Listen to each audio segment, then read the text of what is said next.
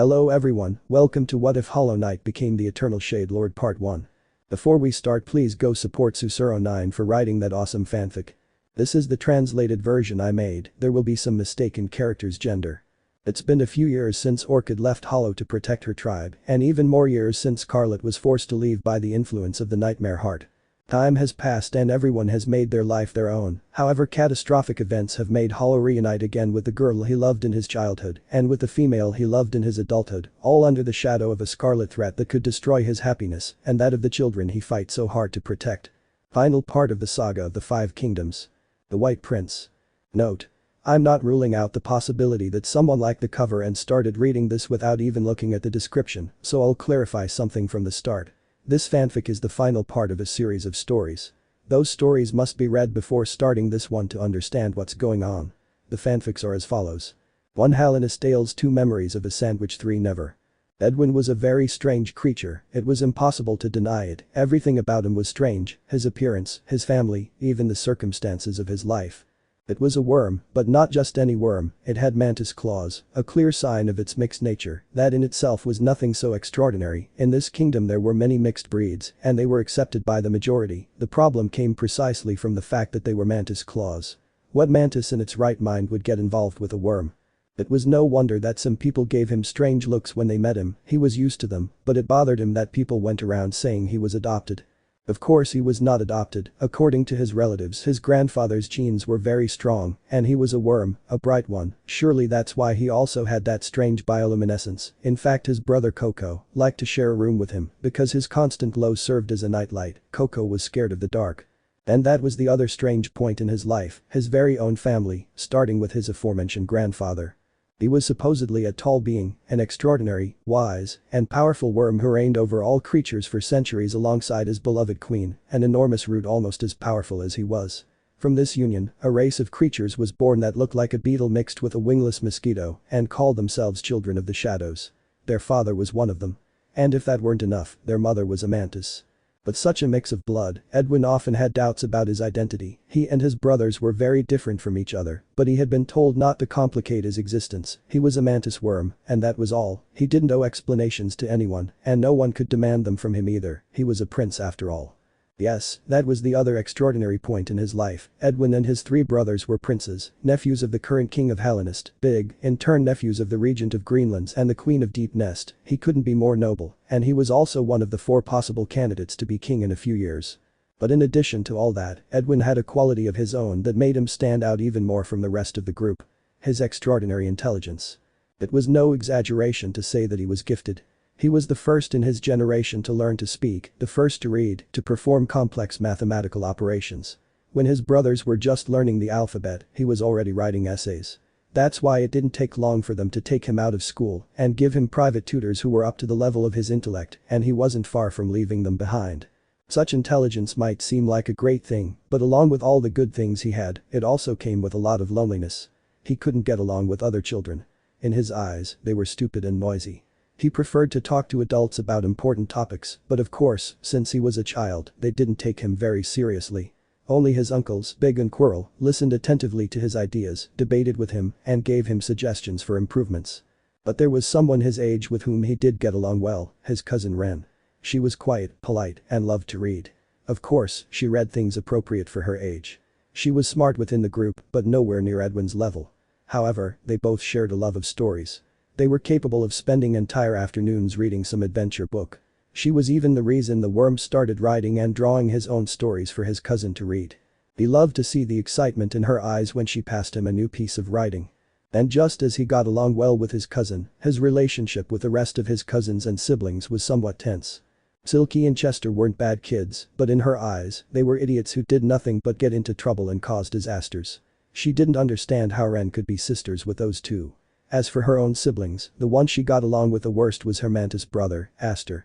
For Edwin, Aster was the king of idiots, a conceited and arrogant brat who believed in himself just because he was strong, his grades were mediocre, and he always tried to get out of his homework, but for some reason people liked him.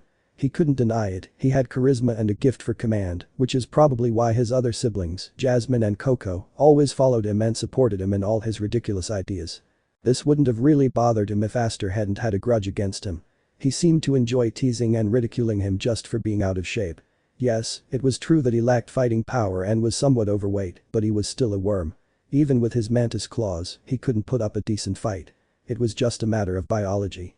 Unfortunately for the little prince, his father was never able to handle the situation properly and unwittingly only contributed to increasing the distance between the brothers.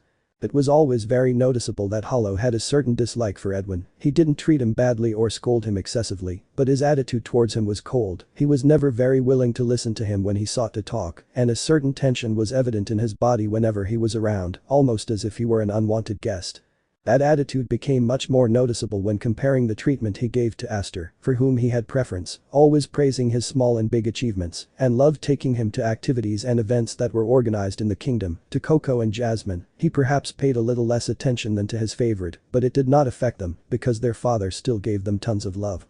But for Edwin, there was only coldness and the courteous treatment that their relationship and status implied, nothing beyond that, but at least the boy was optimistic.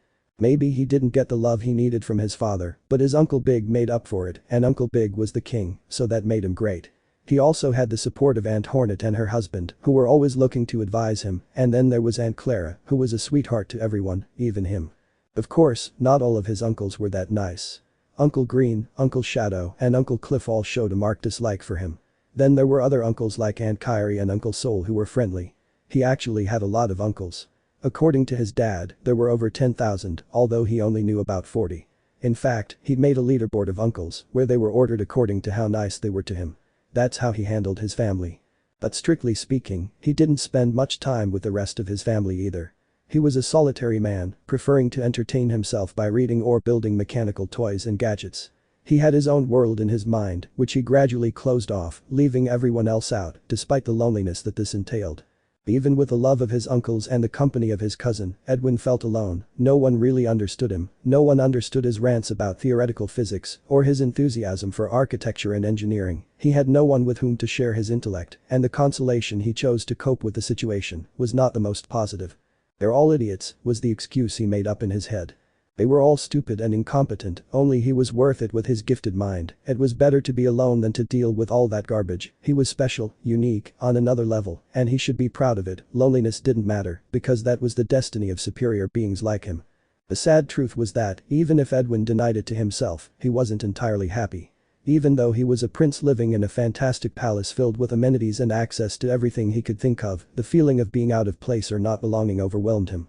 Sometimes he wondered if things would have been different if he had a mother. Perhaps his father didn't love him very much, but everyone said a mother's love is unconditional. Surely his mother would have loved him even if he didn't have a great physique or wasn't good at fighting. He knew very little about his mother. He knew she was a mantis. According to his uncle's testimonies, she was a formidable warrior, strong-willed and somewhat aggressive. Some said she was a little crazy, but that deep down, she was a good person. But beyond that, there was no information. Whenever he or any of his siblings asked about her, his father became so emotional and affected that they preferred to say nothing. From his babblings of "she's in a better place," they had deduced that she was simply dead. In truth, Hollow had made quite a few mistakes raising those children. But could anyone really blame him? The bug did the best he could, but he was too young when he had them, in addition to other complications given by his own origin, and more than anything, his past, one that was partly overcome, but that still brought him some pain when he remembered it, and that was impossible to ignore, having in front of him the spitting image of his own father, the Pale King. Dealing with that was complex for Hollow, even with the support of his brothers. He even had nightmares about it from time to time, although lately they were happening more often. Hollow was climbing a steep cliff, an arduous, almost impossible task. The rock was full of sharp edges that hurt on contact. His entire body was covered in scratches and even bleeding wounds that littered the path he left behind. His muscles were exhausted, barely able to lift his weight, and his hands stung from all the wounds that crisscrossed them. But he couldn't stop. Beneath him was a blanket of darkness that haunted him. But it wasn't a friendly darkness like the home he'd come from. This was a darkness flecked with red, smelling of sulfur, and an oppressive atmosphere that terrified him.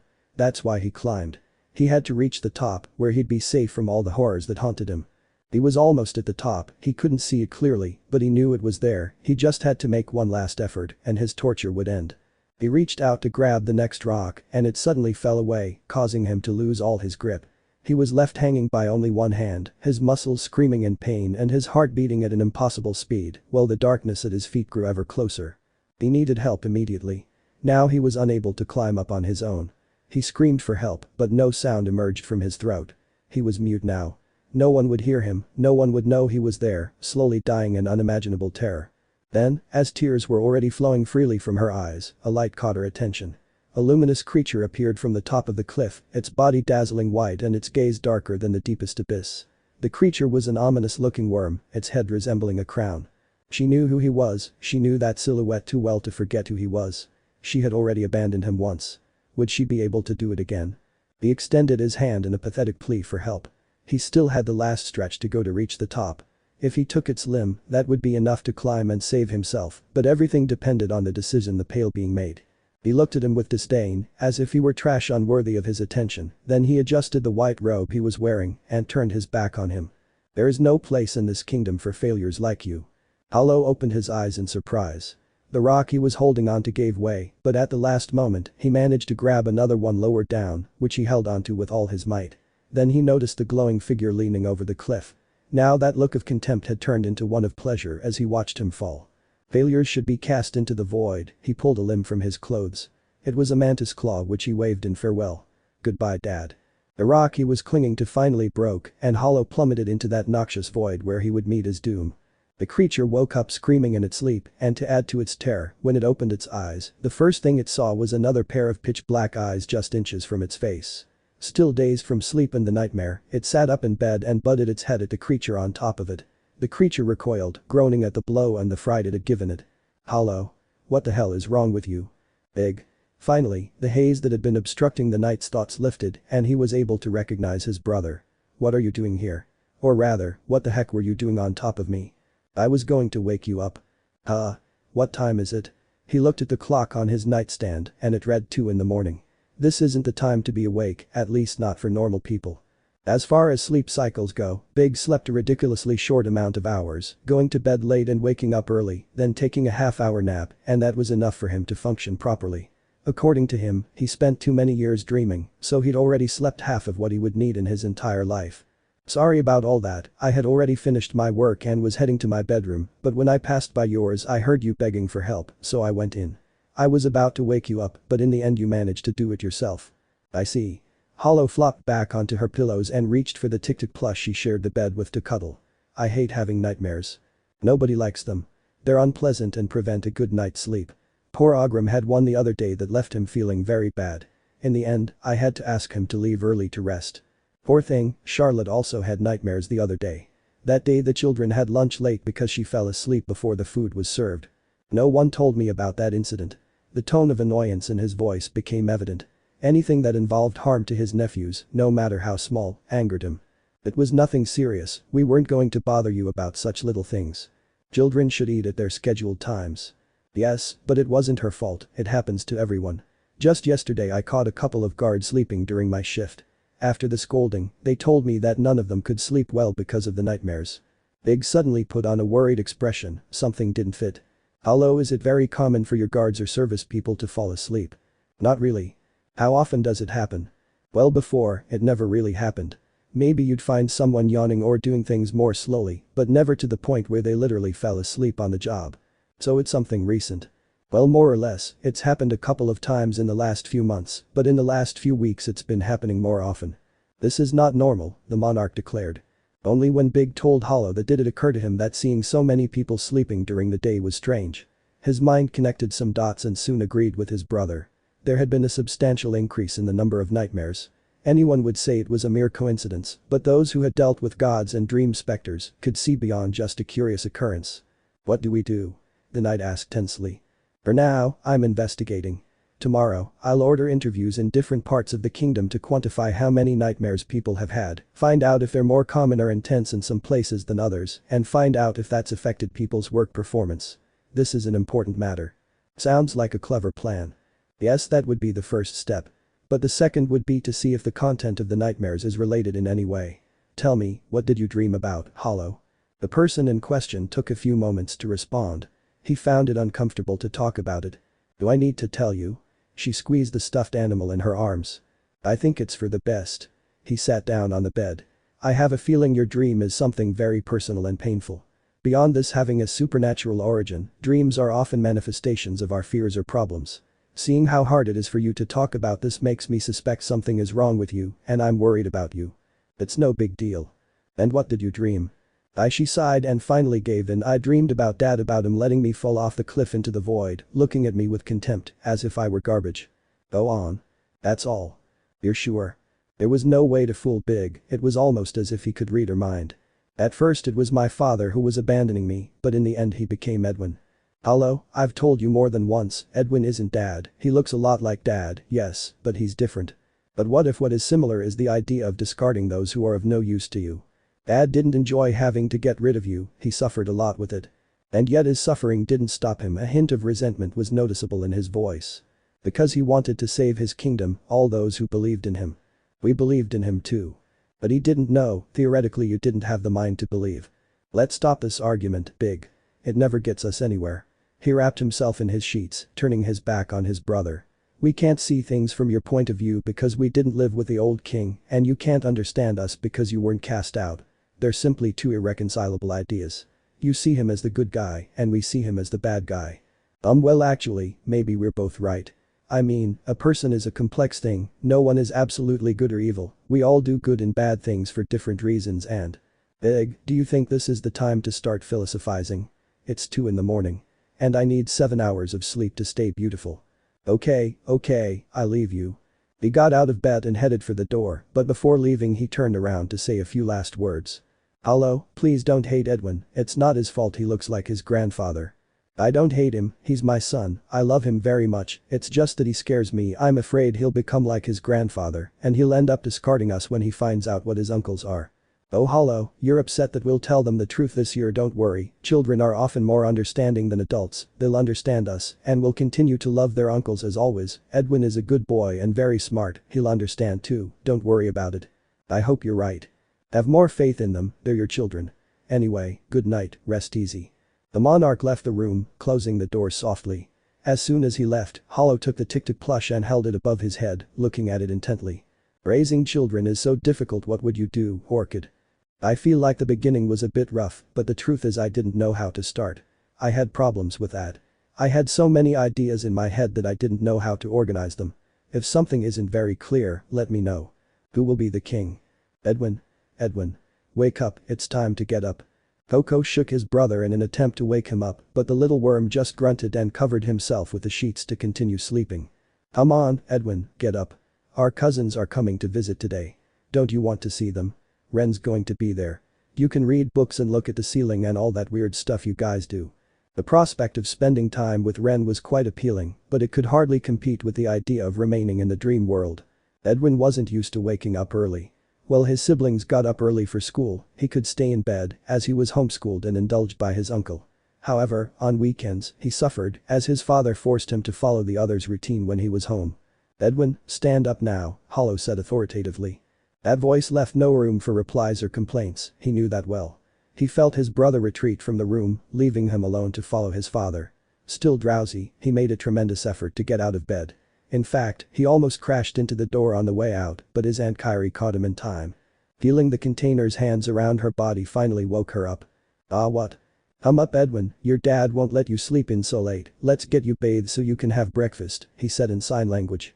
The 3 princes were experts in sign language, having learned it almost since birth, and it was already like a second language.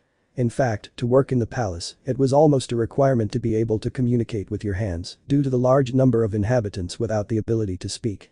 Their uncle's lack of speech was one of the great mysteries for the princes, however, they had been promised that they would be told the truth at some point. In fact, that moment was getting closer and closer. Everything would be revealed to them on their next birthday.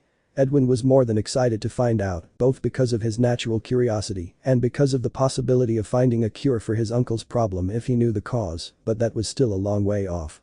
For now, he still had to study. Perhaps if he read enough medical books, he would find the solution. The little one, in his arrogance, thought that with his superior intelligence, he could solve a problem that no adult had been able to. Aunt Kyrie picked him up and carried him to the bathroom. Edwin could have walked on his own, but his slowness exasperated the container, so she preferred to carry him. In any case, the prince didn't mind. With how lazy he was, even the walk to the bathroom was annoying, although in his favor, it had to be said that the bathroom was quite far away. After a quick shower, they took him to choose the clothes he would wear that day, although for Edwin that was always a waste of time. And Kyrie, why do we have to do this? Just pick any robe and you're done. You have to choose the right clothes for each occasion. The right clothes? But all the robes are the same. That's not true. Look, this one is milk white, this one is pure white, and this one here is pearl white. Of course, what a big difference. Why do all my clothes have to be white? The king likes that color, especially when you wear it. It makes you look like your grandfather. The container grimaced in disgust at the individual. But grandpa is grandpa, and I am me. I know Edwin, I know well. Also, although I like white, my favorite color is blue. Why can't I have a blue tunic? That color still looks nice paired with white. Well, Big is the one who orders your clothes. MPFH, the little boy snorted in annoyance, but after a few moments he signaled his aunt to come closer to him. He was going to whisper something in her ear, don't tell Uncle Big, but for my birthday, I asked Aunt Hornet to give me a blue robe. Do you think she'll be mad at me? I don't think so, Big is too nice for that. Yeah, but don't tell him anyway, maybe he'll tell Aunt Hornet to change the color to white and I want it to be blue. Don't worry, I won't tell him anything, he replied with a laugh. Thanks, Aunt, you're the best. Kyrie was definitely among his favorite aunts on his list, along with Uncle Big, Uncle Soul, and Aunt Hornet. She didn't treat him coldly and listened to what he had to say, even if she understood half of it. She wasn't really as smart as the king or Quirrel, but she was good company, as well as being his guardian. Unlike his siblings, he had a personal bodyguard to protect him while they took fencing lessons to defend themselves. It's not that he really envied them. He'd never been very good at physical activity, but if he could fend for himself like them, then he'd have a bit more freedom without someone watching him every minute when he went out. At least he consoled himself with the thought that he didn't actually go out much. He didn't have to go to school like his brothers, he was bored with going to the shops, and he didn't have any friends to go out with. Finally, Edwin was ready for breakfast and headed to the dining room, this time walking by himself. It would be embarrassing if someone saw him in his guardian's arms like a baby. When he arrived at the small dining room where they had breakfast, he saw that, as usual, there was a great commotion there. Aster? That cookie was mine. Jasmine complained, trying to take the sandwich away from Aster. Did it have your name on it? The fastest one gets it, his brother replied. It's not fair. The half-breed raised her hands against him to take the cookie away from him, but Aster was bigger and had longer limbs, so it wasn't difficult for him to keep the cookie away from his sister, but because he was so focused on her, he didn't notice the Koko was within her reach, and without either of them being able to avoid it, he took the cookie from the mantis and ate it. It was good. Koko? That cookie was mine, Aster shouted. Did it have your name on it? Such a response made Jasmine laugh and Aster grunt. Koko knew her brother was sure to seek revenge, so she got up from her chair and ran off. Of course, she was soon chased by the mantis, while Jasmine excitedly shouted from her spot, "Run, Koko, don't let him catch you." At that moment there was only one maid in the kitchen, and since she wasn't authorized to scold them, she went to find the children's father to take charge. Meanwhile, Aster had realized he'd never be able to catch his elusive brother, so he switched to a ranged attack, grabbing food from the table and throwing it at his target. The small dining room was getting dirtier and dirtier, with cream spread across the floor and crumbs everywhere. Right in the middle of that chaos, Edwin walked in, with such bad luck that a piece of toast with jam hit him in the face and then fell, completely staining his robes. Oh, my clothes. And I had just taken a shower. Look what they did.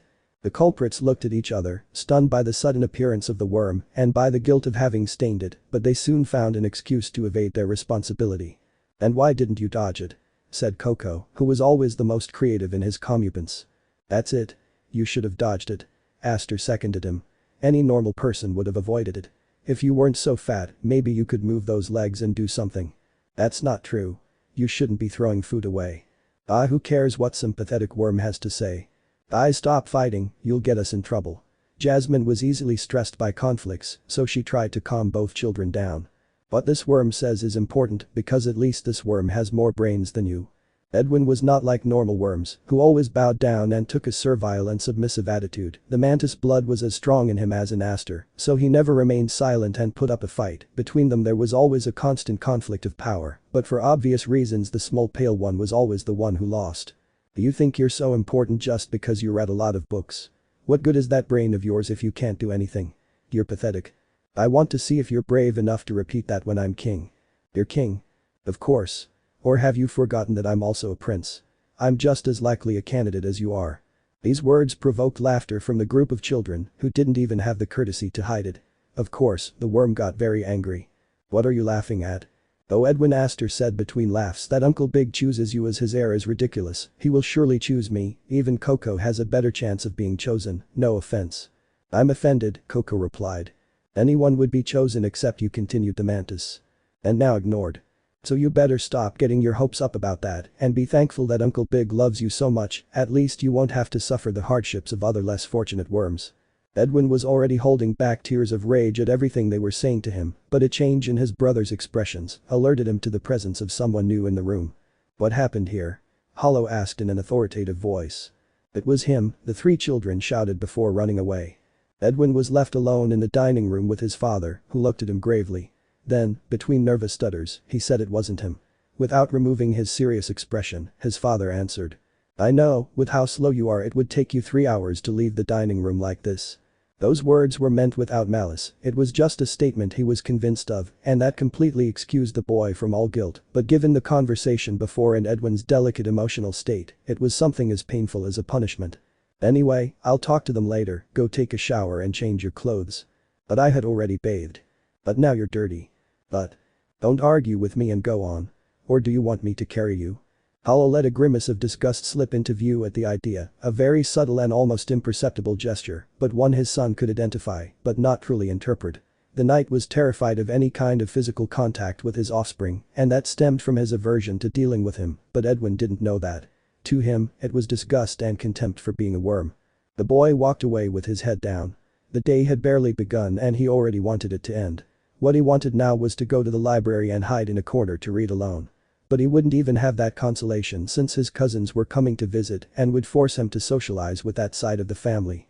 Some time later, after he had washed, changed his clothes and had breakfast, Edwin was finally ready to greet his relatives who had arrived a while ago, and as soon as he set foot in the playroom, he heard that very common scream that used to be heard whenever his cousin was around.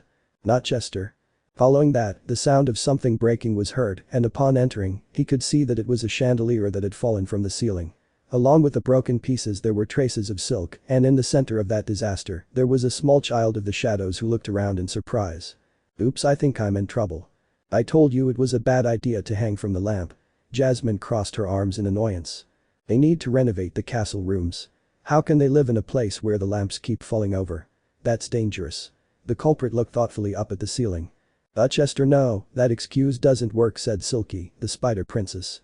"Doesn't it work?" "No. Not even a little bit." "Not one bit, sorry Chester." "Ah." The boy crouched down and hugged his knees while his sister patted him on the back. Edwin sighed, already annoyed. Perhaps his siblings found Chester amusing with his antics and the trouble he got into, but not him. He was just a simpleton who liked attention. Before she could make her presence known, Aunt Kyrie entered the room and, seeing the broken lamp on the floor, grabbed her head and pulled out a piece of paper with "AIII" written on it. It had to be said, the containers could be very clever when they wanted to express themselves. This was followed by an exaggerated pantomime that was not entirely clear whether it was directed at the children or at herself, but it basically consisted of some sort of complaint about them being so unruly, while simultaneously scolding herself for leaving them alone for 5 minutes. In between all her random comments, she also said that she would tell Hornet what they had done. "No, Aunt Kyrie, you can't say that to Mom," Chester squealed. "She'll take away my permission to go out for a week. Besides, I just wanted to show you my new silk tricks." "What's wrong with that?" "Please, don't tell her anything." Edwin might not have liked his cousin very much, but at least he liked him better than his brother. Besides, it made him sad to see him so distressed. He knew Aunt Hornet well and how terrible she could be, so at least this once, he decided to help him. He walked over to the remains of the broken lamp and examined them carefully, or at least tried to make it seem like he did. "Aunt Kyrie, this lamp was actually too old, it could have fallen at any moment even without Chester's intervention." "Really?" Fortunately for Edwin, Kyrie always believed everything he said. Since he rarely lied and also knew a lot about everything, his opinion was important to her. "Really, I think we should tell Uncle Big to check the lamps just in case, we wouldn't want this to result in a regrettable accident, right Aunt?" "Of course it's true." "Oh, tell Uncle about this, the sooner the better." Sure, I'm coming." Lack of common sense was still a very typical feature of containers. Kyrie immediately left the room to find the king. As for the children, they stood there amazed at the solution Edwin had found. Chester even ran up to him and gave him a hug. "Thanks Edwin. If you weren't related to me, I'd marry you. I'd demand a divorce. And let me go." "Sorry." The boy let go and looked at him with a friendly smile. No matter how loud and restless Chester was, he couldn't hate him. He was just too friendly. "Hi Edwin," Silky approached to greet him. "How are you? Have you recovered from the blow?" Bang. "You know, you tripped, hit the table, and a bowl of jam fell on your head, so you had to take another shower and change your clothes." "Ah, that's what they told you." He gave his brother a reproachful look, but he feigned total innocence. "Is everything okay?" Silky asked, seeing his gaze lost in the background. Yes, everything's fine." "I'm glad. It's been a while since we've seen each other. I imagine there's a lot of news worth sharing." And here she was again, Silky in princess mode. As the heir to Deep Nest, Hornet had given her a somewhat different upbringing than her siblings, which included some rules of etiquette and social behavior that she naturally put into practice whenever she felt necessary. In front of adults and nobles, she was the very image of politeness and decorum, although no one should anger her because then her bad temper would compete with her mother's. With Edwin she also tended to adopt that distant and formal attitude. She didn't know exactly why, perhaps she saw him as a good element to practice with, although for him it was a nuisance. It gave him the impression that she had him in a separate category within the family, as if he didn't belong to it. Suddenly Aster came between them, interrupting their conversation. "Hey, are you two going to stay up all day talking? Let's go play in the yard, where Chester can do his silk acrobatics without worrying about a tree falling." "I accept the challenge," declared the Son of Shadows. "No Chester," his sister shrieked. The boy ran out of the room and was soon followed by the princess, Koko, Jasmine and Aster, but the latter gave Edwin a challenging look before leaving. He of course understood the message. The mantis was not going to let him show off in front of his cousins and monopolize their attention. "As if I care," the white bug muttered to himself. Suddenly she felt a touch on her back and jumped in surprise. When she turned around she found her cousin Ren, the only one in her family she really liked. Under other circumstances he would have been very happy to see her, but with how bad he felt after that start to the day, not even being with her cheered him up, but because of the affection he had for her, he forced himself to fake a smile and greet her kindly.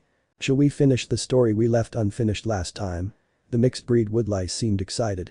Yeah, sure, let's finish the book." Edwin followed his cousin, his head down, to the library.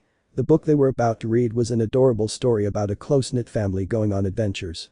He definitely wasn't in the mood for anything like that right now. While the quieter children retreated into the world of letters, the rest went to play in the palace garden, which was so large that it seemed like a small park full of lush vegetation. With such a green area at home, the offspring had the opportunity to get plenty of healthy exercise and demonstrate their climbing and hiding skills. They loved playing there. Their Chester finally had the opportunity to show off all his skill in string acrobatics, which earned him applause from his cousins. "And you can't do something like that?" Jasmine asked Silky. No, doing tricks isn't my thing, I'm better at fighting." "Yeah, Mom taught him some secret royal techniques, I think," Chester commented as he climbed down the tree he had been climbing. "Secret techniques? That sounds interesting." Jasmine twitched her tail, showing interest. "Would you show us?" No, these are secret thread techniques that only the royal family can know." "We don't need you to teach us how to make them," Koko explained. "We just want to see what they look like." "Oh sure, but to show them I'd have to fight someone." "And what's the problem?" Aster raised his voice above everyone else. "I'll be delighted to face your secret spider techniques. It will be a legendary battle. The future queen of Deepness against the future king of Heart." "It's not certain that you're the king," Koko reminded him. "But I'm the one with the best chance, I'm the strongest and most impressive of the four, I'm sure Uncle Big has already decided to make me king." Sure, whatever you say." "Do you think you're better than me, Koko? Do you want to test yourself against me?" He raised his claws, taking an attack position. "No thank you, I'm a gentleman, and now you were going to fight with Silky, I would never do something as impolite as taking a lady's turn." But I don't mind giving up my turn." He looked nervously at Aster, who was looking more and more excited about fighting someone. "Calm down, fight him, I support you. But I really don't have any problems. I insist. Are none of you cowards capable of standing up to me?" the mantis boasted. And before he could continue challenging his relatives, someone came up behind him and pushed him so hard that he fell to the ground. "Ah! Who did that?" he shrieked angrily.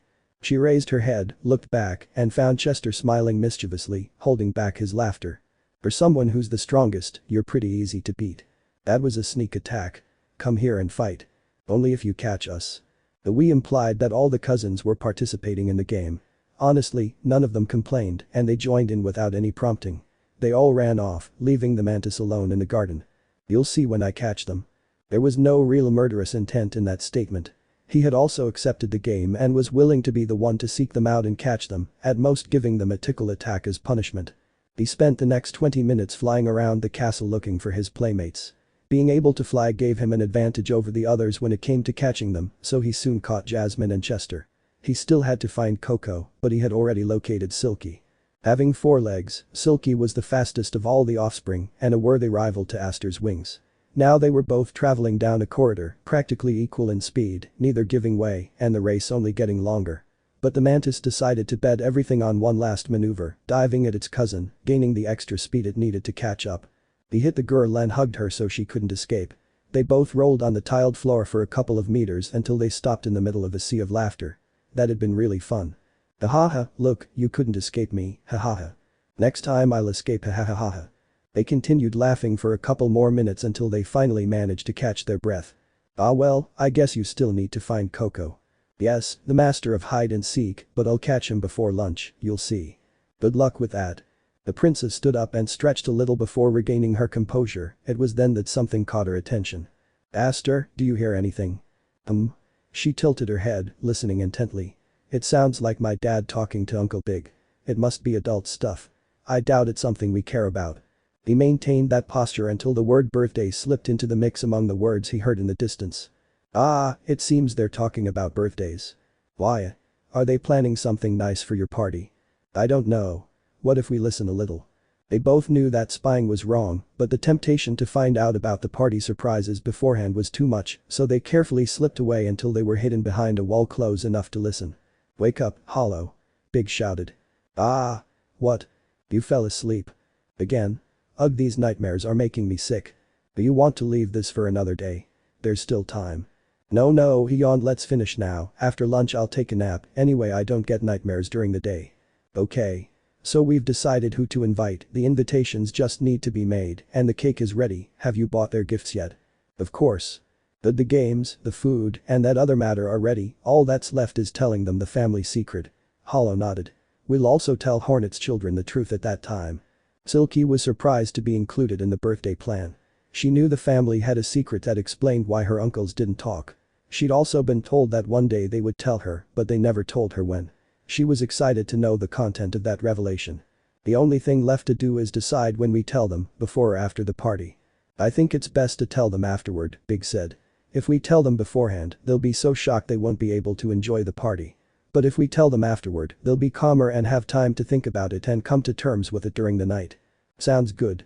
Will we also tell them at that time who the king will be? Aster and Silky stifled a cry of excitement. They would finally know who would be king of Heart of Hellenist. Yes, we'll tell him that too. Hollow shifted uncomfortably in his seat. Is something wrong, Hollow? I can tell you're nervous. I'm afraid of how Aster will take the news. Oh, Hollow, Big sighed. You're spoiling that boy too much. Don't worry. He might get a little angry at first, but he'll get over it. These words implied that Aster was ruled out as the future king. The boy had to force himself not to scream in frustration.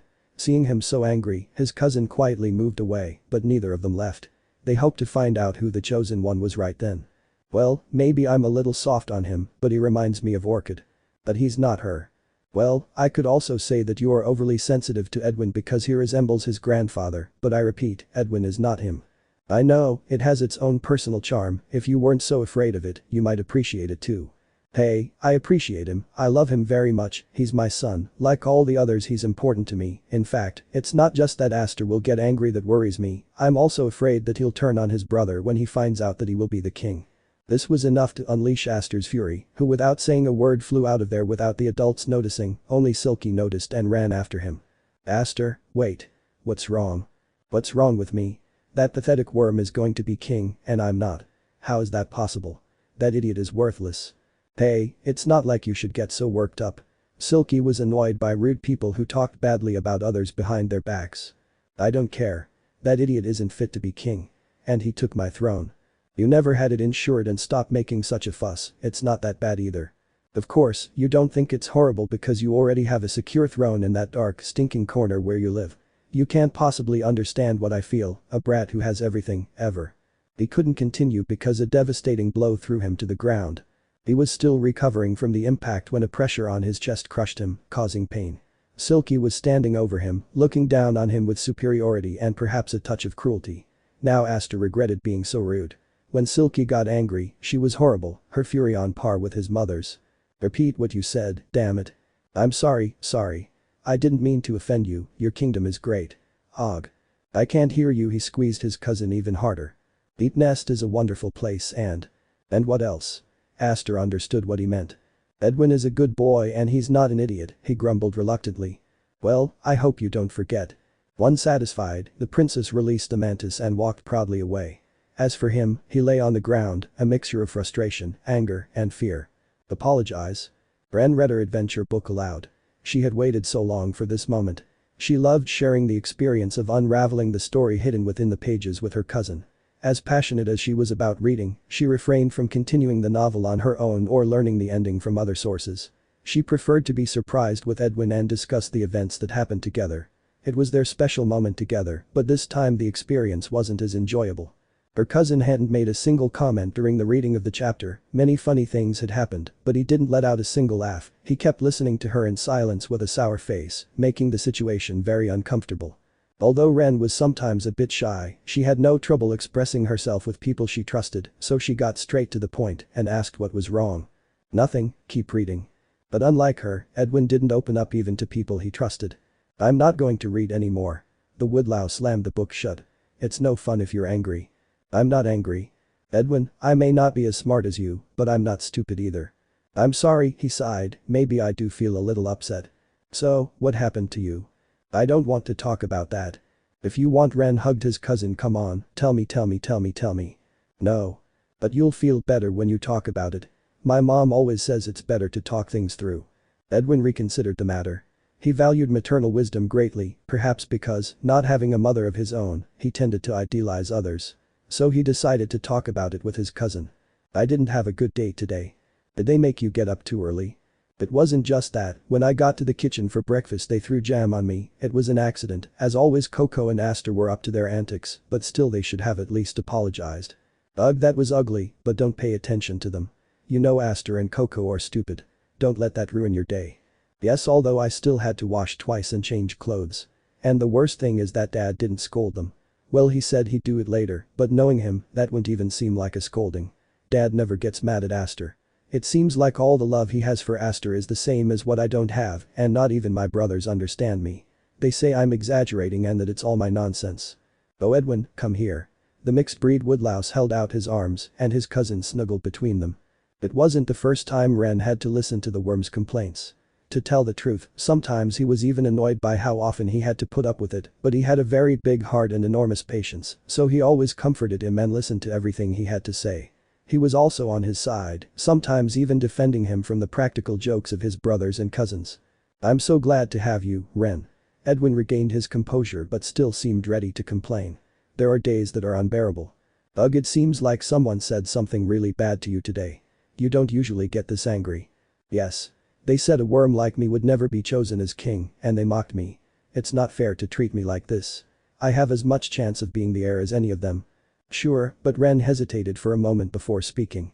Don't be so disappointed if you don't get chosen. Edwin immediately became angry. You don't think I can be king either? I'm not saying you can't, but your chances are slim. I mean, I'm not saying they won't pick you, but it could still happen. Ren. I thought you were different and could see the good in me. Of course I see the good in you.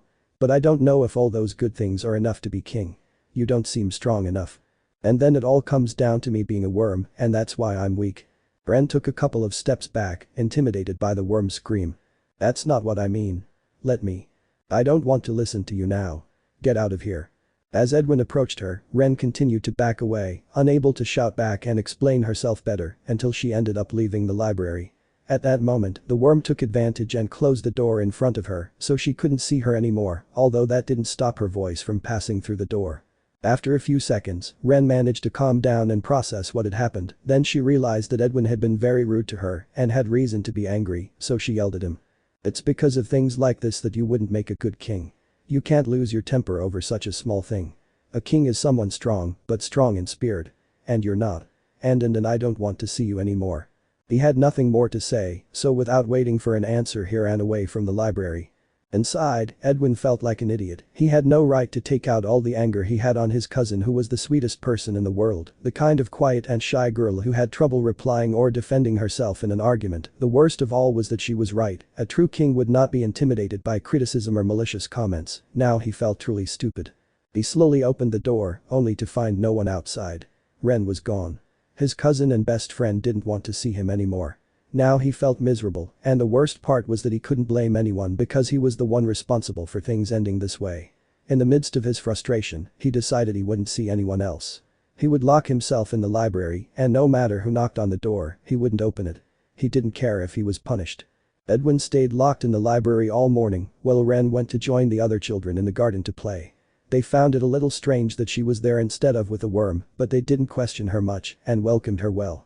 The woodlouse couldn't deny that she had a good time playing hide and seek or climbing trees, but she refrained from participating in the mock fights, despite Aster's provocations, and limited herself to being a simple spectator. In truth, the fights weren't something that interested her much, because in the middle of the spectacle that her brothers and cousins put on, she fell asleep. After an entertaining morning of playing, it was time for the visitors to leave. Hornet and Quirrel arrived to look for their offspring, and they said a loving goodbye to each of them until the inevitable happened. They noticed that Edwin was not present. "Where's Edwin?" Hornet asked. "We couldn't greet him this morning because he arrived late. And now we can't see him either." Big and Hollow, who was present, exchanged worried glances. Where had that child gone?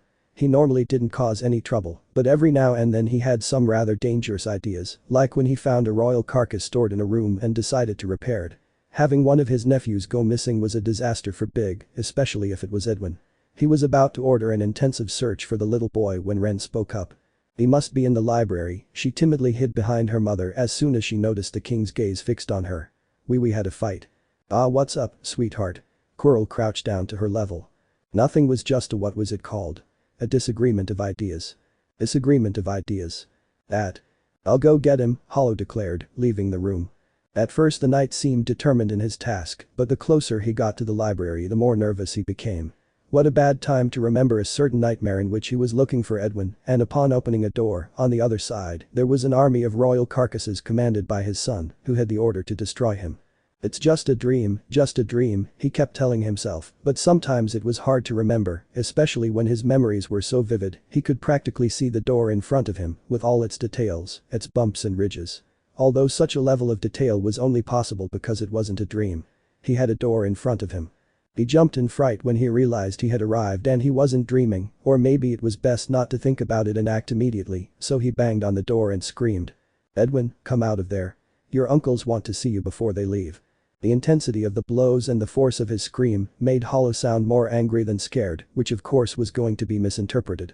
"Dad doesn't care how I feel, he's more concerned that my uncles can't see me than why I don't want to go out. It's not fair.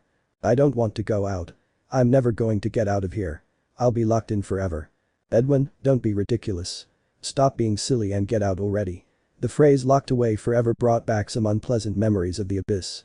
"I don't think so. You'll have to break down the door if you want me to get out." It was a ridiculous idea, but deep down Edwin wanted him to do it.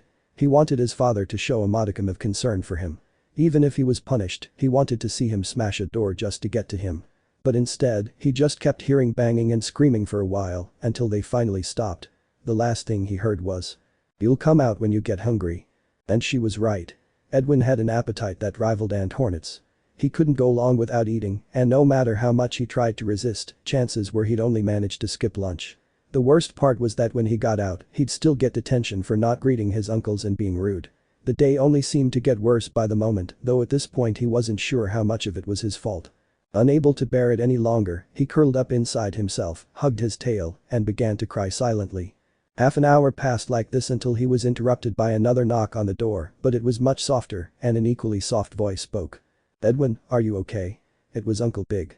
That was a genuine show of concern. As always, Uncle Big was the only one in his family who truly cared for him, at least in Edwin's eyes. He could have opened the door immediately, but he wanted to play hard to get. He wanted to see how deep his concern went. "I don't want to. I'm never going to get out of here." "But Edwin, you'll miss lunch. You can't skip meals. Are you feeling sick? Do you want to talk?" Why did it have to be his uncle who spoke to him like that? Why couldn't his father be that kind to him? He sighed in defeat. He knew how much his uncle loved him, and he didn't need to test him. He was sure that not only would he be capable of breaking down the door to reach him, he would destroy a wall or even a house if it allowed him to see him properly again. So he opened the door and found himself facing the king's worried face. "Edwin, you don't look well. What happened?" At first, he didn't react. He tried to contain his feelings and act strong, but eventually he gave in. He hugged one of Big's paws and began to cry. The king sighed and took the little boy in his arms. The boy buried his head in his uncle's chest and continued to whimper for a few minutes. The older boy simply patted him gently on the back, trying to comfort him, waiting for him to feel better before he could speak. "My dad doesn't love me, neither do my brothers, and now neither does Ren." The worm sobbed. "That's not true, your dad loves you very much, he just has trouble showing it." "And why does he have a problem with me?" "With Aster, Jasmine, and Koko, he's good and kind." "It's complicated." "Why is it complicated? What's wrong with me? I've tried everything, from being good to being bad, but nothing works." "What's wrong with me?" "It's because you look like your grandfather." "So what if I look like him?" "I'm not him, and what did grandpa do to make you hate him so much?" "To make you hate me?" She looked at him expectantly for an answer. "Oh Edwin, it's complicated, I can't tell you now." "Because?" "Because we'll tell you on your birthday. When you find out, things will make more sense to you, and I hope knowing the truth will help you understand your father better." "Is it me who has to understand him?" The worm complained, this question leaving Big thinking for a few moments. "No, you really shouldn't be the one burdened with these problems. It's complicated, I'll try to intervene again. Just please be patient, Edwin. There are other elements that are complicating the situation more than they should be. By the way, haven't you been having nightmares lately?" "Huh? No. Why do you ask?" "It's nothing. Now why did you lock yourself in here, kid? Ren said something about you two having a fight." "Yes." Edwin lowered his head sadly. "I was an idiot. I got angry with her because she said I wasn't fit to be a king, but maybe she was right. I was rude to her. You're good to everyone. I could never match you." "Edwin, I wasn't born a king or anything, I was raised and trained, only with time and hard work did I get to this point, and you can get there too, if you set your mind to it. You have as much royal making as any of your brothers, don't worry about it, okay?" "Okay." She carefully wiped her tears before continuing, "But now Ren hates me." "She doesn't hate you. She's a very sweet girl. She couldn't possibly hate anyone. She's just a little angry. I'm sure she'll feel better tomorrow. But it would be right for you to apologize. That's something a king, no, a noble person would do." "Excuse me, yes, but do you think he'll listen to me?" "Of course, Ren loves you very much, I'm sure she doesn't want to be fighting with you, she'll be happy when she sees you, and she'll want to receive your apologies." "Well, if you say so, it must be true." He made a gesture of wanting to get out of his uncle's arms, and he complied, placing him on the floor. "Now I'll have to wait until next weekend to see her." "It's not necessary, you can go see her at school, when your father goes to pick up your siblings you can go with him." "Do I have to go out?" He grimaced in disgust. "Oh come on, it's not that bad, the world is bigger than this palace, in fact maybe it would be good if you went out more often." "But it's dangerous outside and I'm just a helpless worm." "It's school, a place full of children, it has to be safe, and you won't be alone, your father will accompany you, you'll be fine. Doesn't Ren deserve you to make a small sacrifice for her?" Edwin thought about it for a few moments and agreed with his uncle, so it was decided that he would go to school the next day. Hollow was very confused, he didn't understand what was happening, his children were behaving strangely since the morning, Aster was in a terrible mood, he had practically woken up angry, he was behaving very aggressively and yelling at the others for no reason, he had to scold him a couple of times for mistreating a maid, they may have been princes, but that didn't mean they could look down on others. Koko was also a little odd. As soon as he woke up, he'd hugged him and told him he loved him very much. As a father, his children's displays of affection made him very happy, but it seemed strange to him that he could suddenly act like this. He quickly associated this behavior with a bad dream, so he asked him a question. The answer left him frozen. "I dreamed that I was devoured by a beast in an unknown place." It didn't take long for him to hug him to try to comfort him, but the strange thing was that Koko didn't seem upset, he was as calm as if he had dreamed he was eating a delicious cake, he was simply more affectionate than usual with him and his brothers, perhaps it was his way of dealing with stress. Jasmine wasn't acting unusual at the moment, but I'd keep her under observation. However, she almost had a heart attack when Edwin asked her to go with him to pick up his siblings from school. Now that was really strange. Edwin was the most sedentary creature he knew, he hardly ever left the house, and his pleasure was locking himself in the library to read while he ate. There was a reason he was so fat. What bug had bitten him? Besides, the school was right in Greenlands, a place he hated due to a bad previous experience. Had Edwin finally gotten over the hunting expedition they had gone on last year and was now more willing to exercise? The idea excited him a lot. If he showed interest he would consider taking him to the activities he did with his other children. It often bothered him to have to leave Edwin aside, but it was not easy to deal with 4 children, and for that reason he always chose panoramas that pleased the majority. If Edwin did not want to go out, well, he was not going to force him. He left him at home with Big where he would be more comfortable, although that meant that he hardly spent time with him. Edwin was very nervous about his departure. It was only a short trip to pick up his brothers from school, but for him, it was an odyssey worthy of a hero like those in the adventure novels he liked, so despite being told he was exaggerating, he prepared a backpack with some survival gear, a few rations of food, some rope, and one of his inventions that he thought would be useful, and that would fit in his bag. Father and son climbed onto the deer track and set off for Greenlands. The journey was peaceful and silent, not a word spoken between them. Edwin was too nervous to say anything, and Hollow didn't know what to talk to his son about. He honestly didn't know him well enough to establish a common topic of conversation. At times, his fear overwhelmed him. It didn't even occur to him to ask why he had decided to accompany him. But eventually that tortuous journey came to an end. They both got off at the Queen station and walked a short distance until they reached the Monomon archives, a place that had been expanded, and the new section was used as a school, although research was still being done in the old area. There were other parents waiting for their children to get out of school, and some older children were leaving on their own. They both stood looking around for those waiting, Hollow watching her children, and Edwin watching his cousin. Suddenly, he spotted the mixed-breed woodlouse in the crowd, and, without shame or embarrassment, he shouted to her to get her attention. As soon as the girl saw him, her eyes lit up and she ran up to him. This filled the worm with joy. Uncle Big was right. Ren didn't hate him and wanted to make peace with him. Just as she did, he ran to meet her, but instead of holding his cousin in his arms, he was caught in Koko's arms. "I love you, Edwin," said the son of shadows. What? He's been like this since morning," Ren explained. "As soon as he saw me, he hugged me, just like he did Silky and Chester. Even when he ran into Dad, he hugged him too. It was awkward, especially when everyone else started staring at us." Looks. The worm then dared to pay attention to the others and noticed a bunch of boys staring at them, most of them smiling, either tenderly or mockingly, most of them the latter. He immediately felt embarrassed and tried to push his brother away. "Let me go, Coconut. This is embarrassing." Okay, he released his prey, "but don't forget, I love you very much." "And what bug bit you?" "Daddy." Edwin was completely ignored. His brother ran out to hug his father, who to his surprise, didn't seem at all uncomfortable with his son's displays of affection. "So it's been like this all day?" "Yes, all day, although I have to say they look very nice." Father and son hugged each other, as if they would never see each other again. Ren, I wanted to apologize for what happened yesterday. I'm really sorry, I shouldn't have kicked you out of the library, and you were partly right in what you said, I'm really sorry." Apology accepted, she gave him a warm smile. "Perhaps you're a little closer to being king now." Edwin smiled back at his cousin, pleased by her comment, but his moment of glory was interrupted by a push so strong that it knocked him to the floor. When he got up and looked for the person responsible, he found Aster, who was showing a grumpy expression. "Be more careful," the white creature shouted. "You're the one who should be careful, worm. Stay away from me." What the hell is wrong with him? Just as Koko became affectionate with everyone, Aster became hateful. But forget about him. What a surprise to see you here. I thought you hated Tierras Verdes. "I hate them, but I had an important reason to come." Ren blushed at his comment. "Oh well, since you're here, don't you want to say hi to Dad? I'm sure he'd be happy to see you, and since you're in the archives, you could take a look at the research they do here. You like that kind of thing, don't you?" "Yeah. Let's go." Edwin followed his cousin into the building, not even asking his father's permission, as he was having an argument with Aster about how rude he was being that day. Such carelessness would cause him a few complications later. A mistake too serious. Edwin was beginning to think that going to the archives hadn't been such a bad idea after all.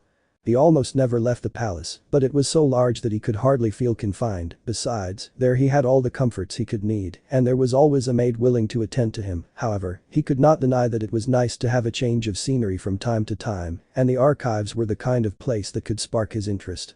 The worm looked around with great interest as he followed his cousin through the corridors of the study center. Once that place had been mostly filled with numerous pools, ponds and water containers, all to meet the requirements of a jellyfish-like teacher Monomon. But now there were no longer researchers whose nature was so dependent on water, so many of them had been removed or emptied. However, in the center of the facilities a fairly large pond had been left where some aquatic plants had been allowed to grow. The site served as a memorial in honor of Quirrel's teacher and as a place of relaxation for the workers. Edwin himself could attest to how pleasant and calming it was to sit nearby and watch the reflections in the water. The mixed-breed woodlouse was known by everyone there. Whenever an adult passed by her, they would greet her kindly. There was a peaceful atmosphere in the place, and Edwin was delighted. In fact, he seriously thought that if he didn't get the throne, he'd be happy working there. They were approaching Quirrel's office when they heard some aggressive words coming from there. "Tester, that's enough, I have work to do, another day I'll play with you," it was Quirrel's voice. "But this isn't a game. This is wielding a stinger. It's not the same." "Okay, I understand, but as I said, I don't have time to train fencing right now." "That's because you spend too much time on your research. You should learn how to wield a stinger or practice some martial arts. My friend's parents know how to fight and they're always bragging." Quirrel's sigh was heard. "Is this all because you want to show me off to your friends? Chester, don't let what other guys say get to you. You don't have to feel less than me just because I'm not a practicing warrior. Besides, you can brag to them that your father is the head of the most important research center in the kingdom." "No. It's no use. You don't understand anything." Tester ran out of the office and collided with Ren on his way, causing him to fall to the floor. The boy didn't help her up, just mumbled a sorry before continuing on his way. Quirrel soon left the room as well, but when he saw his daughter on the floor, he prioritized helping her over chasing after his son. "Are you okay, Ren?" He helped her up. "Yes, I'm fine. What happened?" "It's nothing, Chester and his things, don't worry, my girl." Suddenly, she noticed the presence of the worm. "Edwin, what a surprise to see you." She was very happy to see her nephew. The day before, Ren had been very depressed because of their fight, and seeing the two of them together meant that they had reconciled. In fact, the fact that Edwin, who hated going out so much, had come expressly to see his little girl already said a lot. "So how's everything going?" the scholar asked kindly. "All good, not much different from yesterday." "Oh, right, we went to visit them yesterday. Are you staying a while? I still have some work to do before I leave, but I could bring you some snacks." "It won't be necessary, Edwin is coming with me now." Hollow interrupted the conversation. "Dad." The worm noticed that his father wasn't very happy, only then did he remember that he hadn't told him that he would be leaving for a while to be with Ren. Knowing him, asking for permission now wouldn't be of much use. When it came to him the faults were serious, of course with Aster he was never so strict. "Come on, Edwin." "Dad, can't I stay with Uncle Quirrel for a while? Please." "No, we're leaving now." "But." "I said let's go." "Hollow, it's fine if he stays for a while. Then I'll see to it that he gets home myself. If you want, you can even drop off the four of you. You could use some help. You look exhausted." Quirrel tried to intervene. Help was exactly what she wanted to avoid. She wanted to prove that she was capable of raising those children on her own without anyone having to intervene. The fact that they were originally unwanted children always weighed on her, and she didn't want anyone else to bear the burden of a mistake that was her own. The problem was that this constant worry sometimes drove her to the extreme and she became very inflexible. "No, I'll take care of it, don't worry, thanks anyway. If you'll excuse me, let's go, Edwin." The tone was much harsher than he intended, making the boy feel scolded even though he hadn't done anything wrong. He only managed to politely say goodbye to his uncle and cousin and run after his father, who was walking so fast that he wondered if it was on purpose. Quirrel just sighed in concern. He had known Hollow since he was a child and it pained him to see him like this. He was no longer the cheerful carefree boy who got into all kinds of trouble. When they both left the building another problem came to meet them. Koko and Jasmine came running babbling a lot of unintelligible things. Hollow was not in the mood, so he put order. "Silence, both of you." Both children were struck dumb by the shout. "Okay, now take a deep breath, that's it, exhale good. Jasmine, gather your thoughts and tell me what's going on." Aster left. The girl tried to stay calm and explain everything carefully. He was angry, he said something like he deserved more and that he was going to get it no matter what, then he left. "Where to?" Hollow was already panicking. "The fungal wastes," Koko shouted. "He wants to challenge the lords." "What? Oh, that idiot. Kids, go to the archives, find Uncle Quirrel and stay with him until he gets back. I'll go find Aster. Be good and don't get into trouble, or at least not too much trouble." If Hollow thought they were going to listen to him, he was very naive. They had his blood after all, especially Koko, who was the most similar to him. His lack of common sense and his desire to help made him not think things through and run after his father. After all, he also wanted to protect Aster.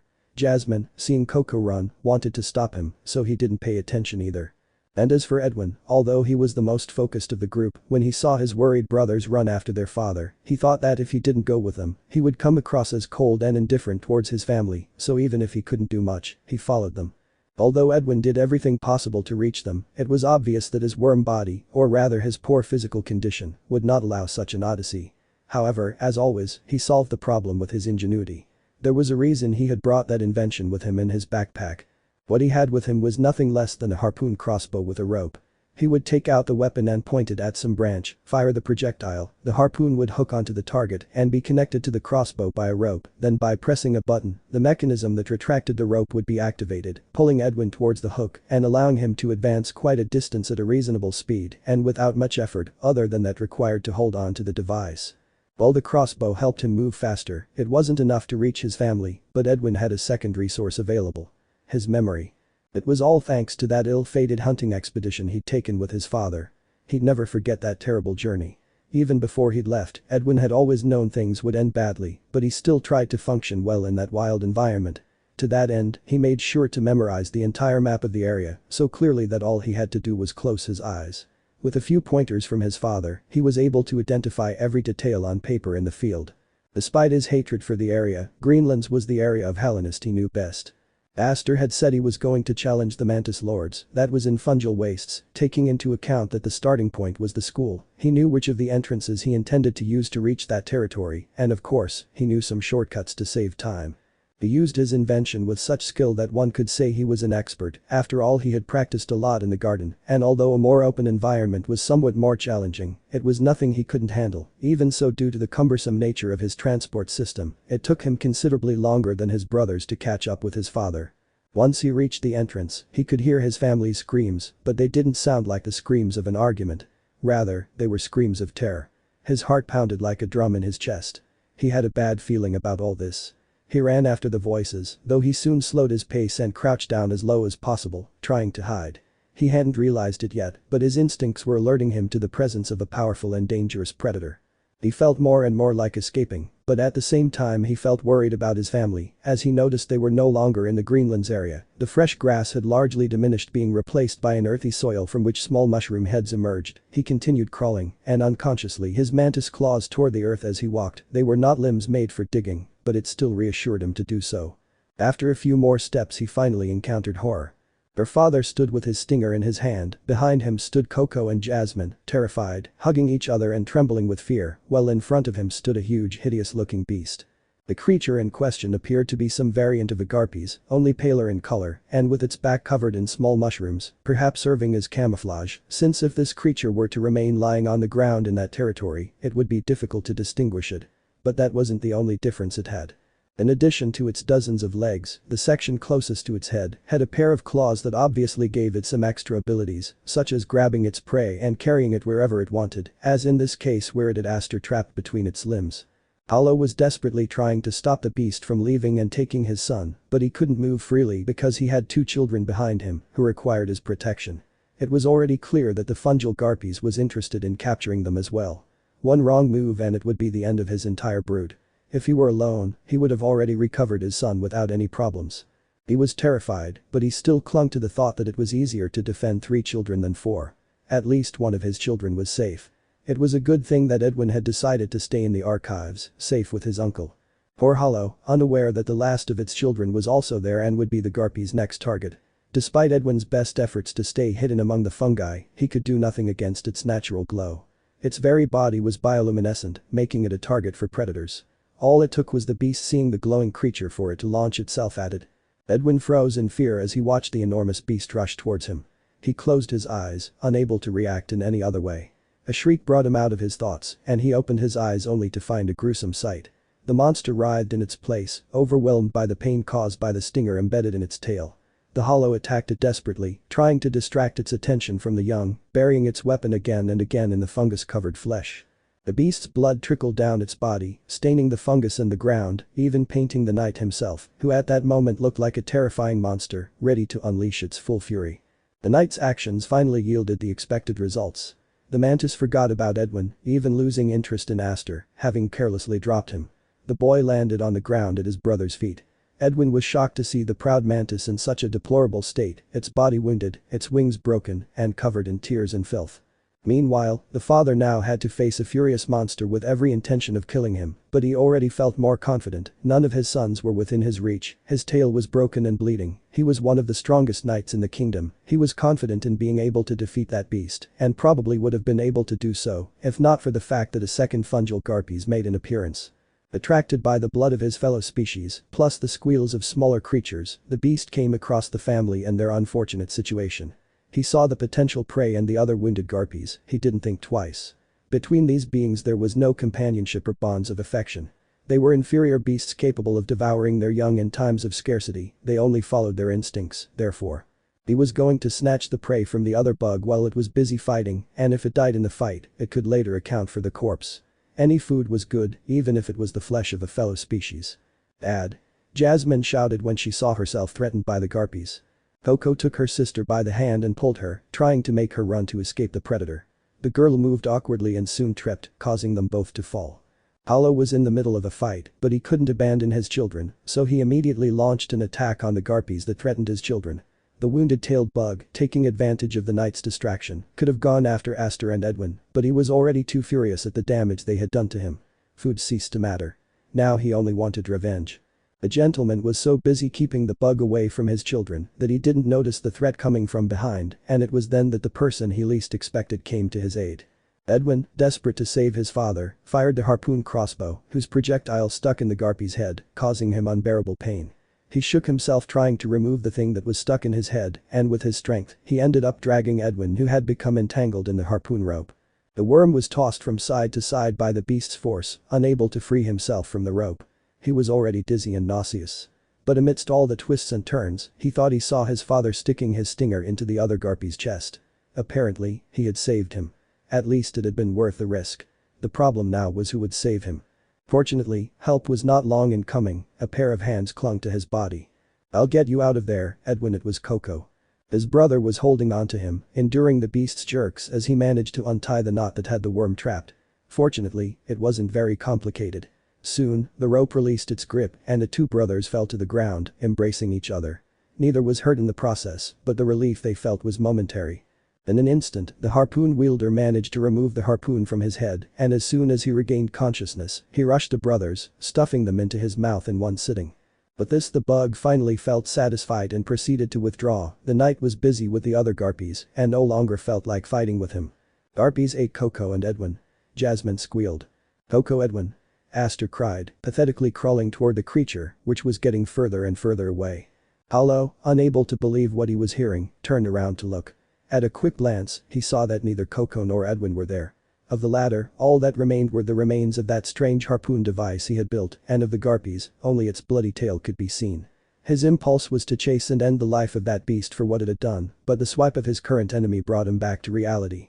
He still had to finish off the creature in front of him. If he left, Aster and Jasmine would be left unprotected, and it wasn't worth risking the lives of two children for the lifeless bodies of two others. She swallowed hard and a single tear rolled down her face. She knew what had to be done, even if it broke her heart in the process. The knight unleashed all his anger, frustration and sorrow in that fight, making the garpies in front of him bear every blow that should have been for the other. He pierced the beast's body countless times, much more than necessary, unleashing a carnage very uncharacteristic of him. For the only time in his life he did not seek to finish his opponent quickly and cleanly, he only tried to expel the pain that knotted him through the fight. And when he finally had the inert monster at his feet with its body destroyed, he didn't feel better. It was of no use, there was no relief or calm, only a suffocating pain that made him want to die. Then he dared to look at the two children he still had left and his heart broke. Jasmine had approached Aster and held him in her arms, both of them were trembling and crying. They looked scared, perhaps because of the whole situation they had experienced, or perhaps because of seeing their father, such a peaceful and focused person, turn into a ruthless monster. Children. He hesitated for a moment over what to say or do. How could he explain to them what had just happened? He'd lost control in front of them, and he wouldn't blame them if they were afraid of him. The truth is, he underestimated children. They were more tenacious than they seemed, and there were other reasons why they were in such a state. "Sorry." They shouted in unison and burst into tears. Hollow knew then that the children didn't need an explanation. What they needed was a hug. He ran to them and wrapped them protectively around him, felt their little arms cling to his body, their trembling and their incomprehensible babbling, until he managed to make out a few words among all their wails. "I sniff, I'm sorry Dad, sniff, I couldn't help my brothers, sniff, I was a coward. No Jasmine, there wasn't much you could do, I should have protected them, and I couldn't now." Hollow had a lump in her throat and was fighting to hold back her tears. "All this sniff, it's my fault," Aster suddenly spoke. "If I hadn't come none of this would have happened, sniff, I'm an idiot." His crying became more intense. Hollow didn't know what to say. This wasn't one of those occasions where he could just say, "Don't worry, everything will be okay," because nothing here was okay and there was no way to fix it. A part of him wanted to hate him for what he had caused, but he couldn't do that. He was his precious son, one of his 4 treasures, now reduced by half. He didn't know how to feel or what to do. So she did everything her heart asked her to do at that moment. She hugged her children and cried with them. "Where am I?" Koko wondered. Everything was strange. He sensed presences in the place, but he didn't see anyone. The last thing he remembered was a strange situation in which a monster devoured him, just like he had seen in his dream. Was this a dream? Would he wake up soon? He was scared. There was nothing there, just a blank space with blurry spots that somehow seemed physical. He walked a little, but the objects receded with each step he took. "Hello? Is anyone there?" He knocked, but heard no answer. Rather, he felt one. Something called him, without sound or anything visible. It was like a direct call to his heart, a warm and friendly call. Koko knew that someone was waiting for him, someone who was eager to meet him, and this caused him indescribable joy. He also wanted to meet this person who loved him so much. He ran towards him. In the middle of his race, he soon spotted a light at the end. It was warm and welcoming. It was waiting to greet him. He was almost there, just a little further. His path was abruptly cut off by a wall of fire that rose up in front of him. Koko screamed in terror. Suddenly, the atmosphere had become oppressive and aggressive. He felt in danger. A silhouette emerged through the flames. Koko had never seen anything like it, but if he had paid more attention to Ant Hornet stories, he would have given the creature a name. Bat. He ran away, trying to get away from that beast. He felt scared, terrified, and so distressed that he wanted to vomit. He looked back and noticed the creature wasn't following him. That was an initial relief, but it didn't last long. The monster raised an arm, and dozens of small flying creatures emerged from the fire. Koko ran at full speed, trying to escape his pursuers. Fear wouldn't leave him alone. The creatures wouldn't leave him alone. What was this torture? Had he reached hell? Was this his punishment for breaking the blue vase and blaming Jasmine? He was sorry. He really was. Someone please save him. And as if someone had heard his plea, an orange light appeared in front of him. It wasn't as pleasant as the previous one, but it provided security and somehow scared away the red fire. The flying beings didn't follow him anymore. He was safe. He didn't stop running. He would go to the source of that light and let it bathe him so that no one would ever hurt him again. He closed his eyes. He didn't want to see or think. He just wanted to immerse himself in the light, and that's why he didn't see the obstacle in front of him. He crashed into something soft and spongy. "Ah, what is this?" A voice spoke. In surprise, Koko fell onto her bottom and timidly looked up to find herself face to face with a rather striking creature. It was a very small moth, barely taller than him, and it stood out for its furry features. In fact, just looking at it made him want to hug it or at least touch the furry collar around its neck. It was completely white, the only thing that stood out among its whiteness being the red mask that covered half of its face. Koko stared at it for a few moments in surprise. It was the first time he had seen a moth in person, but so many looks made the insect a little uncomfortable. "Hey, are you okay? Do you need help?" She held out a hand to help him. "My name is Bacadillo. Who are you?" "Welcome to Fungal Wastelands." The gurgling of the acid pools accompanied the growth of the fungi, which raised their heads above the earth to scatter the seeds of the next generation, in a process so rapid that every morning the landscape was different, but on this particular day, there was something about the moor that modified the scene even more than usual. At the bottom of a valley, half buried in the earth and mushrooms, a white light shone, a faint light that managed to cut through the filth and mold. Upon closer inspection, it was clear it was a bioluminescent creature, a worm specifically. Although it appeared inert at the moment, it was clear the spark of life was still within it. Suddenly a slight tremor shook his body, and the creature opened his eyes heavily, coughed a couple of times, and with effort got up from the ground trembling. His whole body ached, and the dizziness made his memories blurry and confusing. He sat for a few moments trying to recover and clear his mind, which he managed after a few minutes. When he was finally able to examine his surroundings, he realized that the place was unfamiliar to him. He'd never even been in such an environment before.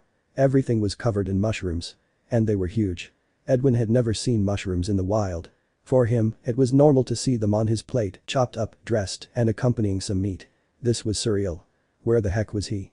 He immediately put his brain to work, and after some thought, he quickly deduced that this place was fungal wastes, a place where the way mushrooms grew in such abundance was almost magical. Of course, he'd read about the subject before, but the books on the flora and fauna of this area weren't very comprehensive, probably due to the difficulty of researching with the mantises present, although he'd heard they'd opened up to some visitors in recent years. Even so, it was clear that there was still a lot to learn about fungal paramos. For some reason I had never read about a fungal garpies. And then the memories hit him full force. The smokescreen that obscured the events that had just occurred was finally lifted. He remembered his brother who had gone off on his own to challenge the lords, his desperate father going to look for him, his brothers and him running after them, the huge monster that attacked them, the second huge monster that attacked them, his brother Koko, who went to help him, and the moment when they were devoured. His heart sank when he reached that point. Koko had sacrificed herself to save him. Now he saw it clearly. He closed his eyes, and everything came back to his mind. That damn cavity with a disgusting smell. He could almost feel the pressure of the bug trying to crush them with its mouth to swallow them, and a shiver ran down his spine when he heard his brother's last words. "Edwin, use your claws." In his entire life he had never had to use his mantis claws, he never needed to, the food came ready to his plate, he didn't hunt, nor was he fond of fighting, so for him, they were just a useless and unattractive inheritance. It once occurred to him to say out loud how much he disliked having those ugly claws that clashed with his image as a prince. His father, upon hearing this, had become very angry and scolded him, saying that it was not right to despise his mother's inheritance and that someone would find a use for them. For his part, he just remained silent, considering it stupid to value something like that. But in the end, his father was right. Those claws proved to be the difference between life and death. A normal worm would have been swallowed without a problem, but he struggled, burying his hands in that mouth, and the pain forced the monster to open its jaws in a deafening scream. Then his brother, who was further back, climbed to the edge of the mouth and pushed him in, but before he could jump to safety, the jaws closed, sealing his fate forever. Edwin fell from that creature, with such luck that he just slid through a hole in the ground that made him fall even lower, but when he reached the lower floor, he managed to grab onto a mushroom that was sticking out. Unfortunately, his poor physical condition and little strength meant that he couldn't climb up, so he fell again. This was repeated a couple of times, until he hit the bottom where he became unconscious. The long distance that had to be traveled to reach such a tiny prey made the Garpies give up trying to recover it. It wasn't worth it, and besides, he was too injured, so he preferred to retreat to rest. His tail was destroyed and he was very tired. And that's how Edwin stayed alive. The problem now was to keep going. But what could a little worm do? His species was one of the weakest in the kingdom. He couldn't fight, he wasn't strong or agile or anything. He felt devastated, both by the pain of losing his brother and by the fear of his future. In such circumstances, the only thing he could do was curl up and cry, bury his face in the ground, hoping it would swallow him up somehow, because at that moment he no longer wanted to be there. He preferred any place but that place. He wished he would vanish into thin air and the wind, so he would no longer have to endure the pain or the fear. He couldn't even trust that someone would show up to rescue him. He was in fungal wastes, it was mantis territory, a place where entry was restricted. Perhaps some treaties had been made with the mantises in recent years, and certain chosen warriors could travel through the territory, but would anyone even look for him? Thinking about it, his family had practically watched him be devoured. It was obvious they were going to leave him for dead.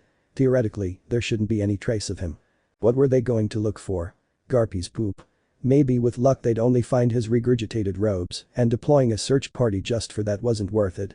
He definitely couldn't count on anyone to help him, in fact they might not even care, neither his brothers nor his father ever seemed to take an interest in him, only some of his uncles, especially Uncle Big. He clutched his chest as tears streamed down his face. Uncle Big was sure to be devastated. He was too kind and loved him too much. It was horrible to think how much he was suffering right now. An atmosphere of sadness hung over the White Palace, everyone was plunged into melancholy for the loss of the two princes, from the humble maid to the proud soldier. The laughter and games of the children were no longer heard, because the surviving offspring only remained in their rooms with no desire to go out. Guilt oppressed them, especially Aster, who only cried over and over again, thinking that none of this would have happened if he had not gone to fungal wastes. But the consequences were not limited to just having lost his two brothers. There was a break in the family. They tried to hide it as best they could, but they weren't stupid, and they realized it. Uncle Big was holding his father responsible for what had happened. Of course, it was easy to say you didn't protect them, but the situation was desperate. Jumping in to save one of them meant condemning another. Aster thought about it over and over again and couldn't think of how they could all have been saved. Uncle Big was being very unfair, and he wasn't the only one who thought so. Your Majesty. Removing Hollow from his position is too much. Ogram exclaimed. What good is a captain who can't even protect his own family? Big replied bitterly. And yet he remains the most competent warrior in the entire squadron of knights. He is a useful asset. You can't just expel him on a whim. Do you think my nephews are a mere whim? No, that's not what I meant. Ogram pondered how to express himself in the most subtle way possible. I mean, you shouldn't make decisions based on your feelings. Perhaps Hollow failed to save the lives of the 4 children, but according to them, the situation was so complicated, probably no one in this world would have been able to save all 4 of them. I would have. You weren't there, you can't be sure. You're only on his side because he's your friend, right? He clenched his fists in frustration. No, I'm on your side because it's fair. Infant mortality is very common. There's a reason we critters have so many children. Please, my mom had 15 children, only 4 of whom reached adulthood. No one has children assuming they'll all live. Big looked at him stupefied, unable to believe what he was hearing. This attitude left Ogram thoughtful. Sure, I suppose you're not very used to dealing with this matter of death due to the nature of your family, but for us common insects, it's an everyday thing, or at least it was until the Pale King arrived. His civilization and government brought many social and cultural changes, our barbarism and beastly behavior ended, but he gave a heartfelt sigh. Yes, losing someone can hurt a lot, in the past and in the now, it's still something complex. There are many questions about what could or could not be done, but that's life, that's nature. That's why Dad. It's not a comparable situation. Parents normally try to ensure that as many of their children as possible reach adulthood. It's usual for the strongest and, above all, the smartest to survive. Edwin was the smartest of them all. The hurt monarch cried. Yes, but intelligence is not necessarily related to common sense, and you know that is not something that is abundant in your family. Big gave him such a sad look that it touched Ogram's heart. He went up to him and hugged him. The king clung to him crying. What hurts you the most is that one of the deceased was Edwin, right? It's like losing Dad again. But Edwin isn't the Pale King, Edwin is Edwin, and if his life was destined to be this short there's nothing you can do. Don't worry about all that, just pray for the repose of his soul and forgive your brother. He's also having a very bad time. I can't forgive Hollow. She broke free from Ogram's embrace. I can't even stand looking at him. Every time I see him, I remember what happened and I just wish he'd go away. But he's your brother, you've always been very close. Yes, I know. Hollow has always been my dear brother, but this is too much. I feel hurt and confused, too well, I guess it's alright if I tell you. But thing. I had already decided that Edwin was going to be my heir, we were going to announce it on his next birthday, but now. Oh no. Of the 2 remaining, Jasmine has no character, is too influenced by the opinions of others, and too easily manipulated, and Aster is her complete opposite, too stubborn to accept other people's ideas, and too arrogant to admit his mistakes. Koko and Edwin were the best candidates. I see. Ogram didn't know what to answer. He acknowledged that the king was right. Neither of his 2 nephews seemed like good candidates for the throne. Now he feared for the future of the kingdom, although it was still too soon to worry about that. At the moment, he was more concerned about the mental health of his current monarch. He turned his gaze toward the portrait of the Lord of Shadows that hung on the main wall of the office and offered a silent prayer for the king and the future of the kingdom. Edwin had never cried so much in his life. They were hours of crying and despair that only ended when tiredness overcame him and he fell asleep. It was a deep sleep that lasted several hours. His exhaustion was evident, and when he woke up, he wished he hadn't. He deeply wished that it was all a bad dream, that at any moment he would open his eyes and find himself in his room buried in his silk sheets, with many maids at his disposal to fulfill his whims, and with all his living relatives waiting for him to get up. But her hopes shattered like glass when she scratched the ground and felt the dirt slide through her claws. She opened her eyes and all she could see were mushrooms and more mushrooms, of every possible color and size. Once again, she felt terrible, but she didn't have the energy to cry anymore. In fact, it wasn't a good idea to do so. She was thirsty and couldn't risk dehydration. Although despair was overwhelming him, he tried to keep a cool head and come up with a plan, no matter how stupid, with a goal to focus on that could overcome his suffering, or at least forget it for a while. Okay, calm down Edwin, you're in an unknown place, full of threats and predators waiting for any opportunity to eat you, but you have to stay calm as if I could. He dug his claws into the earth and moved a little to one side. Digging calmed him in ways he couldn't understand. The smell and texture of it were soothing. Perhaps it was his worm instincts taking over for a few moments. He closed his eyes, allowing the comfort of the soil to envelop him. It felt magnificent, as if he'd found the place he belonged, hidden there, covered in dust and dirt. His eyes shot open, and he practically jumped out of the hole he'd been digging himself into. What the hell was he thinking? He was a prince, not some filthy commoner with no class or morals. He wasn't a baby either. He couldn't be playing in the middle of that filth. He was a mess now. He looked at his once glowing skin with pity. It no longer shone as much and looked somewhat dull from the dirt, so he hurried to shake it off. He urgently needed to take a bath and change his clothes, but he obviously didn't have access to those amenities.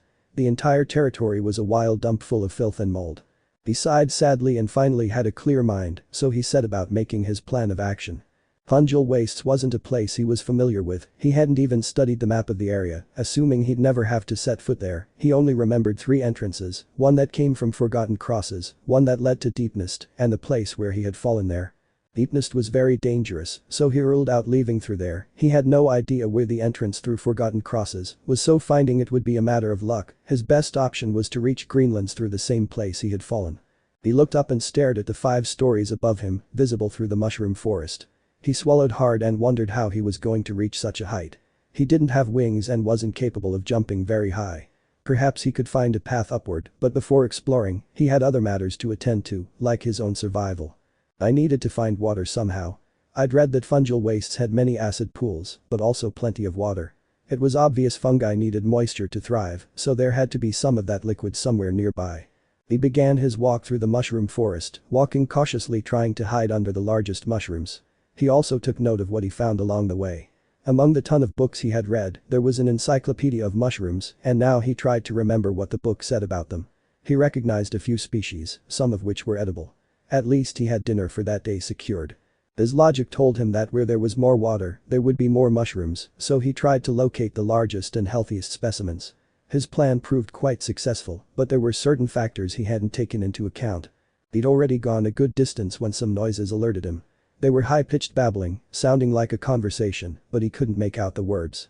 He pressed himself as close to the ground as he could and crawled until he could see what it was. A mushroom warrior talking in her squints. Edwin choked back a gasp of excitement. For the first time, he was seeing something in person that had only been seen in books, and they were little studied creatures due to the restricted access to that area. He regretted not having his notebook with him at the moment. He would have gladly stayed to monitor these creatures and record their behavior. It would have been a great contribution to the biologists of Hellenist. But since he couldn't write anything down, he simply observed and tried to memorize everything he could. But there was something that Edwin didn't know, and it had to do with himself. His natural bioluminescence was something that could be controlled and was often related to his mood. A very strong emotion enhanced its brightness, while when he was calmer his glow was dimmed, as at that moment his emotion surfaced. His light intensified, drawing the attention of the Satyrias, who were immediately attracted. The mushroom warrior immediately went on alert. Her offspring were ridiculously weak, so their survival depended entirely on her. She let out a war cry and launched herself at the source of light. She didn't know what it was or what threat it posed, but she had no intention of finding out. She would kill anything that came near her offspring without distinction. The worm managed to roll to the side just in time to avoid being run over by the walking mushroom, who was spinning at a dizzying speed, attacking everything that moved. He still didn't understand how he had found it, but he didn't have time to find out. He ran as fast as his poor physical condition allowed. It wasn't much, to be honest. After a few minutes, he was short of breath and his pace slowed. The mushroom warrior launched herself at him again. The mushroom creatures were naturally attracted to his brightness and kept following him, and Edwin's slowness made it extremely easy for them to catch up. The fungal ball that was the mother fell once more onto the worm, the squid surrounding it moved away easily, but he couldn't do the same. He tried to roll to the side again, but this time the tip of his tail was caught by the impact. He screamed in pain and dug his claws into the ground, trying to recover and continue escaping. Only the desperation of seeing the creature rushing at him managed to make him react and move, but what he couldn't control were his moans of pain and the tears that flowed from his eyes. Trembling with fear and pain, he crawled across the ground. Once again, the creeps followed him. He tried to scare them away, but to no avail. His light was too beautiful for them. The fungus warrior attacked him once more. She wouldn't give up until she eliminated him. The worm never stopped struggling to escape, but it was finished. In such a situation the only thing it was able to do was scream. It let out a screech of its suffering so horrible that it sounded like a dying beast, and in fungal wastes, as in many other wild lands, everyone was always on the lookout for opportunities. A dying creature was always the promise of an easy dinner. The fungal garpies emerged from the fungal field where it was hidden, the fungi on its back providing exceptional camouflage. The beast stood up and contemplated the food at its feet. After a few seconds, it decided its next course of action. It threw itself to the ground and calculated its trajectory precisely to bury its jaws in the fungus warrior. Edwin was saved by luck or by the creature's judgment. A fungus warrior was by far a much more appetizing prey than a tiny worm like himself. Sure, worms were said to have a better taste, but wild beasts usually didn't worry too much about that, especially the larger ones that required a large amount of food to survive. The bewilderment of the Satyrias at what they saw caused them to finally stay still and stop following him, so Edwin quickly slipped away among the mushrooms before the predator finished and went after him. Many hours passed in which he remained hidden, rubbing his sore tail and praying that no monster would find him. He no longer cried, he had no tears left, only fear and uncertainty. He remained there until he calculated that it was time to rest and everything around him would be less active. Then, with fear and great caution, he peeked out of his mushroom, looked both ways, and waited. Minutes passed without anything moving. Only then did he dare to come out, but only to run and hide in the next mushroom. He would never trust anything again. It was a long journey, traveling from one mushroom to another, following the path he'd wanted to follow before meeting the mushroom warrior. Eventually, his journey led him to the goal he'd longed for. A well of clean, clear water. Although he'd held his own, his thirst was driving him mad, so when he found that liquid treasure, he dove in headfirst and drank desperately. For the first time that day, he experienced happiness and calm, he laughed and celebrated his discovery, he splashed around, and when the euphoria passed, he stood there blankly contemplating his reflection, only then did he realize something. I shine, I'm shining, I always shine. I'm like a lighthouse, this way predators will always find me. Oh no, what am I going to do? I think Dad told me about this once. It happened on the terrible hunting expedition the previous year. Edwin often complained that his dad paid less attention to him than to his brothers, whom he took on outings to Greenlands or to cavalry tournaments, but once Hollow sincerely made an effort to spend time with him, the problem was that the chosen activity was not very much to Edwin's liking. A 3-day hunting expedition was not something very interesting for a worm who was not made to hunt. The trip was very tense, Hollow scolded him again and again for his lack of interest and lack of effort to even learn how to set a trap to catch his prey. Edwin always excused himself by arguing that he was a worm and worms didn't hunt, but that only served to make his father remind him that he had mantis claws and that he was determined to teach him how to use them. In the end they ended up fighting, Hollow even yelled at him very loudly when Edwin complained that a prince didn't need to worry about stupid things like learning to hunt or hide, he would live in a palace attended by his servants. The expedition was planned to last 3 days, but was cut short to 2 because the situation became unbearable when Edwin began to cry because he didn't want to be covered in mud so his shine wouldn't scare away the prey. They didn't exchange a word on the entire return journey. The only thing his father said to him when they arrived home was, "Hiding isn't just to avoid scaring off prey, it will also hide you from predators, I'm just trying to prepare you for the future. You ungrateful brat." His father didn't speak to him for a week. Edwin maintained his belief that his dad was an idiot for teaching him something he was never going to use, however he still had Uncle Big, who spoiled him a lot those days to ease his bad experience. And it turns out Dad was right all along, Edwin lamented. I guess I was a little unfair to him. Is it too late to apologize? He thought for a moment. I'll worry about it later. I don't even know if I'll ever see him again. He walked to the shore and looked at the water-soaked land. He sighed regretfully and removed his tunic. In a wild place, there was no point in wearing fine, white silk. Such clothing was appropriate for a ballroom and high society. He was very beautiful, but it actually restricted his movements somewhat, and here he needed all the speed he could get. He looked at his plump body with some disgust. Another reason he liked his tunics was because they hid his fatness. But there was no one here. Who was going to judge him? He immediately began to roll in the mud, trying to completely obscure its whiteness and shine, until he became as brown as everything around him. If he was able to mistake himself for a rock, his objective would be fulfilled.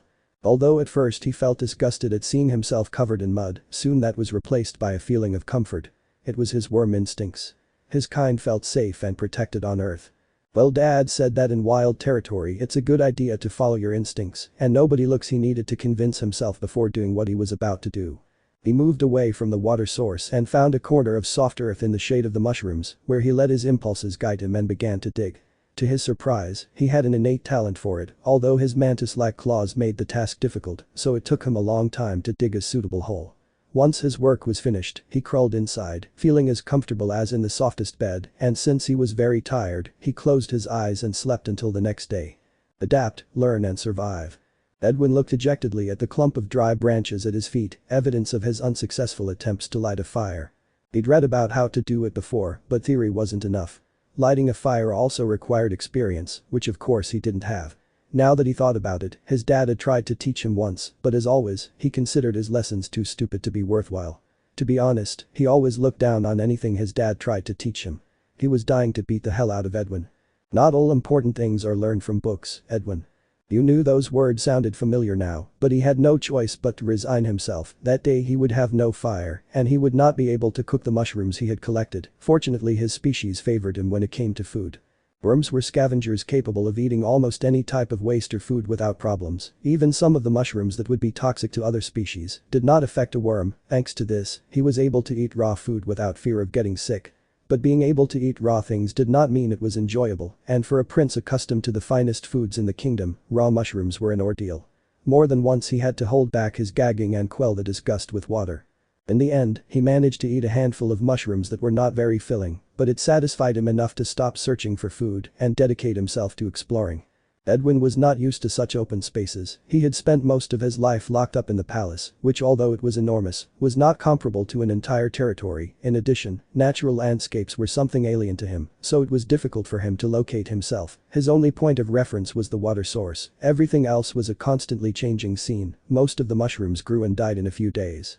So they were not something reliable to use as a reference, and without something like that, he could spend his whole life going around in the same place because the landscape would always look different. Why couldn't I get lost somewhere in Greenlands? At least the trees don't change so quickly and you can use them to find your way, he said to himself. He'd been talking to himself quite often lately. Well, he'd always been a somewhat solitary person, he'd never been completely alone. He always had a few moments to talk with Aunt Kyrie or Uncle Big or to argue with Aster, but now he had nothing left. He never thought he'd say it, but he missed them all, even the hateful Aster. Now he just longed to hear another voice, even his own. He had been wandering around fungal wastes for 3 days now and hadn't managed to get very far from the pond. It was desperate. On the one hand, he was grateful to have the water source nearby, but on the other, he regretted not having made any progress in his recognition of the territory. Everything was a disaster. He wasn't made for that wild environment. He didn't know how to find his way around, he had trouble finding food, he couldn't fight to defend himself. The only thing he had learned in those 3 days was to hide, cover his shine with mud, and dig. He had made a den for himself near the pond, a comfortable hole in the ground that he enlarged every time he felt anxious. Now it was so big that he could turn around inside it. It wasn't much, but it was as far as his abilities allowed, since his limbs were sore after each dig, although that was becoming less so each time. Digging and digging, that's all us worms are good for, Edwin said, looking down at his claws. But I'm a half-breed, this isn't good for digging, that's why I'm so slow. I'm a useless mess, I'm not even good enough as a worm. And a thought like that was the most sinister thing he could have, because worms were the lowest of the low in Hellenist. He was going to die, he was convinced of it, but his survival instincts told him to keep fighting, and he would do so until his last breath, even if it meant a long, agonizing death. It was already the 4th day of his stay in fungal wastes, and hunger was plaguing him, something that was becoming more and more common. Edwin had realized that mushrooms did not give him enough energy to survive the days. No matter how many mushrooms he ate, he soon felt hungry again, and his body was already beginning to use the fat reserves it had. At least that point was not so bad, he was a little thinner, and now moving and running was easier. But if he did not find a more substantial food, soon his health would be affected. To supplement his mushroom diet, the ideal solution was to find some kind of root or meat. The first food was already ruled out.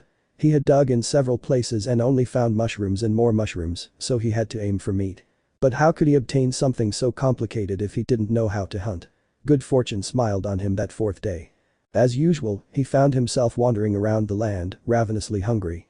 He was chewing some mushrooms to satisfy his hunger, but he knew that in about an hour he would be hungry again. He also didn't have as much energy as before. He could tell. He felt weak, and this worried him more and more. He was about to get out from under a mushroom when out of the corner of his eye, he saw a huge paw. He immediately huddled under the mushroom, waiting for the owner of that paw to leave, but he couldn't hear any noise that indicated the creature had moved. Everything was silent. It continued like this for a long time, until finally, Edwin dared to come out. To his horror, he encountered a fungal garpies. His fear was such that he couldn't help but scream, then he put his hands to his mouth, regretting what he had done. The beast would soon turn on him to devour him, but nothing happened. Could it be a deaf garpies? That was his first thought, but he dismissed the idea. A deaf garpies would have died long ago, surely devoured by another of its kind. He had seen that larger garpies sometimes ate smaller ones. Driven by curiosity, he slowly approached the body until he realized that it wasn't moving at all. It was dead.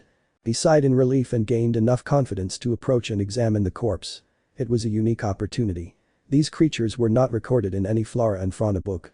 He circled the garpies, carefully observing every detail. He noticed that these beasts had softer shells than their deep nest relatives, making them vulnerable. This made them vulnerable, and that was why his father had been able to damage one with his sting. He dared to hypothesize.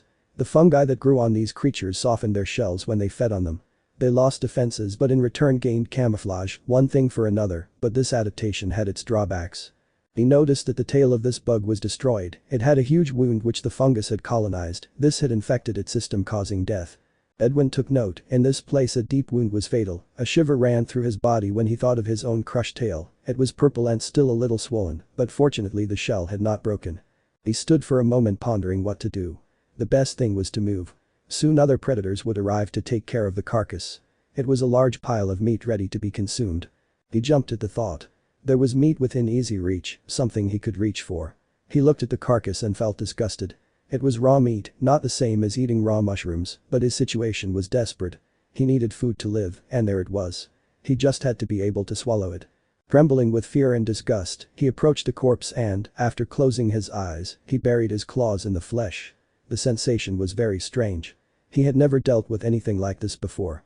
His food always came ready and cooked. This was raw, straight from the body. But his claws were made to cut and tear, and they finally fulfilled their purpose, helping him to extract the meat with ease. He pulled out several pieces, as many as he could carry, and tied them with rope, or the closest thing he had to rope, they were actually the strips of cloth he had turned his robe into. He had wrapped his injured tail with them, and although he no longer needed to protect it, he kept the tail wrapped because it was the most practical way to carry the strips of cloth with him. The walk back to his den was long, mainly because he had no idea where he was going. He couldn't find his way around, so he just kept walking. From experience, he always somehow made it back to the pond and found his home from there. When he finally arrived and caught his breath, he stood for almost 10 minutes staring at the meat in front of him, not knowing what to do. Eating raw mushrooms was one thing, but raw meat was something else. As far as he knew, his species allowed him to eat that kind of food uncooked, but he didn't want to lower himself to that. He had already degraded himself enough. He wasn't a wild beast, he was a civilized insect, but even a civilized insect could fall into the wild if its life was threatened. He began to cry when he thought about his situation, trapped in the wilderness with no one to care for him, having to hide from everything, unable to defend himself, eating horrible things, being at the mercy of fungal infections, and now forced to eat raw meat. No, I'm going to eat raw meat, I can't do it. With absolute resolve and a fair amount of desperation, he did what he had done every day before. He gathered all the dry branches he had, found the thickest one, placed another thin stick on top of it, and twirled it. The friction of the wood against the stick should have lit a spark. He had tried many times before, twirling the stick until his arms ached, but he always failed. Once again he tried, swinging the stick harder and faster than he ever had before. His muscles had strengthened and he was now more capable. He soon felt the slight ache that came with overexertion, but he ignored it and continued. By now he'd grown accustomed to this kind of minor suffering. A little discomfort wasn't going to stop him. He continued rubbing the wood until a wisp of smoke rose. That was more than he'd ever managed. Encouraged by this, he continued with his task until the smoke became more visible and the smell of burning perceptible. He thought he saw a small spark of fire, and only then did he stop, bend down to look at its fledgling flame, and blew gently to encourage it. The fire soon gained confidence and emerged from between the branches, grabbing others to feed on. When Edwin finally got to look at the well-formed campfire, he burst into tears again, but this time it wasn't from frustration or helplessness, it was from joy. He had made a fire for himself, he wasn't so useless, now he could cook the meat, and he wouldn't have to lower himself to the level of a wild beast anymore, he could maintain his integrity as a person. I did it, I did it, I did it. I did it. He cried as he cut the meat, continued to cry as he cooked it, and of course, continued to cry as he ate it. It was horrible without any seasoning, not even salt, but that didn't matter. In that moment, it tasted heavenly, and he was finally satisfied. For many hours, he didn't feel hungry at all. Alo walked through the fog, it was so dense that if he extended his hand it was difficult to see it, the place where he was a mystery, everything was a labyrinth of whiteness that seemed to have no end. He continued moving forward in complete confusion, he didn't know why he was there, he just wanted to escape once and for all to a safe place where he could reunite with his children, and now that he thought about it, where were they? Suddenly, the eternal whiteness was marred by dark stains that grew blacker with every step he took. There was something there. Curiosity moved him, and he quickened his pace to finally discover what the stains were. Little by little, they defined their shape and size. It was something small lying on the floor. He was almost reaching it, but when he did, he found only horror. There on the ground was Aster's corpse, with a mortal wound in his belly and a look of horror on his face. No, no, it can't be Aster. He wanted to scream and call for help, but in the middle of nowhere, who could he call? He looked around, searching for something, anything that might help, but all he saw were two more bundles, which he naturally went to check. The horror only increased when he saw his daughter Jasmine and Koko lying on the ground in the same condition as his brother. He fell to his knees, overcome with grief. All his children were dead but one remained. Edwin? Edwin? Where are you? He called out in desperation. He couldn't bear for him to be dead too. If there was any chance of saving him, he had to do it no matter the cost. He was the last memory he had of Orchid, one of his 4 treasures. He ran through the fog, shouting his son's name, hoping to hear his voice at any moment and be able to hug him. It was all he ever wanted. Soon he spotted another shadow in the fog, but this one was much larger and moving. It definitely wasn't Edwin, but perhaps it was someone who could help him, or perhaps it was the thing that had killed the other children. He proceeded cautiously. He approached slowly, trying not to make noise so as not to be noticed. Soon the shadow defined its shapes, and the silhouette became extremely familiar to him. Those pointy ears were unmistakable. "The bat," he said fearfully. The beast turned toward him, its eyes glowing red. The fog suddenly dissipated, revealing the grotesque sight. An adult bat held Edwin's lifeless body in its talons, covered in wounds. "Edwin, no." The bat then gave him a sinister smile and in a sing-song voice said, "Hi, mommy." Hollow woke up with a start, screaming and crying like a little boy, but when he saw the floral blankets on his bed and the tick-tick plushie, he calmed down. It had all been a dream. It wasn't long before the doorbell rang and a servant on night duty asked if everything was okay. He didn't hesitate to explain that he'd had a nightmare, but that he shouldn't worry.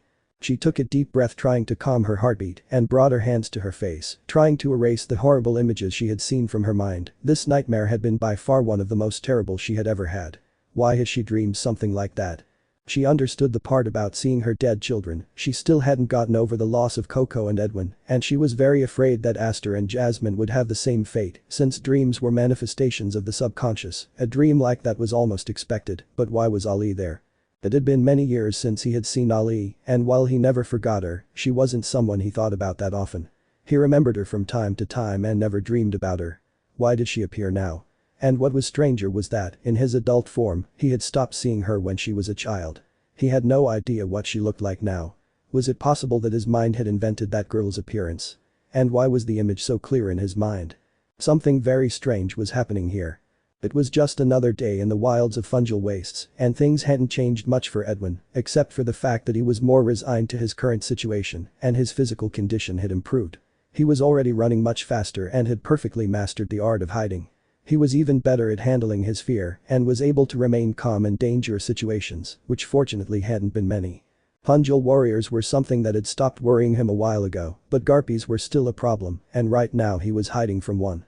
Under a mushroom he had carefully poked his little face out to keep an eye on one of these monsters that was hunting nearby. It was a nuisance, he just needed to pass through that area, but if the creature didn't go away, he would have to go around it and get lost again, which was horrible, because just that day he had managed to identify a couple of rocks as a reference point and had gone further than ever, but if the predator didn't move he had no choice but to turn around. He sighed regretfully and watched. Perhaps he could take advantage of the time and learn a little about the behavior of these beings. With some luck it would be useful for the book he planned to write when he got out of there. He still hadn't lost hope of achieving it. He looked at the Garpy's claws. Those from Deepness didn't have that kind of limbs. They were definitely a very useful adaptation. With that they could tear their food and eat it in more comfortable pieces, just like he did with his own food. In fact, now that he thought about it, maybe he looked a bit like a Garpy's, only smaller. He had a funny thought. Now he could boast of being similar to one of the deadliest beings in Fungal Wastes. Suddenly the predator that until that moment had been standing upright looking at its surroundings came down and rested its head against the ground, closed its jaws and pushed, breaking the surface. This removed some earth that accumulated around it, but that was not a problem, since it used its claws to push this waste back, moving it out of its way. It continued with this operation until its entire body was covered, leaving only the mushrooms that grew on its back outside. It was the perfect camouflage. All this left a deep impression on Edwin. All this time he had been using his claws incorrectly. When he tried to dig he would bury the tip and then pull back, as if it were a pick, breaking rocks, barely removing a small portion of earth. But if he did like the grapple and used them sideways to push the waste, they would be much more efficient. He immediately put what he had observed into practice and buried his pointed head. It didn't cost him anything to move the earth, and in a matter of minutes it was completely buried. I did it, I'm a digger. I'm a worm now. Being a worm wasn't something anyone would be happy about, but Edwin could see an advantage in all this, making a network of underground paths in which he could find his way and where he could travel safely. For him that was one step away from escaping Fungal Wastes. He clutched his tummy and wagged his tail excitedly. He hadn't been this happy since he learned how to make fires. Now that he thought about it, he could learn a lot by watching the creatures around him. What else could he learn? He was smart. He was sure he'd succeed at anything he tried. After some thought, he considered the fact that his supply of Garpy's meat was already depleted and he'd soon need more, so it would be a good idea to learn how to hunt. Of course, that wasn't something worms could do, but he was half mantis. Why not give it a try? Approaching the mantises. A small mushroom walked among its companions in a carefree manner, or so a casual observer would say, but upon closer inspection, one could see that it was not really a mushroom, it was a kind of insect whose shell perfectly imitated the appearance and texture of the local mushrooms, an ingenious and ideal camouflage for surviving adversity. If it felt any sound or tremor, it would simply remain still, and they would believe it was just a mushroom. But the creature never faced a predator that played its same game. He continued on his way, ignoring the signs around him. He spotted a mound of disturbed earth and headed straight towards it. He found nothing suspicious and everything was quiet. It was definitely safe. It climbed onto the mound of dirt and waved its antennae distractedly. Just then, a pair of claws burst out of the ground and pierced it, ending its life in an instant. The body fell inert and a hole opened around it. The earth literally swallowed it up. As soon as the creature disappeared, the hole was covered with earth again. Beneath the ground, a young mantis worm watched its prey contentedly. It was the largest it had ever caught. Of course, its hunting history wasn't very extensive. It had only been a week since it started this activity, and it took at least 2 days to have its first big success, mainly because it had some trouble finding a hunting style that worked for it. He had to strain his memory to try to recall any of his father's teachings, mainly because he never paid much attention to them, but now he had to thank that privileged brain that always remembered everything, even the things that didn't interest him. As Hollow explained, there were 4 styles of hunting.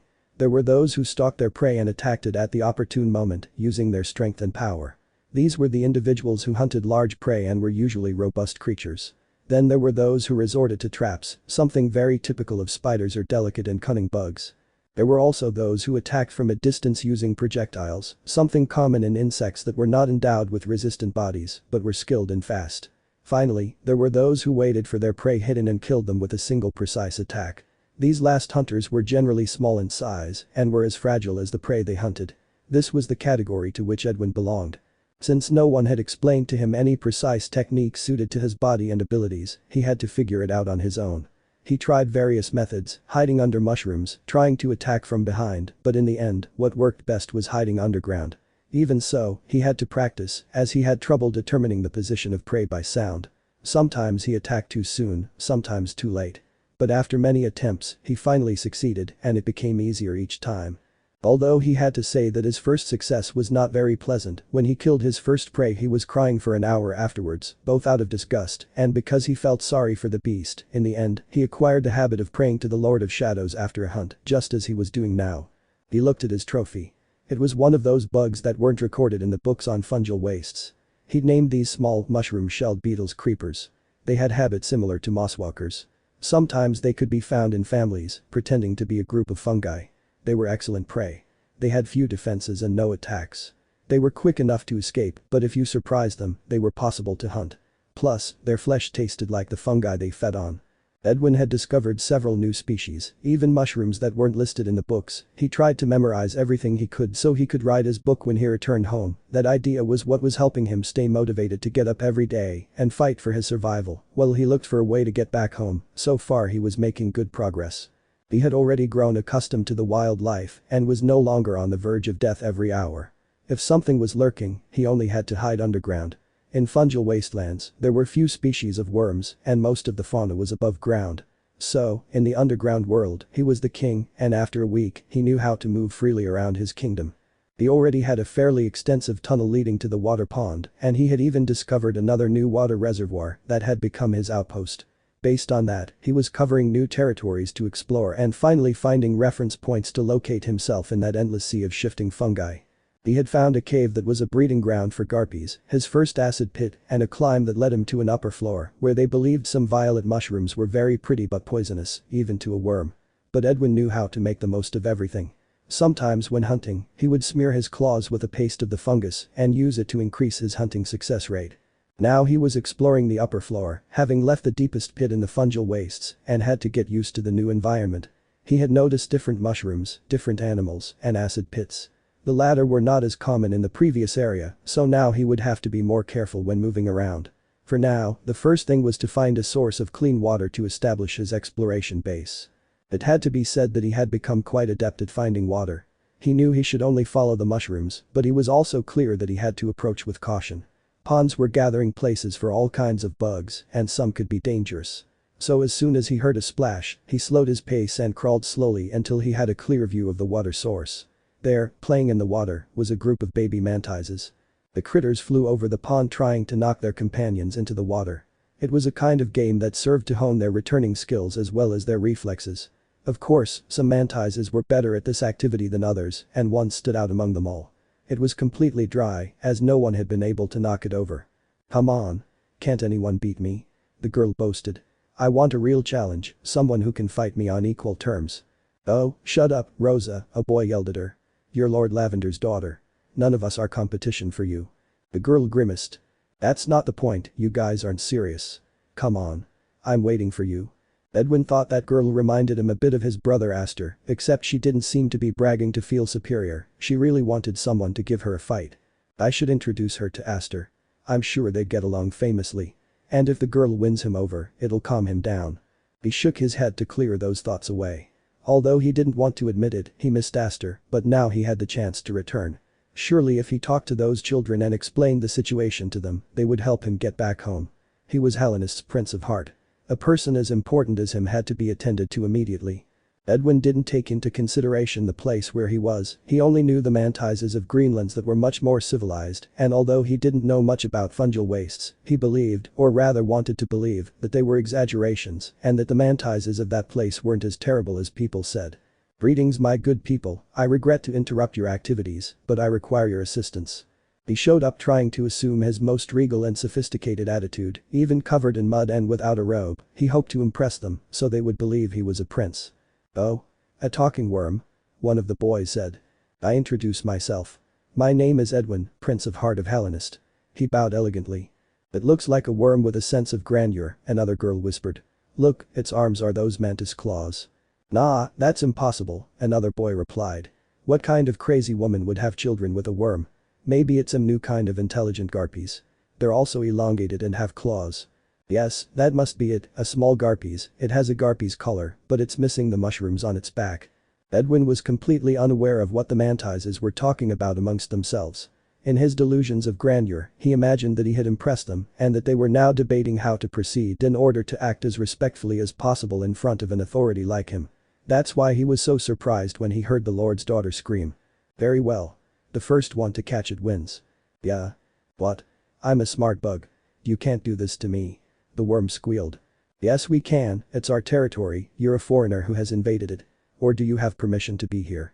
"No, but this is a mistake. I didn't want to come here. There was an accident." "Nature doesn't forgive accidents, nor weakness, now escape, the idea is for this to be entertaining," Rosa said before attacking him. Edwin just realized the mistake of having presented himself before them with such confidence, not for nothing were mantises considered wild and uncivilized creatures and of course, they were not exaggerating when they said it. The worm ran straight into the mushroom forest to seek shelter and find the underground refuge he dug before going to the pond, a precaution he always took when arriving at a new base. The mantises lunged at him, but Edwin managed to dodge each of their attacks. His reflexes had sharpened in the 2 weeks he'd been there and he'd also become very fast at running. He admired himself, but he couldn't rest on his laurels. His life was in danger.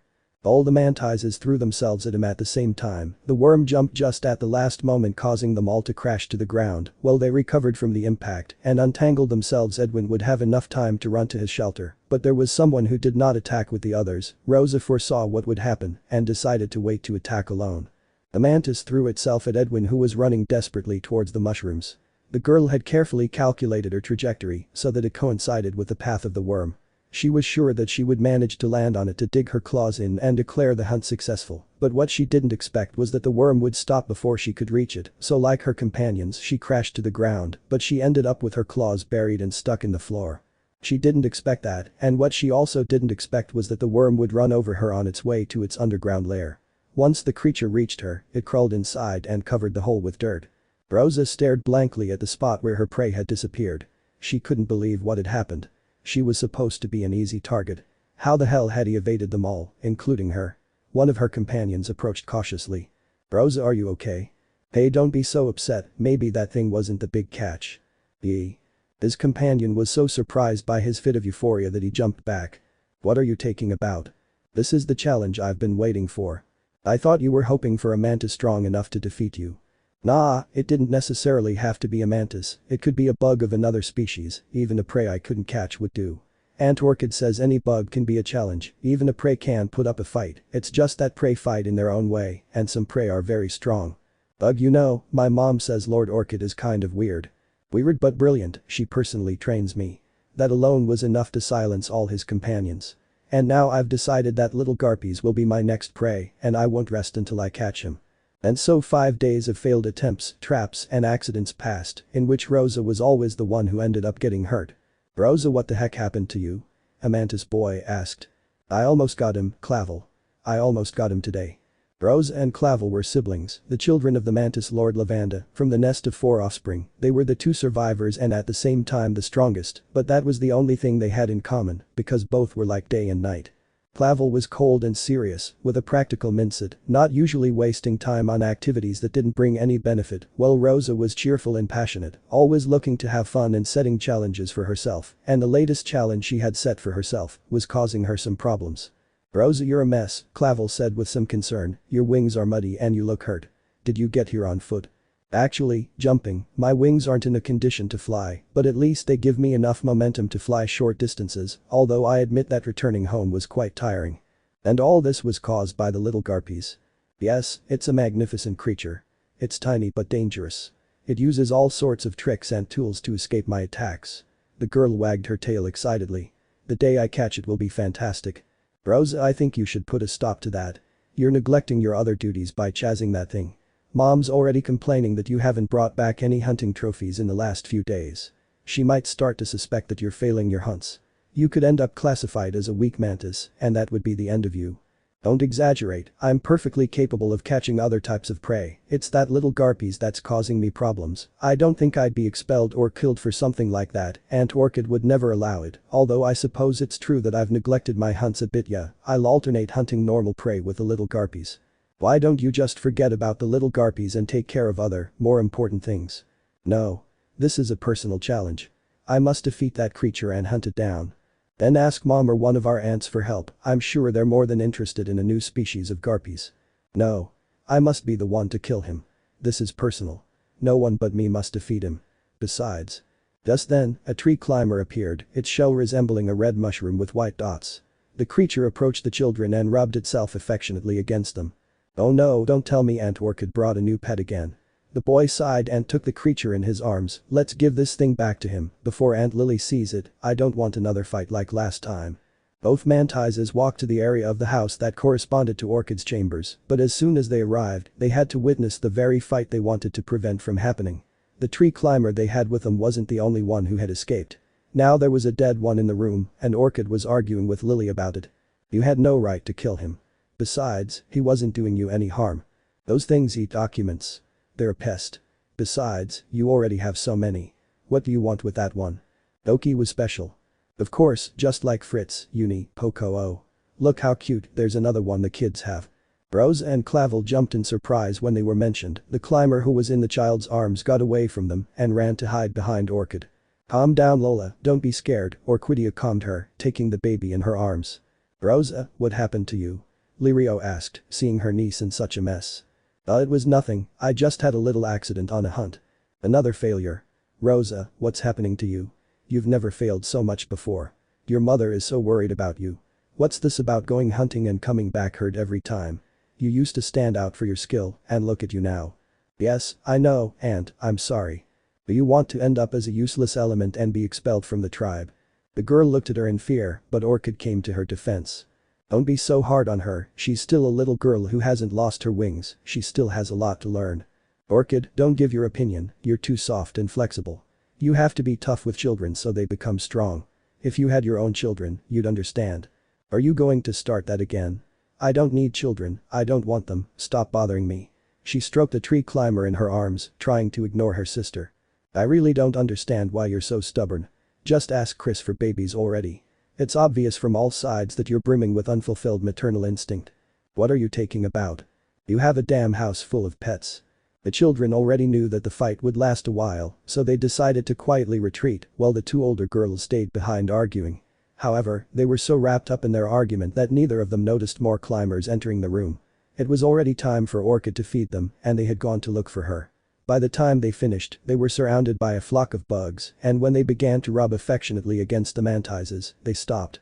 Lily screamed in horror at seeing those creatures so close and kicked one away before retreating indignantly. "Do you really think you don't have a problem? Look at all this. You're crazy. The same people say it. If it weren't for the fact that you're the strongest, you would have been expelled a long time ago. Learn to be more dignified." After saying this, the mantis left the room. Orchid, left alone, sat on the ground where she was surrounded by the tree climbers who, sensing her mood, tried to cheer her up. The mantis just hugged them, seeking comfort. "How could I have another brood after abandoning the first?" she whispered to herself. "I have no right to be a mother after an act like that. If I could, I would have left this place a long time ago, but I can't. It's almost here. I've already made changes, new laws, but there's still more to it. I can't give up. I must stay here until my people finally open up and accept new ideas." Pet. It was just another day in the Mantis village, full of adventures, fights for survival, and of course, challenges, or at least that's how Rosa saw it, with her endless energy and enthusiasm for everything around her. It was no exaggeration to say she was the joy of the house. She was much loved, and that's why everyone was concerned about her well-being, especially lately. Her friends tried to distract her from hunting that impossible prey. Her mother encouraged her to hunt other things, but Rosa could sometimes be obsessive and refused to give in. This obsession was what finally made his mother take action. "Did you call me Lavender?" Orchid entered her sister's room.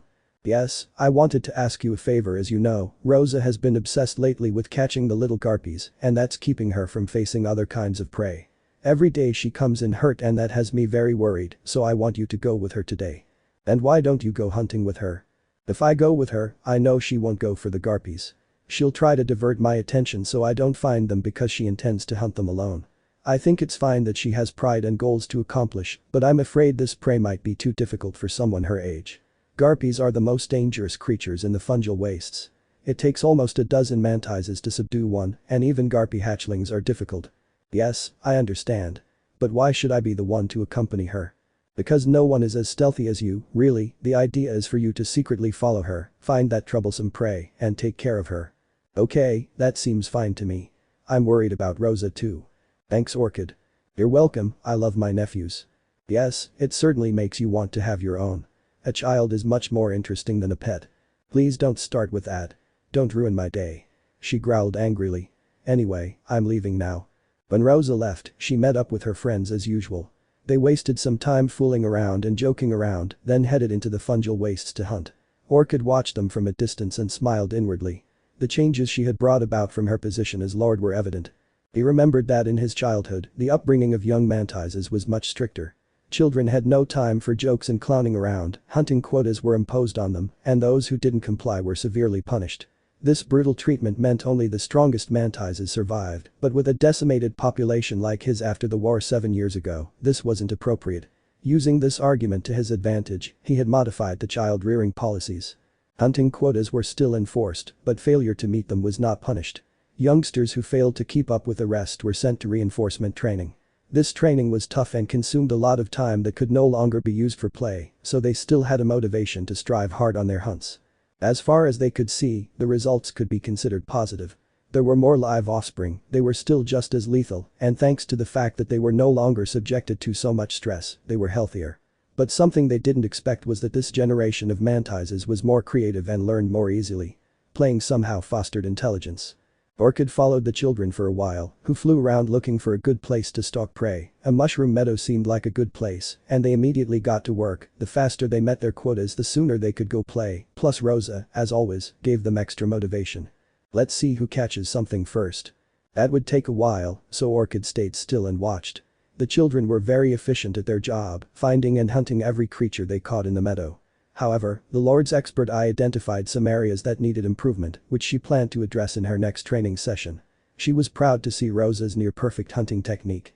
That girl was a prodigy. She was the first to finish her quota, and it was after that that the moment the female had been waiting for arrived. "Okay, guys, I'm done with my thing, I'm going to get my prey." "Are you going for the little garpies again?" "Come on Rosa, if you wait for us a while, we'll go play something later." "Sorry guys, but I can't. this is important. To date, no prey has escaped me, and this can't be the first. No one bothered to argue, they already knew how stubborn she could be, they just watched her walk away, Orchid keeping her stealth followed her. Rosa's flight took her to a pond of clean water, Edwin's base of operations. She knew the worm always returned to that place. She just had to wait a while, and she would soon find it. Rosa hid under some mushrooms and Orchid imitated her, both waited for the promised prey, but it was a long wait, more than half an hour. The eldest actually thought about how proud she felt of her niece, having such patience at her age was something impressive, most children couldn't stand that much and gave up, but she remained firm. But suddenly, a splash in the water caught both of their attention, and they saw the creature appear. The little garpies had just emerged from the water where it had been bathing and was now, for some reason, rolling in the mud. Orchid assumed it was a creature with delicate skin that needed the mud for protection. As for Rosa, she didn't care about the reasons. She just saw the right moment to attack.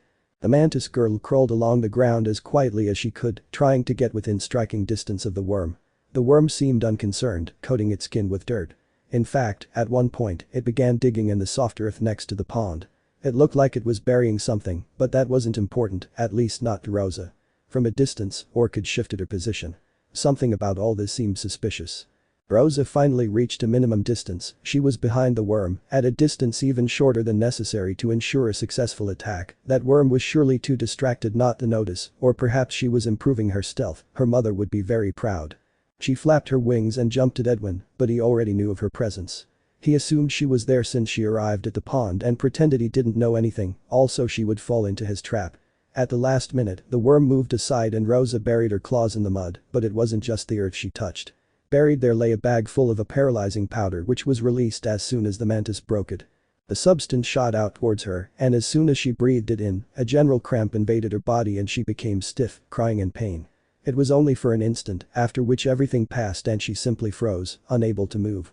The girl was scared, of all the things her prey had done to her, this was the worst of all, she was defenseless at the mercy of any predator that passed by, she was a mantis, and had never faced a situation like this, she was terrified, and her fear increased even more when the angry face of the worm appeared in front of her. Well, have you had enough? Are you going to leave me alone for once? You've been bothering me for a week. What have I done to deserve this treatment? I don't mess with you, and you insist on attacking me. What the hell is on your mind? You won't leave me alone, either by fair means or foul. Finally, Edwin was letting out all the frustration he had. He had been putting up with the antics of this stubborn mantis for a week, and he was fed up. I tried to be nice and talk to you, then I got tough and started defending myself. I set traps for you, I made rocks fall on you, I made mushroom warriors attack you, I made you get trapped in a mushroom. What haven't I done? And yet you insist. I've had enough, I didn't want to resort to a method like this, but you made me. That bag was made from the hide of a mushroom balloon and filled with its paralyzing toxin, so you won't be able to move for a while, but it will pass. The girl felt immediate relief knowing that her paralysis was temporary and that everything would be fine, she would soon regain mobility and be able to resume her activities and her attempts to defeat the little garpies. I know what you're thinking. As soon as I feel better, I'll catch the worm. The girl gave her a surprised expression. Am I right? No way. You don't learn. It's over, you've bored me. He approached the girl and took one of her wings, then pulled it a little to leave it extended, then took out his claw which threatened to tear her. If you were a butterfly or a fly I would feel bad about doing this, but you are a mantis, when you grow up you will lose your wings naturally, so I don't think it will affect you that much to stop flying a little early, let's see if with this you learn once and for all. Rosa looked at him in terror, she didn't want to stop flying yet, her legs weren't fully developed yet, and it would be difficult for her to meet her hunting quota, but Edwin didn't know this, he wasn't very familiar with the growth cycle of a mantis, now all he could think about was that he was fed up with this girl, and that he was willing to do anything to get her to leave him alone. He raised his claw, but just before he dropped it, someone appeared behind him and grabbed him by the tail. So this is the famous little garpies, Orchid said, looking at the creature with curiosity. Aya, let me go. Edwin shouted desperately. The worm wriggled, trying to free itself, but Orchid had it under control, holding it by the tail, hanging upside down. The mantis looked at it curiously for a few moments until she finally said. Rosa, darling, this is not a garpies. No. And what is it? Well, it looks like a mixed breed worm to me, although I have no idea what bug it's mixed with, they look like mantis claws, but that's impossible. Miss Mantis, please don't kill me, the worm whimpered. Yes, Aunt Orchid, don't kill him, I'm the one who should kill him. I don't really like the idea of killing it, this thing talks. But Aunt Orchid. It's a foreign insect without permission to be here. It hasn't proven its courage and strength, so it's fair game. It can be hunted, Mom says so. Well. Look how he's left you. I really think he's strong. What? But that's not strength. That's cheating. Yes, he cheats, he doesn't fight with his strength, he just sets traps for me to fall into. That's not fair. The girl managed to shake her claws, little by little she regained her mobility. Actually, it's called intelligence, and it's as good a resource as any to win a fight, but anyway the truth is, I'm here because your mother asked me to take care of this nuisance. She doesn't want you wasting any more time hunting it. You're still too young to face a Garpies, although this thing isn't a Garpies, and to tell the truth, it doesn't look very impressive. She took a second look at the worm. She hadn't had the chance to see many in her life, normally they didn't survive in fungal wastes, but this one had managed to overcome adversity and survive. On the other hand, the bug was in very good shape, it looked thin, but athletic, its legs moved at great speed, and it waved its claws trying to reach her. It was a very interesting insect, in truth she didn't feel like killing it. There was a certain beauty about him, a familiarity that drew her to him. She didn't know why, but just looking at him made her feel tenderness and want to protect him. Was it perhaps the fact that he was a boy, awakening her unfulfilled maternal desires? Was it the insect's rarity that made her want him to continue existing? Or was it perhaps those eyes and that special gaze that reminded her so much of him? A lump formed in his throat when he thought about it. He was just like that person, he couldn't kill him, he wouldn't be able to. Then an idea occurred to him. Well, it's decided, I'll make him my pet. What? Both children shouted in unison. You can't make him your pet. He's my prey. I'm not a lesser beast, I have intellect. I can't be subjected to this humiliation. Besides, I'm a prince. Shut up, both of you. I'm tired of listening to you. Both children fell silent at the mantis's growl, but their anger was evident on their faces. Although Orchid didn't feel compelled to explain, she decided to do so anyway, to see if it would keep the brats quiet, as they still had a long walk to go before they reached the village. Rosa, I already told you that your mother doesn't want you to hunt this thing again. It's too complicated a prey for you yet. You'd better focus on something more appropriate for your level. But that thing is at my level. Look at it. It's small and soft, it's not a lethal beast or anything, with luck it has a pair of claws to defend itself, it doesn't look complicated at all. In fact, if someone sees it and knows that I failed to hunt it, I'll be a disgrace. If one of your friends makes fun of you for not being able to catch them, challenge them to do it themselves. This way, they'll learn not to judge prey by its appearance. Hey, what's wrong with you? Edwin complained. You can't treat me like a lower beast or a plaything for some mantis brats. I have rights. No, you don't, you're an illegal here. An outsider who hasn't passed the test of strength isn't allowed to wander the fungal wastes and can be killed for their audacity. But I'm a prince. BFFF, do you think I'm going to believe that? I know what the king looks like and you don't look anything like him, although your face reminds me of his brother, he thought to himself. Worms are famous for telling all kinds of stories, lies and promises in their attempts to stay alive. I won't believe anything you say. So your best option to stay alive is to be my pet, that or take the exam to become legal. Do you feel up to fighting an adult mantis? Edwin sighed in defeat, his situation had worsened again, he had lost his freedom, he could no longer wander the territory looking for a way out, now he would be a prisoner. It was true that he had food, shelter and guaranteed protection, but the price to pay was too high. From prince to lesser beast, his pride was hurt and his spirits were at rock bottom. Now he imagined himself tied outside a house as if he were any tick-tick, being led through the streets with a rope and being forced to do tricks and strange pirouettes for some food. He just wanted to cry. But there was something that terrified him even more than the humiliation. The abuse. He knew there were people who adored their pets and cared for them almost as if they were children, but there were others who kicked them or didn't care about them when they were sick. Sometimes they kept them locked in a tiny yard for days on end with nothing to do but stare at the walls of their cubicle. It was horrible, and he couldn't imagine what kind of owner this mantis would be, or how mantises behaved in general. Stories said the mantises of the fungal wastes were wild and violent, so he didn't have many expectations about their fate. The worm curled up and closed its eyes in fright, which touched Orchid's heart. She felt sorry for that poor creature. He was just a child, but Rosa was right. His situation was delicate and that was the only way she could think of to save him.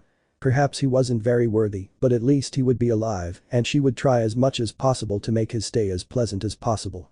They soon spotted the mantis village and Rosa decided to take the lead in accusing her aunt to her mother.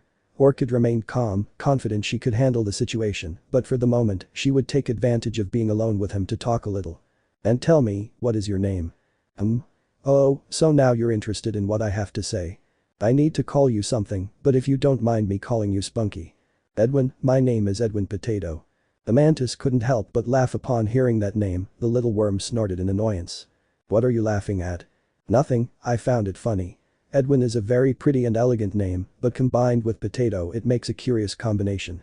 My uncle named me, she sighed. He liked the name, and he gave me a middle name in honor of my mother and grandfather. My grandfather's name was Potato, and in my mother's family, they had a tradition of naming babies after flowers, plants, or vegetables. Funny, the same tradition exists in my family, that's why I'm named Orchid, and my sisters are called Lily and Lavender. Soon they entered the mantis village. Edwin decided to remain silent and try to go as unnoticed as possible. Who knows if another madman like Rosa might appear who wanted him as prey. But no one claimed him, or rather, no one would dare to do so. After a few minutes, Edwin realized that Orchid had a high status within the tribe because wherever a mantis passed, it would bow to her. Now she was the pet of a noblewoman, which wouldn't sound so bad if it weren't for the fact that even the noblewomen of this place lived humbly. Orchid's house didn't differ much from those of other mantises. With luck, it was a little more spacious than the rest. Once they entered they found two other grumpy-faced mantises and little Rosa hanging from the shoulder of one of them. She wanted to imitate the two grumpy females' angry expression, but it turned out to be more of a funny face than a frown. Orchid, what does this mean? It's nothing, it's Potato, my new pet. New pet? Worm. Don't you have enough pets already? Lily squealed. Orchid, I asked you to take care of that thing, Lavender said, but I meant for you to kill it, not adopt it. Besides, look at it. It's a worm. At least your creepers were cute, but this thing. Edwin shrank into Orchid's arms and hid his frightened face. Lavender couldn't continue. The thing was so damn cute, she could almost consider picking it up, but she quickly dismissed the idea. She had to stand her ground. This wasn't right. What do you care if I adopt another pet? In the end, I'll take care of them, feed them, take them for walks, and clean up their messes. But this time my daughter is involved. Lavender took an aggressive step forward. That beast is the one responsible for Rosa arriving injured every day and falling behind on her hunting quotas. She's dangerous. Do you intend to keep that menace loose in the house? There are children living here. If she did that to Rosa, imagine what she'd be capable of doing to Lirio's children, who are 3 years younger than you. Show more consideration for your family. It's not dangerous, it's Rosa's fault for chasing this beast, she only defended herself as best she could, but if you're so worried, I'll take care of keeping this bug under control, and if it causes any problems, I'll eliminate it myself. Edwin trembled slightly upon hearing these words. He had better avoid that mantis girl if he didn't want to die prematurely. Orchid, don't you think you're taking this too far? Lily took a step forward. Your eagerness to be a mother has led you to adopt a worm. A worm. One of the most repulsive and weak beings in the world, creatures with no other value than to be eaten. Stop being so stubborn and ask Chris for children already. At this point, no one cares if he's not the strongest mantis, or if he's on par with you. Whether you choose him as the father of your young is up to you. That's not why I don't want to have children with him. Edwin was frightened as he felt the pressure on his body increase. He could feel the mantis's fury in his touch, but as soon as the mantis realized that it could harm the creature in its arms, it loosened its grip and wordlessly left the room. Orchid. We're not done yet. I'm done with you, I've said what I had to say, and if anyone has any complaints, we can address them on the battlefield. This last thing left them speechless. None of them were Orchid's match, no one could subdue her, and that always meant she did what she wanted, something extremely frustrating, due to the strange ideas she had acquired after her stay outside of fungal wastes. You better keep your word. Lavender yelled at her sister. If that thing causes any harm to our children, even the slightest, I want it dead. You heard me. Orchid waved a claw indicating that she had heard her and finally left her sisters. Edwin noticed the mantis's seriousness. From what he could see, the subject of children was complicated for her.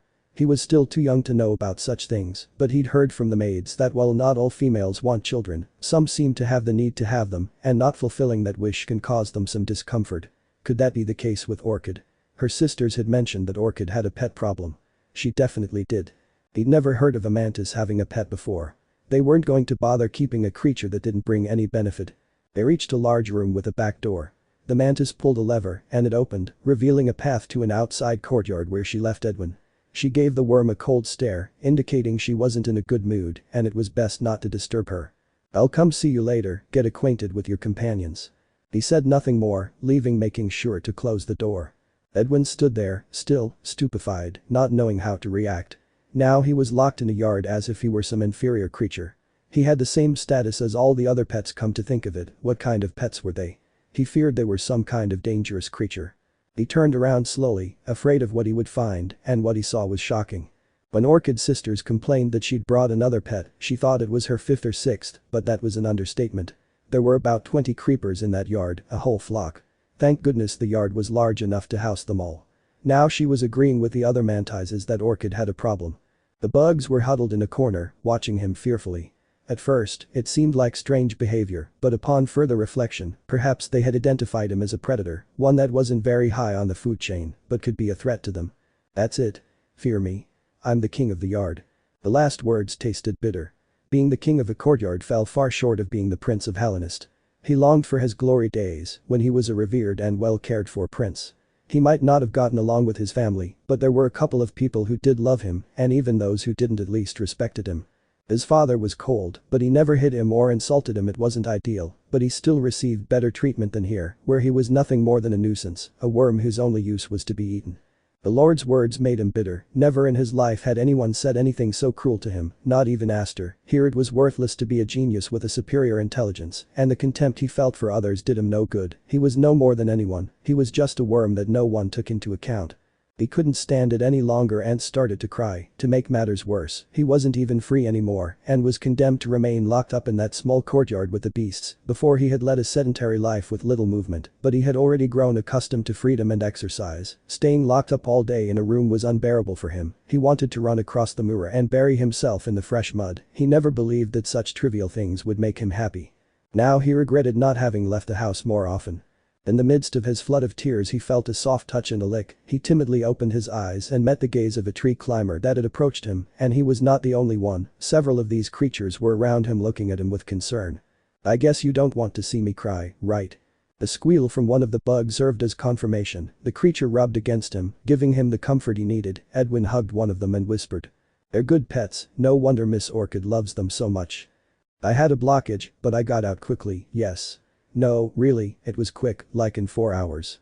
Mother and son have reunited, but neither knows it, and thanks to that Edwin has become just another cat of the old cat lady. At least they will be able to spend some time together and get to know each other better, I say.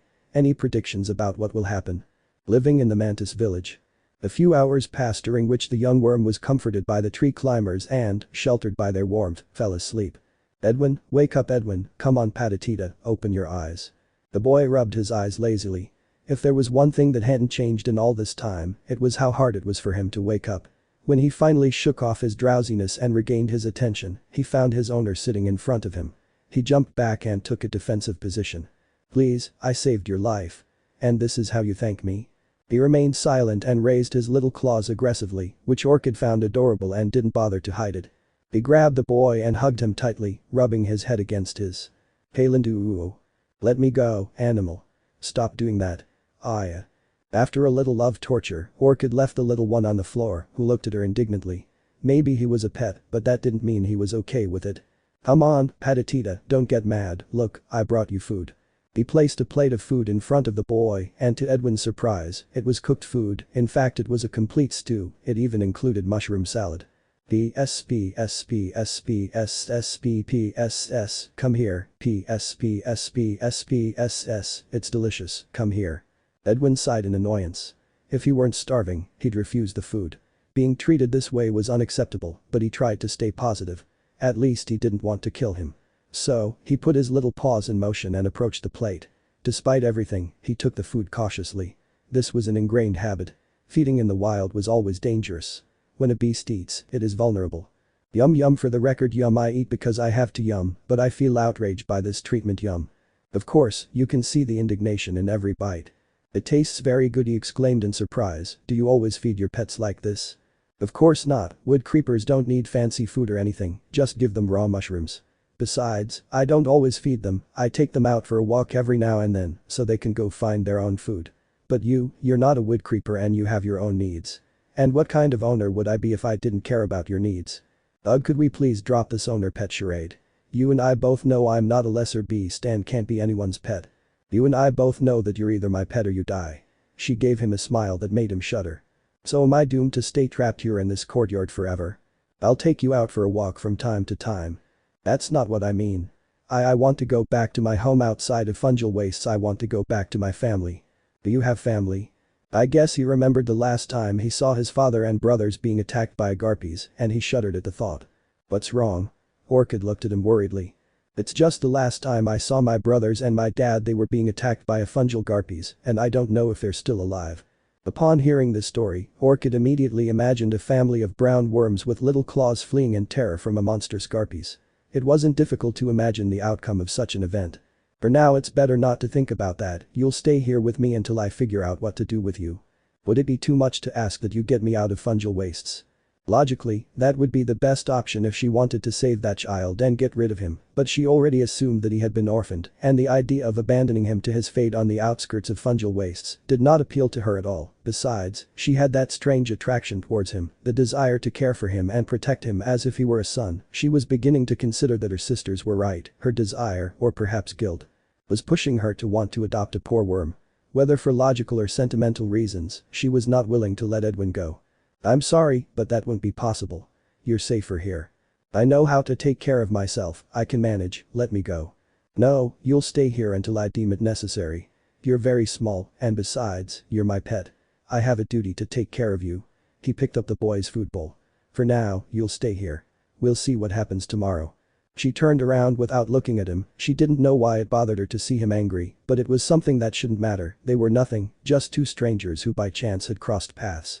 When Orchid left the yard and Edwin was left alone, he gave way to his rage and stamped his foot on the ground, growling. He was angry and sad. He had lost his freedom and his status as a civilized creature. He was now relegated to being a mere pet of a brute and savage mantis that would never let him go and would now spend his days locked in that miserable yard. He buried his head in the ground and began to cry in frustration. He was a prince, but no one seemed to care. He was one of the most important people in the heart of Hellenist, but here, that meant nothing. No one valued him. In fact, they despised him. He sank into a hole of sadness and self-pity, where he saw only darkness in his future, and he would have remained there if not for a soft wet touch on his back that made him shudder. He jumped and met the dark eyes of a tree climber who had approached. Perhaps he was deceiving himself, but from its gaze, he could almost tell the creature was worried about him. As if confirming his words, the insect approached him and rubbed its snout against his chest. Instinctively, he hugged it and let it love him. He hadn't known these creatures were so affectionate. It wasn't surprising that Orchid kept them as pets. Soon, other creatures approached him and surrounded him, seeking to comfort him, and, at least for a while, he felt better. Aster, please try to eat a little, you'll get sick if you continue like this, Hollow said worriedly seeing his son's poor appetite. I'm not hungry, maybe I'll eat later. This was a scene that had sadly become common at mealtimes. None of Hollow's children were well, but Aster was the one who was the hardest put up with the situation. His father had to make great efforts to get him to eat, but he didn't always succeed. In fact, the boy had already lost a little weight. Then you always forget to eat, come on Aster, neither your uncle nor I like seeing you like this. If not, Uncle Big will blame you, right? Will he get angrier with you than he already is? But where from? Don't try to hide it, Jasmine and I aren't stupid, we notice everything, right? The girl felt intimidated by being mentioned so suddenly, so she nodded somewhat nervously. Uncle Big is always angry when you're around, the boy continued. And it's not fair. You didn't do anything, this is all my fault. Tears finally appeared. Aster, I didn't know what to say. I wasn't going to lie to him and say he hadn't done anything, but I wasn't going to hold it against him either. It's my fault too. I couldn't protect them. No Dad. This is all my fault, I never should have gone to fungal wastes. I caused all of this. Aster cried. He took his son in his arms, neither Koko nor Edwin would like to see you like this. I don't know if Edwin would care. I was mean to him, I behaved like an idiot, and now I'll never be able to apologize. When Edwin became Orchid's pet, he imagined that he would spend his days bored, locked up in that courtyard with the tree climbers, where the only interesting thing he would have would be to see what food they brought him, but nothing could be further from the truth, since, even though he was a pet, everyone was clear that he was not an inferior creature, and that if they said something to him, he was capable of answering. Lily and Lavender wouldn't receive any attention, as they hated Orchid's pets and wanted nothing to do with them, but their children were a different matter. That morning Edwin woke up to the sound of the patio door opening, and instead of seeing the older mantis with a plate of food for him, what he found was the pesky little mantis that had caused him so much trouble. You, how dare you?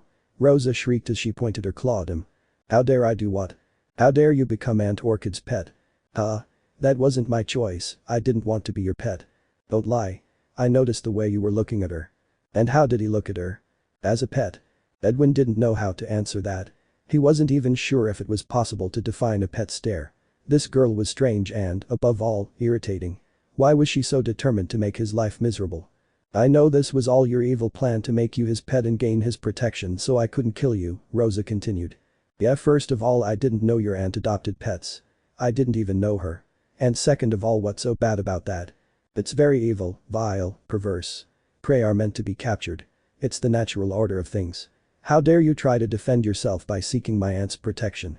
I wasn't looking for it, but honestly, seeking protection seems like a very logical thing to me. Shut up. Don't talk to me, pet. Anyway, I just came to give you a warning, don't cross my Aunt Lily or Mom's path, they hate Aunt Orchid's pets, and if they see you they won't hesitate to kill you without even giving you the chance to say anything, it's happened several times before. Edwin looked at her in surprise. Are you worried about my well-being? What? Of course not. It's just that I can't let them kill you because I'm the one who has to do it, so you better not die. Your logic is strange. Make sure you eat healthy, go to bed early, and exercise. It wouldn't be good if you got sick, either, okay? Edwin was increasingly surprised anyway, stay alive. We'll meet again in an epic deathmatch. I look forward to it, he said without enthusiasm. Me too. Rosa looked overly excited. And after saying that he flew away. Edwin stood there for a while waiting for something to happen. Since the girl had left the patio door open, he assumed someone else would be coming soon. She couldn't be that careless. But as he would learn in the following days, Rosa was very careless and always forgot to close the doors. After 3 minutes of stillness, nothing happened, so the worm decided to venture out. It was incredible that his first chance to escape had come on just the first day of his capture. He discreetly peeked his head into the hallway behind the door, and as soon as he did, a voice caught his attention. Careful, worm, it's dangerous to go out if you don't know the place. Edwin looked everywhere looking for the owner of that voice, but there was no sign of anyone until he came up with a more creative answer and looked up. There on the ceiling of the hallway he saw a mantis child hanging from the ceiling watching him closely. At the end of the hall there is a large room with a smaller door that leads to where Aunt Orchid sleeps. On the other side of the room there is another hall. The second door leads to Mom's domain, Lord Lavender, the third to Aunt Lord Lily's domain, and the fourth to the place where the kids sleep. The first door is the dining room kitchen. Do not enter the areas of Lords Lily and Lavender, if they see you they will kill you. In the kitchen be careful, you must be aware of who enters, and the kids' quarters do not go in the afternoon or at night. Mom and Aunt Lily usually spend time there. Edwin looked at him in surprise. Who was this boy giving him such precise instructions about the house, schedules, and people? Why did he do it? Who are you? Clavl, Rosa's brother, second son of Lord Lavender. And why are you telling me all this? So you don't die. Another one who wants to have the honor of killing me? Not really, it's more fun if you stay alive. He gave him a sinister smile and came down from the roof landing in front of Edwin. So you are Rosa's famous challenge, the impossible prey she hasn't been able to hunt. He let out a mocking laugh. You look so harmless and weak, it must be very humiliating for her not being able to kill you. From what I see, you like the idea of your sister failing. Oh yeah. Rosa is so irritating, but she's powerful, a prodigious mantis. Everyone says she's almost assured of becoming Lord. She's brilliant in combat and hunting, and she overcomes every challenge she sets herself. It's nice to see someone capable of standing up to her. I guess you're the useless brother who gets overshadowed by his sister. That brought back some memories of his own relationship with Aster. Useless? Nah, no useless person survives, there's a reason I have 2 dead brothers. Edwin was surprised by the calmness with which she mentioned this. He had been devastated by Koko's death. I'm not useless, but I'm not a radiant ray of sunshine who dazzles everyone with my talent either. I'm just average, but of course, if your sister stands out so much, comparisons are impossible to avoid. Mom always says, Rosa this, Rosa that. Well, look, Mom, Rosa couldn't handle a little worm. How bad would that be? So the best thing is that you stay alive, that you be that stain on her impeccable record. The truth is, I should feel upset about being used to bother your sister, but I understand you so well. Huh? Really? Yes, I have, or maybe I had, I hope I still have, a brother. He has always been Dad's favorite. He is the strongest, the fastest, and always attracts everyone's attention. He sighed. I would have also liked to see something in which he failed. Like Orchid, Carnation imagined a family of clawed worms, and in her fantasy she saw Edwin digging alongside another, larger worm, the latter digging the fastest. Interesting, it happens everywhere, I suppose. Well, then I'm counting on you to humiliate Rosa. Yeah? Great. Then I'll leave for now. Aunt Orchid doesn't like us going near her pet's yard. She's always thinking we're going to make them dinner. There's no shortage of desire, to be honest, but we respect her weirdness. Bye.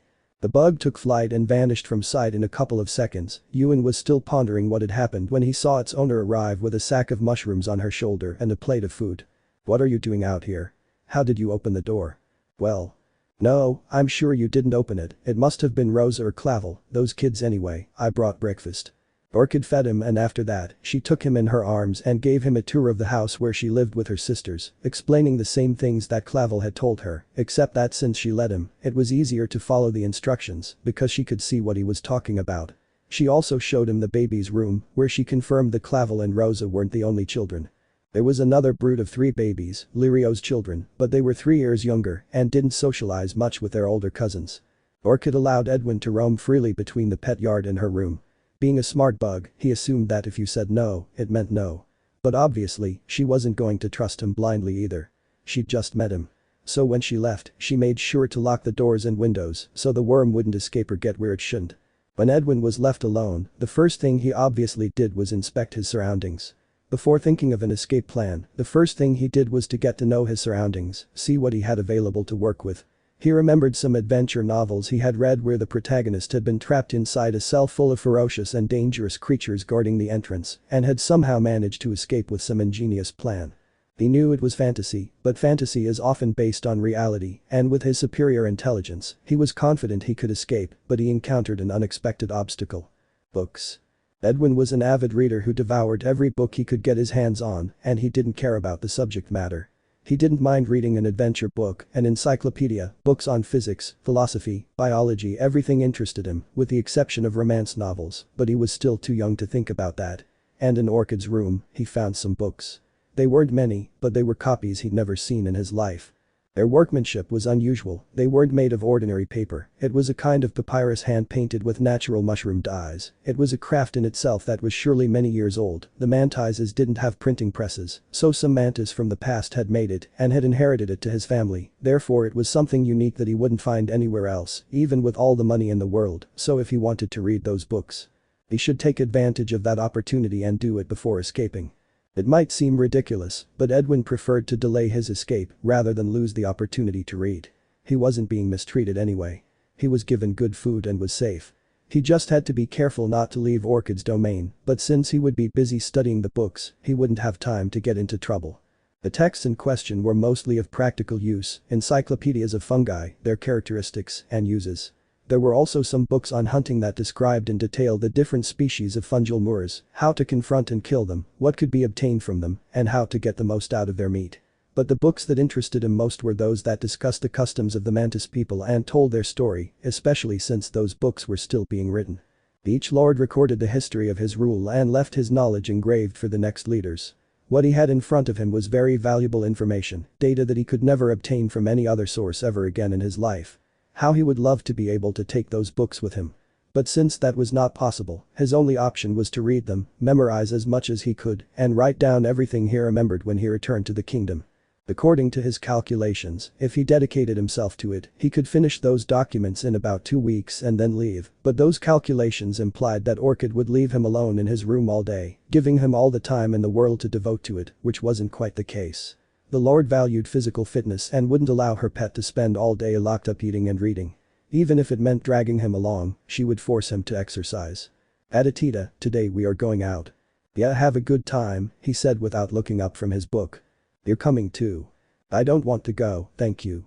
"You have no right to refuse." This time the worm looked at her and gave her a furious expression. "I'm busy." "You're just reading." "That's important." "You have all the time in the world to read." "I don't have it," he murmured, thinking that losing an afternoon of reading would delay his escape.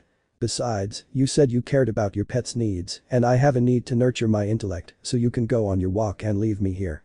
He was about to return to his reading, but Orchid grabbed him by the tail and left him hanging upside down, just as she had done the day they met. "Miss Orchid. What do you think you're doing?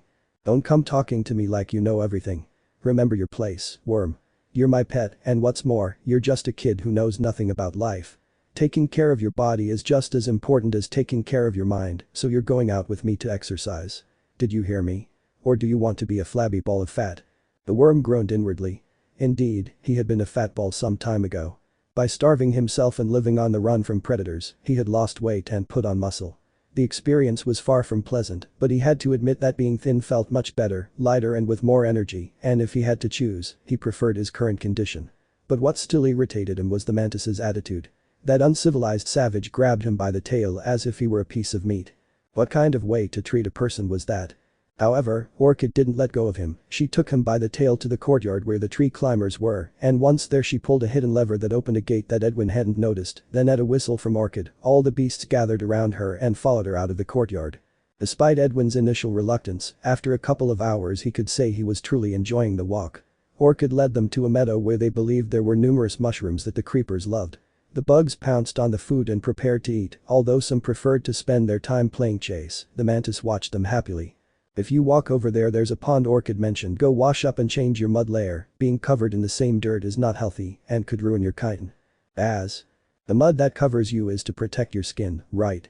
It wasn't exactly for that, but he wasn't going to reply. It was true that he needed a bath, his body was very itchy. He appreciated the gesture of her caring about the health of his skin. She was a savage brute, but she had judgment. He was starting to like her, but all the sympathy he felt for her vanished when he returned from his bath and saw her standing in front of him with a spear in her claw. What does that mean? Let's train. You expect me to fight you? You're crazy. Oh no, you're not going to fight me, you'd never beat me, what you'll do is try to escape while I threaten to end your life. Wide. Corey. Edwin jumped to the side just in time to avoid the spear from penetrating his brain, a maneuver he had to repeat several more times before he managed to find a suitable rhythm that allowed him to distance himself and run away from the mantis. After that followed an intense chase in which he felt he was going to die. He resorted to all the escape tactics he had learned during his time in fungal wastes, hiding under some mushrooms, setting paralyzing mushroom traps, throwing stones, taking advantage of some mushrooms that could be jumped on, but he realized with horror the abysmal difference between a professional adult mantis and a novice hatchling. No matter how hard he tried, he couldn't outwit Orchid. Even when he managed to buy some time and dig a hole into which he got in, she, as if it were the easiest thing in the world, buried her claw, grabbed him by the tail and pulled him out of the ground. I've got you. Edwin looked at her, frightened. You're pretty good, I must say. No wonder Rosa couldn't handle you. She placed him in her arms and stroked his back, trying to calm him down. It was a good workout. Was this just training? Of course. Or did you think I was going to kill you? To Edwin, the persecution seemed so real that he doubted whether it had been a practice or not. It would be best to keep an eye on that savage. She could kill him while he slept. The truth was that he had a hard time understanding Orchid. She was not like other adults he had met. One moment she was a terrifying monster, and the next a tender lady who caressed his back as she was doing now. Oh? And this? Orchid scratched Edwin's back, causing him to shudder. Don't do that, it tickles me. The chitin on your back has an unusual break. Really? Did I break my back when I fell here? A shiver ran through her body. It's a worm's miracle I didn't get a fungal infection in the wound. No, this isn't a break caused by a blow, I'd say it's something from birth. Birth? No one ever told me I had a birth defect, nor has it ever bothered me.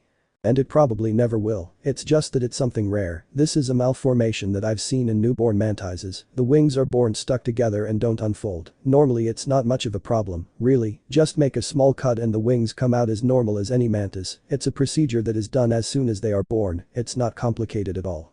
I see how strange that Aya. Orchid didn't warn him or prepare him in any way. Without saying anything, he stuck his claws into the tear and opened the skin, and indeed a pair of wings came out, but the cost was a high degree of pain. It hurts, Aya. Edwin cried as the wings, which were initially wrinkled and opaque, stretched and grew longer and longer. Traces of blood stained them. Opening already hardened chitin was a traumatic process, and Orchid began to regret being so rude. Easy Patatita, easy. It hurts. The mantis, already scared by what it had done, hurriedly searched for a particular mushroom. Once it found it, it quickly gave it to Edwin, who bit it and swallowed desperately. He swallowed until he was almost choking, but Orchid opportunely offered him some water to swallow the bite. After a while, the little one became so sleepy that he no longer felt pain. The remedy had taken effect, and after that, they were both able to breathe peacefully. The worm closed its eyes and lost consciousness. Edwin with wings. And damn brute Orchid, but it's not like he has any bad intentions, really. Sick mantis. For several days, Orchid was plagued by guilt. Pulling out Edwin's wings the way she did had not so positive consequences for the little boy. It wasn't just the pain and inflammation that was the problem anymore. A very high fever plagued him for 3 days, during which the mantis never left his side. She used all her basic medical knowledge, plus what she had recorded in her books, to treat him. She made numerous antibiotic pastes, ointments for the inflammation and pain, and concoctions for the fever. She watched him constantly, placing cold compresses on his forehead. She even let him sleep in her own hammock while he recovered. They were endless sleepless nights, but finally, on the third day, Edwin opened his eyes. At first, he was dazed, vaguely remembering snatches of reality mixed with deliriums caused by fever, where he saw a strange red bat and a small white moth that emitted an orange light. What was a dream and what was a fantasy? Seeing the mantis lying on the ground next to the hammock made him doubted. Amidst his feverish hallucinations, he would occasionally make out the figure of the mantis, only a distant silhouette speaking to him, but whose voice somehow calmed him. From what he saw now, he concluded that it had been watching over him. A warm feeling grew in his chest. Knowing that this wild mantis cared for him made him feel loved and appreciated. He was very happy. Miss Orchid. Miss Orchid. Please wake up. The mantis stirred in her sleep. She was very tired and really needed to sleep, but that childish voice woke her suddenly. She had been longing to hear it. She sat up in a flash and stared in wonder at the little worm lying on her bed, watching her worriedly. Miss Orchid, I'm gone. Ah. Before he could finish his sentence, Orchid grabbed him and held him close to her chest while she rubbed her head against the boy's forehead. You're okay, you're healthy, oh potato. She picked him up and placed him on her head to see him properly. I'm so happy. Oh wow, Edwin didn't know what to say, he even felt embarrassed to receive so much pampering from the mantis. Orchid took him down and left him in the hammock. Potato, I wanted to apologize, I shouldn't have forced your wings to come out at this age, taking them out in a newborn mantis is something simple and doesn't cause much problem, but it seems that in a bigger bug it's dangerous, I didn't know that and now I made sure to record it in the books so that no one commits a horror like that again. I'm really sorry. For Edwin it was a novelty that an adult apologized to him and of course he accepted it, he was delighted by all the concern that the mantis showed, in fact it was much more than he expected from a wild and uncivilized mantis that supposedly had no heart. Well, do you want something to eat? You've only had water during your 3 days of fever. I'll get you something. The mantis immediately left the room to look for something to eat, both for Edwin and for herself, but because she was so sleepy, for the first time she forgot a precaution she had always taken until then. She didn't close her bedroom door. The winged worm lay in the hammock waiting for food. Little by little, his hunger was appearing, but he felt weak, so it was best to wait for someone to take care of him. Suddenly a noise caught his attention and he became alert, but his body did not respond as well as he would have liked, his muscles were numb, he could only curl up and tremble in fear. For a moment he had felt safe thanks to the mantis's care, but he had to remember that she was the only one who loved him, for everyone else he was just prey, easy food. And then a shadow appeared in front of him and he screamed in fear. That worm. Fear me. Your executioner has arrived. Rosa. Edwin was scared. He was in no condition to confront the baby mantis. The girl looked at him gravely for a few moments, after which she pouted. That's no good. There's no point in attacking weak prey. That's not a challenge. Is this another plan to keep me from killing you? Did you get sick on purpose to make yourself weak and make me lose interest in you? But I don't. That won't work. I'll keep stalking you and I'll kill you. But I'll do it when you feel better. He pulled out some small yellow mushrooms and threw them onto the hammock. Eat those. They're full of vitamins and great for recovering from an illness. Oh thank you. You're welcome, you should be happy to have a hunter as considerate as me. Rosa, do you realize the incongruity here? I don't know what's incongruous, but if you don't eat, it's not a big deal. Well, I'm leaving. I have to fulfill my hunting quotas. Bye. He didn't bother to listen to Edwin and flew off. The worm remained silent for a few moments, trying to process what had happened, then picked up one of the mushrooms and sniffed it suspiciously. Don't worry, they're not poisonous, said a familiar voice. Edwin looked around for the person who had spoken, but saw no one, then remembering a previous experience he looked up at the ceiling where he saw Clavl hanging. Ah, it's you. Yes, Clavl, I'm sorry if I don't have big titles like executioner or prodigy breeder. He went down and landed on the hammock, where he picked one of the yellow mushrooms and ate it. If you don't want them I'll take them, they are very tasty. Edwin quickly ate the mushrooms nearby. He wasn't going to let them take away a meal that was meant for him. After tasting them, he found they weren't too bad, a little sour for his taste, but perfectly edible. Do you know why Rosa brought me this? Well, knowing her I think she likes you. This must be a joke. I wish I were, he sighed sadly. She shouldn't feel affection for someone like you. That's against the mantis code, which is why she can't admit it openly. Just play along, okay? She might be a pain in the ass, but she's my sister and I don't want anything bad to happen to her. I thought you hated your sister and wanted to humiliate her. I don't like it at all, but it's one thing to humiliate her and quite another to want her to die. I'm not that heartless. Will they kill her if she ever falls in love with me? Don't worry, I wouldn't fall in love with a praying mantis. You don't have to fall in love for her to get into trouble, all she has to do is want you as a friend for everyone to reject her. A self-respecting mantis shouldn't make friends with a lowly creature like a worm, and Orchid herself is already in enough trouble because of you. This news sat very badly with Edwin. He didn't want that mantis, after being so kind to him, to end up hurt. Besides, he didn't understand what was wrong with a mantis being affectionate toward him. What was the problem? Guilt and sorrow turned into anger and frustration. And what's the problem if a mantis likes me? That doesn't hurt anyone. No, it doesn't, and there's really no big problem. So why would they punish Rosa for being my friend? Not everyone thinks like us. That word echoed in her mind. Because she hadn't socialized with Clavl much, she didn't know him well, but little by little, she realized that he was something different from the common mantises, just like Orchid. Are there other mantises who think like you or Miss Orchid? There are some. They don't agree with how things work here. They have some ideas that don't fit with the traditions we've had for years, but they're still few in number, so they do their things in secret. Aunt Orchid is the leader of them all, and little by little she gathers followers. She has the idea that one day she'll change all the mantises, and the tribe will finally open up to the world. Edwin was shocked. Mantis society was more complex than he thought. Their current situation seemed to be some kind of hidden revolution or ideological war, where piety and love clashed with strength and traditions. But there was an even more interesting detail. Clavl was just a child and was already involved in these issues. He managed to guess that he was a very mature mantis for his age. Perhaps that was why he spent his time alone and tried to keep a low profile. Unlike his sister, who was strong but extremely immature. But if there was one thing Edwin knew, both from reading books and from his uncle's stories, it was that with cunning people you have to be careful. They were often looking to get something. Why are you telling me all this? So you'll stop getting into trouble and bothering Aunt Orchid.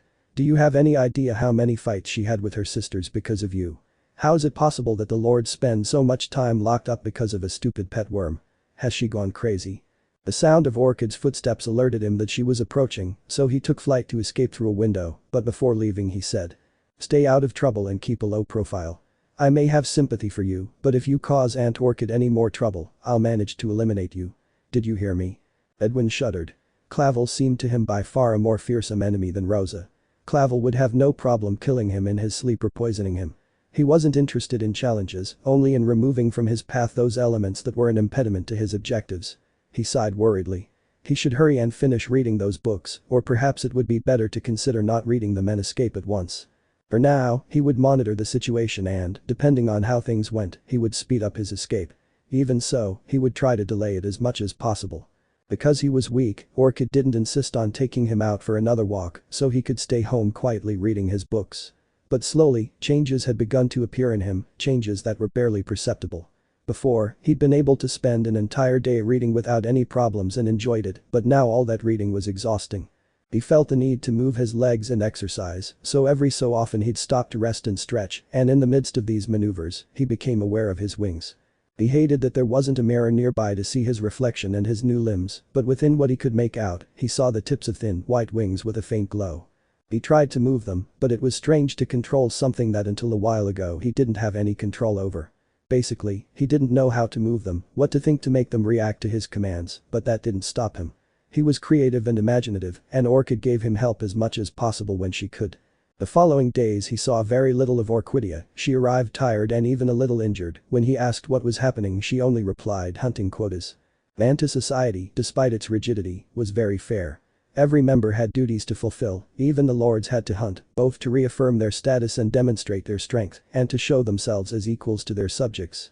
And Orchid, after 3 days absent from caring for him, was far behind with her duties, and that included only hunting. She didn't know exactly what other things a lord was supposed to do, but she assumed that, like a king, he also had administrative duties, meetings, and such. But even so, despite her tiredness and pain, she made sure to leave him a plate of food and talk to him a little.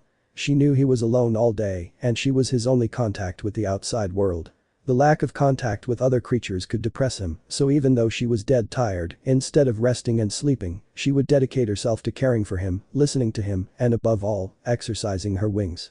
Knowing they were atrophied, she combated this by carefully moving them herself. This caused some pain to the little one, but the mantis was careful not to exceed its endurance. Furthermore, the fact that it remained sore until the next day was proof that there was still muscle, and that it was working. Orchid's care made it so that in a matter of days Edwin was able to move his wings by himself. It really wasn't that difficult, but of course it was far from flying. Even so, the worm made an achievement that for him was something extraordinary: jumping. Now he was like his father, who after one jump could make a second jump by extending magical wings made of soul. Only his were part of his body and permanent, or at least he hoped they would last a couple of years. He didn't know if he would keep them until he became an adult or lose them as he grew up like the mantises. But even if he kept them for a short time, that was enough for him. Now he had more mobility and escaping would be easier. New possibilities opened up for him to plan how to leave fungal wastes once and for all. Now if he acquired skill, he could climb through the mushrooms to reach the upper exit. But all his fantasies would have to wait for now. He was almost finished reading his books, and on the other hand, he had another worry. Orchid. That crazy mantis, a fanatic about climbing plants and grabbing him by the tail, wasn't right. Every time he saw her, she was tired. He knew it was because of him, and this made him feel guilty. It would be very ungrateful of her to leave without even saying goodbye after all the care she'd put into him. It was true that she'd almost killed him with her brilliant idea of growing her wings, but it was unintentional, and in the long run, having wings would be useful. Every night he had some questions about what to do. He should leave, that wasn't his home, and he wasn't happy there either. He wanted to return to his luxuries and see his family, but on the other hand he was becoming attached to that mantis and didn't want to leave it alone. Something inside him told him that it would hurt her a lot if he abandoned her. What they said about her desires as an unsatisfied mother may have been true, and in a way he was making up for them. Edwin had already realized that for her he was more than a pet. She talked to him, she listened to him, sometimes she even indulged him on what to have for dinner. Perhaps she kept him locked up, but it was her way of protecting him. If he were stronger, he would surely have more freedom. Now, like so many nights, he looked at the sleeping mantis on the ground. He didn't manage to climb into his hammock before succumbing to sleep. Poor Orchid, he wished he could help her, but he did the only thing his small body could do. He fetched a blanket and covered her with it. The mantis curled up under the fabric without opening its eyes, and Edwin sighed. Seriously, you're a brute, an uncivilized savage, without elegance or class, but if I had a mom I'd still like her to be like you. Letting himself be carried away by his desires, he curled up next to her and fell asleep peacefully. Edwin's sleep was interrupted prematurely. He woke up startled by a blow that sent him flying and made him land on the hammock, which, upon impact, turned around, rolling up and leaving him trapped. It took him a while to get out of there. When he was finally free, he grumpily approached where the mantis was trying to contain his rage. He knew it wasn't her fault. She hit him while she was asleep, but he still felt like complaining. He was considering waking her up when he realized she was very restless. He had slept in the same room as her many times, and she never moved like that. Orchid's face reflected anguish and fear, and it had a strange color. The worm approached cautiously, fearing another swat at some unexpected moment, but fortunately, it didn't happen, and she managed to touch the mantis's forehead, only to discover that it was burning with fever. "Oh no. Miss Orchid," he exclaimed, after which he paced nervously around the room while thinking out loud, "What do I do? What do I do? She's sick. This isn't good.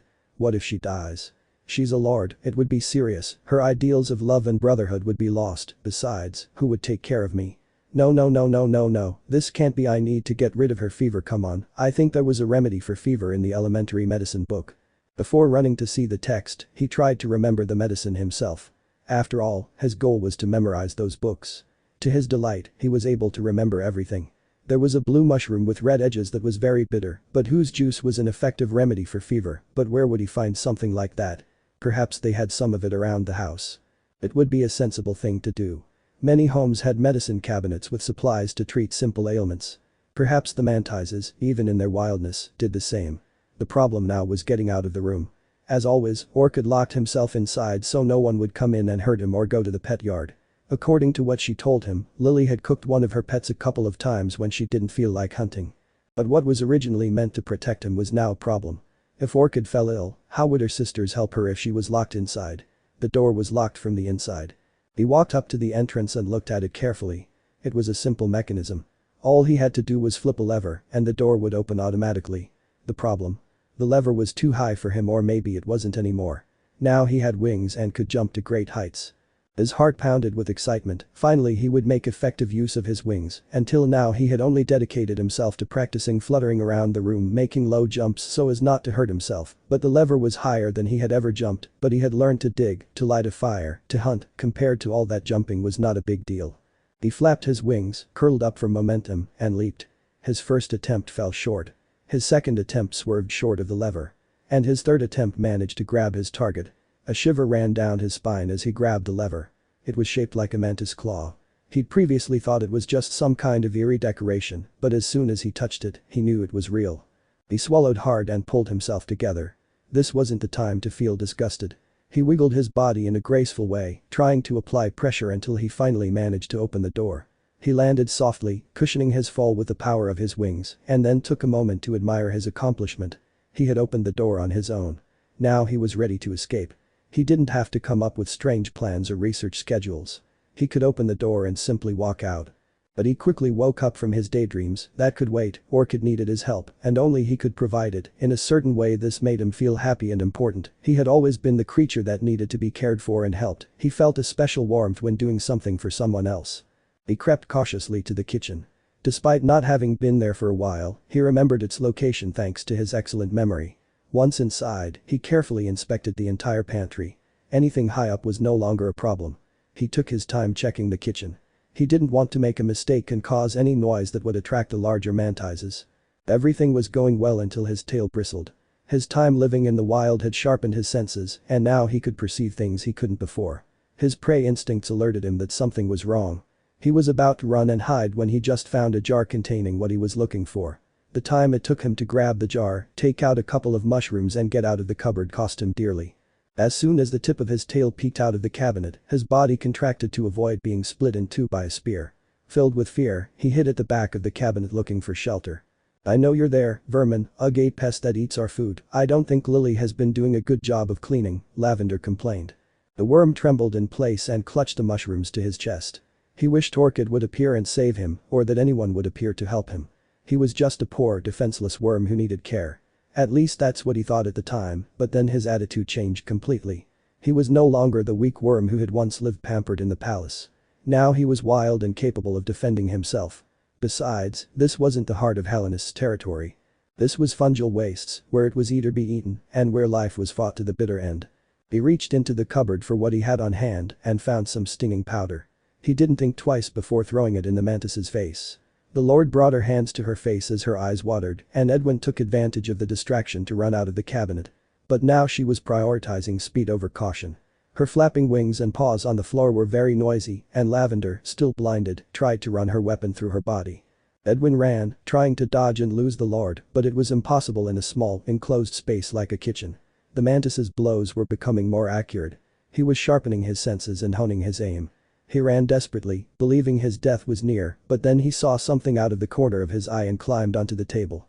Lavender, of course, lunged at him and buried the spear in the table, but again she only stabbed at the air. However, this time she heard something she hadn't expected. "Mom, what are you doing?" "Rosa? Don't you see me?"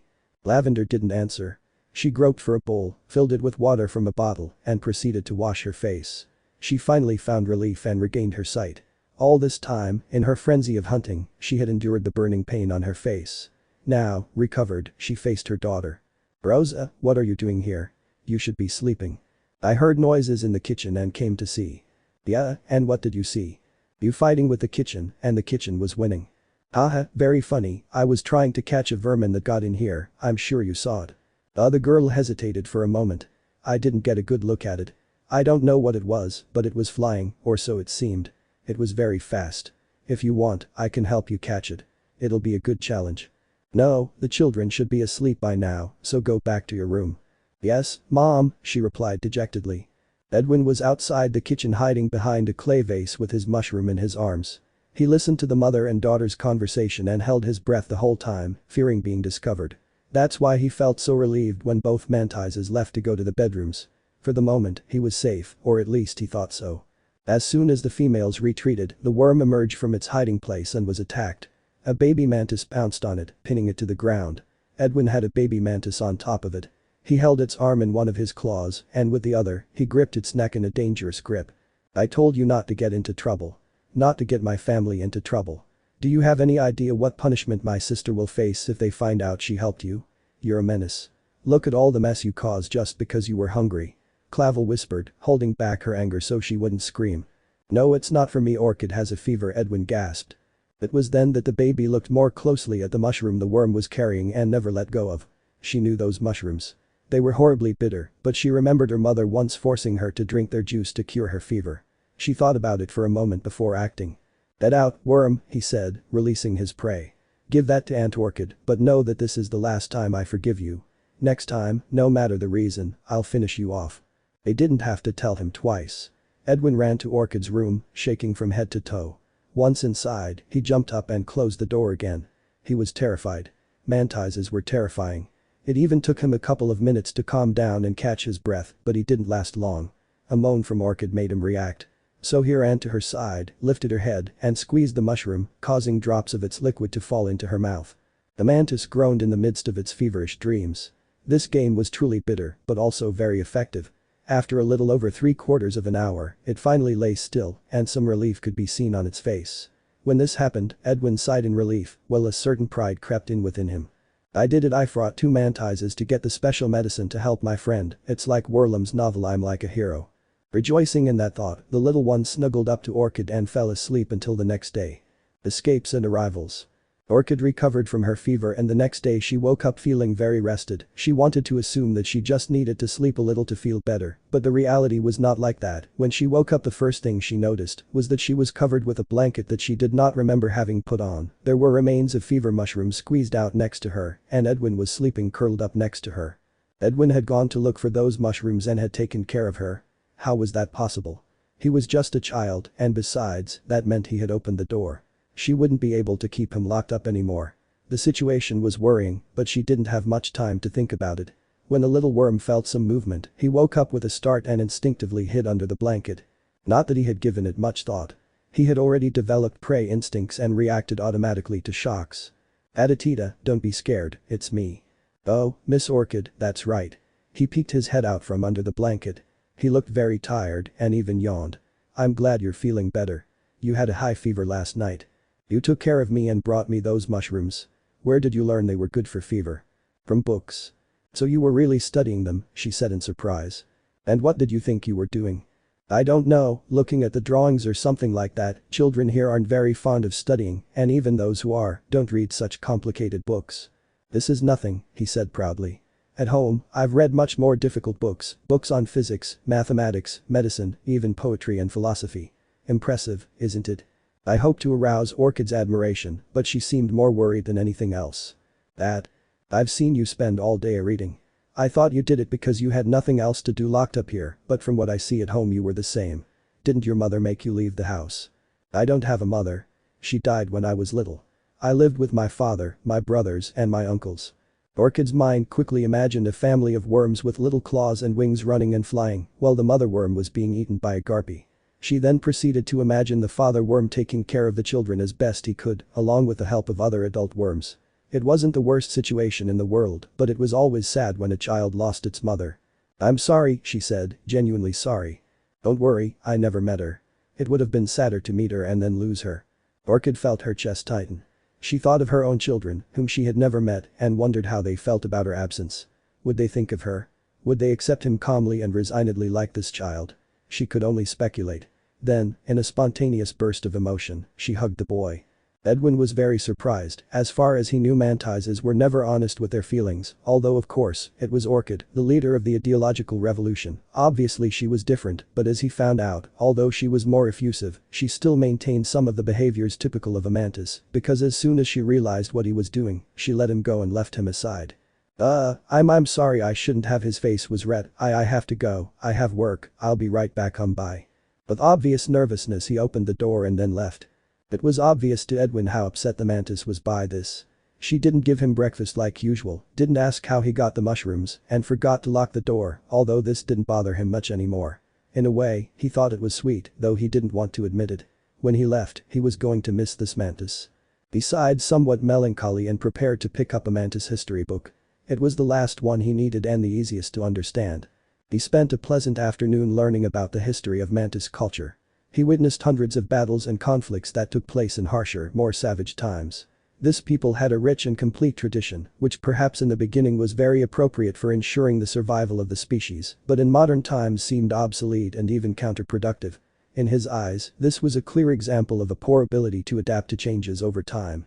He skipped some fights that he considered of little importance, and that referred more than anything to changes in government. As far as he had seen, the mantises did not inherit power to their descendants, they gave it to whoever was capable of defeating them, although because the leaders sought to have offspring with the strongest individuals of the tribe, it was common for their own children to take power. And this was where the lack of feelings became important. Fights for the throne always ended with someone dead, and affection could interfere with the task of killing the children or the parents, depending on who emerged victorious. It truly was a savage and antiquated society. It didn't surprise him that Orchidia wanted to change things. Now he even felt sorry for the mantis children. That scatterbrained girl named Rosa would soon lose her sweetness and charm to become a ruthless killing machine. Clavl would be forced to harden the shell that covered his feelings if he wanted to survive, and he couldn't stand to witness all of that. He had to escape at once.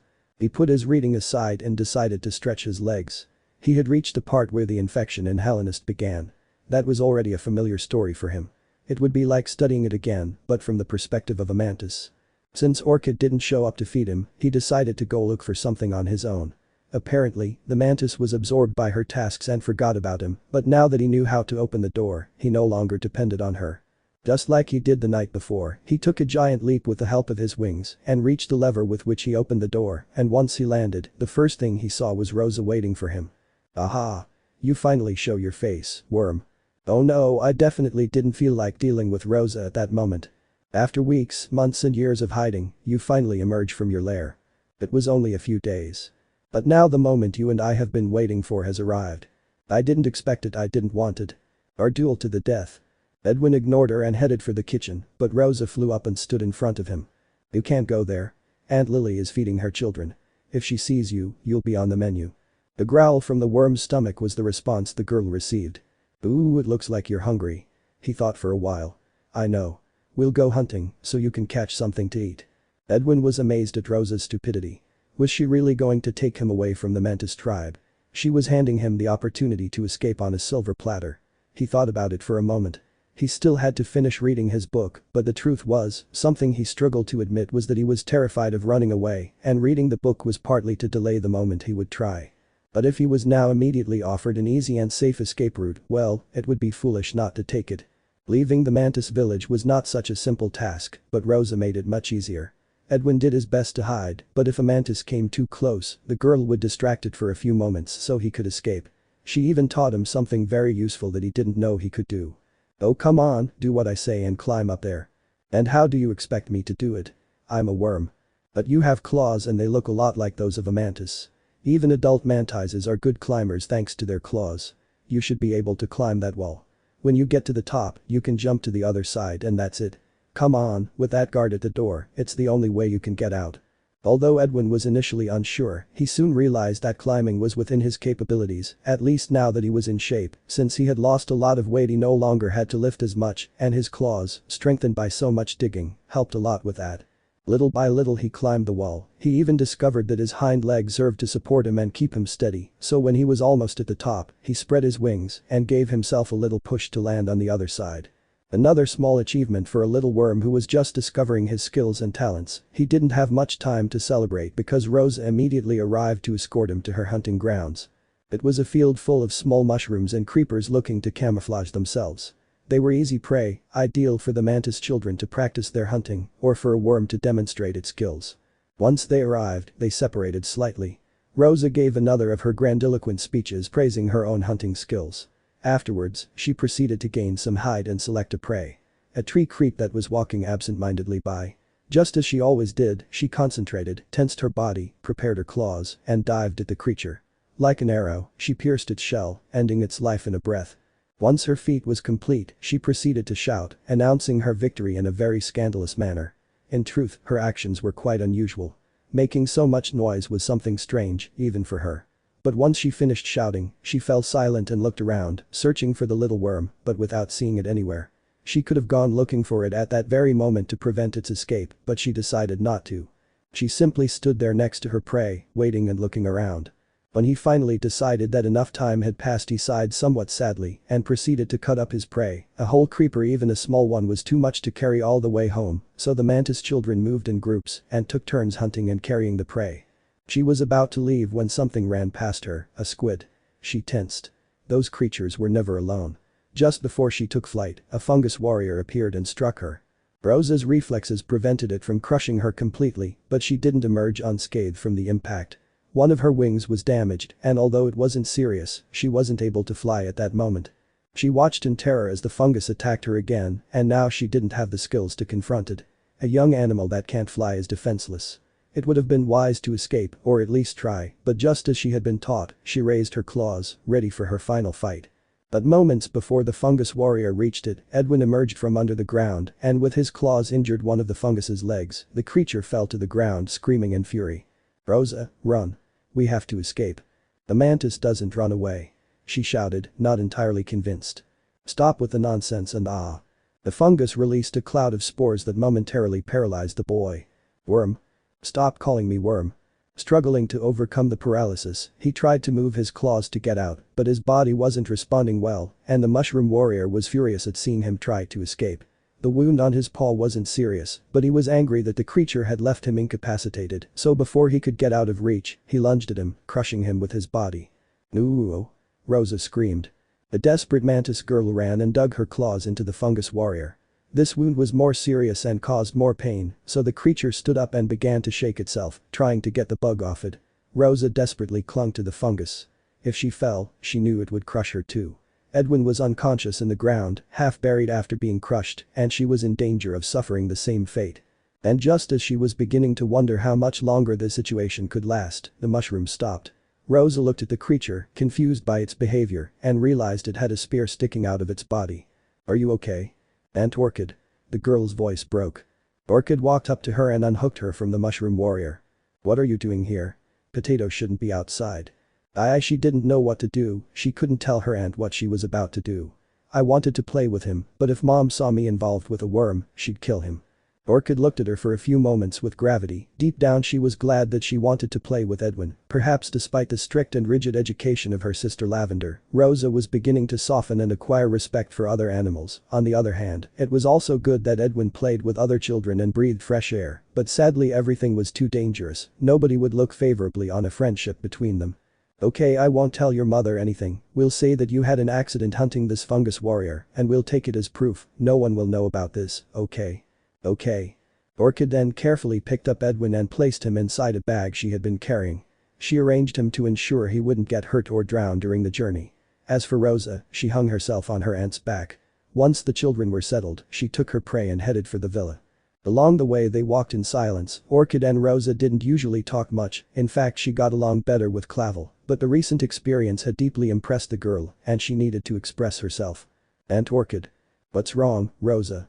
I was very careless. I was preparing a prey to take when that mushroom warrior appeared and attacked me. That's why we tell them not to go hunting alone and to travel in groups. At their age, this place is dangerous." Yes, she looked down in shame. "I almost died. I was scared. The thought of running away even crossed my mind." She expected a scolding from her aunt, but that didn't come. It would have been sensible. "But mantises don't run away. You're little, you can be forgiven for those things. Mom would be disappointed in me." Orchid tightened her grip on the burden she carried in her arms. She had already lost 2 nephews. She would hate to lose Rosa, considering that she had already reached that age where it was difficult for a child to die. She had to live and become a splendid lady who would dazzle everyone with her charm. "The worst part of all," Rosa continued, "is that I was saved by a worm, a damn pathetic worm." "Aditita isn't pathetic, he's a fighter. He's not just any worm, there's a reason he's your rival, right?" Yeah, he's my rival." This idea immediately cheered the girl up. "Of course, he's not just a worm, he's special. Not everyone can match me, and having help from a powerful ally is good. Yes, even a worm can be formidable, and just like him there are lots of bugs that seem weak but are not. I'd like to see those kinds of bugs. Where are they?" "Out of fungal wastes." Rosa's spirits immediately sank. "Why do they have to be outside? How am I going to get to know them? I want to fight them. I wish I could get out." "Maybe someday you can," he added to himself. "I'll make sure you can." The infernal wind battered the small caravan with all its might, struggling to make its way through the rugged terrain.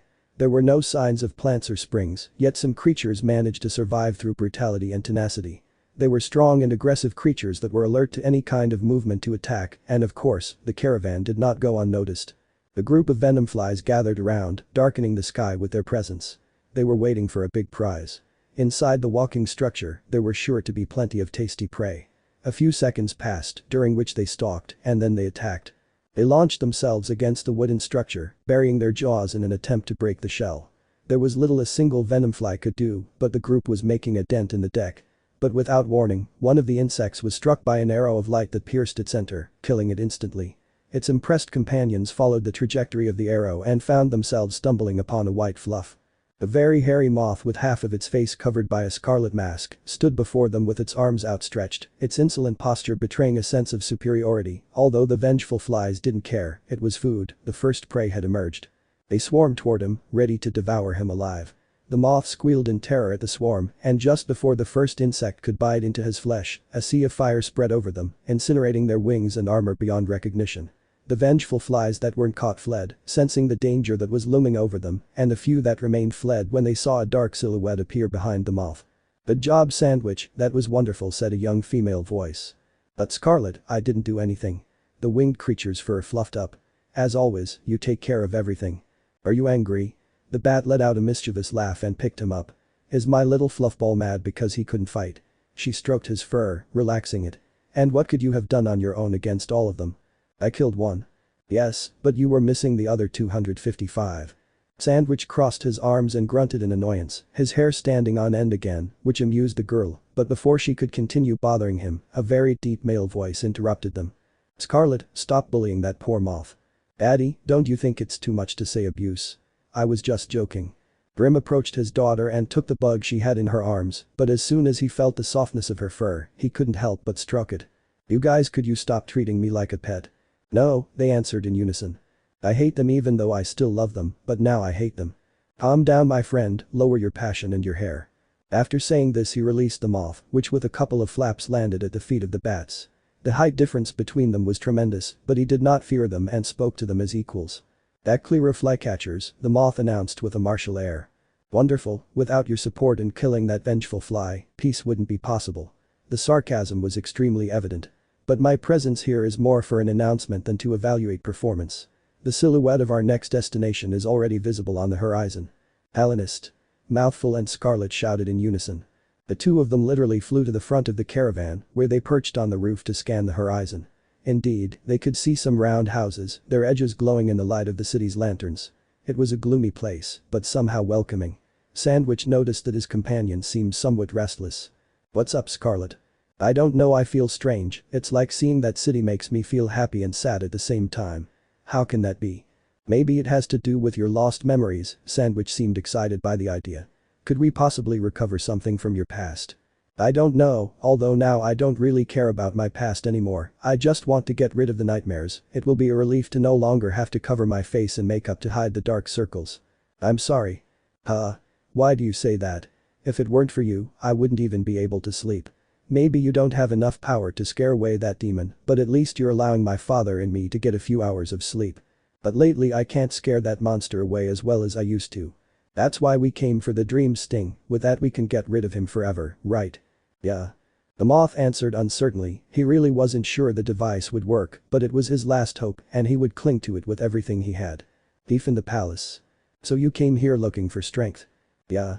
"You want the power of the sting?" "Yeah." "You seek the teachings of the Sting Master Mado?" "Yes." "Ooh," the master gave such a shout that the training dojo shook and dust fell. "Come, my pupil. Receive this sting." The white moth stretched out its arms ready to receive the promised weapon. Mado solemnly took out a small stinger and passed it to the insect, but it proved to be too heavy for him and he died. "Well, not really." "Help." The moth squealed, half choked by the weight. "Oh no." He had given him the smallest stinger he had, but even that proved too heavy for him. He quickly set about helping the creature, lifting the stinger with one hand as easily as lifting a spoon, and Bocadillo could finally breathe easy. Mado looked at him sadly and said, "I'm sorry, I don't think a goat is the right weapon for you, but maybe you could try something else, maybe you could find a master archer or a spear master." "No, I can do it," the insect gasped. Mado knew from experience that fools should realize their limits for themselves, so he handed him the stinger again, but this time he laid it on the ground beside him so as not to crush it, letting Boca manage to pick it up as best he could, if he could. Again the moth tried to lift the weapon and managed to raise one end, but it was far from being able to wield it easily. It was more like a dead weight that it had to carry, and that was of no use to it. "Ah. There you are." A female voice squealed. Scarlet entered the dojo and looked at her adoptive brother with annoyance. There he was again clowning around trying to achieve things that were impossible for him. Stop wasting time and let's go. The female, like Mado, effortlessly grabbed the stinger and tossed it aside. She then took the white fluff in her arms and retreated. Her strength impressed Mado, who didn't hesitate to scream before she forced herself to do so. Little girl, wouldn't you be interested in learning the art of the sting? No thanks, I already have these. He showed her his terrible claws and with that he walked away. Once outside, he put Boccadillo on the floor. He was angry, arms crossed, and didn't even deign to speak to him or look at him. Scarlet sighed with a curious mixture of frustration and amusement. Come on, Sandwich, you know you can't do those things. Besides, why do you want to learn how to wield a stinger? You already have your magic. My pathetic attack magic. It's not fair. You're much better than me at attacking with magic, and you learned that long after I did because I taught you, and you didn't need it, you already had your claws to defend yourself, but what do I have? And before Scarlet could reply, Sandwich spoke again, looking into space as if someone were there. That's not funny, kid. Ah, nobody understands me. Ah, Sandwich. Are you talking to a ghost? Huh? Oh yeah, I forgot you can't see them that easily. It's a kid I picked up recently didn't make it across. Oh, that's a shame. Do you have anything pending here? No, it's just that there's some kind of evil influence that scares him away and prevents him from leaving. Nightmare King. Yeah. They both remained silent for a few moments until Scarlet reacted out of nowhere. Sandwich. I was coming to get you because Dad managed to see where the stinger is. Wonderful. Let's go. They both walked the streets of Dirtmouth, a quiet town with a small growing population. Since they arrived, they were struck by the large number of empty houses. Most of the inhabitants were elderly people looking for a quiet place to rest, and only a couple of families with children. This gave them a bad impression of the place. They had heard that Hellenist was a prosperous kingdom with a large population, but they hadn't found anything like that, and that was disastrous for the circus. Although they had gone there for a specific purpose, they also needed to earn money to survive. Fortunately, the locals explained to them that most of the kingdom and the most impressive parts were located underground, so they would have to consider going there to advertise, since the store, for obvious reasons, was located above ground. They both walked quickly through the streets, but the bat slowed down when they reached a certain area where the sound of an accordion could be heard. What's up, Scarlet? Mouth asked curiously. That musician. He plays very well. Do you intend to recruit him? Huh? No, I hadn't thought about it, although it wouldn't be a bad idea, but it's not that, it's just he seems familiar. I almost feel as if I've known him before. It's like a distant memory, very happy and at the same time painful. He brought his hands to his chest. Why do I feel this way? Do you want to go talk to him? No, not now. For some reason I don't feel ready. Let's go back to the company. Dad is waiting for us. Boccadillo stayed a few more moments to contemplate the musician. He also seemed familiar, or rather he knew exactly who he was, but he saw no point in telling the truth. Neither she, nor he, nor anyone could remember anything. He just sighed and flew after his companion. After a few minutes they arrived at the company and headed directly to the teacher's compartment. The tent hadn't been set up yet, so everyone slept in the cars for the time being. Welcome. How was the reconnaissance? Hi, Daddy greeted the bat. The town looks big, but it's empty. There are only a few families living there. It's more of a vacation spot for the bugs that live underground. We'll have to make an extra effort in advertising, but they say the bugs there have a lot of money, so it will be worth the effort.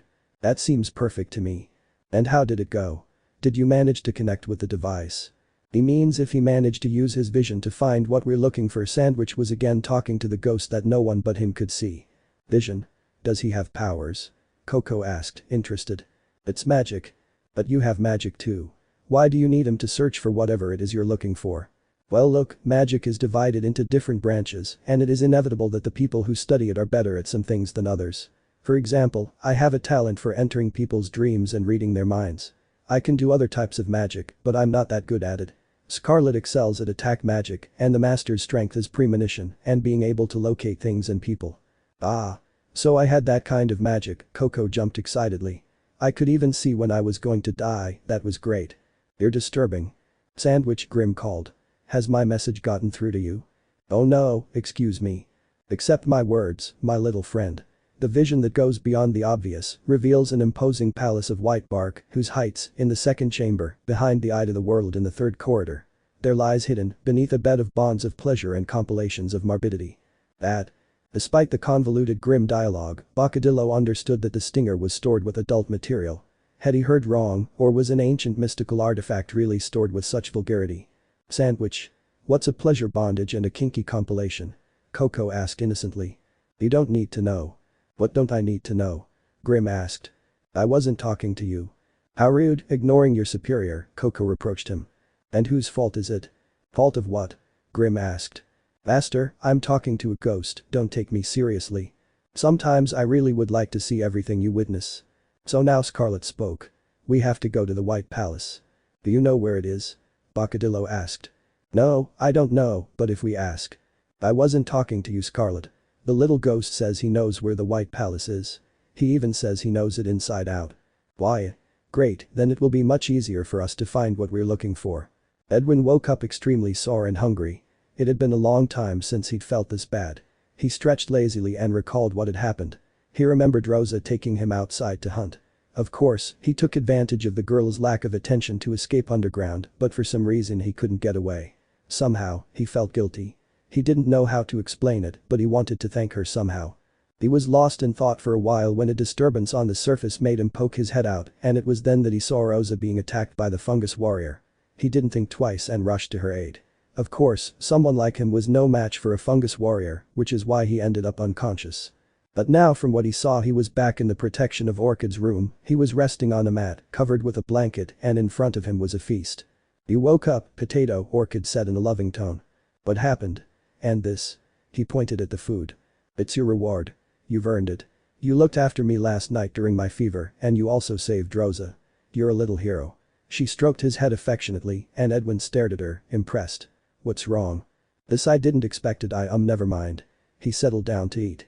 Each bite was sweet and bitter at the same time. On the one hand, the food was tasty. The love that had gone into its preparation was evident.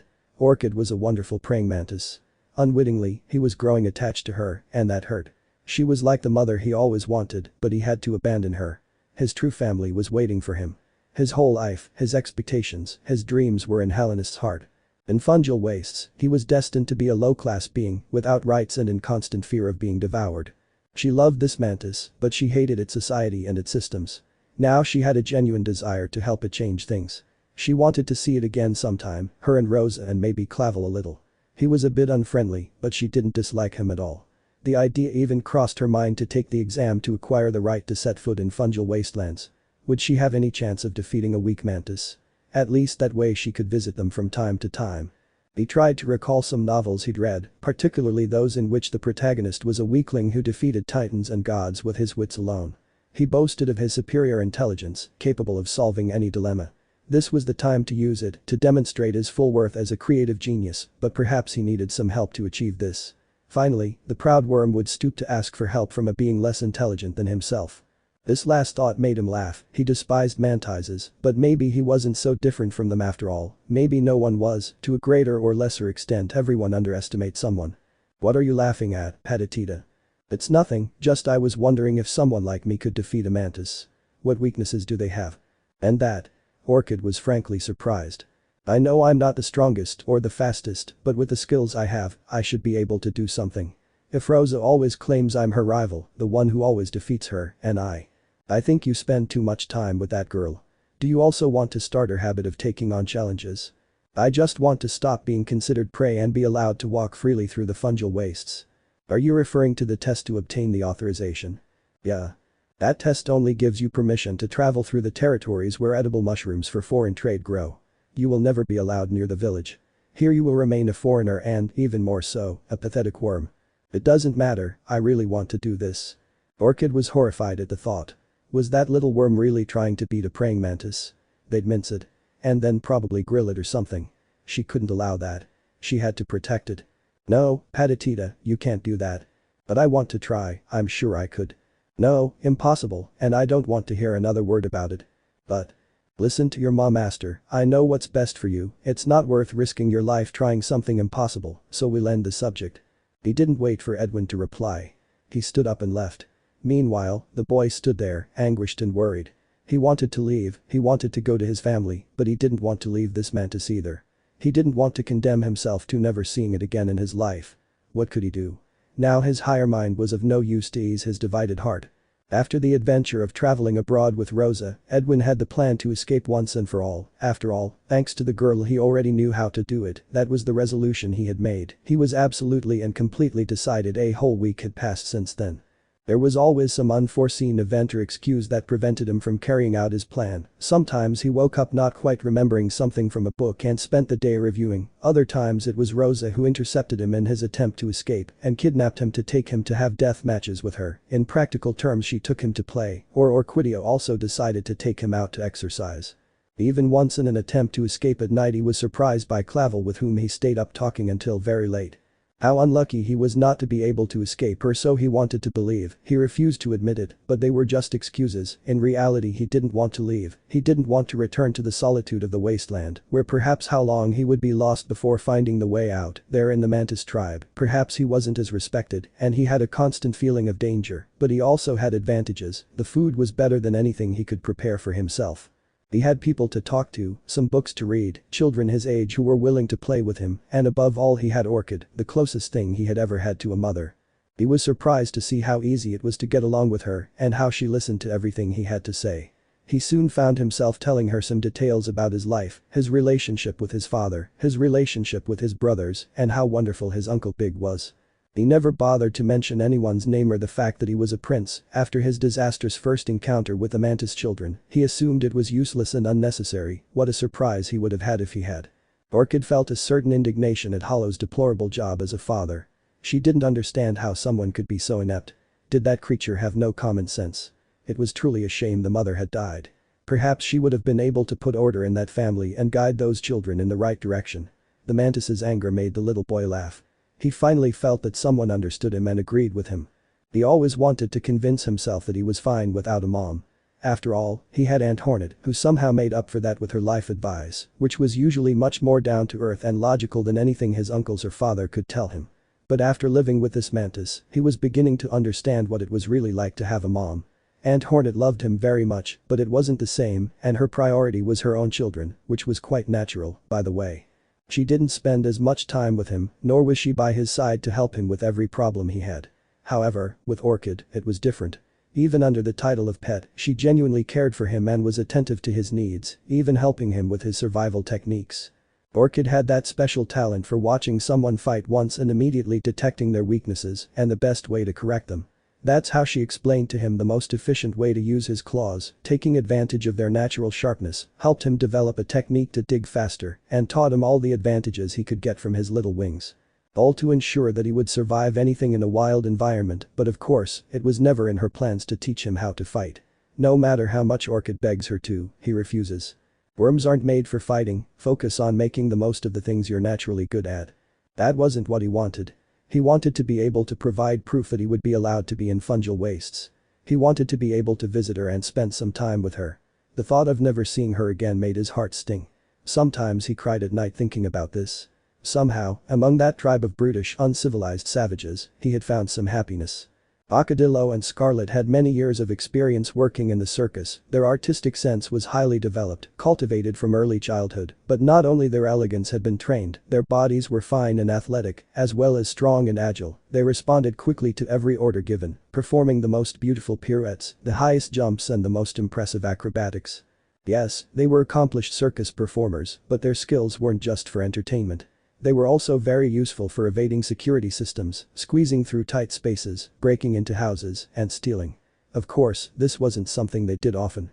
They were honest entertainers who made a living from their act, but given the nature of their mission, on this occasion it was inevitable.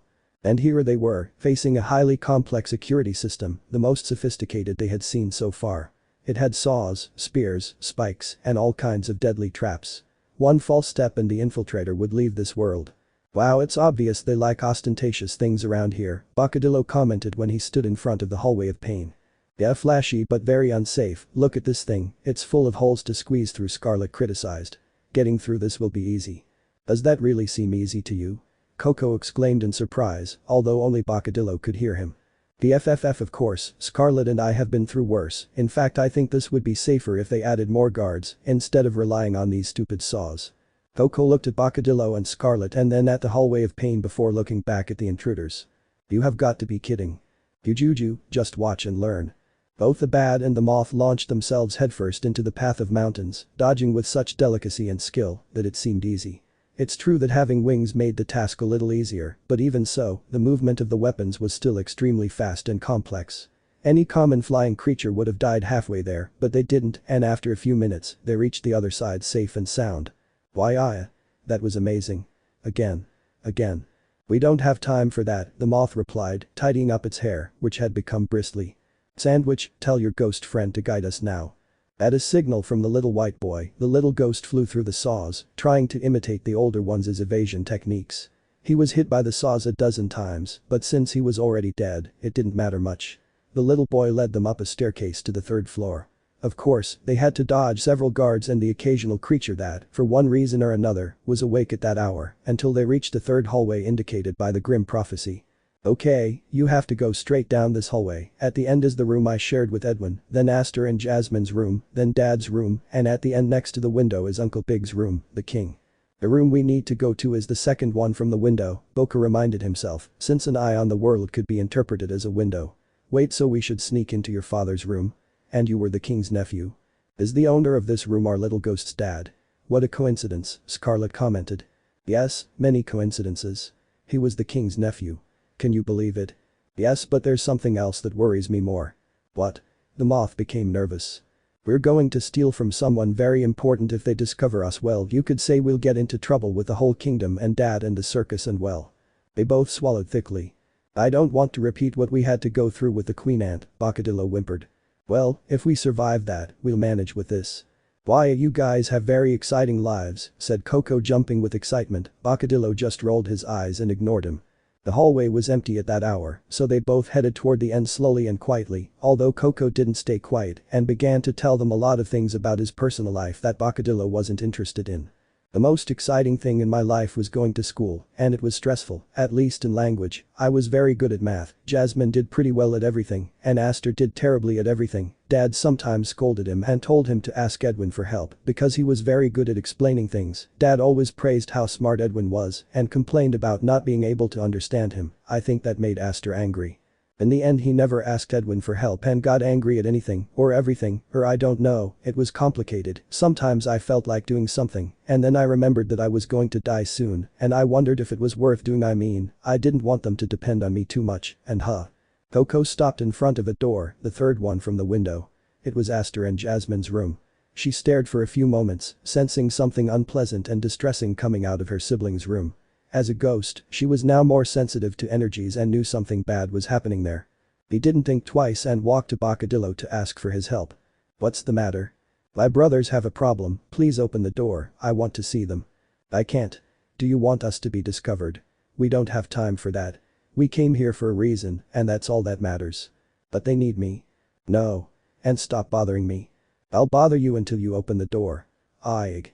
Scarlet stopped when she noticed a commotion behind her and saw Mouthy fighting with the air. Then she noticed the moth cover its ear canals and crouch down, taking on the appearance of a ball of fur. She felt her heart jump out of her chest with tenderness, but she didn't have time for that now. Sandwich, what's wrong? The bat whispered.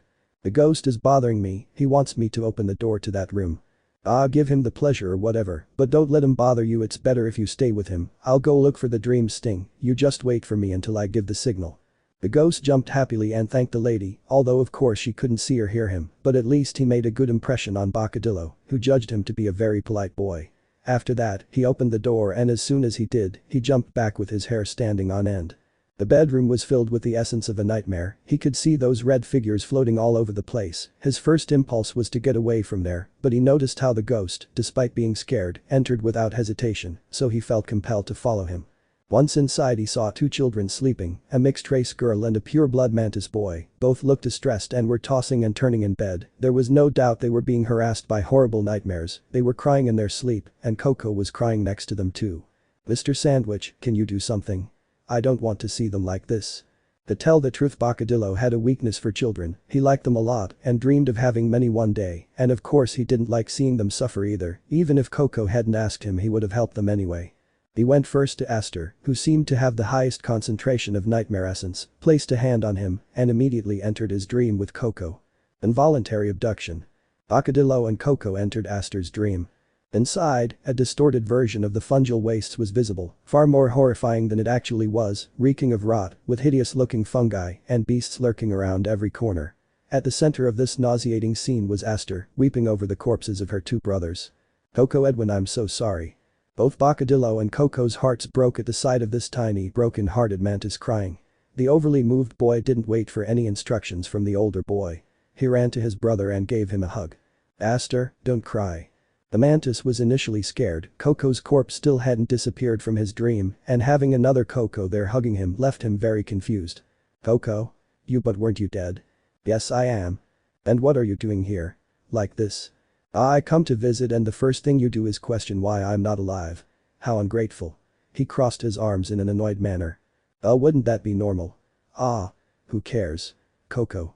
He hugged his brother, and his hug was reciprocated. Both boys remained silent for a few moments under the attentive gaze of the moth, who was in tears from the emotion of the moment. Koko, I am sorry, I'm so sorry, I really am. She burst into tears. It's my fault you died. You and Edwin, I'll never forgive myself. I did something horrible. I'm the one who should have died. Come on, Aster, calm down. I'm not angry. Being dead isn't so terrible, although I miss eating. How can you say that? I ended your life. You had a whole future ahead of you. So many things to do to learn, you didn't even get to be an adult. Well, honestly, it bothered me a little that you died, but it hurts me more to see you like this. These words only made Aster cry even more. Koko, you're too good.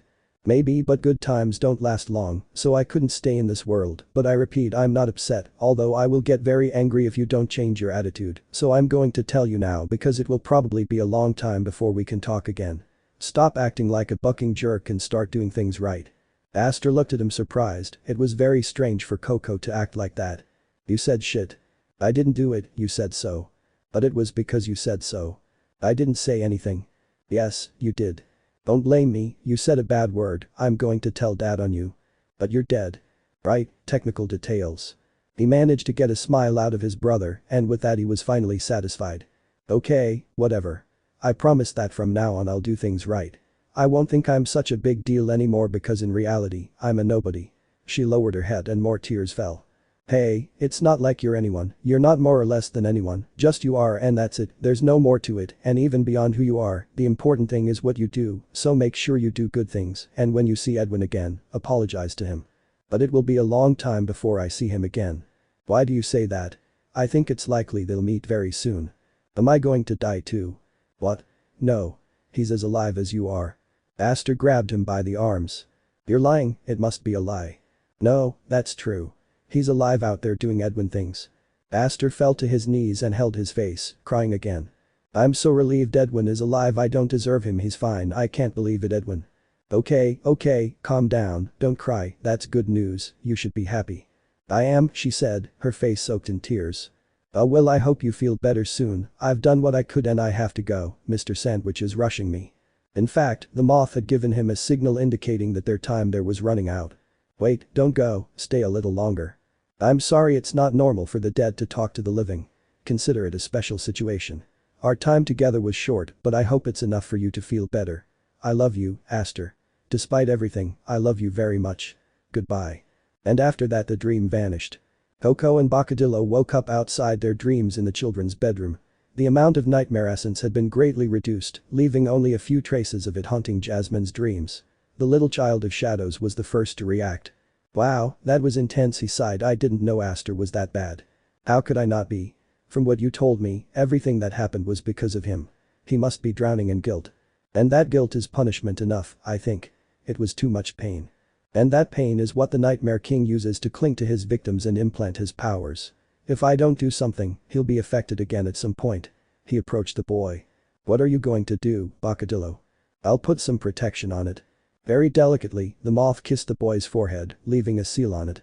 Only a magic user could see it, but there was a round figure with a mosaic inside that drew the shape of a moth. It was Boccadillo's personal seal, an imperceptible mark that would protect him from the influence of the evil god. Okay, now let's go get your sister. They both approached the girl's bed, who was a little restless but not too much. She looks much better than the other guy, I don't think we need to intervene, I'll just put the stamp on her, that should be enough. As you say. He approached the girl and just as he did before, kissed her on the forehead, leaving his mark, but unlike Aster who slept like a log, Jasmine was a much lighter sleeper, and the touch she felt on her forehead was enough to wake her up. As soon as she opened her eyes she saw a beautiful, white furry creature. She was able to realize that she had kissed it by the way it brought a hand to its mouth, and in her head, half dazed by sleep and surprise, she blurted out the first thing that came to her mind. "My Prince Charming has come for me." While Sandwich was taking care of the children in the next room, Scarlet had sneaked into Hollow's bedroom, showing off all the skill she possessed. Her paws felt like cotton balls rubbing the floor because of the softness with which they moved. Not a sound was emitted by her, but this maneuver was not easy, especially because of how overloaded the environment was. As soon as she peeked into the bedroom, she clearly saw traces of nightmare essence floating in the air.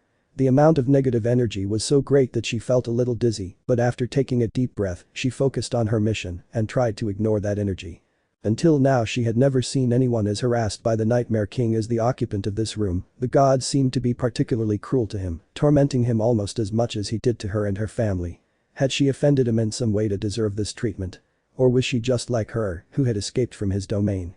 She wanted to wake him up and talk to him, or better yet, enter his dream and search his mind, but it wasn't convenient. For reasons unknown, she was incapable of creating a pleasant dream in a person, only unpleasant dreams of a nature very similar to a nightmare. Although Bocadillo complained about her null attack powers, she would prefer to have a power like his. She shook her head, trying to focus. She'd already wandered too far. She approached the bed and sat still for a few moments, watching the bundle covered by the sheets moan and move in its sleep. She felt sorry for him. If they had time, she'd ask Bocadillo to take a look at his head, so she set to work. According to what her father had seen, the dream sting was inside a small box under the bed, along with some things of dubious reputation. The truth is, when her father said that, she thought he was joking, but now that it was hidden under the bed, she realized he was serious. There were all kinds of things under there. Some stuffed toys, an old blanket, a mantis crown, some ropes, a collection of rare magazines, and of course, an elegant little box with a drawing of a dreamcatcher on its surface. That had to be the dream sting. She took the box and got out from under the bed. She was about to leave when the groan of the bed's occupant stopped her. "Edwin, no." There was so much sadness in his lament that she felt affected, and curiosity made her retreat until she stood in front of him. For some reason, his voice sounded familiar, and she wanted to help him, even though it was beyond her power. But then, when she moved the covers and discovered the face of its occupant, she began to cry. She couldn't understand it, she didn't know why she felt that way, but seeing that creature made her feel happy and sad at the same time. Her heart was going to explode at such a contradiction. She wanted to hug him, talk to him, say here I am, everything is okay, but that didn't make sense. She didn't know him at all. It would be very strange to wake him up just for that. Her legs were shaking and she couldn't stop crying. No matter how much she tried to help him, she couldn't in that state. So she turned around and left. But one of the tears she'd cried ventured further than it should have, leaping into the air and spilling onto the sleeping man's face. That tiny drop alone was enough to wake Hollow up. Due to the fear he was suffering in his nightmare, anything could do it. As soon as he opened his eyes and sat up in bed, he thought he was still dreaming, because standing in front of him was an adult bat with its red eyes glowing in the darkness. But there was something different about the bat he had dreamed about. This girl Lucia was much less evil, and she was crying. He didn't know how to react. Had his nightmare become real? Because there was no way she was actually standing there in front of him, right? Almost on an irrational impulse, he called out to her. "Ollie? Are you Ollie?" Those words hit her chest hard. Scarlet didn't know why they hurt so much. A suffocating pain that made her want to rip her heart out and affected her head. What was happening? Who was this creature? Who are you? Why do you hurt so much? And before Hollow could answer, a loud crash in the hallway distracted him. He automatically thought of his children and that they might be in danger. He threw his blankets away and jumped out of bed.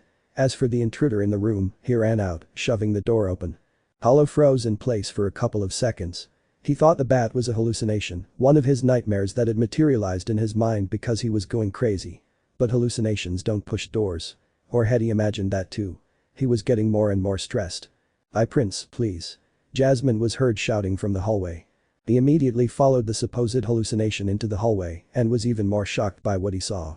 There in the middle was a white moth that looked quite familiar to him. Jasmine was cuddling up to it, looking at it with dreamy eyes. The bat was next to them with a box of the dream stinger in her hands, scolding the ball of fur. But despite how extraordinary the scene was, what really made him feel bad was seeing Koko in the middle of them, sitting enjoying the show. "Koko?" Hollow whined. "Oh? Hi, Dad," the boy replied nonchalantly. "Huh? Oh. I can see you. And you're so cute," Scarlet exclaimed. Ah, thanks, I think so." Koko covered his face in embarrassment. The power of the dream sting must have made it visible. "It's very powerful. This is better than I expected," Boka exclaimed excitedly. They're not hallucinations. Then Hollow fell back into reality. Jasmine, let go of my daughter. Let her let me go. Daddy? Jasmine. Come here, quickly. The girl noticed her father's annoyed expression, so she hurried to comply with his order, but before that happened a voice surprised her, and she stayed in her place. What's going on here? It was Big, walking to his room after finishing his work at the office. It wouldn't be normal for most bugs to be awake at that hour, but Big, because he didn't need much sleep, usually went to bed late. And this time, when he came home from work, he caught a couple of strangers, intruders, and what's worse, they had his precious niece in their clutches. Let her go. Who? Scarlet asked, confused, not fully understanding the situation. Although Big was patient and sensible, when it came to his family, especially his nephews, he was incapable of taking things calmly, even more so now that the wound from Koko and Edwin was still raw. In fact, his aura was so intimidating that even Koko's ghost hid and Big couldn't see him. He didn't even give them time to explain. He took out his stinger and launched himself at the intruders. Fortunately for them, their reflexes and bodies, trained to the limit, allowed them to dodge him with relative ease, but they immediately went on alert, ready to fight for their survival. Scarlet. Are you okay? Scarlet. The name echoed in Hollow's mind. He remembered the girl he had cared for in his childhood, the thousands of moments they spent together, the pure love they had for each other, and her tragic fate. He looked at the grown female in front of him, her face, her red eyes, her tail, and faint scars that were visible through her fur. He had no doubt. It was Ali, his little Ali, who was now being brutally attacked by Big. Sandwich. Open a dream portal while I distract him. Understood. The moth immediately got to work. She needed a few seconds to summon the dream portal, time Scarlet would provide by distracting the giant. Truth be told, she was quite worried. She watched her companion struggle out of the corner of her eye, and even she, who considered herself strong, was having serious trouble handling the situation. Scarlet dodged again and again, she couldn't counterattack because she was still carrying the stinger box with her, and her priority was to protect it, but each time it was a bigger obstacle in her fight to survive. She only had to resist for a few seconds, but the giant's speed was such that those seconds extended to unsuspected limits. She moved right, then left, ducked, moved away, all over again, each time becoming more exasperated. Sandwich. Are you missing much? Almost. But in less than a second, Scarlet lost her rhythm and Big came dangerously close. She was forced to drop the box, dodge, and throw a flame from her hands to avoid getting hurt. The Scarlet fire stirred old memories in Hollow, and although up until that moment she had been in shock, she was finally able to react and do more than just stand by and watch. She ran to her brother and took his arm. Ali. The word struck the girl deep, bringing tears to her eyes, but she didn't have time to delve into her pain. It's ready. Let's go, Scarlet. He didn't think twice, he ran to the moth, touched the dream circle that had been drawn on the ground, and both disappeared from sight in a flash. No. Hollow and Big shouted at the same time. Scarlet, Hollow whispered. Jasmine, Big cried. Hey? They took her. That. He was so focused on Scarlet and so affected by Koko's ghost that he forgot to pay attention to his daughter, and now when he looked around, he noticed that the girl was no longer there. How no? This is your fault. You did nothing to protect her. You just stood there looking on like nothing happened. You don't care about your children. You lost Koko and Edwin, and now Jasmine. That's not true. No. Get out of here. I don't want to see you again. But Big. Out. Silently, trembling from head to toe, Hall left the hall and locked himself in his room. When the king was alone, he struck his stinger against the floor with such force that it buried itself in the ground. He raised his hands to his face and let a shower of tears fall. Why was this happening? Why was he losing all his nephews? Who were the intruders and what did they want from him? Then, through his tear-blurred vision, he spotted the dream stinger box. Could that be what they were looking for? Now he remembered that the red-eyed creature had it with him. He picked up the box and examined it. It was a hollow item. Until recently, he always carried it with him, but then he chose to leave it hidden so his children wouldn't take it. What were the intruders looking for? Why had they taken his niece? He didn't understand, but he didn't care either. In his eyes, they were already dangerous villains who deserved the worst punishments. He made a decision, he would move heaven and earth to find that pair of bastards, he would get his niece back at any cost. The light shone in a room, and the symbol of a dreamcatcher glowed in the center. The glow increased to such an extent that it could blind anyone who was there, but it lasted only an instant, after which all traces of magic disappeared, and in its place only a pair of individuals remained, a red-eyed bat and a white moth. That was intense, said the girl. They almost killed you. Sandwich, your hair is fluffy. The moth was a ball of fluff, all its hairs standing on end, literally like a ball with wings. The girl proceeded to help him smooth down his fur. I haven't scared you like that in a while. Normally we have more control of the situation, but fortunately we won't have to go back to that place again because we already have what we needed. About that. The moth gave him a cold stare. Tell me you have it. Sorry, I dropped it. No. How could you make such a mistake? It wasn't a mistake. Either I let him go or he'd kill me. But did it sting you, Ayerg? The moth grabbed its head and walked around the room in exasperation.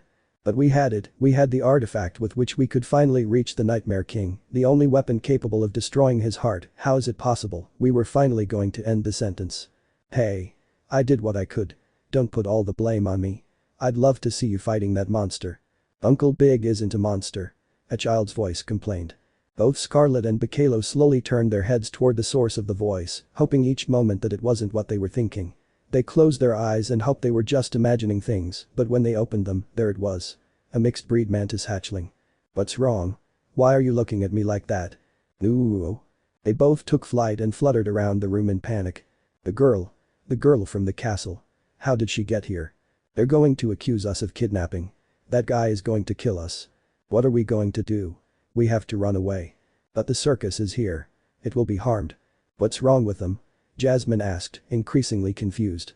Why did you follow us? Follow them? I don't know, I just got scared of Uncle Big's fight and hid under the prince's wings. Prince? I think he means you, Sandwich. Scarlet giggled. You did it again. You need to stop flirting with young girls. I don't seduce anyone. Besides, I like them more mature and with wings. I have wings. The girl squealed, spreading them. They're not really for flying, but they let me jump pretty high. Your wings are pretty, Scarlet said kindly. But trust me, Sandwich is not for you. She's too old and already has a boyfriend. Aerith is not my boyfriend, he's just my friend. I see. The little girl lowered her antennae in disappointment. I guess I should go home now. By the way, where are we? How did we get here? Scarlet and Bacadillo looked at each other worriedly before answering. You're in our circus, the Grim Troupe. No one had the brains to fix the mess that had been created at that moment and preferred to try to calm down by resting a little and going to eat. Jasmine was starting to get sleepy, so they served her a glass of milk and set up a makeshift bed in the corner. They would take care of it the next day. The preamble to a meeting. It had been another fun day for Edwin. Once again, Rosa had secretly taken him to play in the wasteland, secretly from Orchid, and this time, other mantis children had joined in. It was curious how he had changed in their eyes. When he first met them, they immediately saw him as prey and didn't hesitate to hunt him. However, this time, Rosa introduced him as her aunt's pet. After the awkward glances and initial indifference, some of them took an interest in him. They proposed some challenges of skill and agility, such as hunting some wild creepers or reaching some mushroom located on a cliff. To their surprise, Edwin managed to meet all their challenges and gained some respect, enough for them to take him seriously and invite him to play. The worm adapted surprisingly well to the mantis games. Perhaps it could not fly, but its jumping ability and its ingenuity made up for it. Even in the game of throwing the mantises into the water, it had managed to knock down a couple of boys who were flying distracted. It became the special element that added difficulty to the game. With all that said, the fact that he was a worm stopped being important. To them, he was just another kid who wanted to play. They had such a good time that they even invited him to play with them another day. Edwin was happy and sad at the same time, happy because for the first time he had played with a large group of children on equal terms, and sad because that was another experience that he would never be able to repeat when he returned home. Aster's teasing and Jasmine's indifference would return, although with all the skills he had acquired, perhaps he could give them a surprise or two. Thinking about that excited him. Finally, creeping through the shadows and taking care to remain silent, they both arrived home. Well, it was a fun day, Rosa said. It's a shame our deathmatch was interrupted by my friends, but we can do it again tomorrow. Edwin looked at her seriously. Rosa, could you be honest for once? You don't really want to kill me. Huh? Where do you get such ridiculous ideas? Of course I want to kill you. You're my target, my challenge. That's why I'm taking you to the wasteland, to study your behavior and tactics. You'll never be able to kill me. Are you challenging me? She tried to sound confident, but her nervousness was evident. No, but let's suppose it is. What would you do about it? What the hell is wrong with you? Do you want to die? You're challenging a mantis, one of the deadliest creatures in the world. I just want to get this over with before I go.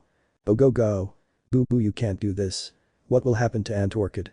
She loves you. I mean, you're her pet, her property, you can't leave. He was at home, he had to watch his words. His mother would give him a good slap if he even hinted at the idea that his aunt was fond of a miserable worm. I never belonged here. I have to go, and that's why I want to make things clear. I'm not your prey. You don't really want to kill me, and that's just an excuse to spend time with me. That's not true. Oh, really? Well, prove it. He pulled out his claws and mimicked the mantis's fighting stance. I'll be gone soon, and you'll never see me again, so if you really want to hunt me, do it now. No. Not like that. There's no honor in hunting a creature that surrenders. The idea is to make it a challenge. In response, Edwin attacked her using his claws. Of course Rosa flew and easily dodged him. What are you doing? If you want a challenge, then I'll give it to you. I'll fight you. Try to kill me if you can. No, you're too weak to beat me. Then I'm no longer worthy of a challenge. You're a challenge, but as a prey, you're not supposed to fight. Edwin climbed a wall and threw himself at Rosa. Again she flew away. Stop doing that. Ah, it's not nice, is it? Being constantly chased, look who's running away now. I'm not running away. I'm just. Then come and fight. Prove you're a warrior mantis. Edwin was too sure of what would happen, so much so as to risk it and force Rosa to act. He had already made his predictions. The die was cast. The girl landed, got into a fighting stance, raised her claws, took a deep breath, and she started to cry. I can't, I don't want to kill you, she cried inconsolably. Edwin felt a little bad for cornering Rosa like this.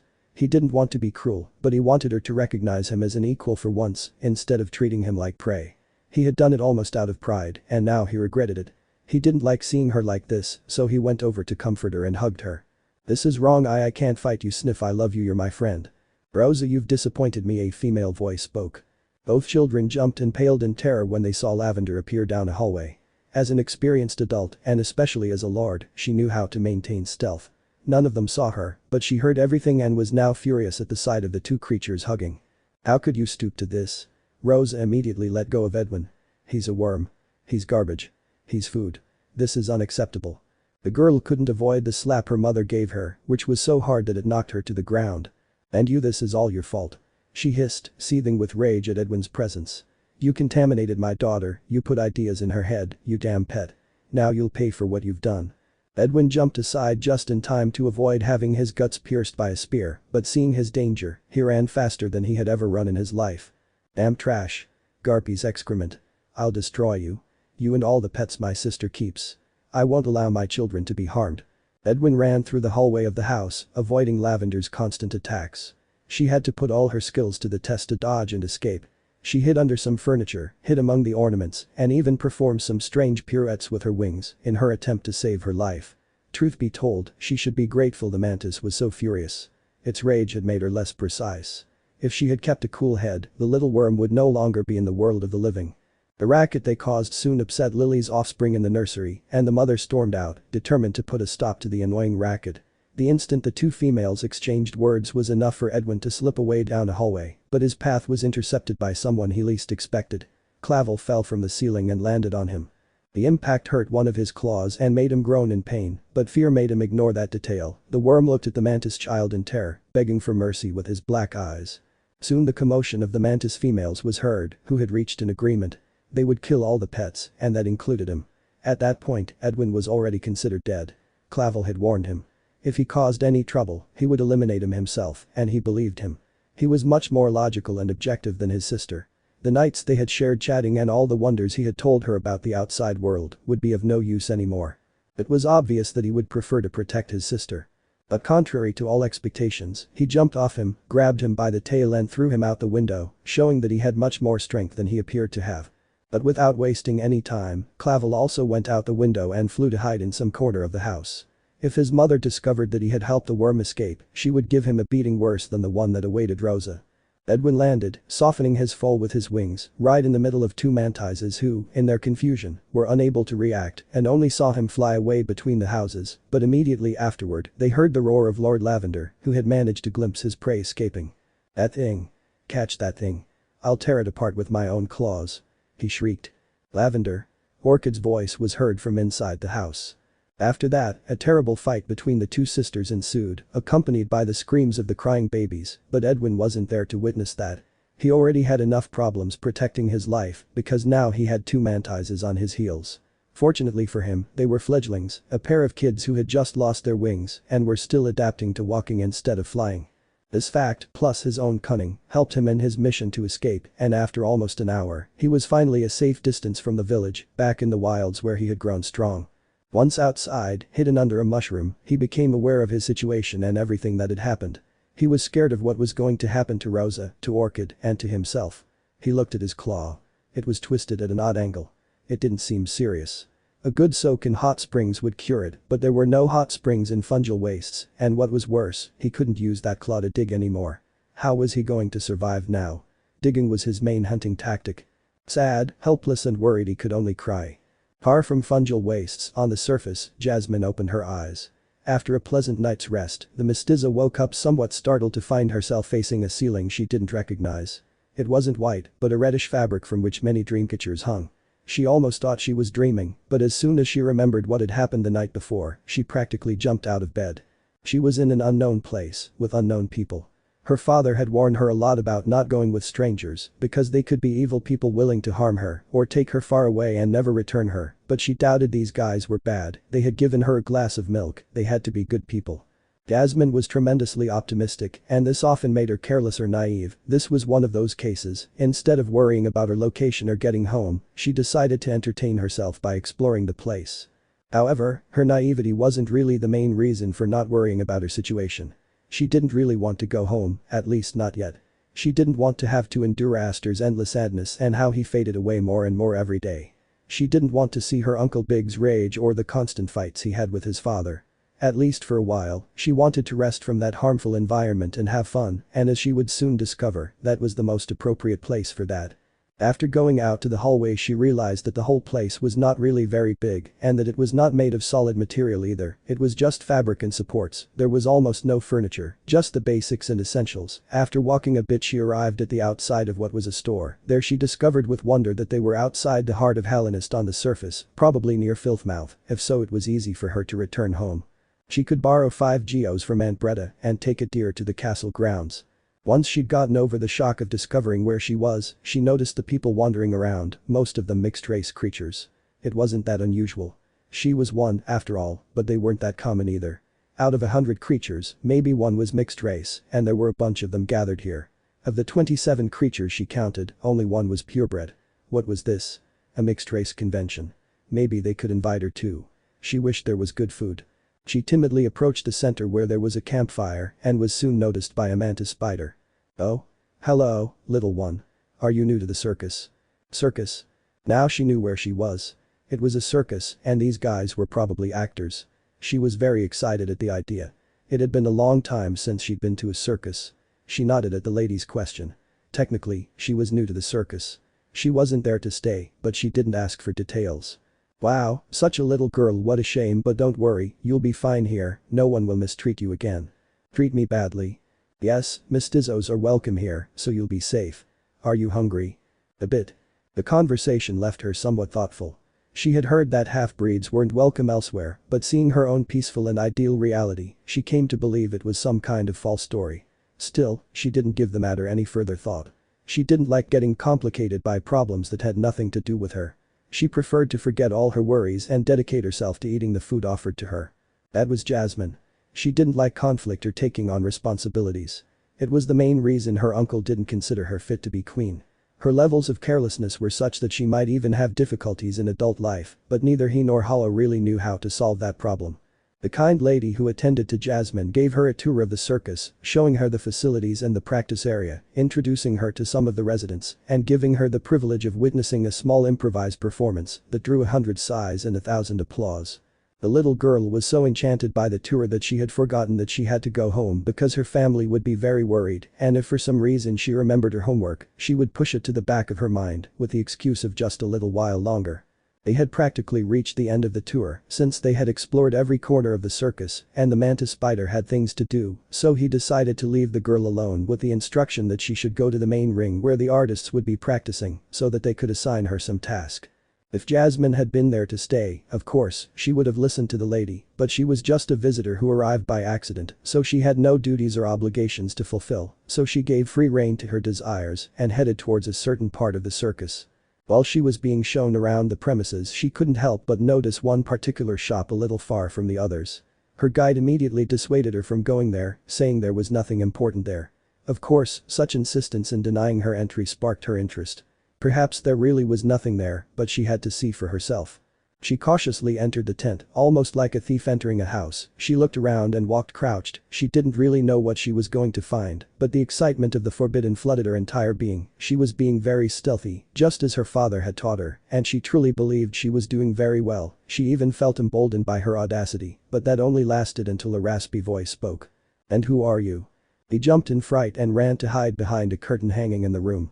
"Well, it's not that bad. In my condition I'm not capable of harming anyone, not even a little kid like you."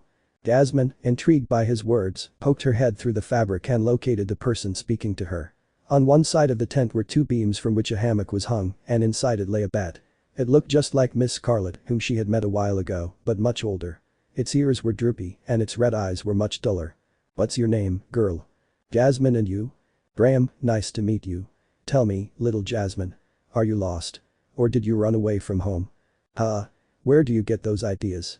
Her laughter was interrupted by a coughing fit. "Sorry, it's just my age," she sighed heavily, "and at my age, I can draw quite a few conclusions from little data. Do you know what kind of place this is?" "A circus?" "Yes, a circus, but it's more than a circus, it's a refuge for mixed-race people and rejected people, you know. Although most of those who come are adults, we've received children, and those who arrive are always creatures who have suffered a lot, but you are well cared for. I don't see any scars on your body, your shell is shiny, and you look well fed. It's clear that your parents take good care of you. I'm sure they love you very much." Yeah, she blushed a little. "So, tell me, my girl, what are you doing here?" "I arrived accidentally when Sandwich and Scarlet used their magic portal." Yes, they do cause some havoc with their magic from time to time. Grim often come here to complain." He watched her closely. "But there's something that puzzles me. You don't seem too worried about going home." "Maybe it's true that I don't want to go home, at least not yet." "And why is that, my girl?" The girl's spirit sank at the thought of it. There were so many problems, fights, conflicts, and her brother's sadness. She didn't want to deal with all of that. "Something bad happened at home, and now my Uncle Big and Dad fight a lot, and I don't know who to support." "Who do you think is right?" "I don't know, I don't want to take anyone's side, I just want them to come to an agreement and not fight. I don't want to be thinking that someone is wrong if I tell you the problem. Can you tell me who is wrong?" "I think your problem is something else. Sometimes, dear, it's up to you to decide your own position and not be swayed by what others say. Even someone you admire can be wrong. I won't say anything. You have to work this out on your own." Jasmine felt the anguish of abandonment, and a couple of tears appeared in her eyes. She looked at the old bat expectantly, but he closed his eyes pretending to sleep. Soon his silent crying was accompanied by a soft whimper, so pitiful that it broke your heart, although this bat was not going to be convinced. "Let me guess, you're the daddy's little girl who always succumbs to your crying." Jasmine suddenly stopped crying in surprise. "Ah, I imagined it. Look, kiddo, maybe your daddy has protected you from this cruel world, but one day he won't be here, and you have a duty to learn to take control of your life before that happens. Not everyone succumbs to tears, like me, for example." Jasmine didn't bother to hide her displeasure. She recognized that she was guilty, but she was angry that he had interpreted her so well. At the same time, she didn't like being reminded of this matter that worried her so much. Would she ever be able to manage on her own? He didn't have much time to think about it because suddenly Scarlet, Boccadillo and Grim entered the store. "There you are," the female exclaimed. "With all the sleeplessness you had last night, I thought you'd sleep in later." The girl didn't pay much attention to his words, she was enraptured admiring Grim, a very common effect in all those who saw him for the first time. He carefully observed the bat, then paid attention to the girl, and finally glanced at the old mammal lying in the hammock, then pointed to each one as he spoke. "Daughter, Dad and Grandpa, right?" Almost Scarlet explained. "He's my father, but Graham isn't related to us. He is a veteran of life and we took in a time of need. We offer shelter in exchange for wisdom, for the nature of his magic is linked to ours." "That? Don't worry, it's a bit difficult to understand the teacher, especially if you're so young and don't know many words," Boccadillo reassured her. At that moment she wished Edwin was there, surely he would understand what that bat meant. "Oh, and what are your intentions with this offspring?" Grim asked. "We don't know," Scarlet complained. "It seems this girl is important. We met the king and he went crazy when he saw us near her. We want to return her, but we're afraid that guy will imprison us or worse, kill us when he sees us.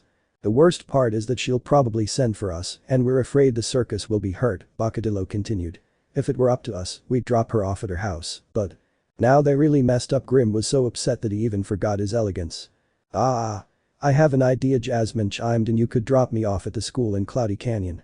I have an uncle who works there. You drop me off with him and he takes me back home.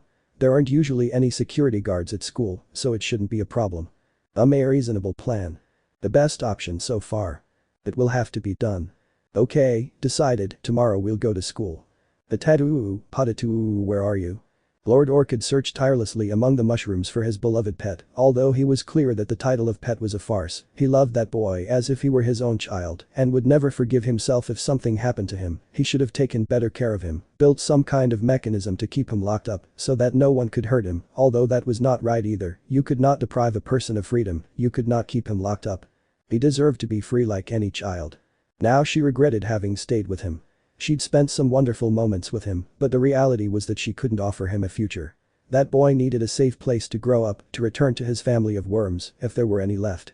At first, she'd made up the excuse that he was now an orphan and had no one to care for him, but maybe he had an uncle who could take care of him, maybe that Uncle Big he kept mentioning could take care of him. How odd that his name was the same as that person she'd grown fond of. In that moment of anguish and despair, he offered a prayer to the Lord of Shadows, vowing that if he found Patatita safe and sound, he would take him wherever necessary to find his uncle and protect him. As always, the Lord of Shadows seemed to be very opportune in the favors he offered. Orchid a whimper was heard. Ooh. The mantis immediately went on alert and focused its hearing to capture that cry. It followed the sound and the cries until it reached a huge mushroom. After lifting it a little, it found the small brown worm curled up next to the stem. The poor thing was curled up, holding its right claw tightly while it cried. Potato. She squealed wildly with joy and relief. She bent down and reached out with her paw to pick up the boy, who looked too sick to move on his own. The little worm hugged her as soon as he was in her arms, trembling.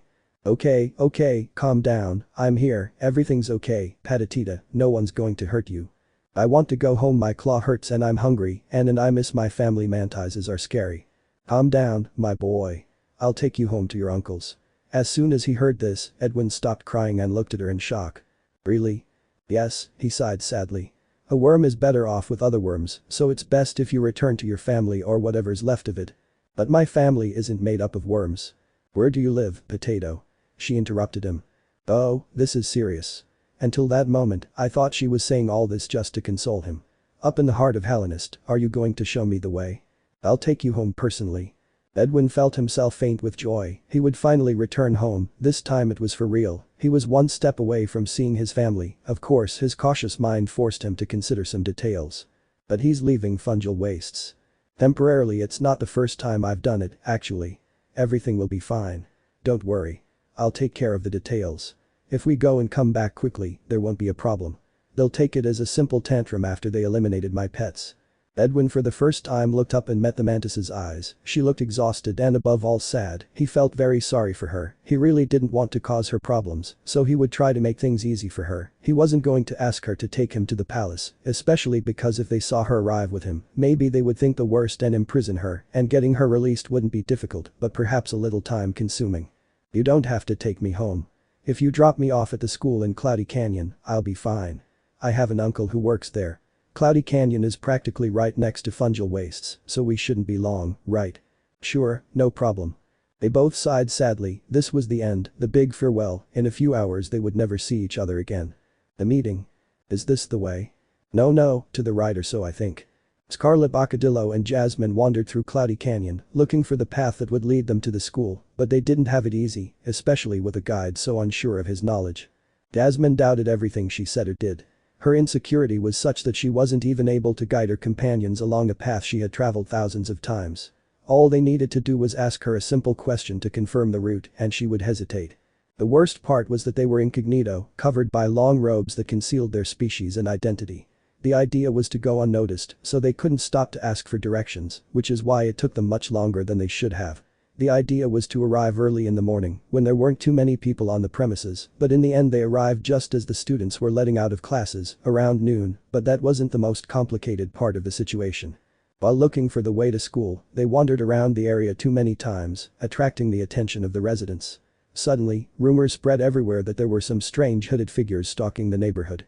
Even the town madman began to say that the three Grim Reapers were there to take their souls. But Bocadillo, Scarlet and Jasmine were oblivious to these matters, they simply sighed in relief when they spotted the files. That's them. Jasmine jumped for joy. I did it. I led them to the archives.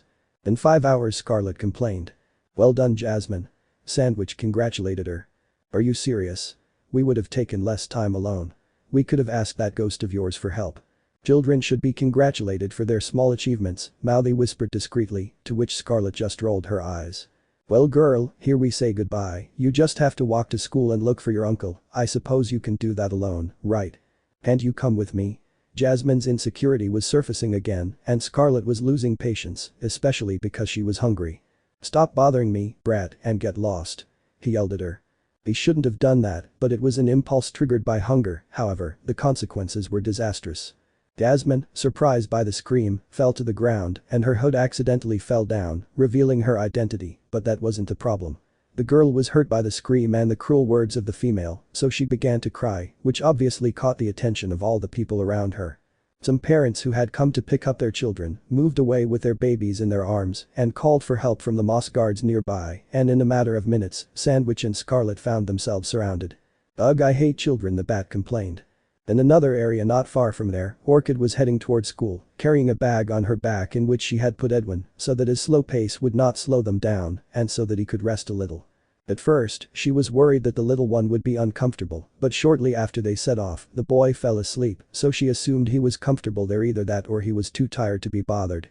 Whatever the reason, Edwin had been sleeping for several hours now, unaffected by either the walk or Orchid's occasional jumps to overcome obstacles. The mantis was initially worried that she wouldn't be able to find the school without the worm's guidance, but she managed quite well, much better than Scarlet and Snack. Before leaving Fungal Wastes, she removed her crown and cloak and hid them somewhere near the entrance. After that, she only ventured into Cloud Canyon. Once there, she had no problem asking the locals for directions, as long as they were very young mossmen or mantises, since they couldn't recognize her. Occasionally, they would ask her about the child she was carrying on her back and she would answer truthfully or what she believed to be the truth. This boy was orphaned, but he has an uncle who works in the archives, so I'm taking him with him so he can take care of him. No one asked any further questions. It was a believable story and didn't involve any harm to the child. Furthermore, no one was able to recognize Edwin. Since he rarely left the house, virtually no one knew what the fourth prince looked like, except for the nobles who visited the palace for one reason or another. Now Orchid had slowed her pace, delaying the moment of farewell as long as possible. As soon as she reached the archives, she would leave the child there and return home as quickly as possible. It broke her heart to think about this, but it was necessary. Her tribe needed her nephews needed her. Suddenly, he felt something move on his back. Edwin was waking up. The little worm stretched out its claws and let out a moan as it felt pain in one of them, the one that was injured. This helped him wake up more quickly. After a yawn and rubbing his eyes, he was fully active, and the first thing he did was look around. Where are we? Cloudy Canyon, we're almost at the school. Great. I'll finally see my family. Yes, your family, oh Patatita, I think I'm going to miss you a lot.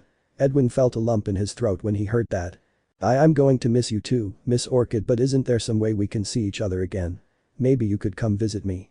Potato, if I could leave Fungal Wastes for a while without fearing for my people, I would have done it a few times ago. You don't always get what you want, or rather, you can't have everything you want. Often, you have to choose between one thing or another. I understand. The boy looked very downcast. I know you want to help your tribe and your family, but I suppose sometimes you feel like escaping from that place and coming to live somewhere more civilized. It's not the civilized that makes me want to come here. There was a certain irritation in the mantis's voice, and Edwin regretted having offended her. Actually, well, it doesn't matter if I tell you. The thing is, once upon a time, long ago, I left my lands and lived in the heart of Hellenist for a while, and here I met a certain person with whom I had. Her story was interrupted by a stampede of terrified critters who ran away, followed by their children, or in other cases, they themselves, carrying their children in their arms or whatever they could. Orchid watched them in bewilderment. What the heck was going on? She soon found out, as a caring father informed her of the situation. Madam, leave here and take your child with you, the school is under attack. That. Some strangers appeared, the knights are fighting them, but it's dangerous to be around, run and get to safety. After saying this, the father resumed his career, closely followed by his two sons. A message like this would have scared off a common insect, but not a mantis, much less a Fungal Wastes mantis that was a lord, but even so, Orchid was not stupid and was no longer as reckless as before. She resumed her way to school, but moving stealthily, she was not going to risk a surprise attack, much less now that she had Potato Head with her on her back. He camouflaged himself among the bushes and approached carefully until they were finally at a suitable distance to observe the situation. Curious, Edwin emerged from his bag and perched on Orchid's shoulder to watch alongside her. They both saw a curious scene, to say the least. A group of knights were attacking a very strange creature, a tall being with a body covered in black fur, red eyes, a thin tail that seemed to have a life of its own, and cartilaginous formations on its head. Orchid had heard something about bats, but she couldn't relate them at that moment with what she was seeing. Among all that scandal, another being also stood out. This one she could identify. It was a white moth that used half a mask to cover half of its face. It had been years since she had seen one of these. She never felt too much admiration for the species due to their reluctance to fight, except in rare cases, but in some way she was glad to see one of these creatures. It was always sad when a species became extinct. Edwin was much more affected by the vision than Orchid, mainly because what he was seeing seemed extremely familiar. I dreamed about them. Why do I see them now? Is it a premonitory dream? What does this mean? But all those thoughts were put aside when he spotted a little girl in the middle of the fight, clinging to the white moth as it tried to get her away from him. "Jasmine!" he shouted, a mixture of excitement and concern. "What's up? Any acquaintances?" My sister is there. Jasmine is in the middle of the fight. Something bad could happen to her." Orchid searched among the group for the aforementioned girl, and her eyes widened when she spotted her. But what was that girl? Edwin had said she was his sister, so she expected to see a brown worm with little claws, but instead she saw an impossible to identify creature, apparently a crossbreed mantis mix with something else, something like hollow, but that couldn't be, because she was Edwin's sister. What was going on here? Her mind refused to believe what the clues were suggesting, and she looked for an easier explanation to believe, like the little worm was adopted or something like that. She was full of questions, but it wasn't the time to question the boy, especially since he had jumped off her shoulder and was struggling in the grass over whether or not to go help his sister. "Aditita. I want to help her but I don't know how to do it. I can't fight there." And Jasmine, her eyes soon filled with tears of despair, and of course, Orchid wasn't going to stand idly by and watch her child cry. "Stay here and hide, I'll save her." The group of fighters got quite a surprise when a mantis fell from the sky and attacked the bat. This time, Orchid had brought her spear from fungal wastes and used it to repel the bat, keeping it away from the knights. The guards, as soon as they came out of their stupor, became confused by the new arrival and looked to their squad leader for orders. "He's back," the old beetle exclaimed incredulously. "Do you know her?" the soldiers asked. "Ah, you weren't even in the cavalry when she was here. She's a legend." "A legend?" She is one of the most powerful creatures that have ever set foot on this kingdom. It is said that very few were able to match her strength and ferocity. She defeated the Guardian Moon and the mysterious Hunter of Green Lands. They say that her power is such that it rivals that of Captain Hollow, and not only that, she was an extraordinary knight trainer, capable of bringing out the hidden strength of anyone. In addition, she is the female who managed to dominate the king and Captain Hollow. Stealing their hearts, she is the mother of the princes. Everyone gasped upon hearing their superior's story. They were faced with a legendary warrior, and over the years, the story of the prince's mother had become covered in a mystical air. Many things were said about her, some true and others invented, but all of them exalted her figure. And what do we do? Watching is all we can do. We're no match for that mantis, but I'm confident she'll figure this out. So the knights stood aside to watch the ensuing confrontation. They expected the mantis to attack the intruder, but Orchid, through her previous experiences, had learned to dialogue before attacking, at least a little. Truth be told, she didn't have much patience, but she tried. "Give me the girl," the mantis growled. Scarlet looked at her strangely. Jasmine told them a lot of things, but never mentioned any mantis among her relatives and acquaintances. Of course, as a responsible and considerate adult, she was not going to hand the girl over to any jerk who claimed her, so she asked Jasmine if she knew her. "I don't know her. And she scares me. I don't want to go with a mantis." The girl whined, filling mouthfuls fur with tears and snot. The moth was devastated by the situation, and Scarlet was increasingly irritated by Jasmine's hunger and annoying whining. "Stop crying already or I'll eat you," he threatened her. Obviously, she wasn't serious and was just trying to scare Jasmine, who had no patience with children. But Orchid took it seriously and attacked her. She barely managed to stop the attack by blocking the spear with her claws and flying away. They both analyzed each other for a few moments, and in just one look, it was clear that a confrontation was inevitable, so they both took a deep breath and launched into combat. In another nearby place, Hollow walked slowly toward school. He was devastated inside. First he had lost Edwin and Koko in unfortunate circumstances, then he had lost his brother's appreciation, receiving cold and distant treatment, then Aster had fallen into depression, getting worse and worse, and now the girl from his past had appeared out of nowhere and taken his daughter Jasmine. Unfortunately, Big had once again blamed him for the loss, and now that threat to remove him from his position as captain had finally been fulfilled, but what was worse, he had expelled him from the castle. However, that wasn't really the problem, he could handle it alone. The real problem was that he wouldn't be able to see Aster, but as a father he wasn't willing to do that, especially knowing how bad he was feeling, so now he went to school to see him, to talk to him and tell him that everything would be okay, even when the world seemed to be falling apart in front of him, especially since the nightmares only got worse and tormented him. He had barely slept the night before, and now he wandered like a zombie through Cloudy Canyon. He crashed into a plant 3 times, and an Uma exploded in his face twice. He hoped Quirrel could help him when he arrived, he really didn't feel well at all. But there were 2 things he didn't know. The first was that Aster was feeling so bad that Big hadn't sent him to school, and the second was the disaster that was happening outside the archives. In fact, he was so asleep that he didn't even notice the stampede of bugs that was escaping from the place, nor did he hear the commotion of the fight. The only thing he heard was a voice yelling at him. "Careful." But it was too late. He crashed into a tree and fell to the ground. After rubbing his injured face for the 4th time, he was surprised by a hug, and when he looked to his side, he found a crying worm. No one could have blamed him if he hadn't recognized him. After all, he had changed so much. He was no longer a ball of fat. He now had a lean, athletic body. He no longer wore his fine silk clothes. He was naked, his white sheen dulled by grime and mud, and above all, there were a pair of wings hanging from his back. Edwin was unrecognizable. But still, when he saw that tear-soaked face and heard his voice whispering daddy over and over again, he had no doubts. He didn't know how, but somehow his son had returned.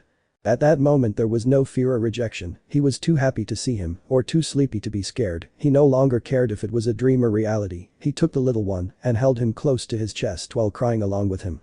"Edwin, Edwin, it's you, my son." "Dad."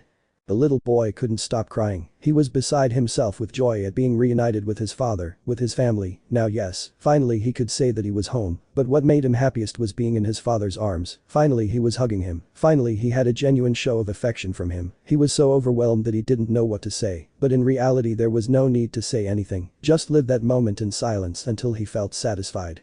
Sooner rather than later, Hall loosened his grip and took some distance to observe the child well. He had changed too much, perhaps what things he had had to live through. Now he was very thin, although he looked healthy. That relieved him a little. It seemed that he had managed to survive in fungal wastes, although he did not understand how. He was sure that Agarpies had devoured him.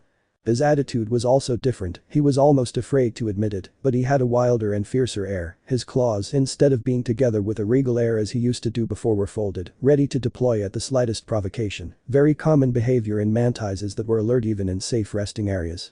She was also surprised to see him naked and covered in mud.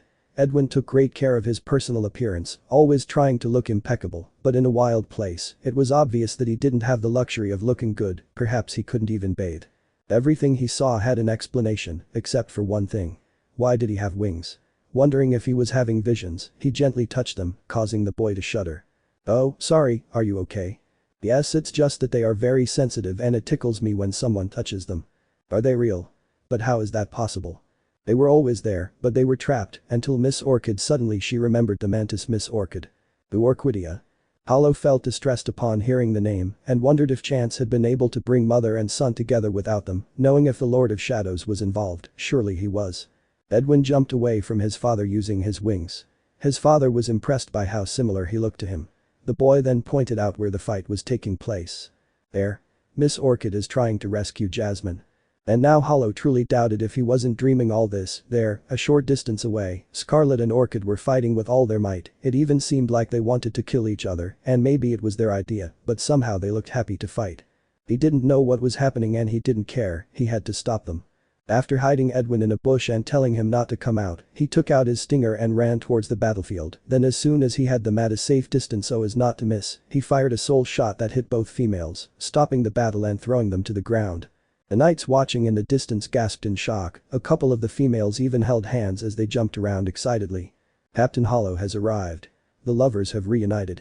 Both the mantis and the bat were overwhelmed by their emotions, the former for meeting her old love. Her chest burned with longing and pain. She didn't want to meet him. She didn't want her determination to do what was best for her tribe to waver. She had to return, but now that she had him in front of her, it was difficult to resist the desire to stay. As for Scarlet, she didn't understand what was happening, but seeing that bug caused her great pain. On the other hand, Jasmine had finally let go of Bocadillo. Now that she saw her father she felt safer, but as soon as she released the moth, it flew away. She had to do something very important. Maybe no one else could see it, but Hollow's head was filled with nightmare essence, and it crackled around him even when he was awake. Snack saw those red dreamcatchers with total clarity and sensed the bug's anguish. Why was the Nightmare King so angry with him? He didn't care. He only knew that he wanted to help him. Living besieged by bad dreams was a horror he didn't wish on anyone. His intentions were to do the same thing he had done with Aster, placing a protective seal by kissing his forehead, but since he obviously wasn't explaining his plan to anyone, it was easily misinterpreted. When he approached the bug's head, the mantis screamed. "Watch out, Hollow. Behind you."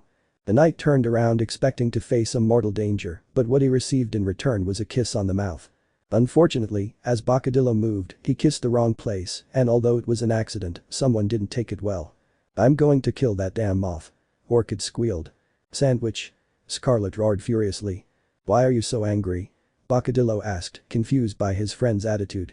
He had to dodge the mantis's spear and fly away to avoid getting his hair singed. He'd spent his entire life running away from predators and was capable of handling a mantis or most warrior bugs, but because there weren't many of them, he wasn't used to dealing with spell users. Hollow let out an abyssal howl, striking him with a powerful blow that knocked him off his feet. Of course, his lifelong friend took it upon herself to save him. No matter how angry she was, she would never let anything bad happen to him. She caught Sandwich in midair and protected him from the mantis's attack. "Sandwich, open a dream portal," he whispered to the moth. Then, keeping the little one hidden between his wings, he faced the mantis, trying to stall for time. Orchid was already in an aggressive state and wanted to continue fighting, so she swung her spear generating a gust of cutting wind, but to her surprise Hollow got in her way and deflected it with a spinning attack. "Enough, Orchid." She glared at him. Why was he interfering in their fight? If it were anyone else, she'd give him a good lesson. She was about to say something, but Hollow turned to the bat and gave her a very sweet look, showing genuine affection and longing. Her stomach sank at this. What did it mean? What was going on between them? Who was she? What was going on? Wasn't she the half-breed girl's attacker? Why was the Hollow treating her like this? Scarlet, the knight called. That name echoed in the mantis's memory, insecurity rising in her along with a great pain. She lowered her spear, feeling defeat in her soul. Did she have any right to be angry with him? He had abandoned her, along with her children. For her part, the bat felt very affected. She didn't know why this bug caused her so much pain, just seeing it was suffering. In addition, she had the feeling that something here didn't fit, something was wrong, and it confused her. She didn't think about it much and said. "You shouldn't be able to talk." Why couldn't he? He didn't know, but something inside him told him so. For some reason, he was certain this creature should be mute. The gentleman, for his part, didn't take this as an offense. In fact, he seemed very happy, and after smiling at him, he said. "So you remember me, Ali?" But. This word echoed in her head, stirring something inside her, and the pain began, but now it was no longer a pain in her chest. It was not that gripping nostalgia or the anguish she felt before. This was a powerful physical discomfort, a migraine that made her scream in pain while she clutched her head in despair. "Ali." The terrified knight cried, but the more he said that name, the more he made her suffer. But it all ended when Boccadillo screamed. "It's ready. Let's go." Scarlet, already blinded by pain, followed her friend's voice to find him. She hugged him, he touched the magic circle that had been drawn at her feet, and they both disappeared again in a flash. Little by little truths emerge. The sudden disappearance of the bat and the moth left everyone in a state of confusion. After the soul sanctuary had been eliminated, knowledge of magic and spells became almost legendary. Very few people knew of this power and its possibilities. The Hollow himself didn't tend to use many spells, so that his subordinates wouldn't see him as unattainable. Because of all this, the knights present, and especially the mantis, stared into the empty space, unable to believe what they had seen. Where were they? This must be some kind of trick. Even Orchid scratched the ground where they had been a few seconds before, searching for them. "Leave it, Orchid, they're not here anymore," Hollow said with a hint of sadness. And it was at that moment that their gazes met, the former lovers reunited after 7 years apart. They stood in silence, staring at each other. Neither was prepared for this, neither knew what to do, what to say. Hug. Scream. "Oh, Hollow," the mantis whispered. What she didn't want happened. For no reason she wanted to see it, she didn't have the courage for it, she didn't feel capable of facing up to everything she left behind, especially considering that she hadn't yet achieved the great change for which she had fought so hard. She hoped to return when that happened to justify the decision to leave him. She had never regretted her decision, but there wasn't a day that went by that she didn't suffer because of it. At that the knight took a step towards her, and Orchid stepped back. She was about to run away when the voice of the little girl she was supposed to save interrupted them. "Dad." Jasmine came running and hugged her father. "My princess." Hollow held her in his arms feeling an enormous relief. He had recovered his beloved girl. She was safe and sound. That charming little girl who always made him laugh with her jokes was finally in his arms. Oh, worm. The family is finally reunited. One of the knights exclaimed. Jasmine assumed they were saying this because she was with her father again. She didn't realize the implications of their words, but her father did, and he didn't want his children to hear the truth from anyone but his own mouth, so he proceeded to dispatch the cavalry. They obeyed his orders to leave. Big might have dismissed him from his post, but the knights didn't care. To them, he was their beloved captain, whom they would always respect. As soon as they were alone, Jasmine noticed the tense atmosphere. Her father kept staring at the terrifying mantis with him, and she didn't understand why. Who was that woman? And above all, why was he staring at her so intensely? It made her feel uncomfortable, and she instinctively hid behind her father for protection. Hollow looked at Jasmine and then at Orchid while he thought about what to say. The shock of everything that was happening, plus the lack of sleep, had made him forget about Edwin, but of course he himself made himself noticed when he landed between the two, showing off his wings. He was proud of them and of the impression they had made on his father, who couldn't stop admiring him. Of course, he also wanted to show them off to Jasmine. Oh? You? The girl didn't recognize him at first. It's me. Edwin. He announced loudly. Edwin. It can't be. You're alive. What? I can't believe it. I. She burst into tears as she ran to hug her brother. The little worm had only just dried his tears, but he was very emotional and soon joined his sister in her tears. Hollow was filled with joy to see his children reunited. Now he couldn't wait to take them to the castle. He was sure Aster would feel much better when he saw them, especially Edwin, but there was something else. He noticed how Orchid looked incredulously at the two children and then looked at him. There was an implicit question in the expression on her face, and he quickly nodded to confirm what he suspected. They were his children. The mantis fell to her knees, overwhelmed by her emotions. It wasn't just that she had finally met her children. She had been living with one of them for several weeks. They had lived together, chatted, and taught him things. And she had treated him like a pet. Now, when she thought about it, she just wanted to be swallowed up by the earth. But that wasn't the only reunion that day. When the alarm was raised that there were dangerous people outside the school, Quirrel immediately grabbed his sons and took them with him to a hidden room in the archives. It was the most secure place in the building, its location known only to a few. Chester angrily claimed that he should go fight to protect the archives. He even had to catch him a couple of times to prevent him from escaping. He made it clear that his priority was them, but the boy didn't seem to want to understand. Finally, after about half an hour, the news was given that the situation was under control and that Hollow was out, so he dared to go out with the children to assess the damage and consequences. What was not his surprise when he went out and found Hollow and Jasmine outside, who was hugging a winged worm that somehow seemed familiar to him. Only when his daughter ran up to him screaming Edwin was he able to recognize him and almost fell down in shock. Was Edwin alive? Ren. The mixed breed woodlouse was undoubtedly one of the people he was most pleased to see.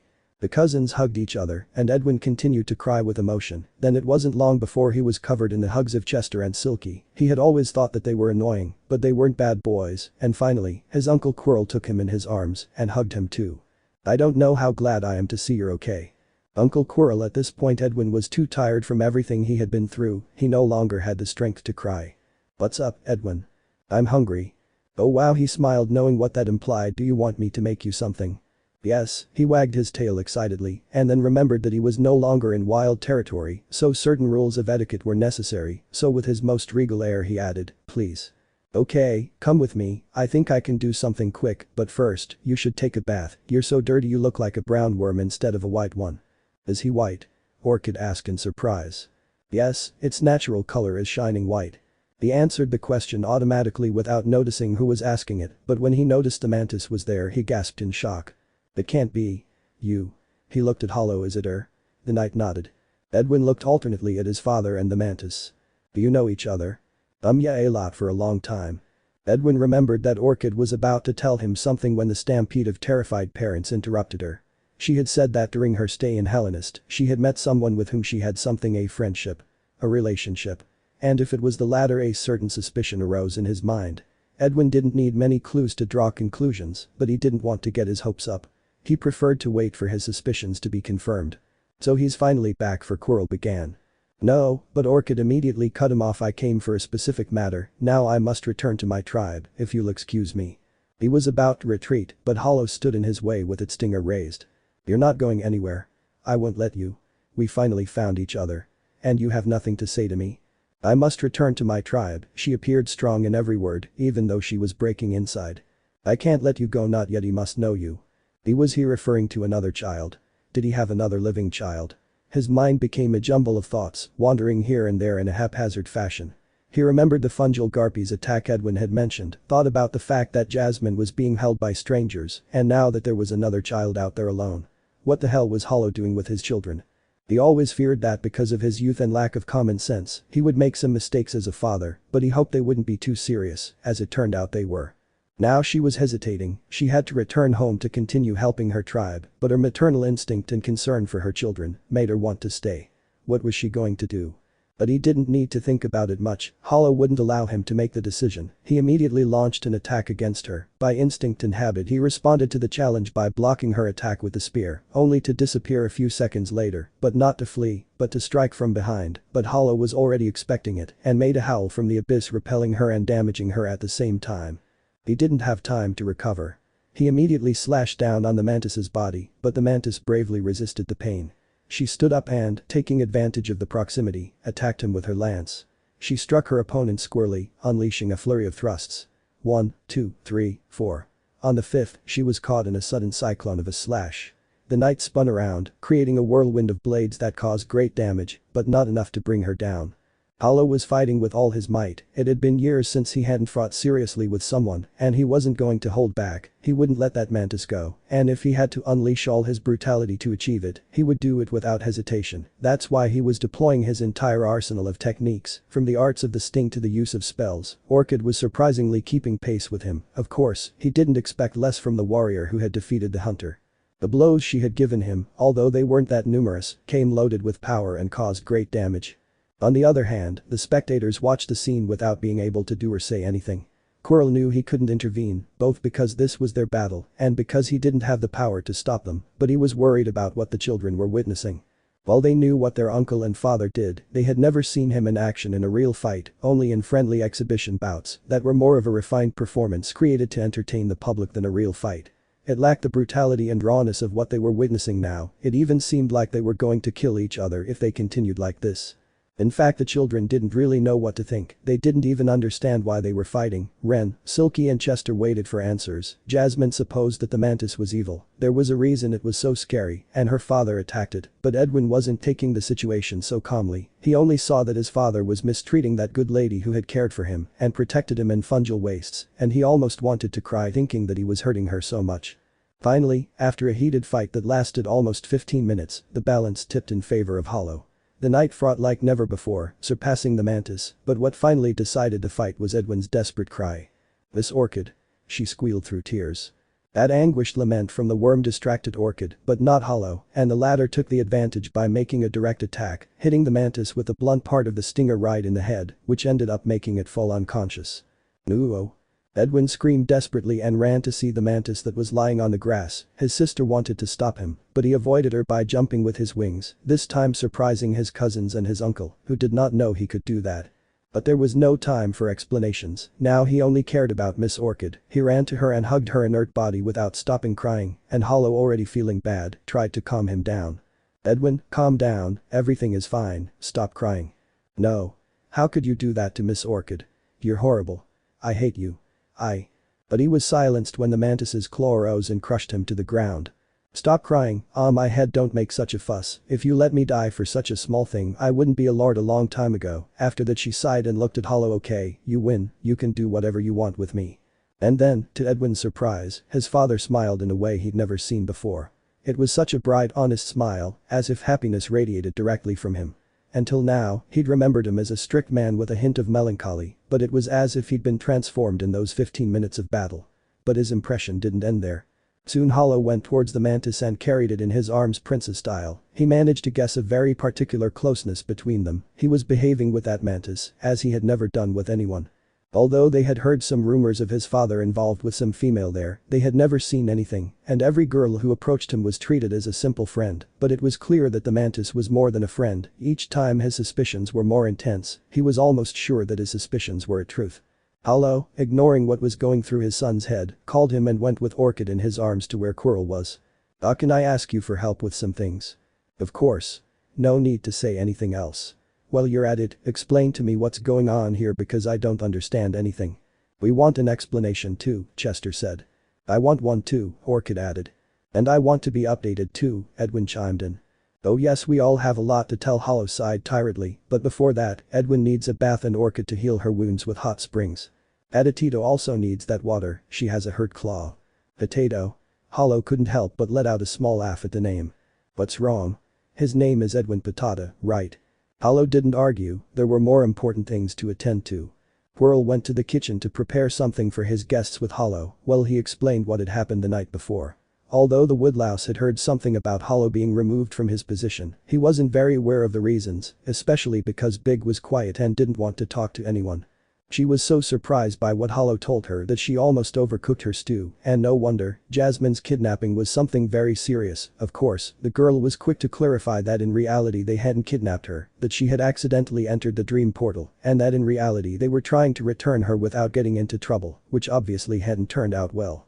Knowing that Scarlet never really had any bad intentions relieved the knight. He couldn't bear to fight Ali. In his mental state, it would have been too much for him. "Do you know Miss Scarlet?" Jasmine asked. "Yes, I've known her for a long time, since I was a child, but she doesn't remember me, she doesn't remember anything we experienced together, now she doesn't even know my name." "What exactly is your relationship with her?" an adult voice asked. Orchid had returned after going to heal her wounds, now she was feeling better, but she did not come alone, next to her was also Edwin, who had also had his injured claw treated and had also taken a bath, thanks to which he recovered his shining white color that characterized him so much. Truth be told, Orchid had thought Edwin was adopted, since she couldn't explain how a worm had come from an egg laid by her, a mantis, but now that she saw his color, she noticed the tremendous resemblance he had to the Pale King and considered the idea that perhaps he was indeed her son. She had to be honest, she was a little disappointed that he wasn't a powerful offspring, but she knew that by worm standards he was an extraordinary creature. But even with the remaining prejudices in her, she considered Edwin a charming boy, very clever, and who perhaps with some effort could make a name for himself in the world. She was happy to see that living lamp running around, but it wasn't the same with Hollow. When she met Edwin again, she didn't feel the fear or rejection she had before. She believed that with the distance they had experienced in those weeks, the problem was over, but in reality, it was only the change in color that had made a difference. Seeing Edwin covered in mud didn't affect him in the least, but with his shining white color, the fear that always plagued him returned, and above all, that look that hurt the little boy so much and that he associated with contempt. "Why is he looking at me like that? He hugged me a little while ago. I thought that now that he had wings and was thinner and more athletic, he wouldn't despise me anymore," the worm thought to himself, but it seemed that with his father, nothing was ever enough. The hug was just a relief to see him again. Orchid immediately noticed her son's low spirits, but she interpreted the situation much better than anyone in the room. She saw Hollow's look, but she knew it wasn't contempt, it was fear, almost terror, one that he tried to hide as best he could, but she wasn't going to be fooled. She was used to those looks. She was a source of terror for many. How could she not identify it? "What are you afraid of, Hollow?" he asked without hesitation. Hollow jumped, his nervousness evident, so obvious that it didn't even go unnoticed by the children. I don't know what you're talking about." Now all eyes were on him. "Are you afraid of me?" "What? Of course not. Are you afraid of him?" "No. How could I be afraid of my son?"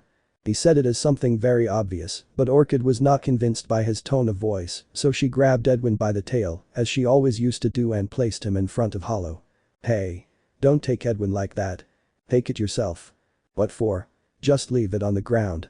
"No, take it yourself, take it off my hands." He shook him gently to put pressure on him. Edwin didn't mind, he was already used to that treatment, but Hollow was gentler and worried about his son. "Orchid. He's free. Take him. Show that you're not afraid, take your son in your arms." He brought the boy closer to the gentleman, and he took a couple of steps back, his situation was becoming more and more evident, everyone was looking at him, he could no longer hide it, then he finally broke down, walked away and with tears in his eyes, confessed everything. "It's true, I'm afraid of Edwin, he's my son and everything, but every time I see him I feel so terrified that I just want him far away. It's that color he has, that shining white, it reminds me of my nightmares, of when they abandoned me, of everything that happened and that I thought was over, so much white, so much brightness overwhelms me, and I can't help feeling what I feel, and I'm sorry, Edwin." "Hollow, why didn't you ever say anything?" Quirrel asked worriedly. "How did you want me to say it? I was ashamed. How could I admit I'm scared of my own son? I was too scared, I tried to hide the problem as best I could and move on. I did the best I could, really, I didn't resent him, I'm just scared." "So you don't hate me?" Edwin was moved. "Of course not. I love you very much, I've always loved you, but I can't show it, I'm sorry, please forgive me." Hollow continued to cry silently. If anything hadn't changed in those years, it was his spontaneity when it came to expressing his feelings, regardless of whether it seemed unseemly or inappropriate. He was with his immediate family, and they, especially the children, didn't hesitate to support him. "Calm down, Daddy, we all have fears." Jasmine hugged him, and Edwin can be terrifying when he's hungry. Tester, Ren, and Silky also joined in the hug, seeking to comfort their uncle. No one made fun of him. They just wanted to help him feel better. But among them all, there was someone who wanted so badly to help, but couldn't. Edwin also wanted to hug his father, but since he was the cause of his discomfort, he couldn't get close, and that broke his heart. Orchid, who was still holding him by the tail, placed him in a more comfortable position next to her chest and hugged him while stroking his wings. "Calm down, Patatita, everything will be okay. This will all be fixed, and soon you'll be able to play with your dad as if nothing had happened. The first step to solving a problem is knowing there's a problem. We'll take care of it now. Just trust us." Orchid sighed sadly. She had to return to the tribe, but she couldn't abandon her family in such a state. Now she was afraid to think what other unpleasant surprises she would find. Arriving home. "Okay, here it is." Quirrel appeared carrying a blue scarf of the same type he used. He bent down to his nephew's level and tied it around his neck. The boy was very happy to be wearing something that wasn't white, even if it was just a scarf. "I love it. Thanks, man. But is it okay that I keep one of your scarves?" "Don't worry about that, I have too many at home, and this way Hornet will have an excuse to knit me a new one." "That's true, I'm sure she's happy." He turned to his cousins and sister, who were standing behind him. "How do I look?" "It looks great on you," Jasmine said. "Quite a gentleman," Chester added. "White and blue look great together," Silky said. "That's great, I want Miss Orchid to see me now, and speaking of her, where is she?" "Oh well, she and your father had some things to talk about, so they're working on it." Quirrel didn't want to give too many details. "Dad and Miss Orchid knew each other before, right?" "Oh yes, they know each other very well, but I think it's better for them to tell you about the type of relationship they had. I think it's likely they'll talk to you today but later." "Yes." He felt frustrated at the thought of having to wait to find out the truth. He had many questions and strong suspicions, but he had to remember that neither Jasmine nor Aster knew anything. They would surely break the news to everyone at once. However, despite his anxiety, he didn't have much time to think about it. A loud bang pulled him out of his reverie. "What was that?" Jasmine squealed in fear. "It's coming from the room where Miss Orchid and Uncle Hollow are," Ren stated. More bangs and even broken glass were heard. "Dad!" Jasmine exclaimed, even more terrified. "Ah, it seems Miss Orchid and Dad get along really well." Edwin didn't seem worried at all. "Do they get along? They're killing each other over there." "For mantises, that's just getting along. But don't worry, they're probably having a friendly fight to test their strength and all that. It's very common among mantises," the worm explained. "They fight because they don't agree, they fight because they agree, they fight to celebrate, they fight just because, but they're friendly fights. I assure you, Orchid won't do anything to Dad." "Hello, I'm going to kill you," was heard from the other room. "You were saying that?" Jasmine crossed her arms in annoyance, and they both looked at her uncle. Calm down kids, everything will be okay, deep down they care for each other." Orchid says that, but I'm sure things will be fine in a few moments. And as Quirrel said that, someone else was heard shouting. "Hello? What the buck does this mean?" "Oh no," Quirrel exclaimed. "Mom said shit," Chester commented. "I don't think that's the biggest problem." Quirrel was already worried. "Kids, wait a minute. I have to go see something." Although Quirrel told the children to wait, none of them did. They all ran after him, curious to know what was going on. And when they reached the adults, they witnessed a chaotic scene. It was a three-way battle where everyone was fighting everyone else, with no apparent order or cause. Fortunately, the room didn't have much furniture or delicate items that could be broken, but the racket and mess they were causing was tremendous. Meanwhile, Quirrel just watched, not quite sure how to intervene. "If you knew how to use a stinger you could stop them," Chester complained. "I doubt it, it would just become a four-way battle." "I can stop them," Edwin exclaimed with absolute confidence. Before his uncle could stop him, he ran close to the battle, spread his wings, and leaped onto Hollow's head. Suddenly, the knight found himself blinded by a blazing white light that prevented him from seeing anything else. As expected, he panicked and fell backward. Edwin had managed to take advantage of something as sad as his father's fear. When Orchid saw Hollow fall next to her son, she forgot her anger, and her worries focused on knowing if they were okay. As for Hornet, when she saw that glowing worm, she ran to hug him. "Edwin? You're alive." He squeezed hard. "No, I breathe." "Oh, I'm sorry." He let go of the boy and stared at him, suffering the same sensations as everyone else. Did he lose weight? He's more athletic. Does he have wings now? Of course, Hornet, being the woman she was, noticed another detail that no one had noticed before. "Oh no, now the tunic I knitted for you for your birthday won't fit you with those wings in the back, and why do you have wings?" "I took them out," Orchid clarified. She was born with a malformation that kept them trapped inside. Of course, it was quite painful. That problem would have been avoided if they had been removed when she was born. There was a certain reproach in her voice. "Really? Nobody knew about this?" Hornet's surprise was more than evident. The mantis sighed in overwhelm. She couldn't blame them for something they didn't know about, but she couldn't help but feel annoyed by it. Plus she was furious with Hollow for having two of her children go missing, and although it was hard for her to admit it, she was also angry with herself for not being there for them. That's why she was determined to stay longer than budgeted to fix all the problems she could. After a while in which they clarified to Hornet what was happening, in addition to explaining to her that Hollow had been removed from her position, everyone headed towards the White Palace to talk to Big. Everyone was worried about him, he had become too secretive, he didn't want to talk to anyone, and his usually tender and open heart to receive everyone was hard as a rock. As the news flew around the kingdom, Hornet was already aware of this problem. There was no need to try too hard to find out things. In fact, the story that the mother of the princes had returned was already beginning to spread. After a short trip they arrived at the palace. The guards immediately stood in front of Hollow, since they had orders not to let him pass, but when they saw the furious looks of Hornet and Orchid they backed away. There was no better letter of introduction than them. If something went wrong, they trusted that they would take care of it. Once inside, Edwin had to repeat the same routine that was already becoming so tedious. He would meet someone he loved, be hugged, then be surprised by his physical changes, and finally bombard him with questions. At this point, he just wanted to go to his room to rest a little. He had never been very sociable, and dealing with so many people was exhausting him. But eventually, they reached the final stop.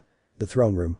According to what they'd been told, Big was there, but the door was closed, implying he didn't want to receive anyone. But that wasn't going to stop the newcomers. "Big. Open the door. We need to talk," Hornet shouted. "Get out of here. I don't want to see anyone. If you want. We have Jasmine and..." Before she could finish, the door opened and the enormous creature poked its head out to find her niece, who had stepped forward, trying to be as visible as possible. "Jasmine. You're alive," I shouted wildly with joy. He didn't hold back, he took her in his arms and hugged her affectionately, of course being careful not to crush her. The size difference was very big. "Hey Big," Hollow called. As soon as he heard the knight's voice, all his joy turned to rage. He let go of his niece and stood up straight in a threatening manner. "What are you doing here? I told you I didn't want to see you in the palace again. Who let you in?" "Uncle Big, don't be mad at Dad." That childish voice echoed in his ears, paralyzing him instantly. Was he hearing things? Or had he died without realizing it? Because that person couldn't be among them. It was impossible. Slowly, he lowered his head and found himself staring at that unmistakable creature, that small pale glowing worm, looking at him expectantly. "No, it can't be you, Edwin. Are you really Edwin? My little..." The emotions were too much for him. He fell to his knees and began to cry. The little one seeing him like that also burst into tears. It was incredible that with all the crying he had done that day, he still had tears left, but he couldn't help it. Uncle Big was one of the people he most longed to see, and now they were finally reunited. Without waiting for any sign from him, she jumped into his arms, surprising him with the sight of her wings. He only had 2 pairs of wings, but the rest was enough to confuse him. For a moment he almost thought he saw his late father in that boy. The only thing that obscured that pleasant vision was the blue scarf he wore around his neck. But what did it matter? Edwin was back. It was a wonderful miracle she couldn't explain, but didn't want to question either. Everything was fine now. Her prince was home. How is it possible that you are here?"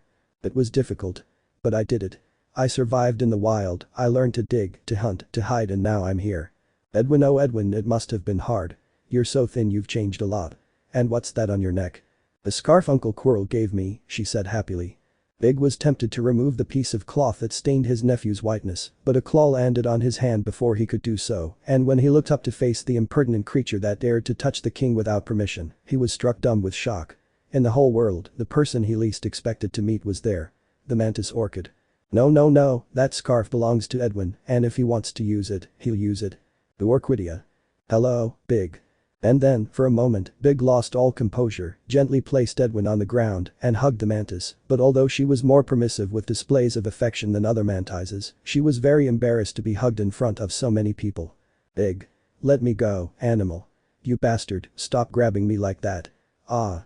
Orchid screamed while kicking in the air. The nephews watched the scene in disbelief. They never believed they would see a scene where someone insulted Uncle Big in that way and got away with it. Well, that's enough scandal. Hollow intervened angrily, grabbing the king's cloak. I don't want to know anything about you. Big roared. Why are you talking to Hollow like that? Orchid was very surprised. She remembered them as very close siblings. This incompetent man irresponsibly lost two of his children in the fungal wastes. According to what Edwin told me, they were attacked by two fungal garpies. Yes, but he had to protect them. There's a reason he's the strongest warrior in the kingdom. Big dear, have you ever seen the garpies in person? No, but. Do you have any idea how strong they are? No. Well, they're strong. Very strong. You need at least 5 mantises to take one down, and while Hollow is very strong, don't overdo it. Hollow wasn't there to kill the garpies. He had to protect 4 children at the same time. Do you have any idea how impossible something like that is? But Hollow. SHHHH, don't say any more, I can't allow you to despise Hollow's efforts to save his children, I mean he's the father. If there's anyone who should be hurt by all this more than anyone else, it's him. Uncle Big, Dad couldn't have saved us all, it was impossible. Edwin said no one could. Sometimes there are things we simply can't control, only live with the consequences. Curiously, although Hollow had tried to explain the same thing to him so many times, Big never paid attention to him, but as Edwin, his favorite nephew, the little genius and above all the victim of that tragedy, said now, he gave more importance to those arguments, but he was not willing to forgive his brother so easily. But they kidnapped his daughter in front of his eyes, and he didn't lift a finger. I wasn't actually kidnapped, Jasmine clarified. I went into the magic portal they opened myself. I was trying to hide because I was scared, so I closed my eyes, and poof. When I opened them, I was in an unknown place. There was a brief silence as the adults paused to process what had happened. But Hollow should have stopped her and attacked the intruders. He's a knight for a reason. His duty is to protect. But they weren't dangerous people or people with bad intentions. Hollow defended himself. That's true. They took good care of me, in fact, they wanted to give me back. They were good people, they even gave me a glass of milk. And to this last argument, Big had nothing to say. He simply sighed, placing a hand to his forehead. It's just you can't imagine the pain I felt when I lost them, when I thought Edwin was dead, and that Jasmine would end up the same way. It was unbearable, and I needed to blame anyone. But don't blame Dad, Jasmine pleaded. She felt intimidated by her uncle's gaze, but she remembered what old Graham had told her, so she took a deep breath to give herself courage and bring out her inner voice for the first time. When you and Dad fight, it hurts a lot. It affects Aster and me, we don't want you to hate each other. At that point, Jasmine was already shaking with nerves. We want you to get along, we love you very much. And in response he received another hug, this time a less intense one, as it sought to calm rather than show affection. And we love you very much too, Jasmine. I'm sorry if I made you feel bad, it wasn't my intention, the king apologized. And with that everything was at peace, except for one detail. Who is Aster? Orchid asked. This is Aster, Hornet replied. While Hollow argued with his brother, Hornet retreated to find the boy and take him to the others. Her heart broke when she saw him lying in bed, so weak and malnourished. He was a shadow of the lively boy he once was. Now that Jasmine was gone, the last bit of strength he had was gone, and he had lost all his will to continue. Since he was so ill, she preferred to pick him up and carry him to the throne room. The boy found it strange that his aunt had appeared to carry him like that. Where are we going, Aunt? We're going to see some people. I'm sure you'll be happy to see them. You'll also meet someone very special. Even though Aster had been so depressed these past few days that nothing excited him, some curiosity awoke in him and he didn't ask any more questions, he just waited patiently for them to take him to wherever they were going. And then the big encounter arrived. The mantis child spotted his 2 brothers. He blinked several times, even rubbing his eyes, thinking he was having visions. But no, the figures didn't disappear. They were there, just a few feet away from him. Then he burst into tears and jumped from his aunt's arms. He was so weak that his legs wouldn't hold him up. He still made the effort to crawl to where his brothers were. Edwin and Jasmine didn't hesitate for a moment and ran up to him to wrap him in a brotherly hug that was more than necessary. Jasmine was saddened by her brother's condition, but Edwin simply couldn't believe what he saw. Aster had always been the biggest, most robust, and strongest of them all, the epitome of strength and health. And now he was a wreck of his former self, a skinny, weak insect. It broke her heart to see him like this, especially when the first words he'd spoken to her were, "Forgive me, Edwin, I'm sorry for treating you so badly." She just hugged him and told him everything was okay. How could she not forgive him? She had this little broken creature crying in her arms, even with all the things he'd done to her, and she couldn't bring herself to deny him her forgiveness. The brothers stayed together for a long time until Aster managed to calm down. It wasn't easy. The poor boy was too shocked, but eventually, after lots of hugs, pats on the back, and a few glasses of water, he calmed down. And once he had peace, he finally paid attention to his surroundings, to the fact that his entire family was gathered. His father, Uncle Big, his brothers, his cousins, his uncles. But in the middle of all that crowd, there was someone he didn't know. A huge mantis.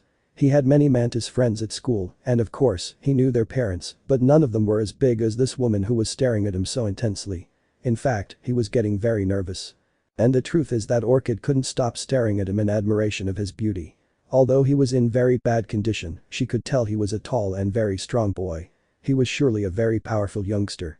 It wasn't hard for her to imagine him as an adult. He would surely be the kind of powerful male that every female seeks. Perhaps he would even be strong enough to claim the throne of Fungal Wastelands. Just thinking about that filled her with pride. And that's how she continued to admire the boy without realizing how intimidating his attitude was. Of course the time came when the question finally had to come out. "Who is she?" Aster asked, pointing at the female. "It's Miss Orchid, a friend of Dad and Uncle Big," Jasmine answered. "Or maybe it's something else," Edwin suggested, suspecting what was coming. "What do you mean by that?" "Well, I think Edwin suspects it now and the news can't be delayed any longer," Hollow began, somewhat nervously. The three children looked at him with anticipation, their attitude suggesting that great news was coming. "The truth is that Miss Orchid is her mother." Reactions. "Miss Orchid is her mother." The words echoed in the children's minds as they stared incredulously at their father, searching for any trace of lies in his message, any grimace that would betray the joke or prove his words false. But their father looked extremely serious. It was clear he firmly believed what he was saying. But it was impossible for that mantis to be their mother. "That can't be," Aster said. "Mom is dead. How could she be our mom?" "Did you tell them she was dead?" Orchid cried, shocked. "I never said that." "Yes, you did," Jasmine replied. "The time we asked you why we didn't have a mom, you said she was in a better place, and then you started crying." "I didn't say I was in a better place, I said I was in a good place, that's not the same thing." Yes, it could be, but why did you start crying then?" "Because it made me feel sorry to remember her." Orchid hit her forehead with a claw and shook her head. "Of course I should have known something like this could happen, it was obvious that something like this had to happen, she is Hollow after all, anyway let's get things straight, I'm not dead, and I'm her mother." The mantis then remained silent, waiting for her children's reaction. Perhaps she appeared strong, but in reality, she was very nervous. She hadn't prepared for this moment. She had barely had time to process what was about to happen. She dreamed of this for so many nights and imagined many possible scenarios, from an emotional reunion where they welcomed her with open arms to the worst situation, where they repudiated her for abandoning her. What would happen? What opinion would her children have of her? "So are you really our mother?" Jasmine asked. "Yes, I am." "And why did you leave?" And there was the question he dreaded. It was something difficult to explain to children. Talking about political implications, centuries of obsolete customs and traditions, civil wars, and the responsibilities of a leader was very complicated. He doubted they would understand or even listen. They needed a quick, simple answer. They were just children. I left because there was someone who needed me, many people needed me, and I had to be with them or horrible things would happen." She wasn't sure if it was the best explanation of all, but she was trying hard. She wasn't expecting an emotional hug, but at least she pretended not to be judged. "Other people needed you? So we didn't need you?" It was Aster who had raised his voice. The little boy looked at her angrily, his eyes filled with tears. "Other people are more important than your own children. Nothing bad would happen here if you left. Perhaps you." "Aster, that's enough." Edwin jumped to Orchid's defense. "You don't know how things were. Or how things are, don't blame her like that without knowing her story. Why do you defend her?" Aster felt intimidated. The last thing he wanted was to fight with his brother after having brought him back from the dead and asked for his forgiveness. "Because I know more about this whole story and I know it better." "Of course, because you always know everything. But she abandoned us. Don't justify her." "She." Aster couldn't continue his tantrum because a sudden dizziness made him collapse on the floor. Both his brothers and the rest of his family ran to see what was happening, but because she was closer, the first one to pick him up and lift him up was Jasmine. "Aster? Are you okay? And you, whose side are you on, Jasmine? Who do you think is right?" The girl was speechless, not knowing what to answer. She would have liked to say he was, because he always supported everything she said, but now Edwin had a totally opposite position, and he was smart, he was often right in what he said, but if she supported him, perhaps Aster would get angry. The truth is, Jasmine wasn't even considering having her own opinion. Her reasoning was based on supporting whoever she considered most suitable, but now everything was gray, there was nothing to clearly indicate who was right. Fortunately for the girl, the intervention of the adults prevented her from having to make a decision at that moment. Hornet took Aster in her arms to check him over and, above all, to calm Big, who within 5 seconds had already panicked about the child's health. "Calm down, Big, he's just weak from lack of food, there's no need to panic," Hornet reassured him. "Well, the truth is I'm a little hungry," the boy said, to the delight of his family. "Aster's hungry," Hollow shouted, wild with joy. "Quickly, to the kitchen, tell the cook to prepare your favorite meal," Big decreed. The news of Aster's renewed appetite calmed the tension in the environment and everyone forgot the drama they had experienced with Orchid, or rather they pretended to forget it. It was not easy to ignore the sadness that flooded the mantis's eyes, who although she remained firm and did not shed a single tear, it was clear how broken she was inside, but no one was going to say anything, they did not want to break her pride, if she needed to cry she would do it when she was alone. That's how most of the group left the throne room, except for Orchid, Hollow, and Edwin. When Jasmine saw them falling behind, she wanted to urge her father and brother to follow them. "You go ahead, little one, I'll stay here a moment longer." "Okay." She lowered her antennae discouraged, from what she saw her father supported the mantis lady, that made her wonder if perhaps Edwin's side was the right one, but she still had doubts, not enough to make a decision on her own, but deep down in her heart, she knew her position, that mantis scared her, and she didn't know her well enough to consider her mother. When little Jasmine's tail finally disappeared behind a door, Orchid allowed herself to show weakness and sank to her knees on the floor, trembling gently as she tried to hold back her tears. It had been horrible, one of the most severe pains she had ever endured in her life. But a helping hand came to her aid when she unexpectedly welcomed Edwin into her arms. The little boy knew how to take advantage of his wings. Aditita, her voice sounded broken. You don't hate me for abandoning you.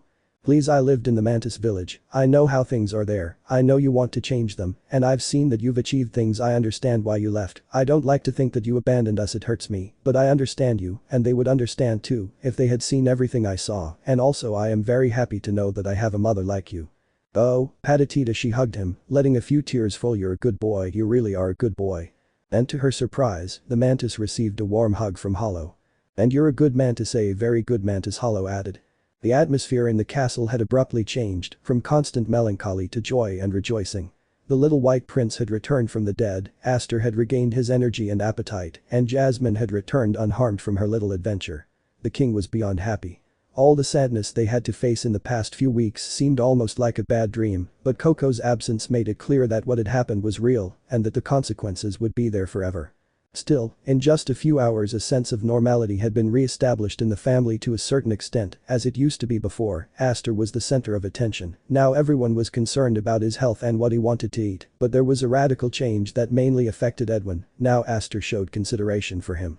When they offered him something to eat, he first asked if Edwin wasn't hungry, and although the little worm said he was fine, Aster insisted on sharing some of his snacks with him. He was also very interested in knowing how he was and hearing about all the adventures he had had in fungal wastes. It was a big change for Edwin, a change so big that it even made him feel uncomfortable. Never in his life did he expect Aster to be kind to him, until a while ago he thought it was impossible, so much so that he never bothered to want to have a good relationship with him. It was enough for him that he didn't treat him badly, but now having this fierce mantis as tame as a tree climber seemed too strange to him. Little by little he was getting an idea of how much he had suffered, his weight loss, and the lack of strength in his limbs had him very worried, but now everything was fine, he didn't plan on leaving his side in the coming weeks, and he would help him get better, he had a lot of medical knowledge, something would occur to him. Edwin had to answer a lot of questions from his family, some easy to answer, but others more difficult, especially when the subject of Koko came up. For several weeks, he avoided the matter, more concerned with his own survival than anything else, but now that he was in a safe place and they were asking him directly what happened to him, it was finally his turn to face the trauma and relive what had happened. With tears in his eyes, he recounted the time they were devoured, the precise instructions he had given him to survive, and the mortal sacrifice he had made to save him.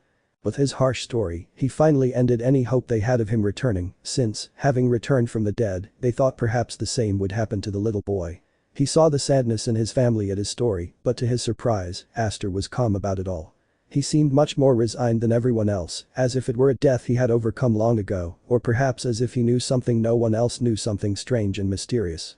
At night Hornet and her family stayed at the palace. With everything that was happening they didn't want to leave Hollow and Big alone, the relationship had been somewhat tense between them, and although, with the arrival of the children and Orchid things softened a bit, there were still rough edges to smooth out, so they preferred to stay to support them. After lunch, the Hollow children went to their rooms, or rather to one room. They were so happy to be reunited that they decided to sleep together, although sleeping was the last thing they did because they had so many things to tell each other, especially Jasmine, since her story of her kidnapping paled in comparison to the amazing adventures that Edwin told. They didn't ask her too many questions that day, but she really wanted to talk. "A half-breed circus?" Aster asked, puzzled. "Is there really such a thing? Come on, it's not like half-breeds were such rare monsters. Who would pay to go see a bunch of half-breeds?" "I mean, it's not just because they're mixed-race people that people pay to see them," Jasmine explained. "They're artists, they do shows and acrobatics and play music and all that." "Ah, that sounds better. Believe it or not, there are places in the world where people hate half-breeds," Edwin commented. "The mantises of the fungal wastes are like that." "Because?" "I have no idea, but that's how it is, that's why Miss Orchid." "Ah, Edwin, please don't try to justify that woman who calls herself our mother, she abandoned us." "But you don't understand." "Edwin, stop it, I don't want to fight with you." "Hey. We were supposed to be talking about my visit to the circus," Jasmine complained. "We're sorry," his brothers apologized. "Well, like I was saying, there were a lot of very, very strange bugs there, but the strangest thing was the leader of their group, who isn't a half-breed bug, he's not even an insect. He's a bat." "Wait, are you talking about those terrifying creatures from Ant Hornet stories?" Aster couldn't believe what he was hearing. "You must be lying." "Oh, so that thing I saw was a bat." Aster grew more and more amazed at each of Edwin's words. "I thought it looked familiar, but I couldn't remember what it was." "Did you really see a bat? And what did it look like?" "Well, are you going to believe I think she was pretty?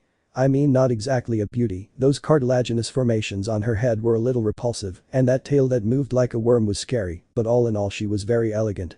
And she's not even the leader."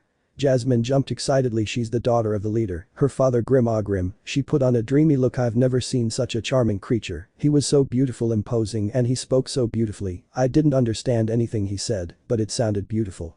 "That sounds like a problem." "Yes, it was. The good thing is that Mr. Sandwich translated his strange messages." "Sandwich? What kind of name is that?" Aster giggled. "It made that impression on me when I heard it, too." Jasmine joined her brother in laughing. "According to what he told me, the circus boss gave him the name when he was a larva because he wanted to eat him, but in the end, he adopted him and practically raised him."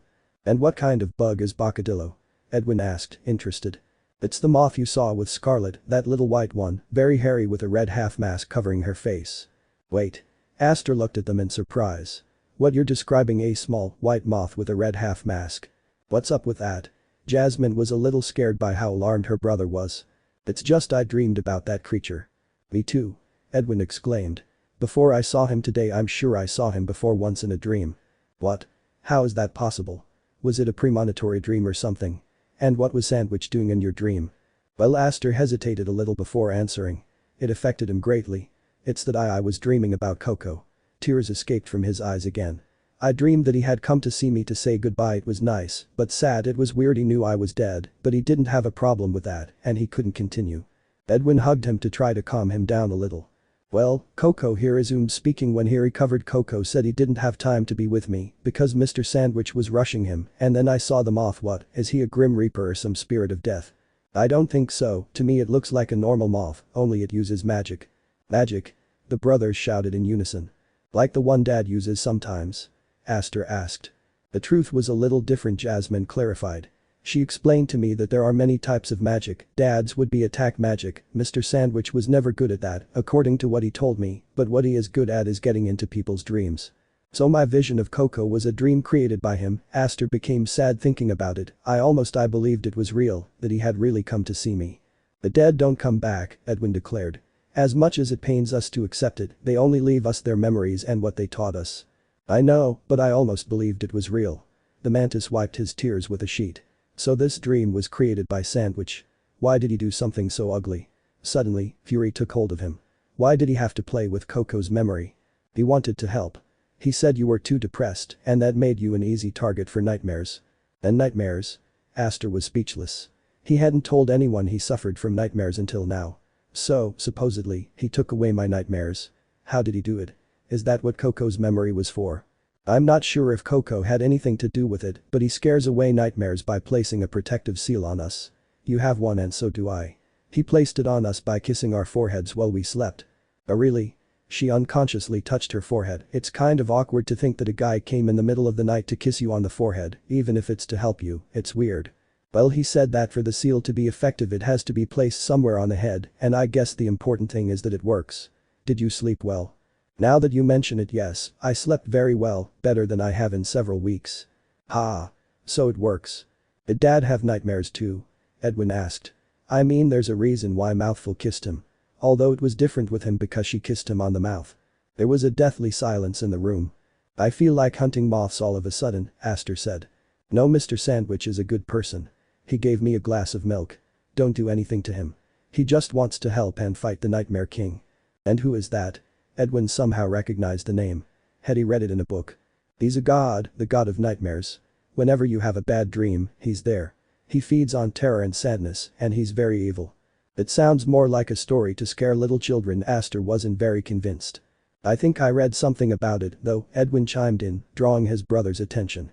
The dreams expand separated in the past, and a realm must lie far away. The latent dread, the dullest edges. The nightmare's heart. The terrified dream. And so? It's a poem that speaks of the god of nightmares, born from the deity of dreams herself. Well, until now I thought it was just an old story that adorned mythology books, but I'm almost coming to believe that it really exists. I mean, lately I've been dreaming about a red bat that attacks everyone, although not me, because its attacks faded with my brightness, and I also remember that in the dream Mr. Sandwich was trying to confront it. It was very strange, honestly. I don't understand anything. Could it be that the Nightmare King exists and is attacking people? Jasmine whispered fearfully. But what could he possibly have against children? Edwin underestimated his sister's judgment. Why waste time bothering children? It's pointless. If that god exists, he should be busy with more important things. We're not the only ones it bothers more, and more people are having nightmares. Really? You've been away for weeks so you haven't noticed, Jasmine explained, but lately in the palace there have been many problems with the guards who fall asleep. Everyone says they haven't been able to sleep because of the horrible nightmares they have at night. Some classmates also mentioned that their parents had this kind of problems. It's not just us who have bad dreams, the nightmares are spreading as if it were some kind of disease in the air. Hey, Aster shuddered. Isn't this a lot like the infection in the history books? The one caused by the moth goddess. No one's getting orange bumps yet, Edwin tried to reassure him. This isn't a dream sickness, it's a nightmare sickness, perhaps it manifests differently, Jasmine ventured to suggest. Red pustules, Aster said. You could be a little more creative, Edwin sighed. Well, we better not think about those things now, or we won't be able to sleep. That's true, let's go to sleep, Jasmine settled between Aster and Edwin. Maybe we can ask Mr. Sandwich to put protective seals on the others as well. It would be very curious if that were the solution to the problem, Aster settled into bed. The first infection was caused by a moth, and the second is solved by a moth. Yes, very curious, Edwin yawned. Good night, Jasmine, good night, Aster. Good evening, Edwin. The three offspring closed their eyes and within minutes were asleep.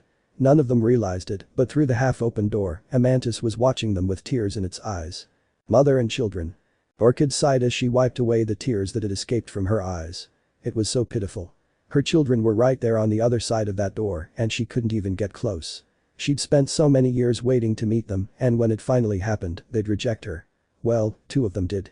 Edwin was more understanding, but that wasn't what she wanted. She wanted to be able to give love to all three of them, not just one. Although her rational side told her that outcome was the most logical thing to happen, her heart couldn't understand reason and only suffered.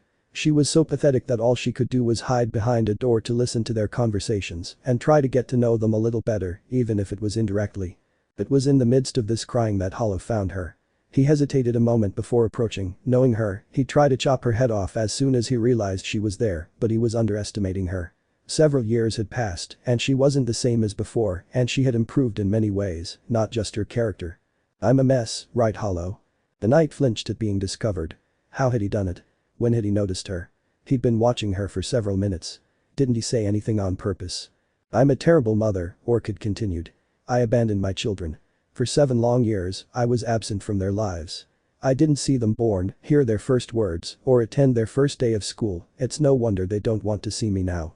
Don't take it personally. I mean, Aster has always had a complicated character, but I'm sure that as the days go by he'll get used to you, then his curiosity will awaken, and as he asks you questions himself, you'll be able to tell him everything, just give him time. I don't know if I have that much time, I can't stay. What do you mean you can't stay? Hollow raised his voice, but Orchid put a claw in his mouth. Shhhh, the children are sleeping. I'm sorry, he said, his voice noticeably softer. But what do you mean you can't stay? It's been 7 years. Hasn't that been enough time to fix everything in the tribe? You're not telling me they still want to kill each other? No, not anymore, but I still haven't achieved everything I've set out to do, I still haven't managed to open their minds to new ideas and ways of life. And will that be possible? Of course it is. There are plenty of mantises who think like me. In fact, even before I started acting, there were mantises who did, but they couldn't say it, they could only keep quiet and resign themselves to their existence, but we're already making great progress. We hold secret seminars, and I've written things about life outside of fungal wastes. I even tell stories to the hatchlings I train that raise other points of view. I even got a little support from my sister Lavender. She agreed to change some of the larvae raising policies. Orchid continued talking excitedly, her tail waving up and down, which Hollow found adorable, although halfway through the conversation, he lost track and started thinking about what he'd like to have for lunch the next day. What he understood was that Orchid had made a few changes but needed more to be satisfied, and that was why she wouldn't stay with him permanently. For a moment he was tempted to force her to stay, just as he had forced her to go with him to the castle and meet his children, but he knew that in the end it wouldn't work and would only bring more pain. He couldn't lock her up. If she felt it necessary, she would escape somehow, and there would only be pain and resentment in between.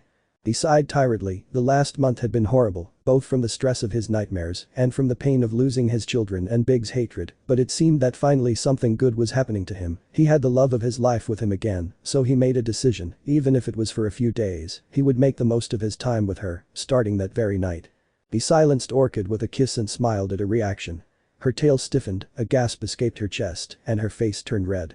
Even after all these years, he still had that effect on Orchid, although much more so now that she wasn't in heat than when he'd first met her. Shall we? He held out his hand. Where to? She answered cautiously.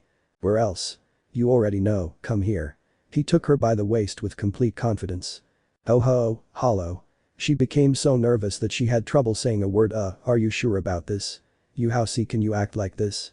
What are you taking about? I abandoned you and do you still love me? In response, Hollow kissed her again and then reached out to stroke the lady's antennae. That was enough to calm the mantis, who hugged him and leaned against him, resting. I love you just like I did 7 years ago. You're still as beautiful as ever, as sweet as ever, as crazy as. Can we skip the last part? As you wish. So are you coming with me? Until the end of the world. Hollow took her to her room, the same one she slept in with Hollow when she arrived at the castle the first time, and where she had laid her eggs. The nostalgia of those times hit her like a sledgehammer, and she sighed when she thought of all the beautiful moments she spent there, but above all she was surprised when Hollow took some things out from under her bed. Is that possible? Those are? Yes, your old crown and your mantle. The mantis held them in its claws. They weren't just status objects, they were also symbols of a different era and way of thinking. The day it parted with them, it lost much more than just a crown and a cloak. Look, Orchid, do you remember this? Now Hollow was holding a cute Tick-Tick plush. Oh, you still have it? The mantis took the toy and hugged it delightedly. Yes, that little one has kept me company since you left. It's just as cute as I remember. The mantis held it up to her head for a few moments, then said, hey would it be hard to get a real one? What, a Tick-Tick? Yeah, I mean they look like cute pets. Oh yeah, I've seen that some bugs have them as pets, but if you're not here you won't be able to take care of it, but hey, if you promise to stay with me, I'll get you a nice Tick-Tick. Maybe later. She hugged the stuffed animal and watched Hollow, moved. Do you still have those things? It's been so many years. Years thinking about you and how when you came back you'd want your things back. Oh Hollow, it wasn't necessary. Also he blushed, doubting whether to take the next step or not. Now more aware of how things worked, he wondered if he wasn't going too fast. He didn't want her to doubt that his actions were motivated by love. Besides, he wanted to show her the pleasure bonds and the compilation of morbidity, as Grimm called it. He didn't want to keep secrets from her. You think that after all this time, well. He didn't know how to continue after that point, but the mantis reassured him by giving him a soft kiss and giving him a smile that made him sigh. Everything's fine, he said simply. Orchid let the carmine paint her face and her tail twitched gently as she hugged her Tick-Tick plushie. This motivated the knight to finally take the plunge and show her the last few items he kept under his bed, to which the mantis reacted positively, showing more curiosity than anything else. Hollow sighed in relief. She was definitely still the same Orchid he knew. He had been somewhat reticent about sharing his things with her. She might think it was weird, but as he found out later, she was still weirder than he was, and with the passing of the years, some research, and talking with other creatures, he had a better understanding of the implications of Orchid's tastes and was more prepared to deal with them. After all, that was just the way she was, for better or worse. It was a passionate encounter, but sweeter than one might imagine, full of poetic words and tender caresses. In the end, the mantis ended up sighing with pleasure in the arms of her beloved who never stopped caressing her body. It was incredible that in all those years nothing had changed. They still loved each other as always, although perhaps in a more mature way, but time would tell. At the moment, they were still overcome with emotion at the reunion and had to catch up on many things.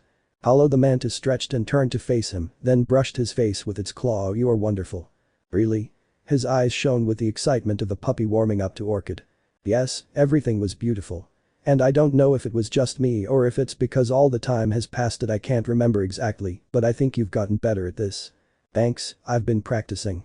And in an instant, the sweetness turned to brutality. Orchid grabbed a hollow horn and looked at her partner with such intensity that he felt intimidated. "Ooh, Orchid? What do you mean you were practicing? With whom?" Only then did Hollow understand the problem and know he had messed up. "No, it's nothing, the queen bee doesn't count, nor do her babies," he stammered desperately. And then followed a clumsy monologue summarizing Hollow's Highschool situation of the last few years, without going into details and littered with unnecessary excuses triggered by Orchid's penetrating gaze, who didn't say a word, just watched him silently without letting go of her horn. But finally, the mantis gave in, released her partner, rolled onto her back to stare at the ceiling, and sighed. "Well, I don't have the right to blame you either. I left you and we didn't have time to clarify our relationship. Besides, it would be hypocritical of me to get angry, considering I wasn't alone either." "What do you mean you weren't alone? Who were you with?" "With Chris, a friend, but it's not something to take too seriously, just it happened and well there was nothing beyond that, don't worry." "Who is Chris?" Hollow growled with a murderous look and Orchid laughed. "Ah, Hollow, don't be angry." But. The mantis silenced him with a kiss.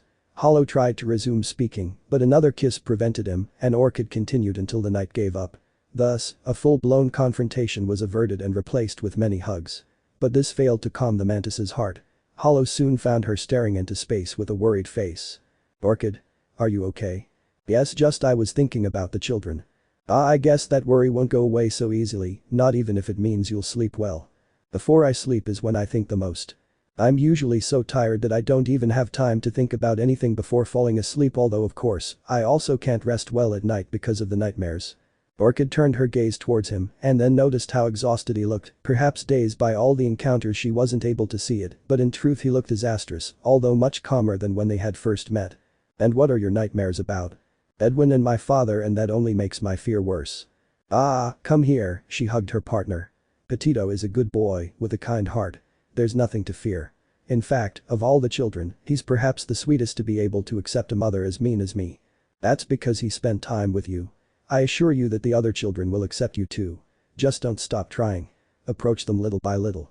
When you convince Aster, Jasmine will immediately love you. She always accepts her brother's decisions. Doesn't that girl have her own opinion?" Now that you mention it. Did it ever seem troubling to you that I didn't have my own opinions?" "Not really, he was so obedient and easy to care for without questioning anything." "Hollow. That's bad in the long run." "Why? She's a very good girl. But she won't always be a little girl and someday she'll have to decide things for herself. Or are you going to choose her partner when the time comes to start a family?" He knew that one day his little girl would grow up, but he never stopped to think about it and the thought of some male getting his claws on her sickened him. Okay, don't think about that now," she decided to calm him down, sensing his agitation. "There's plenty of time before that happens. But anyway, the point is, she has to learn to decide for herself. I don't want a weak, submissive daughter. It's enough that she's a half-breed. And what does it mean that she is a mixed race? She's hideous. I'm worried that no one will be interested in her. That's why she needs to develop a good personality. If she doesn't have beauty, she should dazzle everyone with her personality." Hollow didn't agree with her. In his eyes Jasmine was the most beautiful girl in the world, but he supposed that it was the residue of his racist mantis thinking, something so ingrained inside someone was difficult to eliminate, but at least it reassured him that she was willing to love him and thought about his future. "Oh, being a father is hard," Hollow complained. "I don't seem to be doing so well." "You already did better than me." "Yes, well. Is something wrong?" He noticed the gentleman's nervousness. "Orchid, there's something I haven't told you." "What thing?" "Well, the eggs you laid 7 years ago, there were 6 of them, remember?" "Yes, but not all of them were going to open." "4 were opened. But there were only 3 babies. 1 died." Hollow closed his eyes, expecting a fit of rage, a blow, or at least shouting, not the calm with which he took the news. "It's a shame, but these things happen." "So calm?" "It's common. My mom had 5 eggs in her first clutch, only Lily and Lavender reached adulthood. In her second clutch, she had 4 eggs, only Fig and I reached adulthood. My sister Lavender had 4 eggs, only 2 children are still alive, and Lily has 3. No one has died yet, but they're not old enough to get into trouble yet. Ah. Well, with your family's strange condition, I'm sure all this is very strange for you. Hollow nodded and then a few moments of silence followed. Hollow, tell me about my children, all of them, even the one who isn't here. They slept very late that night because in 7 years there were too many stories to tell, dozens of funny, dangerous or tender anecdotes, and with each word, Orchid felt more eager to spend time with the children, in addition to solving a few problems she had detected. Be that as it may, that night she made the decision not to give up. Even if her children didn't love her, she would love them anyway and provide them with all the care and help she could while she was there. The next day Edwin woke up scared, he was in a place he didn't remember and immediately ran to hide under a pillow. After a few seconds he remembered everything that had happened the day before and that now he was in the safest place in the world, the White Palace. Only then did he peek his face out and watch his brothers rubbing their sleepy eyes, then replacing their sleepy expressions with curious ones. "What are you doing there, Edwin?" his sister asked. "Nothing, I'm leaving now." Yes, everything was back to normal. He was home, in his room, in his bed with silk sheets, and there were his brothers, Jasmine as happy as ever, and Aster. He looked changed. From being a robust boy with a strong body he was now a thin, fragile-looking creature. Although he looked better than yesterday, he had stood up and was walking slowly around the bed, as if that represented a challenge, and perhaps it was. "Ugh, I didn't remember this being so difficult," the boy complained, then sat down to rest. "Maybe I won't be able to fly again." He looked up at the ceiling, worried. "Don't worry, you just need to eat and regain your strength," Edwin encouraged him. "Yeah." And there was that strange attitude again in Aster, who now looked at Edwin like an excited puppy, as if just having him around was the best thing in the world. In a way it was cute, but it felt too weird. "Good morning." Hollow opened the door and entered the room. Behind him stood Orchid. The children's reactions to seeing the mantis varied. Aster immediately frowned, Jasmine backed away and stood behind her brother, and Edwin ran to the edge of the bed and raised his claws in greeting. "Miss Orchid." The mantis hid the slight discomfort that being referred to like that caused her. Now she knew she was her mother, but she supposed it was complicated to call a stranger like that, and since she had already gotten used to calling her Miss Orchid, it was too complicated to change the habit. "Hello Patatita, how did you wake up?" "Very good." "Great. How are the others?" "Do you care about us now?" Aster growled. "Aster?" Hollow shouted angrily. The mantis child was going to say something else, but noticed a reproachful look Edwin was giving him, so he remained silent. After that, a rather intense and uncomfortable situation followed, that is until Kyrie arrived. The container was beaming with joy. Finally she could resume her duties as Edwin's guardian, since the little one had left her days felt emptier, so she entered excitedly and without greeting anyone she threw herself onto the bed. The 3 offspring bounced and flew away. Aster and Jasmine fell to the floor, but Edwin was caught in the air by Kyrie. The container then left with the child in her arms jumping with joy straight to the bathroom. "What was that?" Orchid asked. "It was a Kyrie," Hollow replied. "Oh, kids. Are you okay?" "Yeah." And so the morning began for the 3 offspring. A quick bath was followed by a hearty breakfast, especially for Aster, who had been put on a special diet to help him gain weight. Edwin was still dreaming of eating the palace's exquisite food, and he was so eager that it was difficult to maintain his manners, especially since he had gotten out of the habit. "Edwin, what kind of eating habits are these?" Hollow scolded him. "Miss Orchid does the same," the boy excused himself. Orchid. Hollow gave her a pleading look. "Oh, I don't remember the rules of etiquette anymore. I haven't used them in 7 years and in the tribe we don't even use cutlery."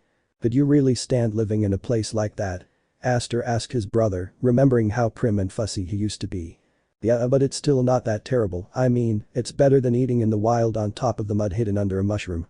They still found it hard to believe that he, out of all the others, had survived through all those hardships, so they looked at him with a mixture of pity and disbelief, except for Orchid, who was very proud. "That's my boy, a true survivor." But it was slowly becoming clear to Aster and Jasmine what kind of female their mother was, and they were beginning to wonder how their father had gotten involved with such a person. Not even the mantises of Greenlands were that wild. But the climax of all this came after breakfast, when it was time to train.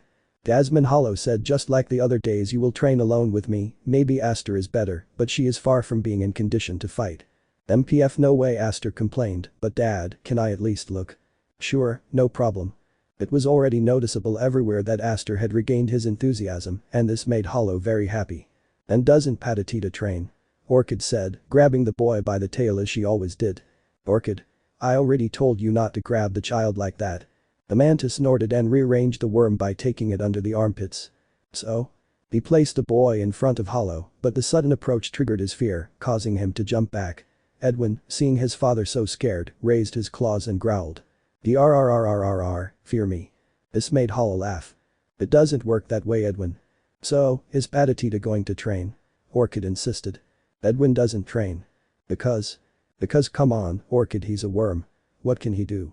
Besides, I don't want him to feel bad and lower his self-esteem by comparing his abilities to his siblings. And how is he going to improve his skills if you don't let him try? Besides, it's true that he could never aspire to be a fighter, but he should at least be able to defend himself. If you just tell him he can't, that's really going to lower his self-esteem. It's okay, I think he won't get hurt. If anything happens to Edwin big, he'll kill us. It's just training, no one has murderous intentions here. Let's go. And so the family was reunited, but instead of using the usual training room, they met in the inner gardens of the palace, as Orchid explained, where Edwin had a better chance of defending himself.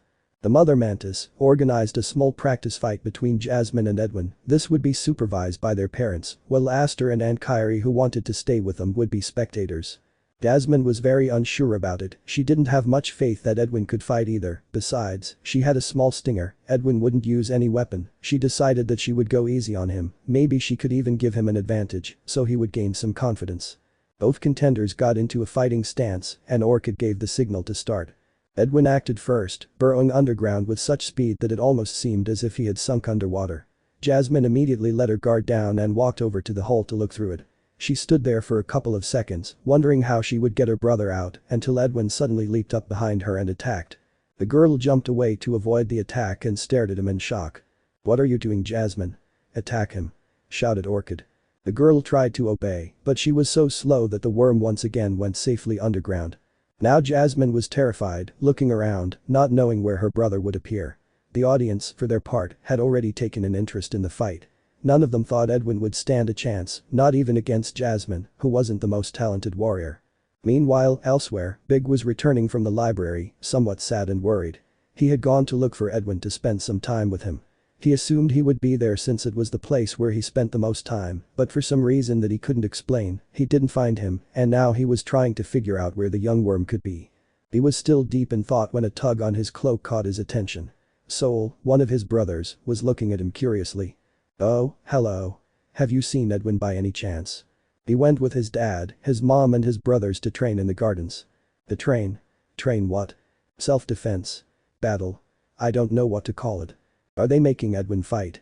Big ran like an arrow toward the gardens, feeling fear in his throat and thinking about all sorts of horrible situations where his beloved nephew had ended up horribly injured. He was so fragile, so soft. It was impossible for him to put up a fight. And he reached his destination, where he witnessed the fight much more advanced. Jasmine had gained some confidence and was now attacking her brother with a series of swift blows that Edwin surprisingly blocked with his claws. He was still safe, but not for long if he kept this up, according to Big.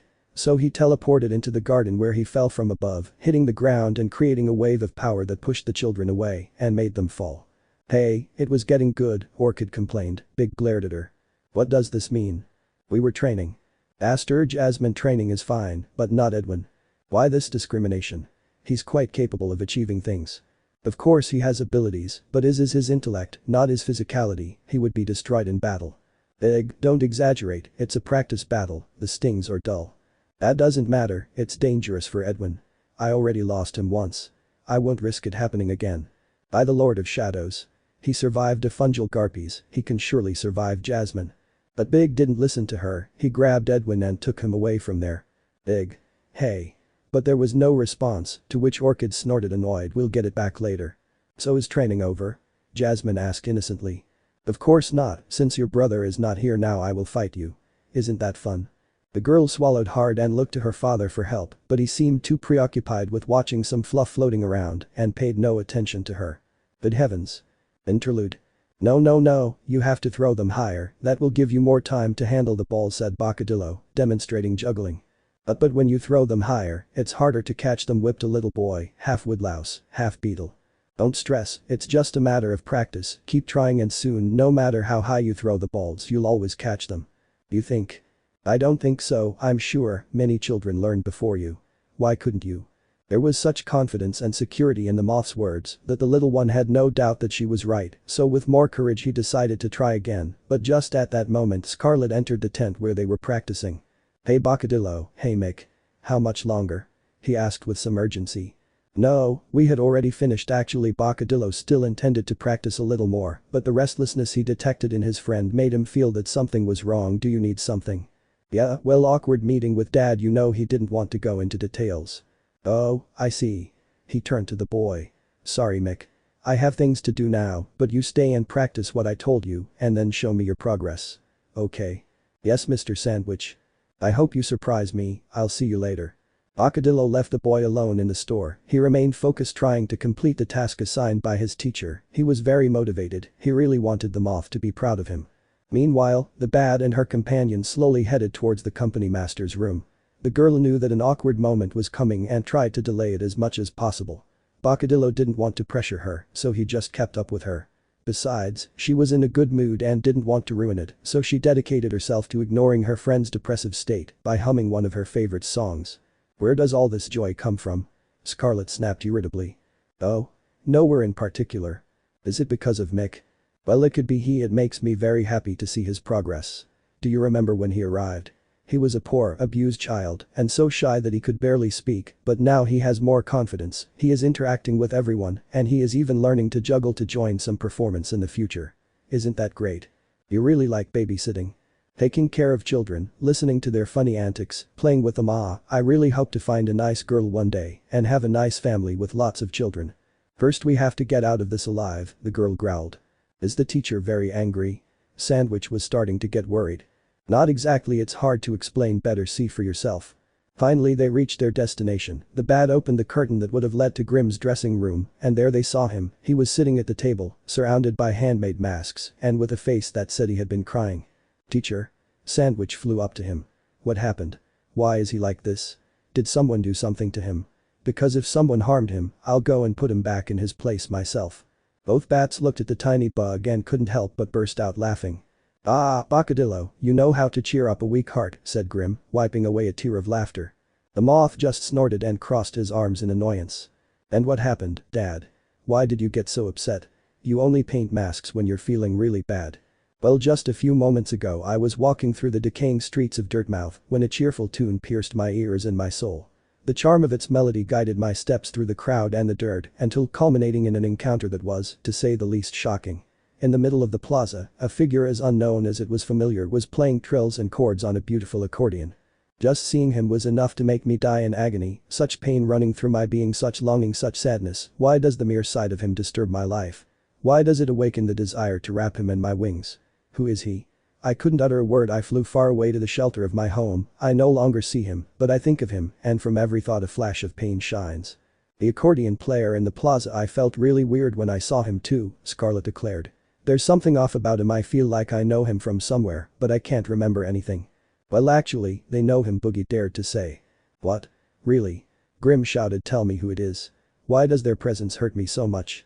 "Well, oh master, this matter is complicated. That person is practically the one who raised you. He even suffered the same curse of the Nightmare King with you, but now he also suffers from memory loss. Neither of you can remember each other, and for the sake of your mental health, I think it's best if you don't see each other. You'll only be able to feel pain without the relief of each other's presence, because at this moment you are just two strangers." This was not the answer Grimm wanted, and all it did was increase the hatred he had for the Nightmare King. "Sandwich," Scarlet called. That guy we ran into when we went to drop the girl off at school, is he someone I know too? Because it hurts me every time I see him." "I'm sorry, Scarlet, but I don't know about your case. As you know, there was a long period of time when I wasn't with you, and I don't know what kind of things you went through in my absence. Maybe he's also some kind of important friend to you or something more, but in your case, you're luckier. He seems to remember you. Maybe you should talk to him and ask him yourself. I don't think he'd have any problem answering. From the looks of it, he's someone who loves you very much." Sandwich Grimm's voice sounded deep and determined. "Will this love be a sword that can be at our service? What does teacher mean? May he give us the sting of dreams?" "Oh right," Scarlet said. "The dream stinger was under that bug's bed. What a place to keep something so important. So what Dad's suggesting is that we just ask him for the stinger, right?" "Exactly. If this person loves me so much, he should give it to us, right?" "It's possible," Sandwich pondered. "But what if not? It's a powerful artifact. He's probably worried about it falling into the wrong hands. If he's someone who's more mind-driven than heart-driven, he might consider handing it over. We need a backup plan. The teacher thought for a few minutes. The girl. The girl? The creature that accidentally ended up in my domain. Jasmine? Master, you're not suggesting we use that girl to steal the stinger. I don't want to do that. I don't like tricking children or teaching them to do bad things.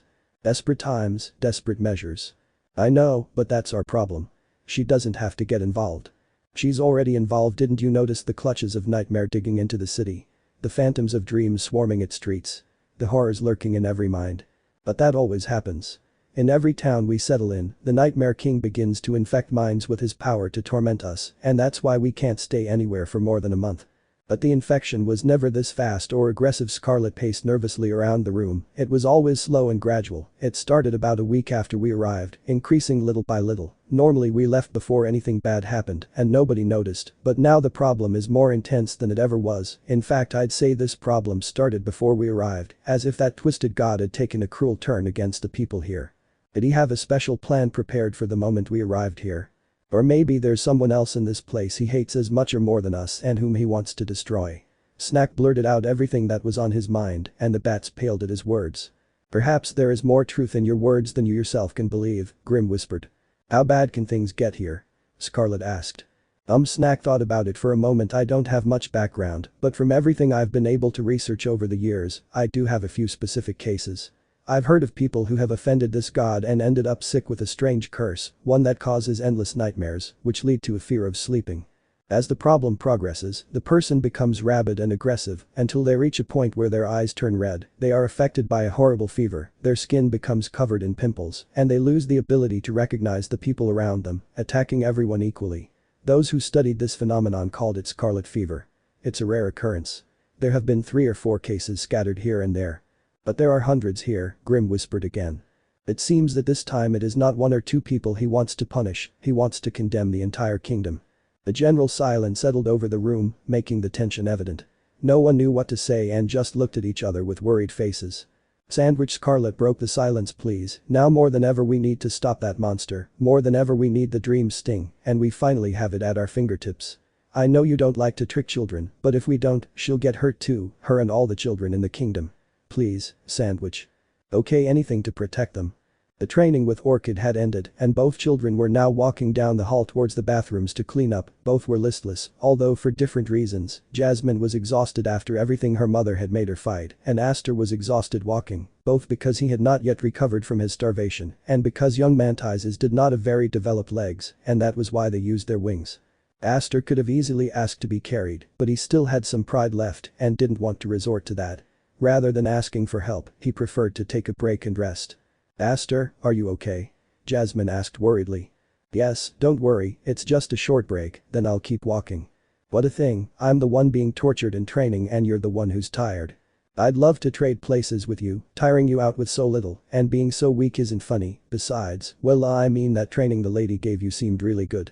It pained Aster to admit it, but he was fascinated by Orchid. In his life he had never seen such a large and powerful mantis. Its way of moving was marvelous, as agile as the wind, as deadly as an asp, and as fierce as he had ever seen. Of course, at first, this was not noticeable because she was very gentle against Jasmine, measuring each movement to pressure the girl without overwhelming her and helping her bring out her potential. But when she had already exhausted all of the creature's energies, Hollow offered her a friendly fight. Aster had the idea that his father was the most powerful warrior in the world, perhaps Ant Hornet rivaled him, but he liked to believe that his own father was stronger. In fact, he often argued with Silky about who was more powerful, but now he had met another warrior who was on his level. In general, the fight was very even, and neither held back when it came to fighting. Orchid would not be satisfied if they didn't take her to the limit. The battle was far from friendly. Both warriors were attacking with everything they had, with such ferocity that it seemed they were about to kill each other. Jasmine watched the scene in terror, fearing she might witness a tragedy at any moment, while Aster stood on his hind legs and flapped his wings in excitement, his heart pounding at every clash of weapons, shuddering every time they shouted, and flailing his arms at the sight of some sophisticated and striking combat technique. Finally, the encounter ended with Hollow's defeat, as he ended up on the ground with Orchid's spear pointing at his neck. Yesterday I won and today you win, said the knight. Every day is a different challenge. Daddy. Jasmine squealed fearfully. Calm down, sweetheart, I'm fine. Hollow stood up with the help of Orchid, a genuine affection that no one bothered to hide and that the girl did not see favorably was evident in every gesture. Being Jasmine the only girl in a nest of only males, she always received special treatment from her father, she was always the most protected, the one who was treated with more delicacy and sweetness, of course, she also loved and cared for her brothers, but the way in which she showed her affection was different, and now she saw that there was another female with whom she was also sweet, of course, supposedly she was her mother, but for Jasmine, she was just a very scary mantis lady. Without a doubt, both adults were showing themselves to be affectionate in a subtle and innocent way, but still noticeable, and seeing them like that made the girl increasingly angry. She was dying of jealousy, but she didn't have the initiative to show her discontent or directly reprimand the lady. She always expected someone else to act on her behalf, so her first idea was to ask Aster for help, but he didn't seem to realize what was happening before his eyes. "Aster, don't you think Dad and that lady are too affectionate?" "Huh? What? I don't see anything strange, they haven't kissed yet." "But look. They held hands. And? That's a sign of affection." Jasmine was beginning to get exasperated at her brother's stupidity. "Well, that lady is supposed to be our mom. I guess she and Dad loved each other, so I don't see it as strange. I don't care what they do, as long as they don't force me to call her mom." "You don't like it, do you?" Perhaps if he sowed discord among his brother, he would convince him to repel that mantis. "I don't know if it's like I don't like her, I mean it makes me angry that she abandoned us and then comes back 7 years later without any decent explanation, but she doesn't seem bad, I mean she's very strong." "Aster, do you really like him just because he's strong?" "He's not just strong. He's very strong. Did you see how he beat Dad? And that doesn't scare you?" "Fear? Why? What if he wants to hurt us? Dad won't be able to defend us." "Dad said he beat her yesterday, so he can still beat her. I don't think she'll hurt us either. I mean she's our mom and well, anyway, she even bothered to train you and give you exercises to get stronger. Dad says she used to train nights. Do you think she could give me some tips to improve when I get my strength back? I want to train again, I'm so excited. Today I'll eat a lot to get stronger." The little boy didn't notice that in the middle of her monologue, Jasmine was getting angrier and angrier. She wasn't going to admire Orchid just because she was strong, especially if she threatened to take away her father's affection. She was exaggerating, of course, but it was a new situation and she didn't have anyone to help her face it. She was truly scared and just wanted that mantis to go away so she could return to her peaceful life. Elsewhere meanwhile, Edwin was facing another situation that could be considered frightening. He had never seen his Uncle Big act so impulsively and aggressively the day before he saw that he had a certain altercation with his father because he blamed him for the accident with the Garpies, but he thought that had already been resolved, apparently it was not the case. The incident and his disappearance continued to weigh on the heart of the monarch to the point of separating him from his family due to the senseless fear that he would be hurt. But even with the fear he had, the feeling that prevailed in the worm's heart was annoyance. For the first time in a long time he had managed to integrate into an activity with his entire family, and Big ruined the moment. Now he just wanted to get out of his grip and run back to the garden with the rest, but it was his Uncle Big, one of the people he loved most in his family, and seeing him so worried hurt him. He was not yet old enough to handle those kinds of complex sentimental situations. He was just a child, he did not have the talent for it like his cousin Ren, but somehow he wanted to reassure him. "Uncle Big." A huge bug stopped abruptly to pay attention to him. "Is something wrong? Do you need anything?" "Nothing, I'm fine. Are you okay?" "Of course I am. Why do you ask?" "Because it doesn't show. The monarch must always appear strong, show calm even if he's broken inside." He once heard these words from the old pale king when he was a lame child, and they remain etched in his mind to this day. If even his nephew could tell he was feeling bad, it meant things weren't going well, and of course, the last thing he wanted was to worry the boy. "It must be your idea, everything is normal, just like always." "I'm not stupid. I can tell something's up. You and Dad are having a fight. What happened? You two used to get along really well. I don't like seeing you like this." That's adult stuff, nothing you should worry about." "But it involves me, you kept me away from the practices with Miss Orchid." "That wasn't because I was fighting with your father. He was dangerous." "Dangerous? Please. For the past few weeks, I've been in danger every day. I've escaped from crabs and mantises, crossed acid lakes, faced all kinds of predators, and hunted my food. I can take care of myself now. At least as far as survival goes." "But Edwin, you could have gotten hurt. And why so much interest in getting into pointless fights all of a sudden? You always enjoyed spending time reading and resting more." At that moment the worm realized something he had ignored all his life. Did I enjoy it? Or was that all I knew? I never really tried to do different things even when dad tried to take me with him to do other activities. I never really made the effort because I would hear you talk about how boring and dangerous it was outside the castle and I would become conditioned to think that dad was forcing me to do something terrible that wasn't right for me. How could I not have noticed? You were manipulating me and turning me against dad. DP, what are you talking about? Have you gone crazy? The expression on Big's face and his tone of voice made it clear that he really wasn't getting Edwin's message and the little worm could do nothing but sigh. You did things but you didn't even realize it, he whispered to himself. You really have no idea what you've done and you even think you've done it right. Edwin? What's wrong? She became worried at the boy's absorption. Then the young prince raised his head and with absolute resolution he freed himself from his uncle's grasp, spread his wings and jumped away from him. Uncle Big, I love you very much, but I can't let you control my life. There are many things you haven't realized are wrong, and one of them is underestimating me.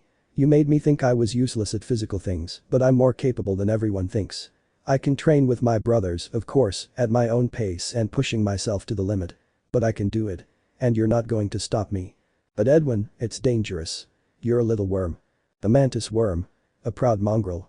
And as such, I have my own requirements and abilities.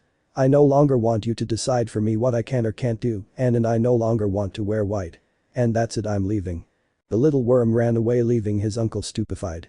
Meanwhile, elsewhere, Ogrim was sorting out some paperwork to streamline the king's work. He had already put aside his job as a knight trainer to devote himself entirely to administrative duties. It didn't really bother him. It was a quiet, relaxing occupation, more appropriate for a kid his age. Besides, this way he could stay close to the king and advise him. Whenever there was a problem, especially of a sentimental nature, Big would come to him, and of course, this was no exception. The office door swung open, and the king rushed in tears, ran to the beetle and hugged it. Your Majesty. What happened to him? He asked, alarmed. Edwin entered his rebellious phase. Hey? He's a rebellious kid. He doesn't listen and thinks he owns the world. Now he'll get into trouble, with alcohol and drugs. Where do you get those ideas from? From the parenting help magazine you gave me the other time. Ogrim raised his claw to his face and shook his head. I shouldn't have given him those magazines. My king, it's not the age when children become rebellious yet. Edwin is only 8 years old. He's still a little boy. And his only friends are his cousins, he has no bad influences. How the hell is he going to get into alcohol and drugs? Besides, what's so rebellious about him?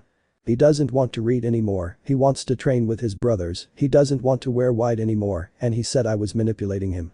Oh, that last one is a bit strong. What do I do, Ogrim? Edwin had never behaved like this. I don't see it as such a bad thing. But he doesn't want to read, he wants to train. He could hurt himself. Your Majesty, look, training isn't dangerous, his other nephews do it, and none of them have ever been seriously injured, at most a scratch or a crooked claw that healed immediately with hot springs. Not wanting to wear white, come on, it's not that important. Edwin isn't the pale king, he has his own tastes. In fact, I think his favorite color is blue if I remember correctly, and as for the last bit, don't be offended, but maybe you're a little right. So I've been a bad guy. What? No. You did well, really, it's just that. I've been a bad guy. It wasn't that bad. I'm a bad guy, and Big cried harder. Ogrim hugged him as he offered a prayer to the Lord of Shadows and regretted his words because knowing him he knew he would have a rather difficult time dealing with his king's mood. Awkward approaches. His anger was intense but short-lived, extinguished in an instant like a candle struck by the wind. A few minutes into the hallway, he stopped and looked back. Edwin felt somewhat guilty for speaking so harshly to his uncle. After all, his uncle wanted the best for him, but he didn't believe he was right either, so he wasn't going to apologize, but he also didn't feel like going back to the garden to spend time with his parents and siblings, so, although it wasn't in his plans, he decided to resort to the old strategy that always made him feel better, going to lock himself in the library. Anyway, he had several pending things to attend to. Upon entering the room, he found it a little different than he remembered. Basically, the way it was arranged was no longer the same. Before, it was organized according to his own convenience, since he was the one who used it the most, leaving the books he consulted regularly at the bottom, so he could easily retrieve them. But now the books were organized in a more logical way, so everyone could find what they were looking for, classified by topic and sorted by alphabet. She sighed tiredly and was grateful for her wings. At least she could carry the books down on her own without having to ask a maid for help. Among the tasks he had pending to do were resume his studies, write the book on mantises and the fauna of fungal wastes, and research everything he could about the Nightmare King. He set out with what seemed most urgent, which was to write the book of mantises. He relied on his memory to do it, and he knew that as the days passed, he would slowly forget most of the information he had. So he took out a piece of paper, some pens, and began to write at full speed. He didn't worry about spelling or writing. His priority was to spit the information onto the paper at all costs, without order or logic. He would organize everything later. About an hour passed in which no one dared to disturb him and he was able to concentrate completely on his writing, that is until Orchid burst in, loudly opening the door. The boy was so frightened and surprised that he jumped the highest he had ever jumped in his life, to the point that he reached the lamp hanging from the ceiling and got stuck in it. "Wow, what a magnificent jump," Orchid commented. "You know, I'm almost thinking you might fly someday." Thanks. What is all this?" Orchid immediately turned her attention from her dangling son to the papers written below, even picking up a couple to read. Wait. Don't touch that Edwin suddenly let go of the lamp, but he couldn't break his fall with the strength of his wings, so he plummeted to the ground. He thought he was going to crash, but Orchid, while still reading the papers, grabbed him in the air and he remained in his usual inverted position, held by the tail. "What how?" Orchid looked up from her reading and gave him a smile. "It's nothing, it's just concentrating on hearing more than sight, so you perceive things before seeing them. That was a very important lesson they taught me at Crystal Summit." "Were you there?" "Yes, I trained for a while." He released Edwin, who landed softly on the ground. "That place is quite harsh. Most of the creatures there have crystal armor to protect themselves, and that makes hunting them difficult. Adapting to that place wasn't easy, but thanks to Moon and Hollow's help, I managed to do it." "Did you train with Moon?" a small child's voice asked. Aster was peeking through the library door. He had been secretly listening to the conversation without daring to enter, but as soon as his aunt was mentioned he couldn't help but intervene. He had great admiration for her and recognized her as one of the strongest people in the kingdom. "Did you know Aunt Moon?" the young mantis repeated. "Oh yeah, of course I met her, I trained with her." "Really? Over there at Crystal Peak?" "Yes, really, even at the end of my training I had a duel with her, and I beat her." "He beat Aunt Moon? It can't be." "What?" "Oh well, it was a very close battle." It had been 7 years ago. He no longer remembered the event as clearly as before, but he could narrate it correctly in general terms, and he filled in the details that escaped him with a little imagination. Even so, he did not deviate too far from reality, and he was able to tell a passionate and violent story in which he expressed all the emotion of the battle. In his mind, little Aster imagined the fight, the blows from Moon's mallet, Orchid's claws, the punches. His heart pounded with excitement at the thought of it all, while his admiration for his mother grew ever stronger, that is, until he remembered that she was the female who had abandoned him throughout his childhood and deserved no respect. Then he abruptly cut the conversation short and left without saying anything as quickly as he could. "Aster? What happened?" "None of your business." Orchid lowered her antennae sadly. "You're still mad at me, aren't you?" he asked no one in particular. "I'm sure he is," Edwin replied. "But I think he's calmer now. I mean, yesterday when he met her he didn't want to even look at her, and now at least he can stand her." "I guess that's a consolation," she sighed wearily. "Is there any way I can talk to him?" "Potato, how could I calm your brother down?" "Calm him down?" Aster isn't a calm person at all, he tends to react violently to provocations." "Oh, that's quite a mantis," Orchid said proudly. Edwin didn't understand what good could come from that. "The few things that calm him down are, well, the fights. He's usually more relaxed after practice. Aunt Hornet can put even Dad in his place, and the food, yeah, he's always in a good mood after eating." "That might work," the mantis exclaimed happily. "By the way, your notes are all messed up and you've left out important details." "Notes? Oh, my writing about mantises, yes, I couldn't memorize everything in the book, so I'm writing down what I remember best. I think I can help you with that, I know those books almost by heart." While mother and son were sorting out their notes on mantises, Aster was pacing in the hallway, having a severe existential crisis. His mother was a horrible person who had abandoned him, but at the same time she was a very strong and admirable female. She had defeated Moon, she could detect weaknesses in others and look for ways to improve them. The knights respected her father and uncle adored her, she was too cool. Although, like any child, he resented the lack of a mother, he suppressed that feeling and convinced himself he didn't need her. Still, from time to time he dared to dream of the kind of mother he would like to have, a powerful and brilliant woman, one who would live up to his father, and Orchid turned out to exceed his expectations. He hated himself for what he was feeling now. He wanted to get to know her, spend time with her, and learn everything she had to teach him, but his pride forced him not to give in. What was he going to do? Maybe a talk with Aunt Hornet would clear things up. He'd try after dinner. Dinner that night was extremely tense, the atmosphere felt heavy and uncomfortable, the conversations were unnatural, they seemed like dialogues rehearsed to represent a perfect family. We missed the bustle of the united family that had always been, but now there were too many complex issues that needed to be resolved. Big and Hollow, although no longer officially fighting, still had not resumed the healthy and loving relationship they used to have, mainly because Big still felt that Hollow had some responsibility in what had happened, and because Hollow was angry that she had not apologized to him. On the other hand, Edwin refused to talk to his uncle because he wanted him to reconcile with Hollow. In fact, he had already made this clear when Big apologized for what happened a few hours earlier. In addition to that conflict, there were also problems involving Orchid, such as Aster refusing to recognize the mantis as his mother and not even wanting to look at it, and Jasmine being madly jealous of her father.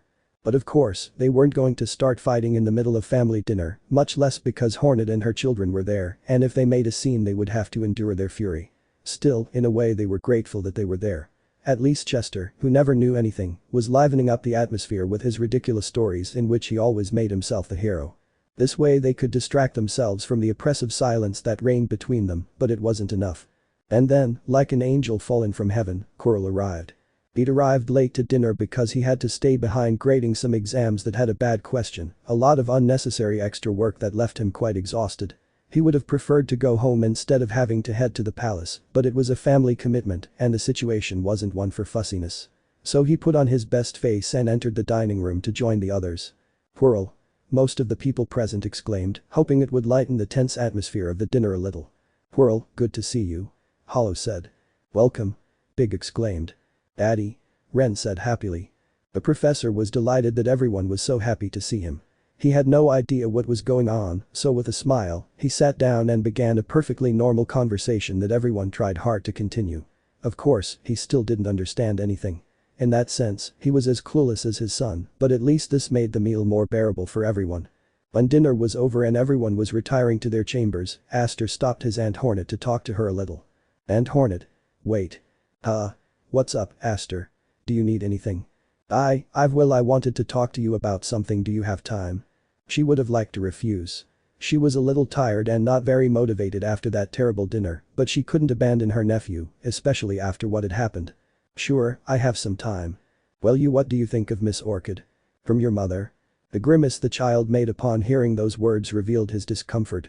You still have a hard time accepting it, right? The boy looked away. You can't help it, Aster. Nobody chooses their parents, and some end up with terrible ones, but you weren't so unlucky. Orchid isn't really a bad person. She had her reasons for what she did, and it wasn't an easy decision. She loved you. I'm sure she would have loved to be with you and watch you grow up. But she didn't. She left, she wasn't with us, other people were more important. Why did she have to leave? The worst part is, she's so cool. She's super strong. And very skilled, and I think Koko would have liked to meet her. They definitely would have gotten along. His eyes glazed over. If she had raised us, maybe Koko wouldn't even. Stop right there, put those thoughts aside and don't look for blame now. What happened, happened and all that's left is to move on. Yes, but. Aster, let's see, if we start with it we'll never finish. If Orchid had raised them, yes, maybe Koko would be alive, but there are a lot of things that would have been different, for better or worse. On the other hand, Edwin never went to school with Hollow. If he hadn't gone that day things would have been different. If you hadn't exploded in rage and fled to fungal wastes, the accident wouldn't have happened. If Koko himself hadn't run to look for you, Hollow could have saved you without a problem. If Jasmine hadn't followed Koko, perhaps Hollow could have managed with you and your brother, even if it would have cost him. And finally, if Edwin hadn't followed them, perhaps there would have been some chance for everyone to be saved. In the end, everyone was to blame.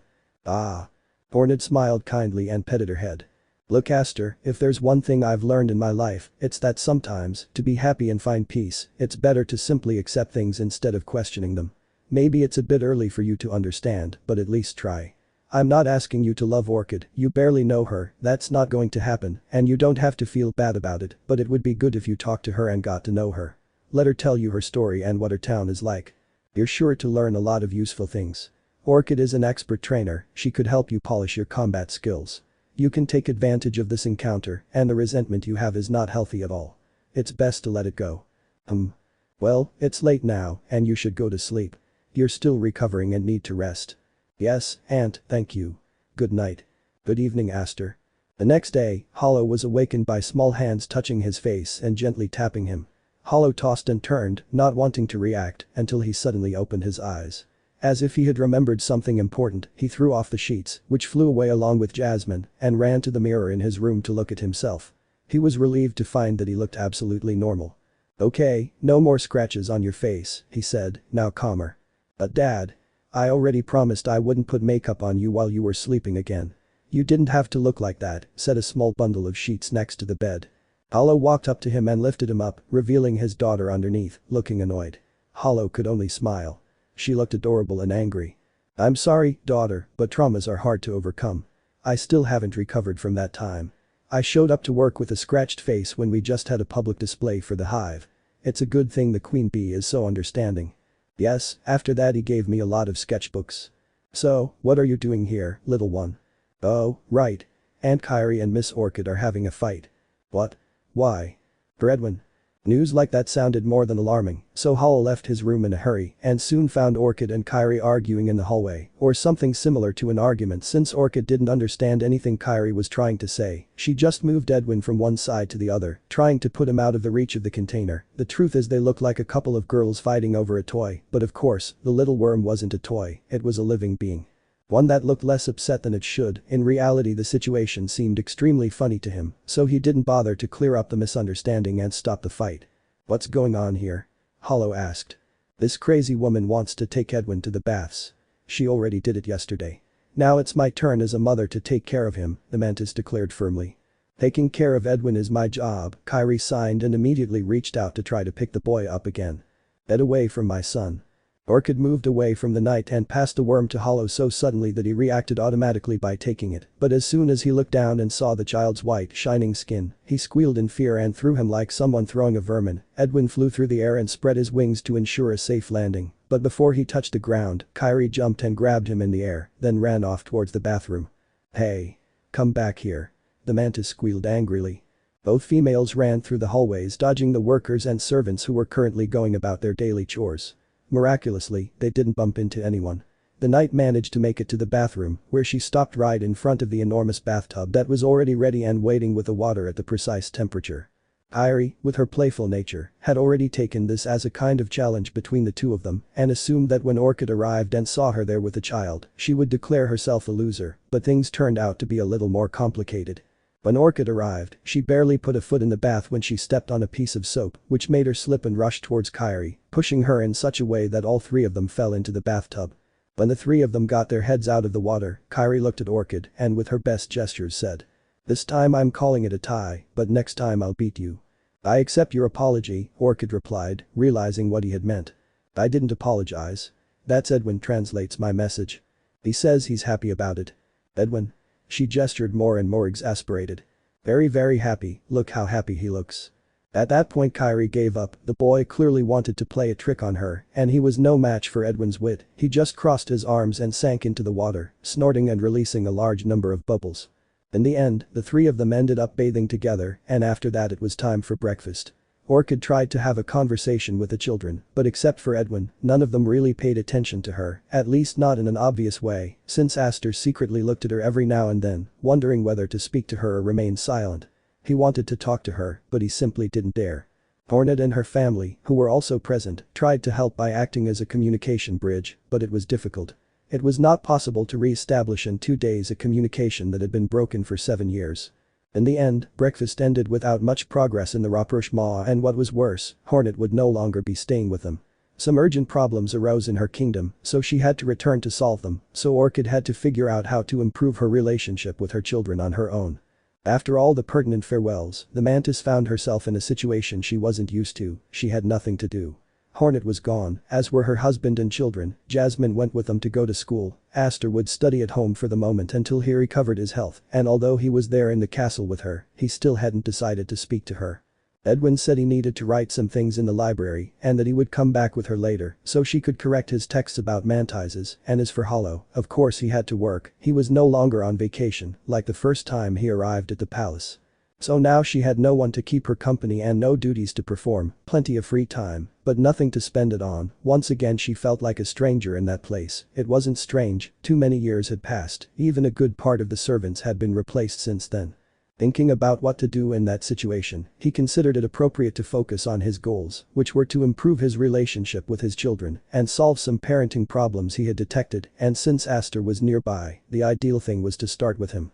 As far as she knew, he was a somewhat grumpy and rather stubborn boy, but according to Edwin, he softened a lot after eating something tasty. It wasn't unusual for mantises, especially the males, so she had the brilliant idea of preparing a good meal for Aster. The problem was that her criteria for what constituted a good meal were very different from Aster's, the cook's, and anyone else who lived in the heart of Hellenist. And that led to the tragic situation of the cook sitting in the kitchen, terrified, watching Orchid prepare a strange, terrifying-looking dish. The beetle watched as thick bubbles formed in the pot, and each time one burst, it let out a sound like an infernal scream. The strange stew seemed like it was about to jump on her at any moment. "Oh, Orchid, are you sure you followed the recipe correctly?" the insect asked, trembling. "Of course. This is a traditional mantis recipe, I know it by heart. I just had to change a few ingredients because they're not available here, but I'm sure it should taste just like the original." At that the pot shook violently and a pair of eyes popped out. "That thing is alive. It's looking at me." "Of course not. They're the eyes of the prey. They're not edible, but they give the broth a special flavor." "A taste of fear," the cook whispered. "Did you say something?" "Nothing." "Well, this is ready, I'll serve a plate to Aster, I'm sure he'll love it." The cook was getting more and more scared, in fact when she looked at the stew she wasn't sure whether to free him or kill him to end his suffering. The appearance of the food didn't improve much after serving it on a plate, the stew was so thick that it left marks on the edges of the plate, which looked like hands trying to escape, but the mantis didn't pay attention to it and took the food to her son's room. Behind her went the beetle, worried about what could happen. And of course, as expected, Aster wasn't at all pleased with the stew his mother brought him. The boy was a very fussy eater.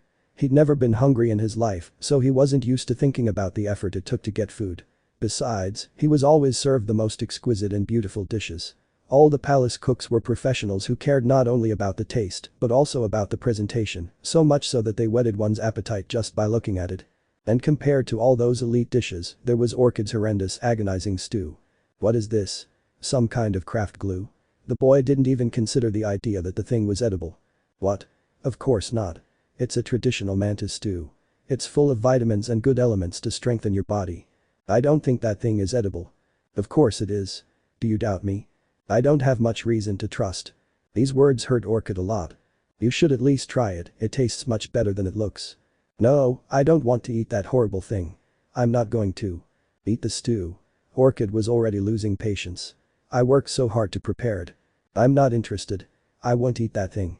If you want to eliminate me, find a less obvious way." "Do you think I—" Aster didn't let her finish. He jumped out of bed and left the room without another word, leaving the sad and disappointed mantis holding the plate in its clutches. She looked at the food sadly, not understanding why she was reacting that way. It wasn't normal for someone to judge a meal by its appearance, so she thought her rejection of the food was only because she had prepared it. In the midst of her sadness, a friendly hand came to comfort her. The cook put a hand on her back and with great encouragement said to her, "Please don't give up, you can't do it." The mantis nodded, of course it wasn't going to give up, perhaps mantises had many flaws, but their fighting spirit was one of their strongest qualities. The buy fabric. After the disastrous approach to Aster, Orchid decided not to try again until she had a better plan, so she opted to spend more time with Edwin. At least he didn't reject her, and except for the moments when he needed to be alone in the library, he loved being by her side. Right now, he had asked her to accompany him to get his measurements made so he could have his new robes made, since all his old clothes were now too big for him. And there they were, she sitting in an armchair while Edwin stood with one of his many uncles measuring every part of his body. The boy wasn't very comfortable with this. It was an extremely boring activity, and what was worse, he didn't even feel he was serving any purpose. After all, they would make him clothes he didn't like. In truth, he would prefer to stay naked in his blue scarf, but he knew the clothes were a status symbol, and as a prince, he had to live up to them. "Demetrio," Edwin said he'd like clothes in other colors besides white, Orchid said. The container looked at her with extreme surprise and answered her in sign language. "Uncle Demetrio says he can't make me clothes in other colors because he only has white fabric," the boy explained reluctantly. "What do you mean, just white fabric? Why?" "Because Uncle Big likes that color. But your brothers have capes of other colors." The boy hesitated a moment before answering. "Uncle Big likes me to wear white because that way I look like Grandpa and—" "But what kind of ideas are those? You're you, not your grandfather. If you want to wear clothes of other colors, you should be able to. Besides, you're white. Your skin matches any color. Demetrius, make Edwin robes of other colors. The container replied vigorously with more signs. He says he really doesn't have any other colored fabric. If you can get him some, he can make me some clothes. The boy was getting excited. It seemed his dream of having different tunics would finally come true. Well, then we'll go buy some fabric, come on Edwin. The little worm's eyes shone with excitement and with a jump he climbed onto his mother's shoulder. Ready, little one? Of course. To the City of Tears. Yes. By the way, how much money are you going to use to buy the fabric? You're right. Go ask your father for money. Yeah. Hollow was training with the knights under his command at the time. They had to practice a rather complex maneuver for a dangerous mission they would soon have to carry out. It was a delicate matter that required all possible precision.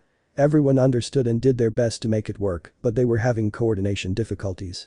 There was always one knight ahead of the other, and this caused Hollow a lot of headaches. And right in the middle of these difficulties, Orchid appeared. Hollow, honey, I'm going to the City of Tears. Oh, great, have a nice day. With all the stress Hollow was under, he wasn't in the mood to pay attention to her. You're coming with me. What? But Orchid. I can't. Suddenly, she noticed that behind Orchidia, there were several gentlemen discreetly signaling to her not to contradict him and to agree or to adopt a more conciliatory attitude. I'm busy right now. I have a very delicate matter on my hands. I'm practicing some maneuvers with the gentlemen that require precision and coordination, and we need to perfect the exercises today, so it'll have to be another day. Orchid snorted in annoyance and looked at all the armored bugs around her. That weird dance you were doing, okay, I got it, hey you, he called to a young dragonfly, I need you to do this. She began to clap in a slow, steady rhythm, and the young dragonfly imitated her. Perfect, now, you all do the same as before, but bring your arms closer together and lean more, that will give you more balance, follow the rhythm of the clapping, let each step be a clap. The bugs looked at each other somewhat confused, but did what the mantis suggested, somewhat clumsily at first, but then with more skill. Perfect, when you feel comfortable with that rhythm, increase the speed of your claps. Practice that for the rest of the afternoon and you'll have it down pat. Okay, training's over. Shall we go, Hollow? What? But. Once again he saw his knight signaling him behind Orchid, telling him to go with her without replying. They said it with such determination and conviction that he simply obeyed and went with his partner. The endless drops of water fell in the City of Tears, singing that lullaby so characteristic of the place. Although in recent years it had been overshadowed by the bustle of people and commerce, it was said that it still maintained the charm of yesteryear, with that relaxing rain that was so attractive to many and so annoying to others, mainly to flying insects, like Aster. So much water made it impossible for him to fly, and since his legs weren't fully developed, moving anywhere was a torment, so they had to carry him like a baby. That's why he hated going to the City of Tears, but even so there he was, forced by his father, who insisted on doing that happy family performance, all to please that foreign mantis that claimed to be his mother. Everything was horrible. Although he had intended to open himself up to the possibility of getting to know Orchid better, he was in such a bad mood about the situation that he didn't want her around. He was controlling himself so as not to be overly unpleasant, but having all that water falling around him and being condemned to stay inside a bag for transporting children made it difficult for him, so to avoid problems he curled up completely in the bag while pretending to sleep, although every now and then he peeked out to check the surroundings and to see with envy his brother who was walking around the place with complete ease. That worm had really become very fast, it ran through the sea of legs carrying its backpack with total freedom, without anyone noticing it, and without being stepped on even once, although that did not prevent its parents from being somewhat nervous, mainly Hollow who was afraid every moment that it would get lost or something bad would happen to it. On the other hand, Orchid was very relaxed looking at the surroundings. Aster was exasperated by so little concern on her part. Did she really call herself his mother? But both Orchid and Edwin knew that everything was perfectly safe, both were attentive to each other, even if it wasn't obvious at first glance. Hollow, what's that? Orchid excitedly pointed at a tent. That? A pet store. Ooh. Orchid stared at the place with a mixture of excitement and embarrassment, fighting the temptation to go see the place. Her interest was so evident that even someone as clueless as Hollow noticed, so like a true gentleman, he invited his partner to see the store, and this set off alarm bells in Edwin's ears. He already knew about his mother's obsession with pets, and it wasn't hard for him to close his eyes and imagine a flock of tick-ticks chasing her around the palace, scampering through the hallways, or tucked into the library chewing on her papers. He had to stop this mess. He ran as fast as he could and reached the door of the tent, where he stood in front of them, stood as tall as he could, and spread his wings to look more threatening. Potato, what are you doing? I intimidate them so they don't come in. This comment made the mantis laugh. My boy, who do you think you're going to scare like that? Dad, he said, pointing behind Orchid. Hollow was a good distance away from them, half hidden behind a post. No way. Hollow, we really need to do something about that stupid fear you have of your son. Yes, of course, something has to be done, but that something won't happen today. Maybe today really will be a good day. He grabbed Edwin before he could slip away and held him in front of the knight. Pet him. They both looked at the mantis with a mixture of disbelief and embarrassment.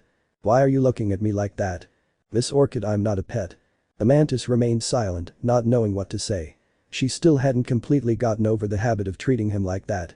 Just at that moment, Aster peeked his head out from the bag that Hollow was carrying on his back, and then he saw his brother secretly signaling him for help to get out of that embarrassing predicament. "Dad, can you buy me some sweet moss bites?"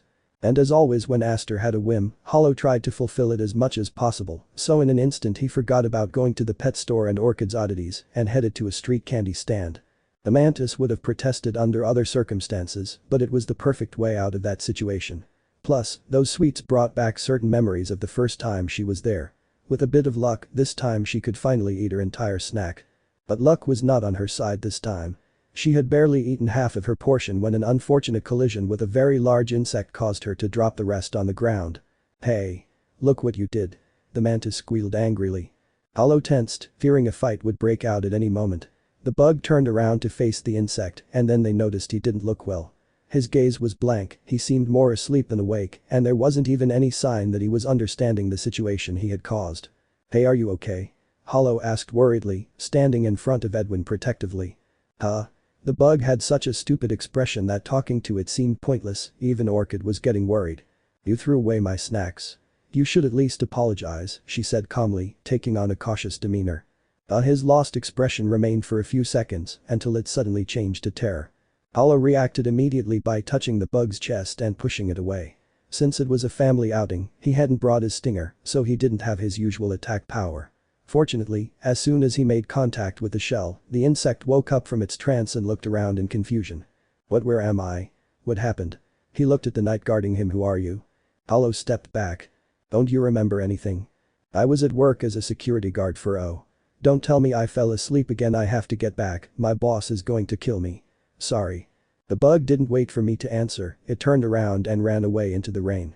Hollow wondered if he was another one of those people attacked by the nightmare evil, it would be best to report it to the king. Something he didn't like. Lately he hardly spoke to Big, he was very angry about the treatment he had received from him. Suddenly a touch on his paw startled him, he turned to look, and when he saw that pale, shining light he jumped in fright, moving away immediately. After a couple of seconds when he came to, he realized it was Edwin. He hated having that phobia of his own son, he had been scared before knowing why, and it affected him a lot, especially because Edwin seemed on the verge of tears. Had that crazy bug scared him that much? Fortunately, Orchid picked him up and held him in her arms to calm him down. In a way, that was good, but it wasn't what the little worm wanted. Edwin knew his mother was strong, that she loved him very much and would do anything to protect him, but he still felt safer with his father. He had been raised by him, and he was also the strongest knight in the kingdom, and now, in this moment of fear, he needed him more than ever. He was sure he had seen that bug's eyes glow a hideous scarlet, and that scared him, especially because of some information he had been reading in some old books he had found. "Calm down, Patatita, nothing's wrong," Orchidia consoled him. In response the boy just hugged her tightly. "Come on, the fabric store is close." The previous encounter had left Edwin anxious and on high alert, now he looked everywhere for danger, even more so when they arrived at the weaver's shop, a huge 3-story emporium with shelves crammed with balls of yarn, fabrics, rugs, tapestries and other things, which also had dozens of chandeliers hanging from the shelves or suspended in the air, fulfilling their functions, people and movement everywhere, many imminent dangers, too many people for his liking. The prince himself was a shy person who did not like to be surrounded by people, it was one of the several reasons why he did not like to leave the palace. And unfortunately for him, his father was extremely popular. Edwin would have liked to go unnoticed, walk into the store, catch a saleswoman and be served discreetly and personally, but instead, as soon as the staff spotted them, a bunch of females ran up to Hollow and his companion and surrounded them to greet them. "Honey, it's been a long time since I last saw you." "Oh, but he is my favorite gentleman. You're as handsome as ever." "Hollow, I missed you so much." Orchid was trying her best to stay calm and not be rude, but she was getting more and more irritated by having that bunch of creeps flirting with her man. "Does it bother you?" Aster said, peeking out of his bag without hiding his annoyance. "Well, this is your fault." "What are you taking about?" Before answering, the child got out of the bag and jumped to the ground where he stretched out as much as he could, delaying the moment of answering, to the annoyance of his mother. According to what Uncle Agram told us, when you left, Dad was devastated and scared, not knowing what to do, and Aunt Hornet had no better idea than to try to find him a girlfriend. But Aunt Hornet doesn't know that many people, so she set him up on blind dates with spiders, which is what she knew. Well, what? And he had a lot of dates. Well, it's not that bad, they're a bit annoying, but when they see us they always give us candy. Aster, you've grown so much, said a plump spider approaching. You, Carlotta. As if confirming the boy's words, the spider greeted him effusively, asked him some common questions about how he was doing at school and how things were at home, which the boy answered without difficulty. And to top it off, she gave him some candy, while Orchid stared at the blue scene with envy, although that wasn't much different from her usual color.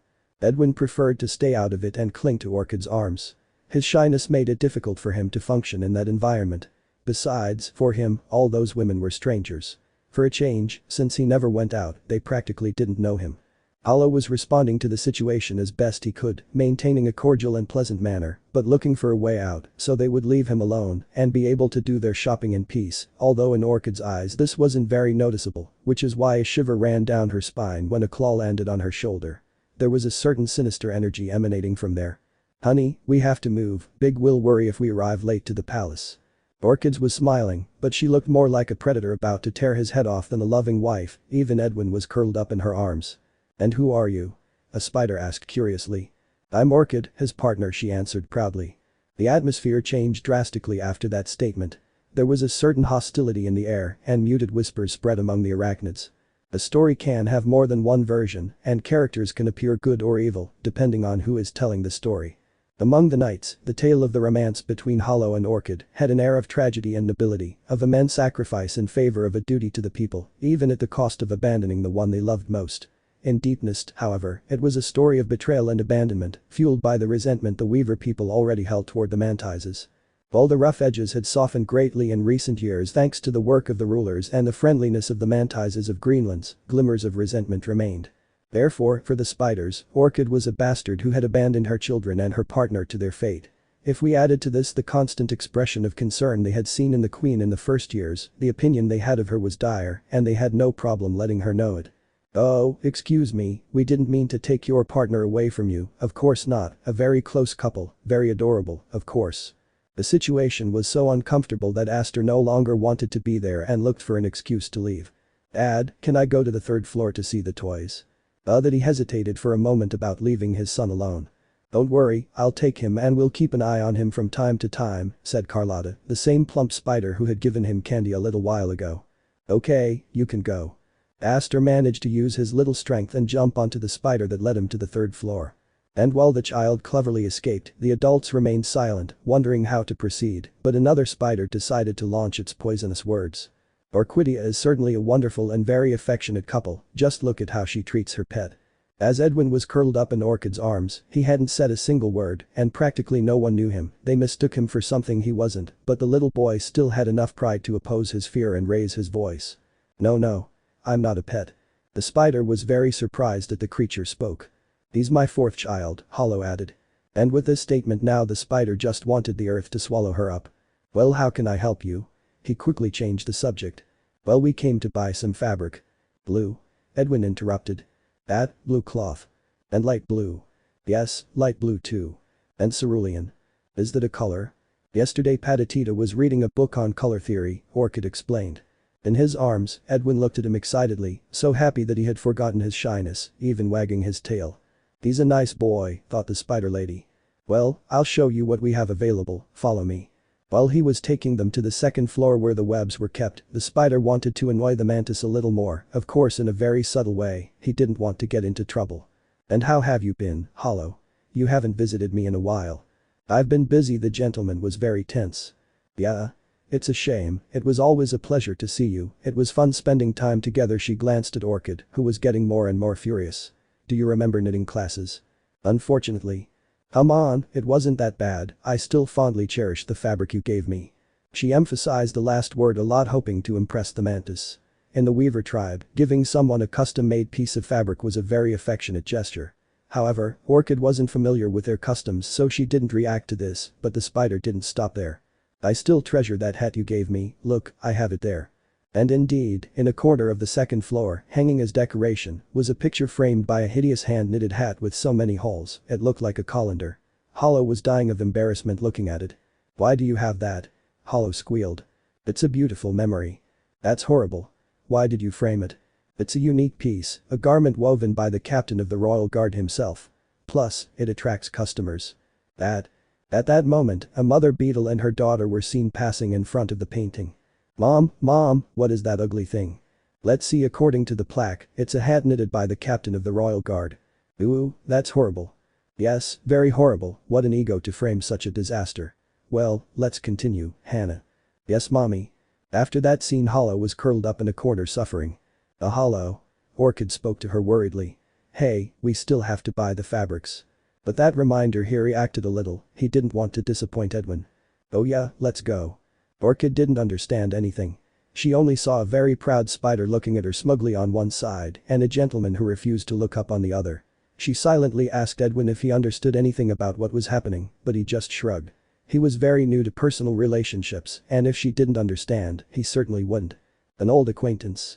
Ah, and here we are, the plump spider announced happily as she placed Aster on the ground. You know the rules.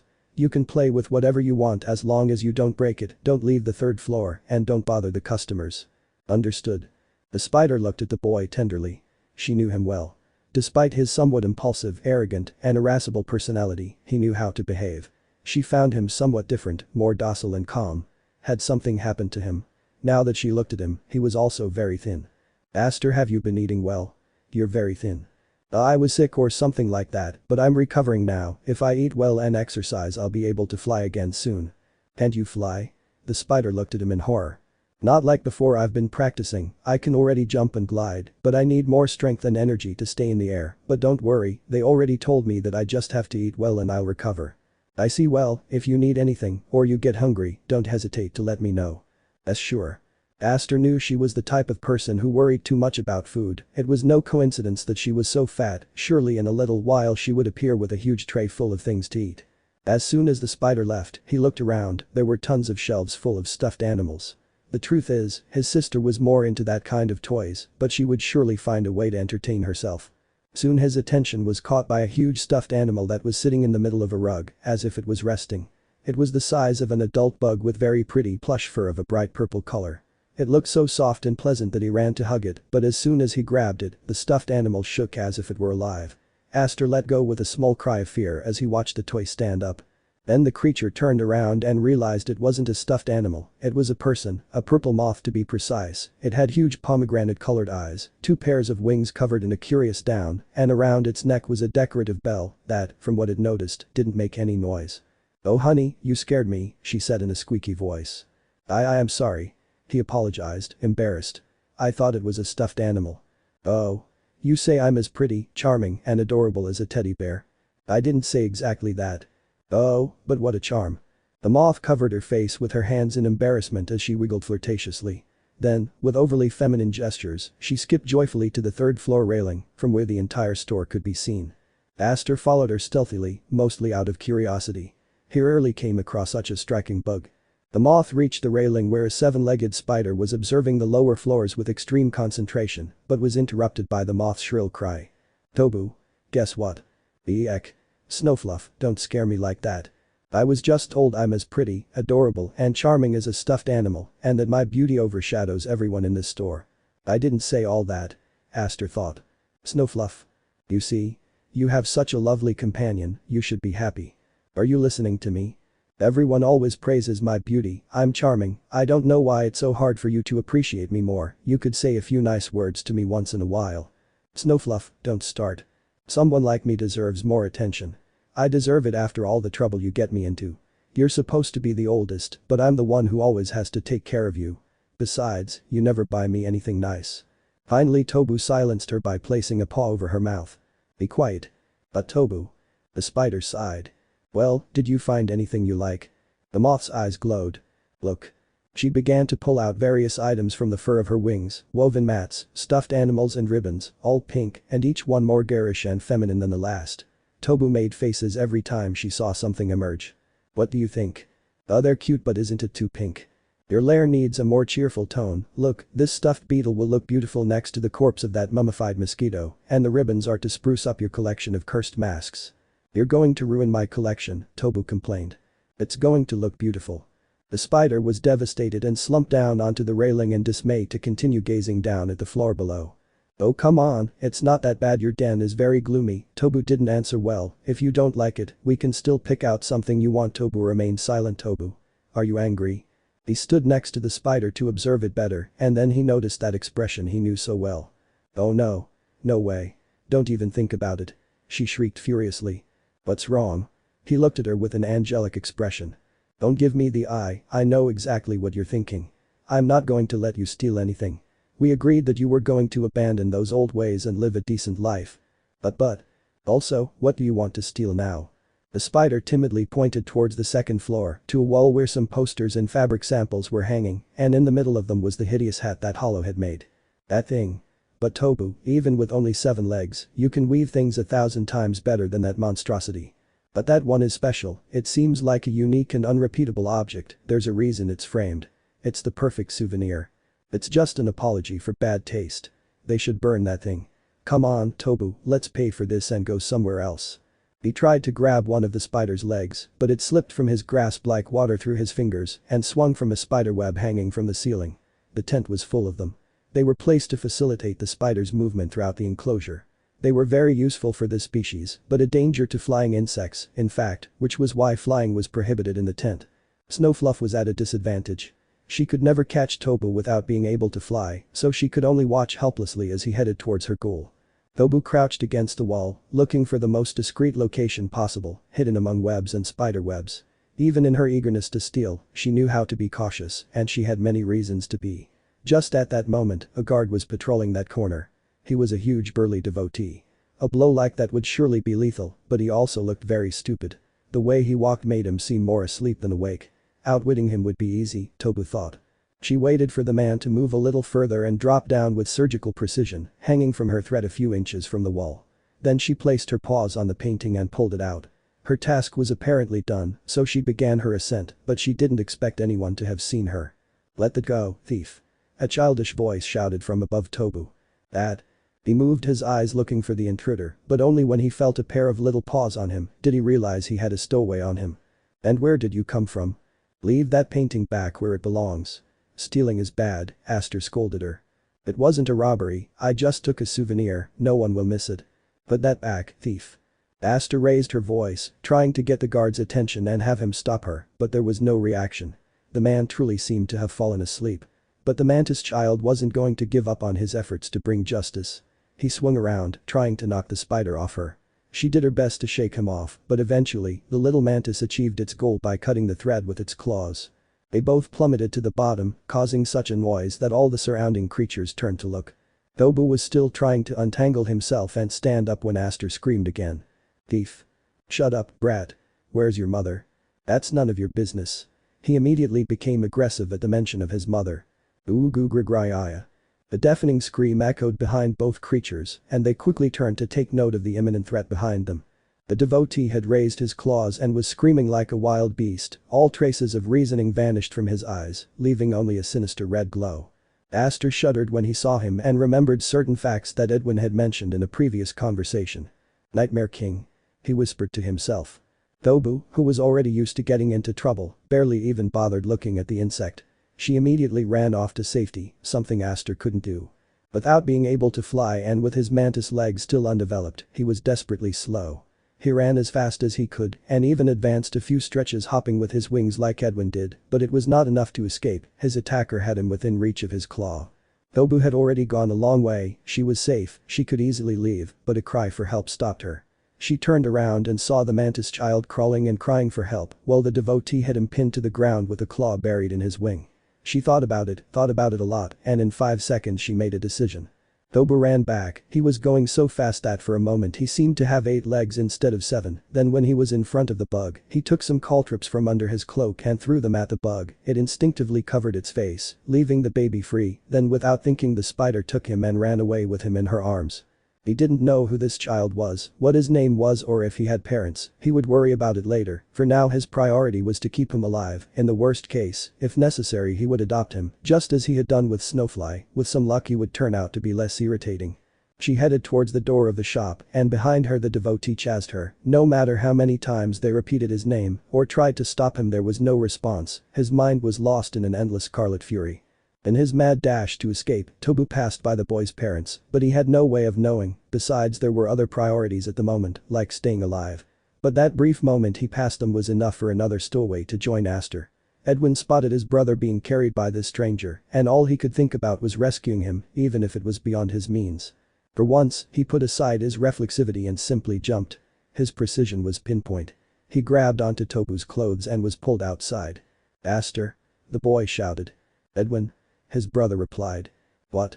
Another one?" Before she could say anything else, Tobu was forced to jump to the side to avoid the attack of the devotee who had chased her out of the tent. Her empty mind was clouded by a blind rage that targeted the spider, and as long as she was alive, she would continue to be hunted. Now with 2 children in tow, Tobu looked for a way to escape, drawing on all her years as a thief and fugitive. In her case, she saw climbing as a good option. Although the devotees were also arachnids and could handle heights, they were not as fast or skilled as a web slinger. Tobu chose a building that looked like a business center, on its surface there were tons of signs advertising the different stores inside, she chose this construction because it represented a real challenge for the devotee with so many obstacles on its walls, but contrary to her expectations, the bug managed to chase her. Tobu was increasingly terrified, she didn't expect that. Hellenist was supposed to be a safe and civilized place. Suddenly, the influences of civilization became present, a pair of spider guards stood in her way, demanding that she come down because it was forbidden to climb buildings. Tobu didn't need to say anything, the situation explained itself when the devotee appeared behind her and attacked, but the spider guards were experts in combat, for some reason they had obtained their position, and they had no problem facing the bug. At first, things seemed to go well. Both arachnids managed to push back the devotee. Besides his physical strength, he had no other strengths to use in battle and was overwhelmed by the warrior's speed. Tobu initially remained nearby, but then decided to retreat to a safer place before being hit by any stray attack, but exactly what he thought of happened.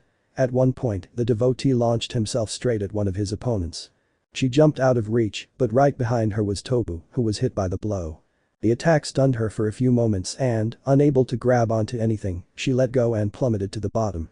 However, as soon as she regained consciousness and found herself in freefall, the first thing she did was grab the 2 children and protect them with her body.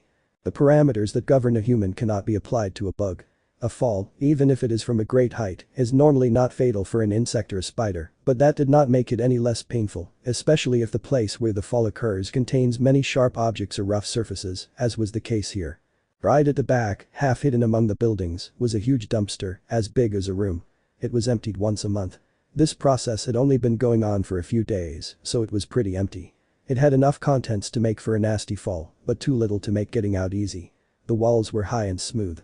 As they would soon discover, they had some sort of impermeable coating that was impossible to climb.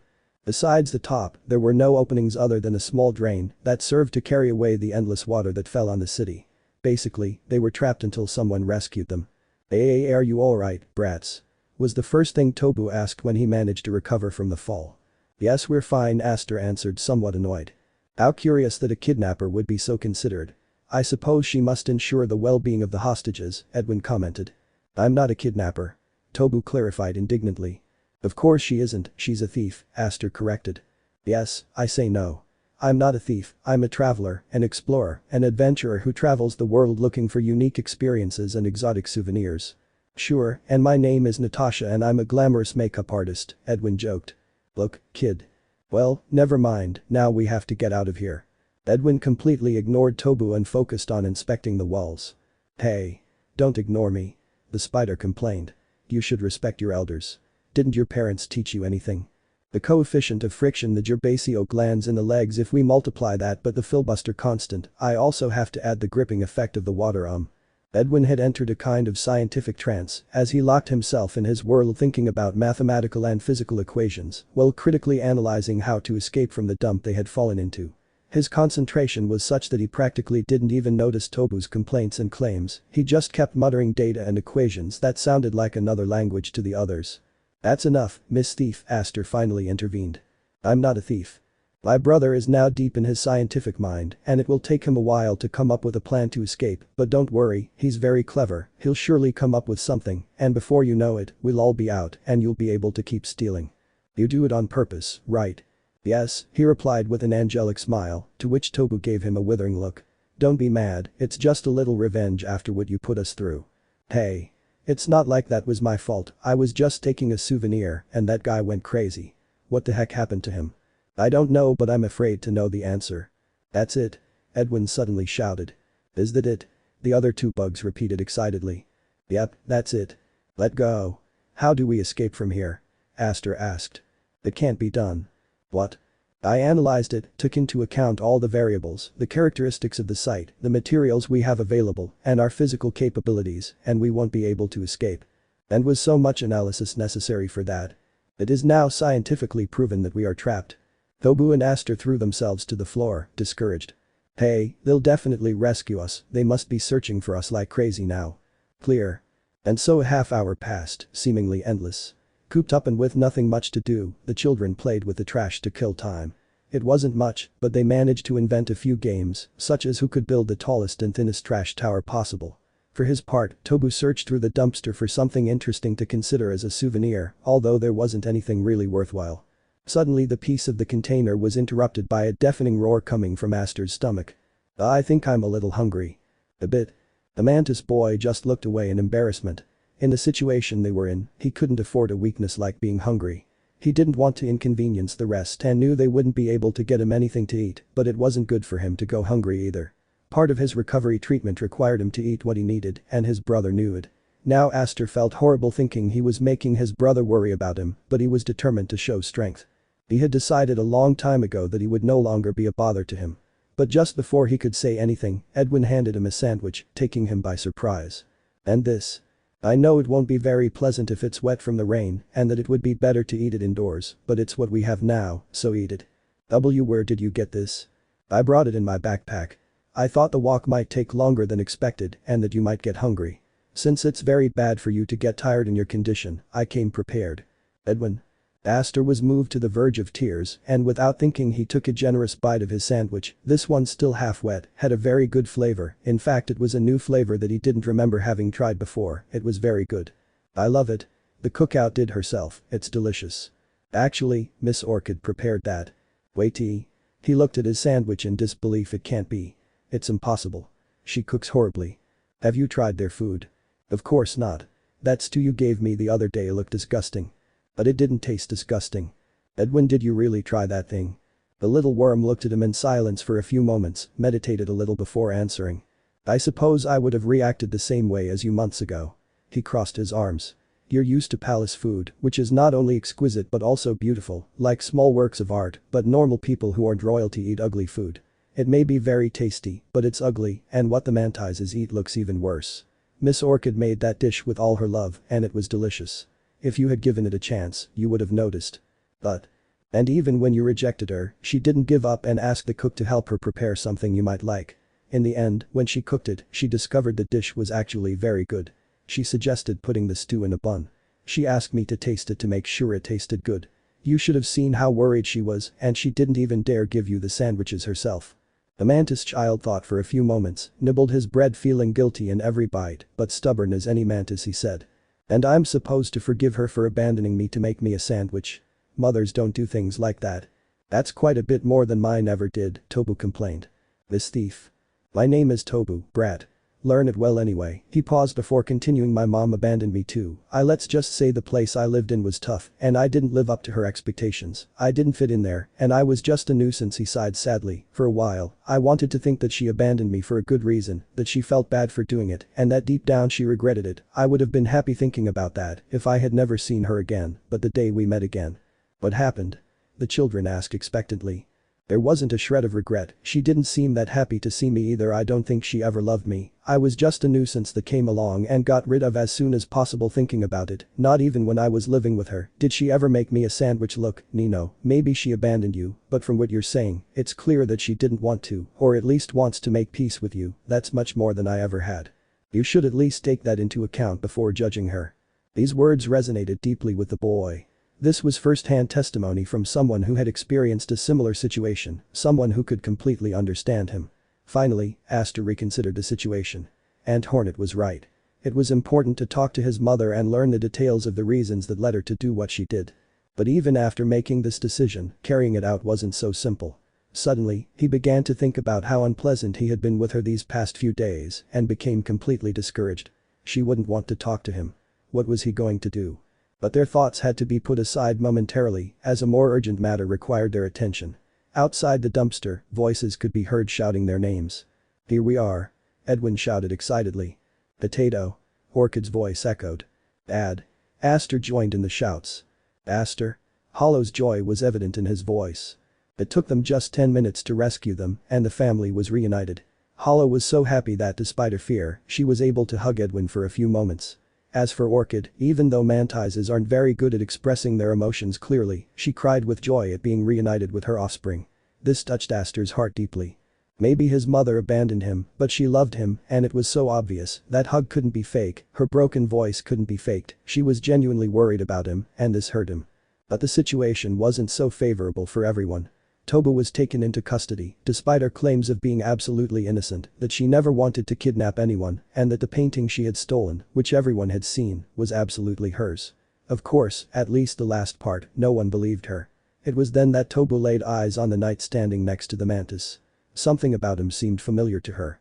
She swore she'd seen him somewhere, which wouldn't be unusual, considering that she knew all kinds of people through her travels. However, she suspected she'd had a somewhat closer relationship with this guy. He had to rack his brain until he found the right memory. Suddenly, everything was crystal clear and the image of a mute, inexpressive child surfaced. It was Hollow. Of course, the child had changed a lot. He was now very tall, could talk, and even had a family. Apparently, he'd gotten married very young, but that matter wasn't his concern. Even so, perhaps he could appeal to the affection they had for each other. Hollow. The aforementioned turned to look and was not very happy to find the spider. He remembered that his sister was always complaining about it. In a way it was funny, but only if it bothered her. He did not want to associate with that kleptomaniac. "Hollow. You've grown so much. You've become a grown-up. How's your sister? Don't you remember me? I'm Aunt Tobu." "Do you know her?" her children asked in surprise. "Do you know her? Do you know her name?" the guards holding the spider asked. Hollow thought about it for a moment before answering, weighing the pros and cons of admitting he knew her and found no advantage. "Nope, I don't know her and I'm pretty well known. I mean, I'm the captain of the Royal Guard and my sister is the Queen of Deep Nest. It's not difficult to know my name." "Oh, of course, you're right," the guard apologized. "Sorry for the inconvenience. Let's go." "What? Wait. You can't do this to me. Remember the good times we had together? When we stole those robots from that White Castle, or when we fought that bee, or the festival traitor." As the spider was dragged away, Orchid couldn't help but think there was some truth to what he said. Hollow didn't look as convincing as ever. Had he lied? Where did he know that female from? Could she be another ex-girlfriend? "You do know that spider," Orchid stated. "Oh well, actually, yes, but it's so problematic that it's better to pretend I don't know her." "Is she another ex?" "What? Of course not. It's my sister's." "That. Okay, it's time to go, come on kids." The family returned to the castle without any further setbacks. They tried to hide from the children the true nature of the incident that had happened. They did not want to worry them with the idea that suddenly anyone could go crazy and attack people. Although at this point it was difficult to hide, they still tried and simply refused to answer their children's questions with clear answers. But Hollow knew very well that Edwin would manage to find the truth on his own. So he had to be cautious. Meanwhile, now it was his turn to write a report for Big. Actually he could save it and tell him things himself, but even if it took more work he preferred to write it. He was still angry with him. Thus, a seeming calm was established in the family and only trivial matters were discussed, seeking a peaceful and carefree evening, but one of the family members was too distressed and needed to do something urgently.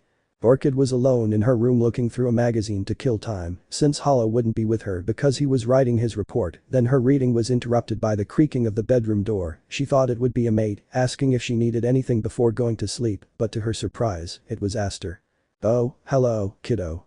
What brings you here? Do you need anything?" "Oh well," he shook his head, sighed deeply and made his request. "I want you to tell me your story." As a general rule, except under special circumstances, when an arachnid was involved in a crime, it was judged by the laws of deepness. There wasn't much drama about that. One could usually expect fair punishments. Queen Hornet was very strict about this. Therefore, the devotee and Tobu now found themselves tied up and led through the tunnels to the kingdom's prisons. The devotee had not managed to regain his sanity, he remained in a state of frenzy, and that was why they kept him chained. His eyes were a horrendous scarlet color, and his body was hot. It was some kind of fever, an illness that Quirrel would later investigate. As for Tobu, she was absolutely healthy, so much so that she kept talking and recounting the dramas of her life, trying to inspire pity and get herself released, but the guards were extremely patient, even though they were already pushing her to her limits. "Would you please shut up for once? But I'm a poor innocent creature, it's not fair that they have me tied up. My innocent balls." The seven-legged spider looked at him for a few moments and smiled in a way that gave the guard a bad feeling, then spoke again. "Well, Mr. Innocent Balls, I really appreciate your patience in listening to me, so I'll tell you a secret. Did you know that the senses can become saturated? When they are overstimulated, they become dull and then feel nothing. If you spend an hour listening to a constant chatter, your ears will probably become insensitive and won't be able to notice suspicious noises from outside and predict what's coming." "What? You? Bye-bye." At that moment, a ball of smoke fell, enveloping them all in a fog so dense it was impossible to see a foot away. A couple of sharp thuds and a chain falling were heard, but no one was able to see anything, and by the time the smoke had cleared, only Tobu's empty bonds remained. Quite a distance from the scene of the incident, hidden in a corner of those endless tunnels, a pink moth and a seven-legged spider were panting, exhausted after a grueling run. Tobu was the first to catch her breath. "Thank you Snowfluff, as always an impeccable job. Why do you always have to get into this kind of trouble? Can't we ever have a peaceful outing without you ending up with the police on your tail? How long will I have to? Come on, my girl, don't get so angry." He pinched the moth's cheeks and it became even more indignant. "Stop treating me like a child.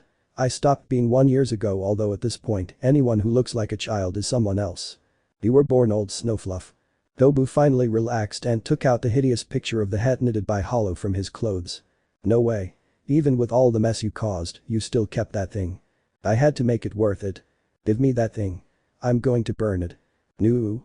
Snowfluff." To tell the truth, this was a common dynamic between them. This was the life they shared. The girl's little problems. "Jasmine. Are you paying attention?"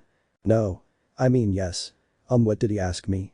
"We're in class, pay attention," the teacher scolded her, to which the girl just lowered her head in shame. It was true, they were in class, but paying attention was a titanic task at that moment. Her life was too complicated in her eyes, why could no one understand her? The biggest problem initially was the absence of her brother Aster. Now that neither he nor Koko were with her, she had to face the class alone. It wasn't that anyone was bothering her or anything, but Jasmine was unable to shine on her own. She was just Aster's shadow. If he said something should be done, she was always there supporting him. She didn't participate much in conversations, and it was her brother who included her in games. You could say she didn't have any friends of her own. Those who hung out with her did so for their brother, but without him, she became an uninteresting element, unworthy of attention. He also had his cousins in the same class, but they were on the other side so to speak. It turned out that both Silky and Aster possessed leadership skills and had caused something of a rift among their classmates. There were those who liked Silky more and followed her, and those who liked Aster more and supported him. Fortunately, both leaders were cousins and generally got along well. Thanks to this, the situation never went beyond a friendly rivalry that manifested itself during playtime. If things got out of hand, the teacher had the knack to put things back in order. So Jasmine, with her limited independence, didn't dare interact with the other side's kids without Aster's approval, and the kids on her own side considered her boring, so they didn't make much of an effort to integrate her. So the only company she spent recess with was Ren. The mixed-breed piglet generally went her own way and was completely indifferent to the side's nonsense. Perhaps she was too mature for her age, and this was precisely why Jasmine couldn't get along with her at all. Ren wasn't much for doing physical exercise or joining in with the kids' games. He preferred solitude, sitting in a corner reading a book, or walking around thinking about fantasies that he would later share with his cousin. It's not that he didn't have friends at school. He liked to talk to some of them, but he was a bit of a closed circle, and this didn't quite fit with Jasmine, who although she didn't know it because she held back so much, was extroverted by nature. There were days when Ren's calmness exasperated her. She wanted to play something, maybe catch or ball, but she wouldn't get that kind of experience from her cousin, and that frustrated her. School was no longer fun. Now she had no motivation to study either. It was also very difficult for her, and Koko would never be able to teach her math again. She missed him a lot. Class ended, and the half-breed headed out to the playground, feeling dejected. She was so melancholic now that she didn't even want to cling to Ren to pretend she wasn't alone. She gave up and looked for a cozy corner in the yard. She found her ideal spot under a tree in the yard. There, she sat down and watched the children play. She wanted to join them, but no one had invited her. He would have continued to complain about his misery if someone had not spoken to him. "Ah, I thought you were more sociable, I didn't expect you to be the withdrawn type." The girl jumped in surprise and looked around for the owner of that voice, but she couldn't find him. Then a feeling made her look up at the top of the tree where she found a white moth resting on one of the branches. "Mr. Sandwich. What are you doing up there? And how did you get in?" The schoolyard was protected by several traps made of spider thread to prevent any flying insects from entering and harming the children, so it was truly strange to see the moth there. "I'm small and clever, there aren't many traps or locks I can overcome." "I see, what are you doing here?" "Well, I was a little worried about you, I wanted to make sure that you were okay." Sandwich looked up to avoid the girl's eyes.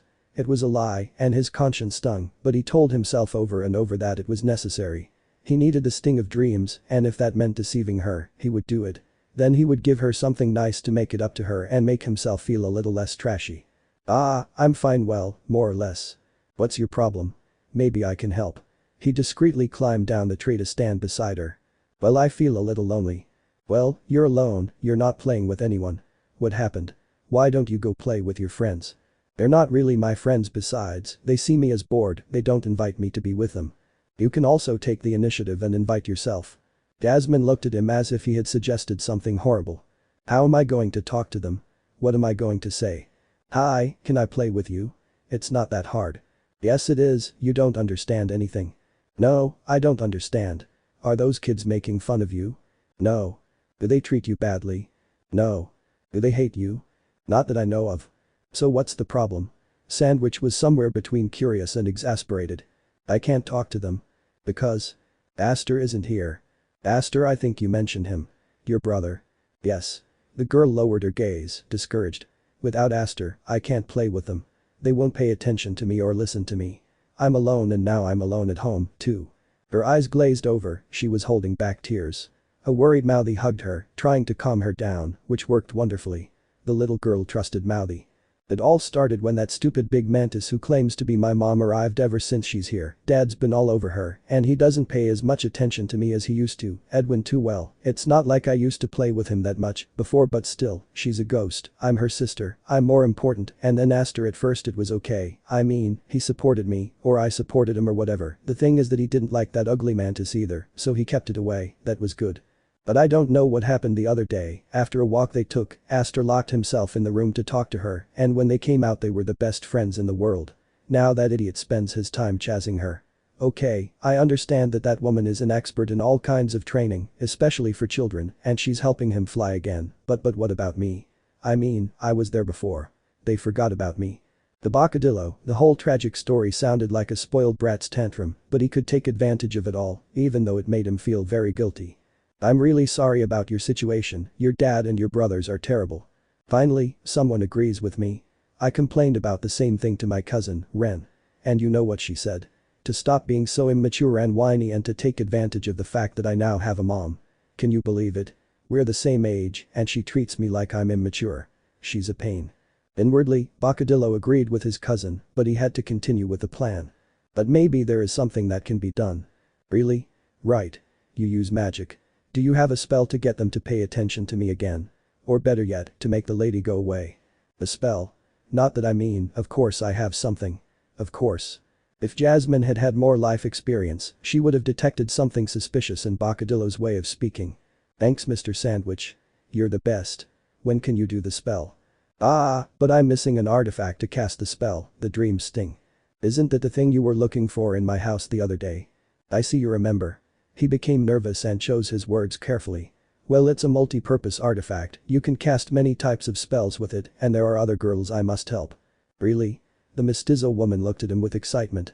"So, besides being a circus performer, he's a hero." Jasmine's words made him feel worse and worse, he was about to confess the truth because of the guilt he felt. "But Mr. Sandwich, the dream sting is my dad's, I can't give it to him." "Huh? Oh, don't worry, I don't need to keep it. I'll take it, use it to help the other girl, help you, and then give it back, that's all." At least this part was true, it was always in the plan to return the dream sting after using it. "If you only want to use it for a little while, why don't we borrow it from my dad?" I don't think they want to know about us after the misunderstanding." That's true, I think I got us into some serious trouble." The girl swayed from foot to foot in distress. The misunderstanding was her fault. Her uncle and father hated Mr. Sandwich, even if he wasn't a bad person. She had to do something to fix the problem, but that something wouldn't come from her head, of course. She looked at the moth, waiting for it to tell her what to do. Given the circumstances, we can't ask for the sting the easy way, so we'll have to get it the hard way. Are you going to duel with Dad? For a moment, Bacadillo imagined the situation, and in each scenario, he ended up impaled in horrific ways. He shook his head to clear those thoughts. No, definitely not. I was thinking of something more subtle, like taking out the stinger without them noticing, using it and then putting it back in. With any luck no one will notice. Ah, that sounds good, actually. When you get the stinger, let me know so I can do the spell. The moth gave her an accusatory expression. What? Aren't you going to help me with that? What? Me? Why would I do that? Don't you want me to help you with your problem? Yes, I want. And you expect me to do everything? To risk finding the artifact and then find you and cast the spell for you without you having to lift a leg? Yeah. Jasmine looked at him nervously. Look, girl, life doesn't work like that.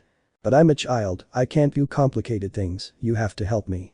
Of course, it's true that they have to help you, but not with everything. Sandwich was getting angry. He had had to strive to survive since he was a larva, and that was why spoiled children angered him at your age. There were already several things that you should do and decide on your own. Besides, it would be good for you to learn from now on that when you want something in life, you have to strive to achieve it alone. But I can't. Then there's no spell, I'll have to manage somehow. The moth hugged the tree and climbed up it. Its fur was fluffy, a sure sign that it was angry, but even if Jasmine didn't know moth body language, she could already sense the white creature's mood. Wait.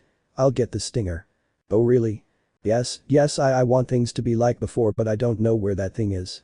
Ah, if that's why your father usually keeps it under his bed. This left the girl very surprised. Really? Under his bed? If it's so important, shouldn't it be in a vault or a chest or something? There is a protection that is harder than walls, stronger than chains, and sharper than stings. The mystery. No one is going to look for something they don't know exists. The knowledge of the dream's sting is so rare that they don't need to worry about someone wanting to steal it. In fact, keeping it in a chest or vault could be counterproductive. If they put it there, it would show that there is something worth stealing, even if they don't know what it is or how it works. I see.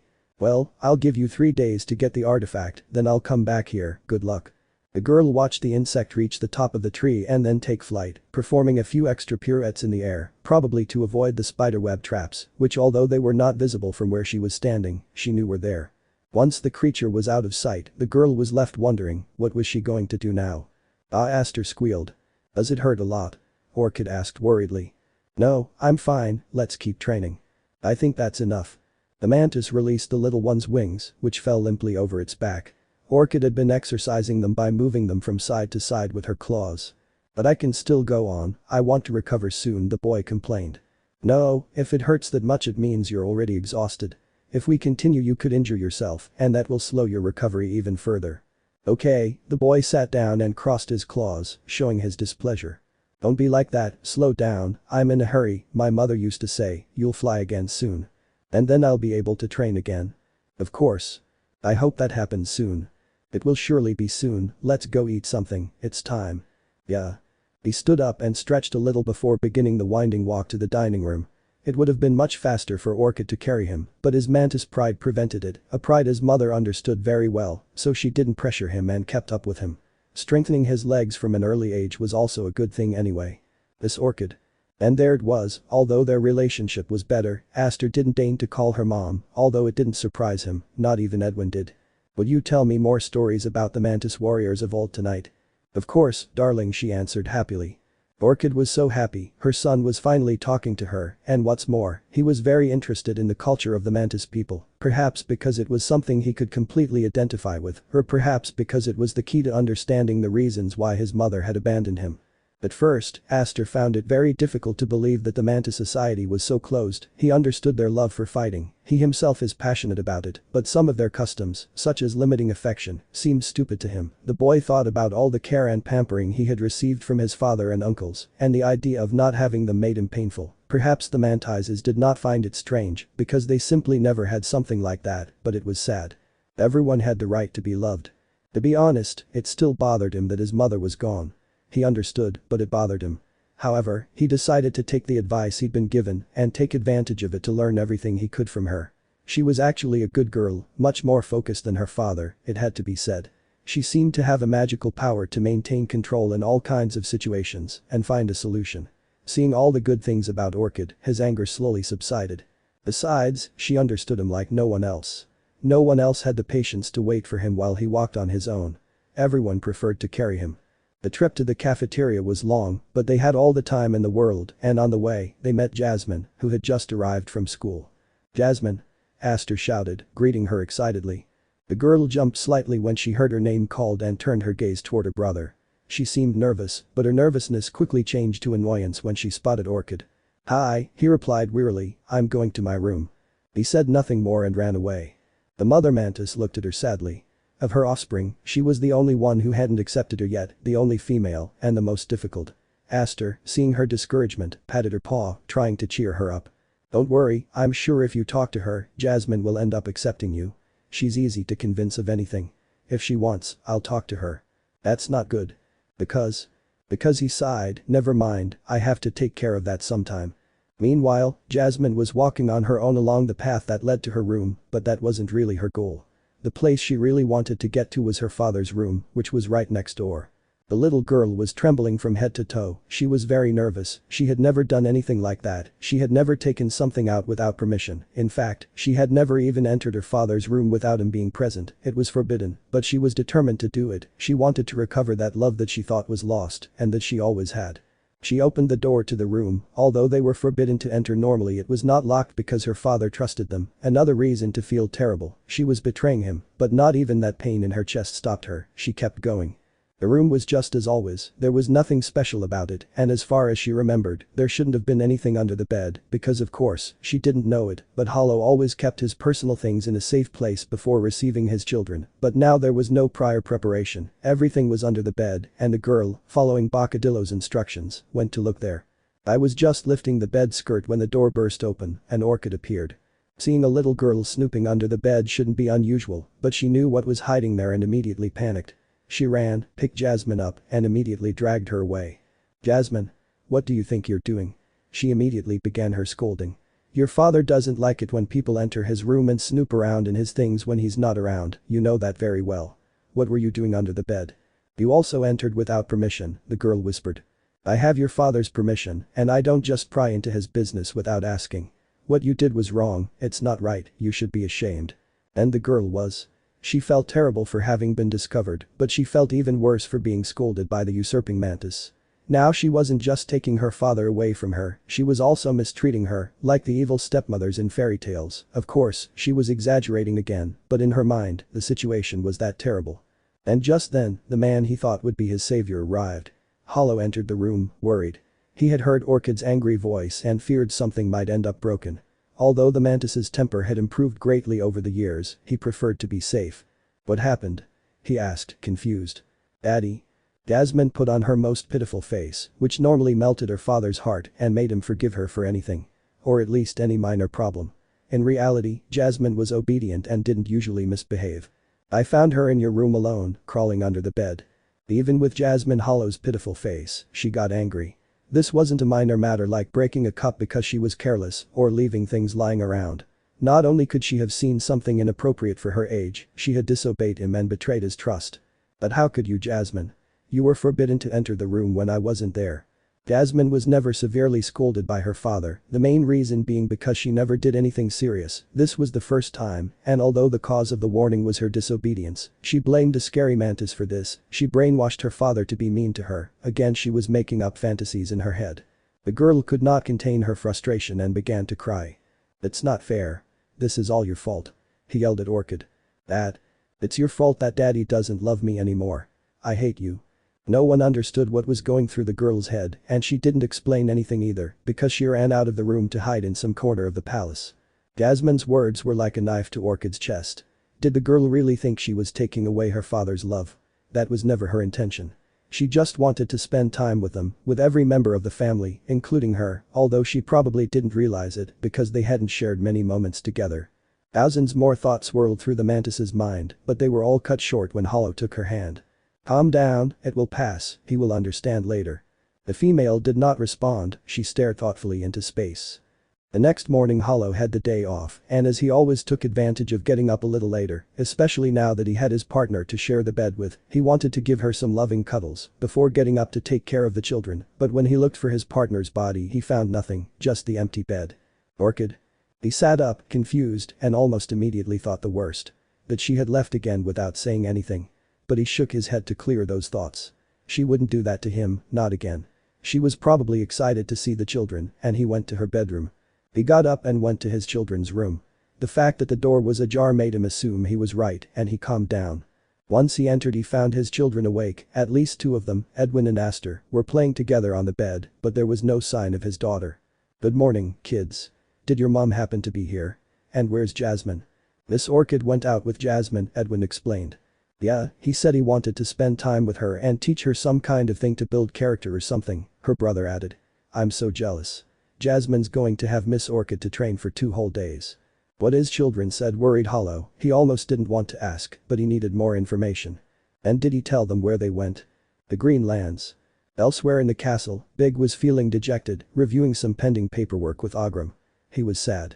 Edwin wasn't talking to him because he wanted him to make peace with Hollow, but he didn't want to. Deep down, he still held resentment over Koko's death and needed someone to blame. Orchid wasn't making things easy for him either. He didn't quite know how to deal with all of this. At this point, he felt like his only ally was Ogram. It would have been another day of melancholy if not for an unforeseen event. The door to his office swung open, and he saw Hollow standing there, extremely agitated. He was wearing his cloak crookedly, and he had a huge travel backpack full of things, including Aster inside. He knew this because the boy's head was sticking out of the inside, and he was looking at everything with curiosity. Hollow also had Edwin in one of his hands, clutching him like a package, and in the other, another bag with more traveling materials. Was Hollow planning on taking his children on an excursion? Aster was sick, and Edwin it was Edwin. "Hollow, what does this mean?" It took his brother a few seconds to catch his breath before he could speak.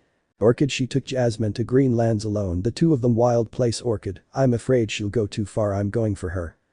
Big struggled to get over his surprise before answering, "Okay, but why are you taking the kids?" "They want to see their mom. I just stopped by to let them know. I'm leaving now." Hollow didn't wait for a response from his brother, he ran away. Big immediately stood up with intentions of chasing him, but Ogram got in the way. "Your Majesty. You can't just leave like that. We have a meeting at noon, and we haven't even finished reviewing the bridge project yet." Damn king duties, always getting in the way of what was important. Of course Big had his priorities straight. "Reschedule the meeting and give me a summary of the project. I'll look at it when I get back." "But my king." Ogram couldn't stop him, and Big teleported out of the office, evading the old beetle. The beetle could only sigh in resignation. "By Lord of Shadows, why?" Jungle adventure. The cooing of bubbles crackling in the acid pits echoed, drowning out the sounds of the creatures that inhabited these territories. You didn't need to be the stealthiest prey to survive on the green path. You needed to be the one with the best camouflage. That's why most of the creatures there were green or carried some kind of plant cover, so that wherever you saw an empty emerald field, life abounded. A hunter's job was to be able to find these prey and catch them. This was something that Orchid already knew how to do well, but her goal was for her daughter to also be an efficient hunter. A female with great skills always caused admiration and was attractive to others, at least that was the case in the mantis village. Orchid, at least when it came to relationships, still had a bit of a mantis mentality and was convinced that her daughter was hideous and had a bad personality, so she was determined to help her grow into a splendid adult who, despite her appearance, would be able to find a partner in the future.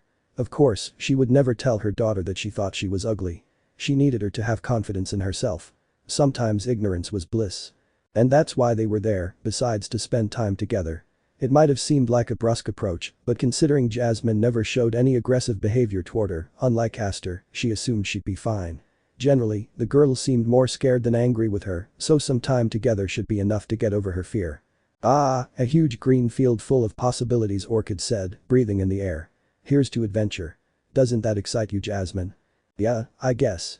The girl was looking away, she didn't want to face him, she was very nervous, she thought that Orchid wanted to abandon her somewhere in the Queen's Gardens to have her father all to herself, she was a hindrance in their relationship, she was the evil witch from the stories, she didn't suspect that the only intention of that female was to get along with her. Orchid took out a notebook in which she had some notes. "Let's see, the most common things to find around here are moss creepers and obels. The moss creepers are too simple, but an obel would be nice. I'll teach you some techniques for capturing flying creatures." I don't need them, my dad already taught me that, I can manage. Oh, really? Orchid was excited. Maybe Hollow hadn't raised Jasmine so badly after all, how about you show me your skills? Look, there's a young obel over there. It could be dinner tonight. How about you catch it? The girl immediately became nervous. The idea that she already knew how to capture flying prey was only half true. She could catch them if she worked as a team with others. When Dad took them hunting, it was usually Aster who made the initial attack in the air.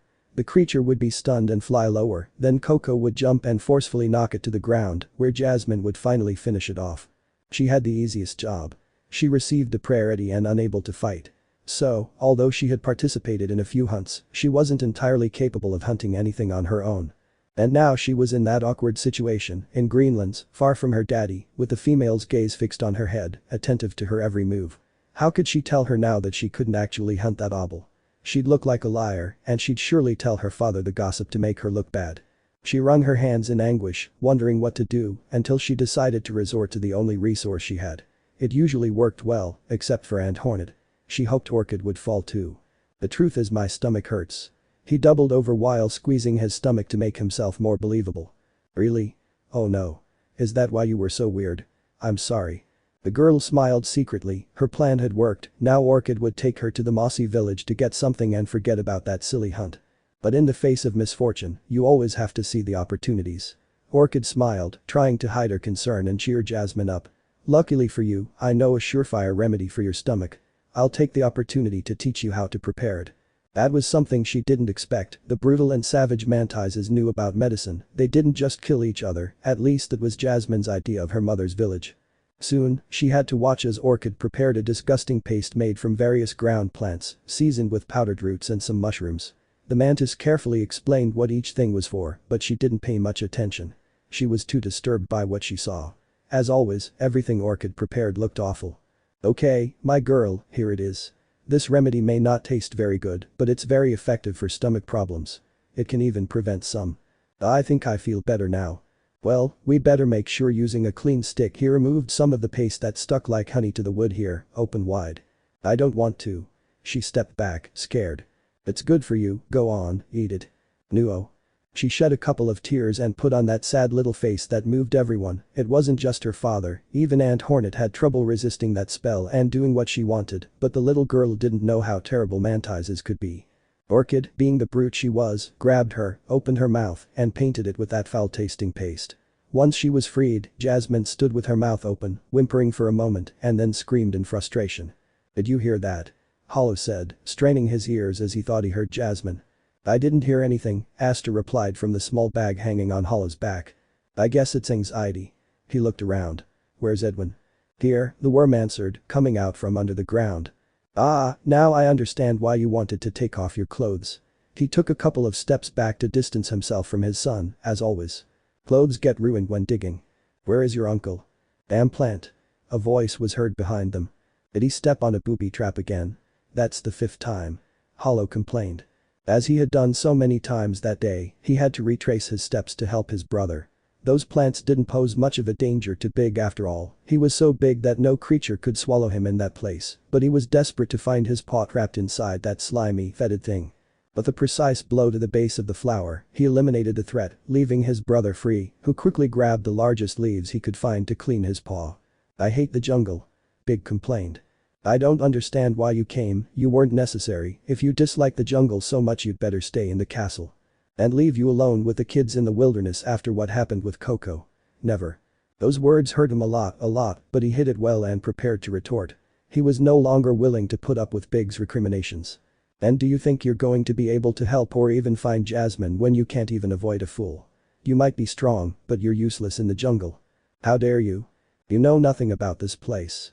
Not how to get around, what creatures live here, or what plants are useful. Nothing. The only thing you know about this place is the Moss Village, just because you've visited it for official ceremonies, nothing more. Stop bothering me and go back to the palace. I don't want you here bothering me. Normally Hollow would have been much kinder and more conciliatory with his brother, but he was still angry with Big for not having apologized, and he resented him for everything he had put him through. The fight could have escalated further, but the children were present and neither Hollow nor Big wanted to cause a scene in front of them, so the knight opted for what he considered the healthiest thing. To turn around and leave. Aster couldn't protest this action. He was tightly packed inside his father's backpack and depended on his care, but with Edwin it was a different story. The little one refused to follow Hollow and stayed put, watching him walk away. When the knight noticed this, he turned back. "Edwin, let's go." But the boy didn't answer, at least not with words. Taking advantage of the fact that his back was turned to Big, he transmitted a message to his father using sign language. "Uncle Big can't be alone in the jungle, I'll take care of him." Hollow was going to retort that he should leave Big, but then thought better of it, nodded, and left. Big was surprised that Hollow would abandon his son with him so easily. In his eyes, this even justified the bad impression he had of his brother. "Your father abandoned you with me, but don't worry Edwin, I'll take good care of you," Big said with a smile trying to reassure his nephew, although he was very calm. Edwin was about to reply, but he sensed something in the air that disturbed him, and he immediately buried himself underground. "Edwin? Hey, what are you doing? I can't follow you underground." And then a mosquito appeared from among the plants and launched itself at Big, directing its beak at his head. The sudden appearance took the monarch by surprise, and he didn't have time to react, but he didn't need to. It was so large and its mask so hard that the poor bug's beak bent and he fell to the ground, stunned. And this. He bent down to get a better look at the creature, but just then, a claw burst from the ground, killing the creature with a single blow. The white prince then emerged from the ground to witness his feat. "Perfect, we already have dinner for today." "What that like?" The boy raised his eyes, looking at his uncle. "Well, dinner's for me, we'll have to catch something bigger for you." The boy was worried. "Don't worry about me, I don't need to eat much actually." He didn't need to eat anything to survive, he did it mostly to maintain his soul reserves, and now he was at his full power. "Well, I'll save you some and see if I can catch something else." The boy calmed down a little, but then he was faced with another dilemma. "I was in a hurry, so I couldn't pack my backpack to come here. Can you carry the prey?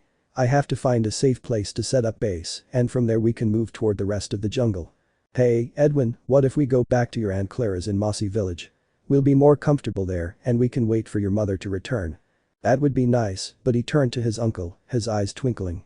"I want to catch a moss crawler. I want to test my skills. It's sure to be fun. Come on, Uncle Big."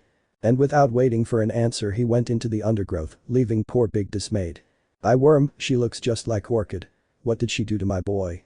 Maybe Big didn't like Edwin's new hobbies, but on the other hand Hollow was delighted. "Wow, Edwin has really improved a lot, this makes me so happy," Hollow exclaimed from the bush where he was hiding. "No, I can't believe it, did Edwin really do that?" Aster was impressed. "Your brother has become a very efficient hunter, right? Of course, he'll hardly reach your level, but if he can manage alone, that's enough for me. Let's get a little closer. I want to see what they're going to do next. Are we going to follow them secretly?" "Yes. Did you really think I was going to leave Big and Edwin alone? Of course not. I'm the captain of the royal guard, the king's right-hand man. My duty is to protect him even if I'm an idiot. Uncle Big is strong, I don't think he needs protecting. You can protect a person in more ways than one. Anyway, I'm still mad at him, but I still love him, so don't worry, Aster. I just want him to apologize to me." "I see." These words made the little boy very happy. It was reassuring to see that even though there were disputes, the family remained united, and he had hoped that his uncle would soon come to his senses and apologize properly. Orchid and her daughter had once again set off in search of prey to hunt. The girl was feeling better, she was following her mother moving through the vegetation with enviable skill. She was discreet and fast, if you weren't attentive you could lose sight of her in a second, and the most interesting thing was that Jasmine wasn't even trying, she had natural talent, in fact she was distracted thinking about the horrible taste she still had in her mouth. Fortunately she had managed to mitigate it by chewing some aromatic plants she had collected. Her movements are exquisite, she flows like water. All is not lost with her, Orchid thought. I can make her a good hunter. The older female stopped walking and looked at the grassland before her. She might not have been able to see them, but she could see a lot of moss creepers there, the simplest and most basic prey for her daughter to practice on, because she'd already realized the girl had lied when she said she knew how to hunt. She wasn't going to scold her. It wasn't her fault. The one she was going to scold next was her father. "Jasmine, we're stopping here." "Yes." The girl did not look happy at all. "What's up? Are you still feeling sick? I still have some dough left." "No. I'm fine, everything's fine." "That's good, because we have a long day ahead of us." "Unfortunately," the girl whispered. "Look over there." He crouched down to Jasmine's height and pointed toward the undergrowth. "The whole area is teeming with prey waiting to be hunted. Doesn't that excite you?" "I'm rather worried." "Okay, my girl, take out your stinger and show me what you're capable of." Now Jasmine had no way out, the stomachache strategy was useless, neither was acting tender, nothing worked with this wild mantis, so she took out her stinger and launched a prayer to the Lord of Shadows with all the drama she knew how to put into it. "My Lord of the Shadows, I dedicate my last thoughts to you, my last minutes of life. I am grateful for having allowed me to be born a princess and for having had a beautiful family and many friends, well, not so many friends. You were a little lacking there, but you did quite well." Jasmine. Orchid interrupted her. "Are you going to move? The way you're standing with your hands together, it looks like you're saying your last prayer before dying." The girl gave her a look of contempt that left her deeply confused, then stood up solemnly, almost resembling a knight at an official ceremony. After a few moments, she unsheathed her stinger and headed into the undergrowth. The first part of her maneuver was perfect. Her way of moving through the foliage was perfect, silent, swift, and efficient. The big problem came when it came to attacking her prey. Jasmine had the absolute advantage. Strictly speaking, it shouldn't have cost her anything to kill the moss crawler, but her insecurity made her hesitate at the last moment. She practically froze in the instant before stinging. This gave the creature time to clench its muscles, expelling thorns that flew out in all directions, some of which ended up embedded in Jasmine. "No." The girl fell to the grass screaming, and Orchid ran toward her, terrified. She would never forgive herself if something happened to her daughter, and from the way she was screaming, it seemed she was dying. Although she couldn't explain how, moss crawlers were weak creatures. Even if they attacked her, the damage shouldn't be too much. Or was it perhaps a new poisonous variant? When he finally reached the baby, he took her in his arms, almost on the verge of tears, the girl writhing while babbling unintelligibly. "Jasmine, calm down, tell me what's wrong." "I'm dying, it hurts, help daddy, ah." "Jasmine, calm down, please hold on," sobbed Orchid. "Ah, it hurts, it hurts."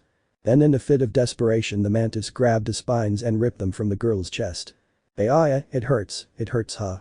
It doesn't hurt anymore. I'm saved. I'm alive." The little girl, absolutely relieved, smiled with pleasure, but that only lasted until she perceived a murderous aura around her. "It's good that you're alive," Orchid whispered, "because I'm going to kill you." Eek. "No, Miss Orchid. Have mercy." Jasmine didn't stay to see how serious her mother was and ran off. Of course the older female was quick to follow her. The chase lasted quite a while, they ran until they got tired and forgot how it all began. In the end Orchid decided to hunt something for the two of them to eat. The next day she would make sure Jasmine caught something on her own. In the afternoon, Orchid decided to set up camp. She was able to confirm that, at least in the domestic area, Jasmine was very well trained. She knew how to gather herbs, light a fire, and prepare a shelter. Despite being so young, she was very independent, much more so than the average praying mantis. Jasmine was smart, but not academically like Edwin. In fact, she was an average student. Her talents were oriented toward the practical.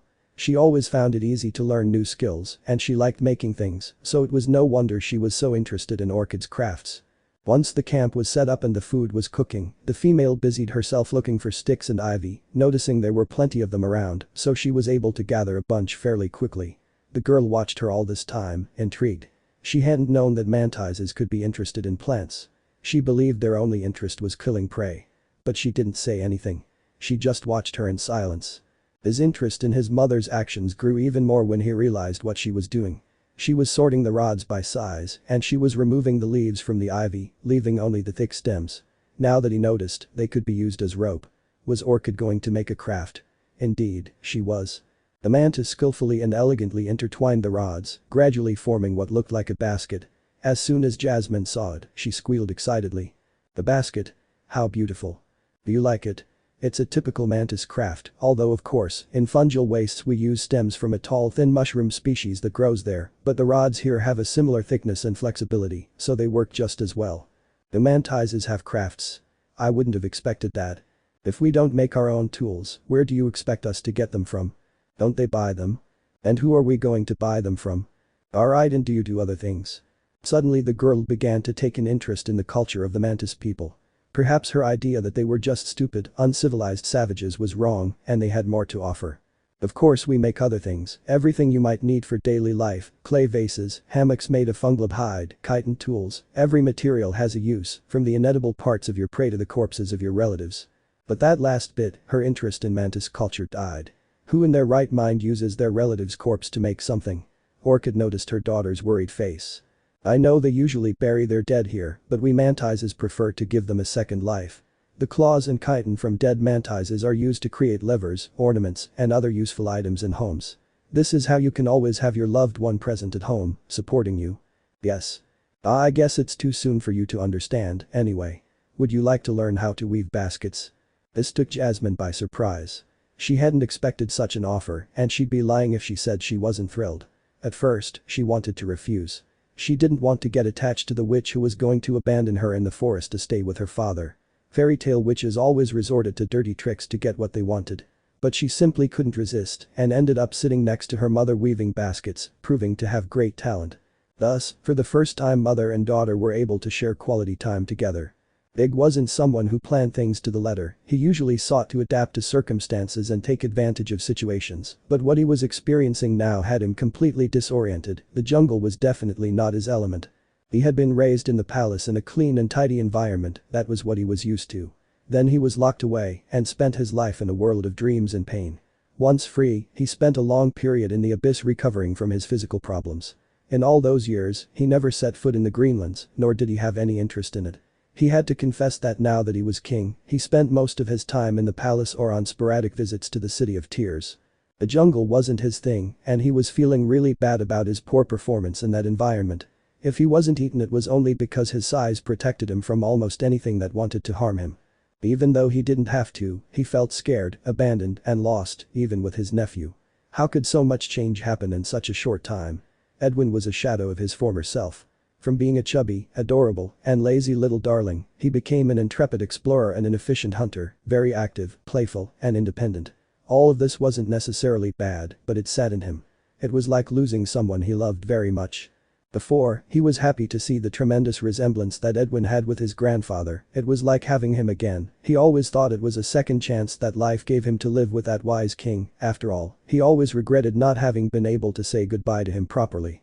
He almost believed that he was his reincarnation or something like that, but the reality was that Edwin did not look as much like the Pale King as he thought. In fact, after seeing him move around in the jungle, he would say that he looked more like Orchid, but much more peaceful, probably an inheritance from Hollow.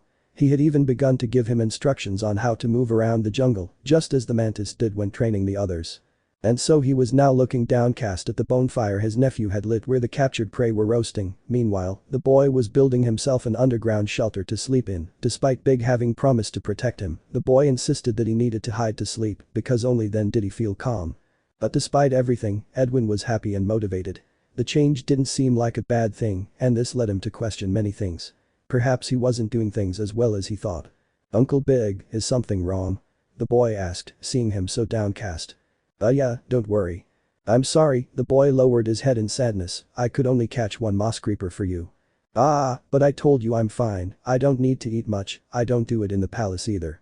How did you get so big?" "Quality food, I suppose. But I won't grow out that tall, right? Because Grandpa was short. But my uncles grew out taller than me, but none as tall as you. Didn't Grandpa feed them?" The conversation was becoming somewhat strange and uncomfortable and quite dangerous if he wanted to keep the secret of what Grandpa had done. Edwin was clever, he would jump to conclusions from any clue he left, his only option was to distract him. "Why are you asking these things now? You've never questioned anything." "Miss Orchid got me thinking. She says you're obsessed with Grandpa to the point that you want me to be like him. And it's obvious from all sides that you love Grandpa, but no one else does. I think several of my uncles don't like me very much precisely because of my resemblance to him, Uncle Big." "What exactly happened?" "It's true that we haven't told them yet." "Tell us what." "When we celebrated your birthday, we were going to tell all of you, including your cousins, a very important secret, but because of the accident, we cancelled everything. Anyway, no one was in the mood to celebrate, and we forgot the detail that we had to tell you that. The family has a secret." "What is it? Tell me, tell me, tell me." Edwin jumped up and down excitedly, perhaps acting very mature most of the time, but also having moments where he showed that he was just a child. "But I can't just tell you, I have to tell everyone. That's why we had the party." Big sighed. "It was going to be so beautiful, now we don't know what to do with Koko's gift." His melancholic expression hardened. "It wasn't Dad's fault, he's the least guilty of all of them," Edwin guessed his thoughts. "Edwin, I know you love your father, but you have to be objective, his duty was to protect them. You're the one who has to be objective. Sometimes, no matter how hard we try, things just don't work out. It's hard, but that's how it is." "Who told you those things?" "Mother." Big was beginning to worry that Orchid would take away her children's innocence too soon. They were just children, not ready to face life yet. Uncle Big, we want you and Dad to get along again. It was fun to see you joke around and feel like you had our backs, but now the family is broken just when we have a mom. Edwin rubbed his face to wipe away a couple of stray tears. Big was so moved that he picked up his nephew and hugged him. He finally understood. He was being selfish. He was suffering, but so were the others, and he couldn't focus solely on his pain. However, forgiving Hollow was so difficult that he didn't feel capable. He loved Koko, and if it weren't for her sacrifice, he would have lost Edwin too. Perhaps he could pretend to get along with his brother to reassure the children. For now, it seemed the most reasonable thing to do. Uncle Big, remember that you weren't there, you don't know how things were, I swear that Dad did everything he could to save us, he's a gentleman, he's a guardian, and he's a good person. Big didn't answer, his heart was still closed, but little by little it was breaking, at least he considered thinking things from another point of view, but whatever action he took, it wouldn't be that day, it was already late and it was time to sleep. When the time came, the little worm went into his shelter where he hid to rest protected, and as for Big, he had to stay awake, he slept very little, something very useful when he had a lot of pending paperwork, but a misfortune at that moment in which he had nothing to do, so he could only stay alone with his stormy thoughts. None of them noticed that someone was watching them, someone other than Hollow and Aster. Sorry. Big was walking through a strange place, or at least it seemed strange to him. Everything was covered in fungus, every stone and patch of ground had a mushroom growing on it. Based on his knowledge alone, he could deduce that this place was fungal wasteland, since he had never been there before. But there was something strange about the place, a mysterious mist that blurred everything and made him feel uneasy. He continued walking, alert to his surroundings. A spectral silence reigned, and this only increased his nervousness. Then the stillness was broken by a child's scream. Big ran toward the source of the commotion, only to find the gruesome sight of his 4 nephews in the middle of a clearing being attacked by 2 fungal garpies. At that moment, his mind confused by the situation, he didn't remember that one of the children was supposedly dead, that it was illogical for him to be in fungal wastes, and that he didn't know the fungal garpies. But none of that mattered. Big teleported to where his nephews were and attacked the nearest beast. The creature took the stinger's blow, resulting in a nasty gash across its belly, but Big gave it no respite and attacked again, determined to finish it off quickly. But his opponent wouldn't be killed easily, so it doubled over, leaving the mushrooms on its surface exposed. As soon as Big struck them, the largest ones burst, releasing a cloud of foul-smelling spores that clouded his vision. The normal bug would have been suffocated by that toxic cloud, but that didn't affect Big. However, the loss of vision was a problem. The cloud prevented him from seeing the moment the garpies attacked him back. He received its attack, but quickly teleported away and unleashed a barrage of explosions to annihilate the bug. AI. The children screamed as they were caught in the middle of the explosions, and Big felt as if a bucket of cold water had been thrown over him. Defeating those beasts was possible for him, but this wasn't just about killing them. He had to protect his nephews at the same time, so he couldn't attack carelessly. He ran to where he sensed the saplings might be. Since he didn't know their exact location, he couldn't teleport carelessly. He might accidentally crush them. But in the middle of his run, he was attacked by one of the garpies. Big blocked the attack with confidence and pushed it aside, continuing on his way to the children. When he finally reached them, he quickly examined them. 3 of them were fine, but one seemed to have been affected by the explosion, none other than Koko. Big wanted to cry for his mistake, but he took it upon himself to fight on, grasping his stinger as he fought on, because right in front of him stood the second garpies. He ran up to the beast, his weapon glowing with the magic he had imbued it with. He extended his arm, and the pure gold made contact with the creature's skin, which exploded, knocking him backward. But Big didn't stop there. Before the creature could recover, it launched itself at his body and attacked him like a rampaging beast. The metal cut through his flesh like butter, shattering it until it was an unrecognizable wreck of what had once been the creature. The creature stopped moving, but the warrior didn't. It wasn't just about defeating it, it was about ridding himself of the rage and frustration he'd been pent up for so long. The carnage continued, sapping the king's strength until, amidst gasps and sighs, he finally stopped. Only then did he dare to look back, only to witness the horrendous scene of his 4 nephews being devoured together by the remaining garpies. Big stood up and teleported away immediately, only to appear in an impenetrable fog that hid the tragedy. "Koko?" he shouted desperately. "Jasmine. Aster. Please answer." His eyes glazed over as the realization hit him. "Edwin," he whispered, his voice breaking. He fell to his knees, his heart as broken as the garpies he'd killed. An endless pain filled him as he asked himself over and over what he'd done wrong. He'd given everything to protect them, yet he still couldn't. Why? Why did it have to be this way? It was one of the most powerful creatures in the kingdom. He didn't understand.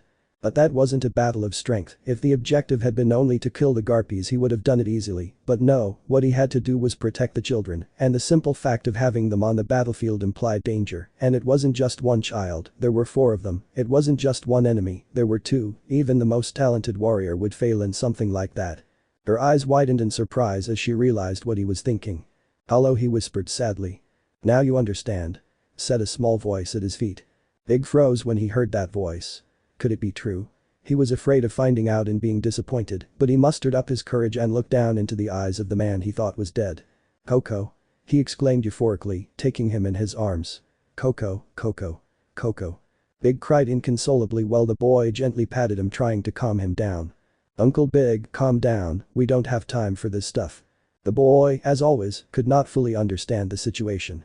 What for him was just an ordinary conversation, for Big was an extraordinary moment. "But you were dead," the giant whimpered. "I still am, but it's not that bad."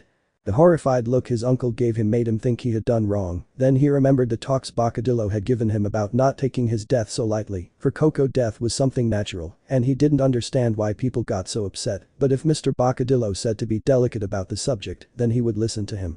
My body may no longer exist, but I live on in your heart." By the Lord of Shadows, what nonsense am I saying? The boy thought to himself.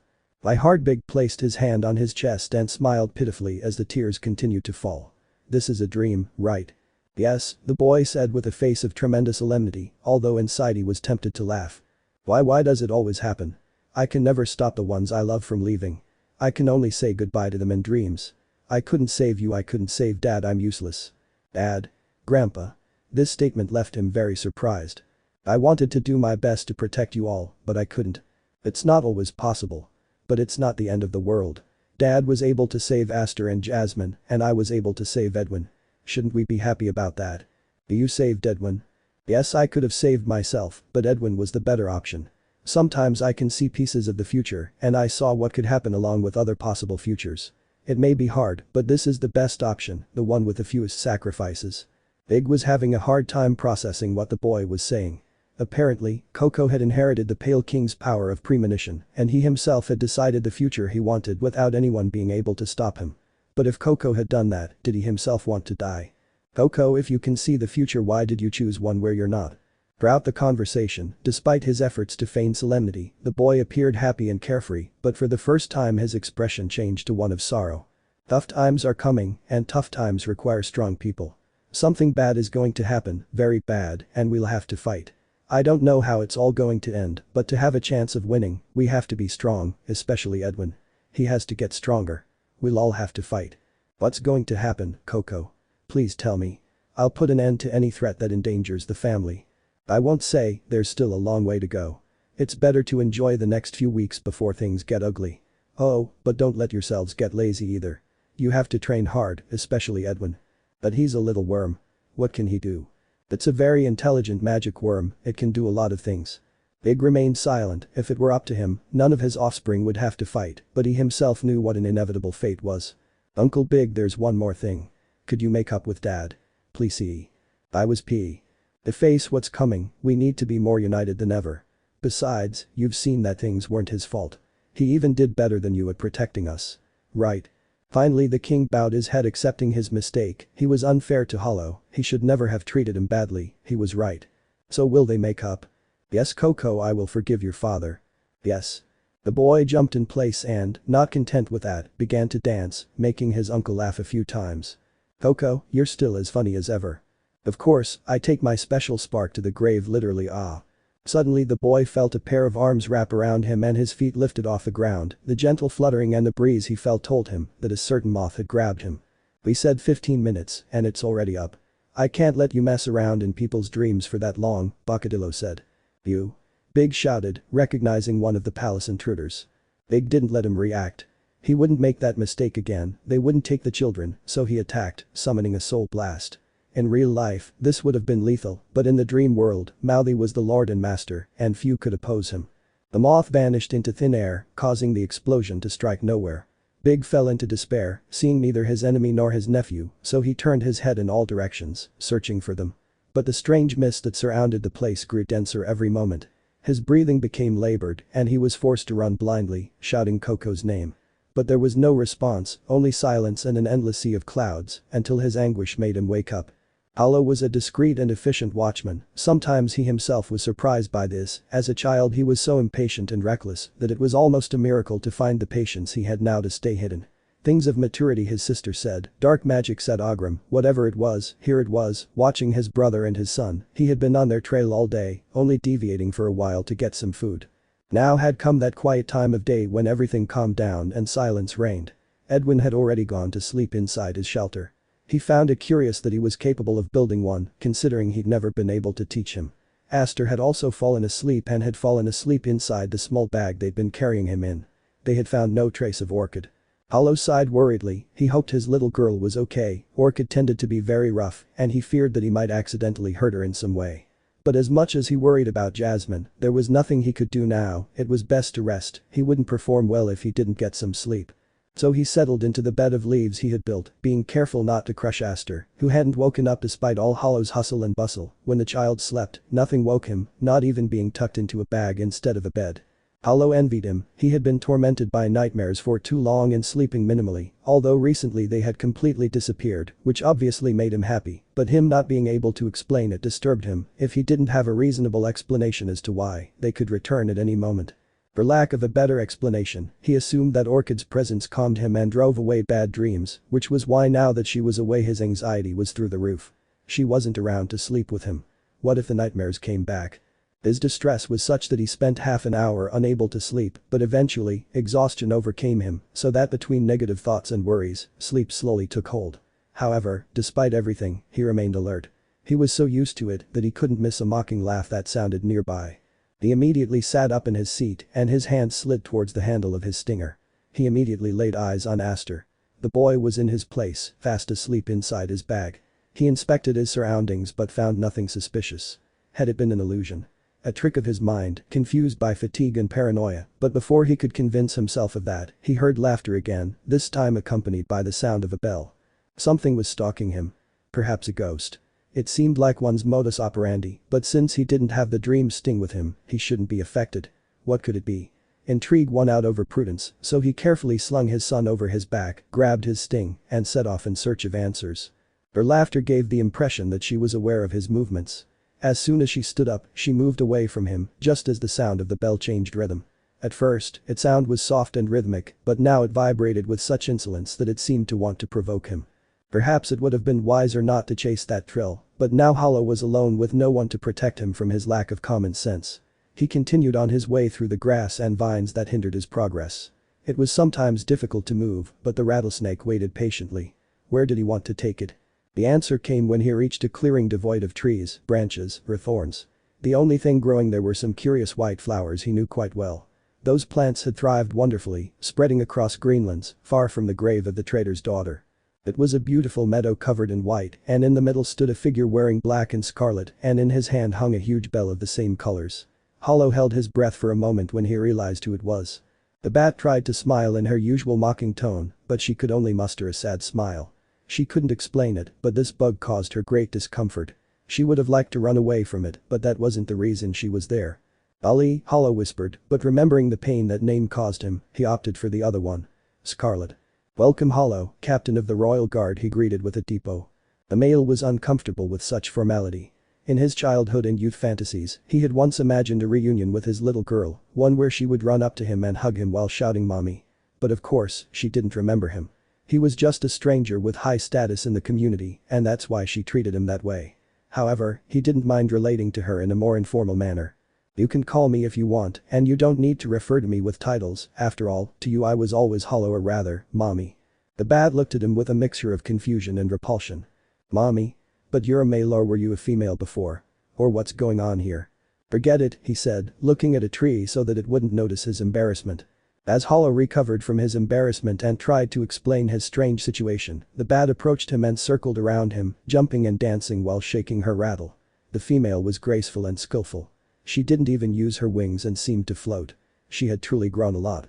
Tell me, Belle, who are you, who are you, sing Belle, what do you want, what do you want? The girl sang. I'm Hollow, and you could say we're childhood friends. Oh, childhood friend. Scarlet spun on one foot and vanished in an explosion of fire, then appeared behind Hollow, scaring him. Were we really friends? Hollow jumped away from her and nodded shyly, finding it hard to recognize in this mischievous girl the child she had cared for. We were together for a little over a year, I was your guardian. Guardian? I guess game guardian. You're a bug and I'm a bat.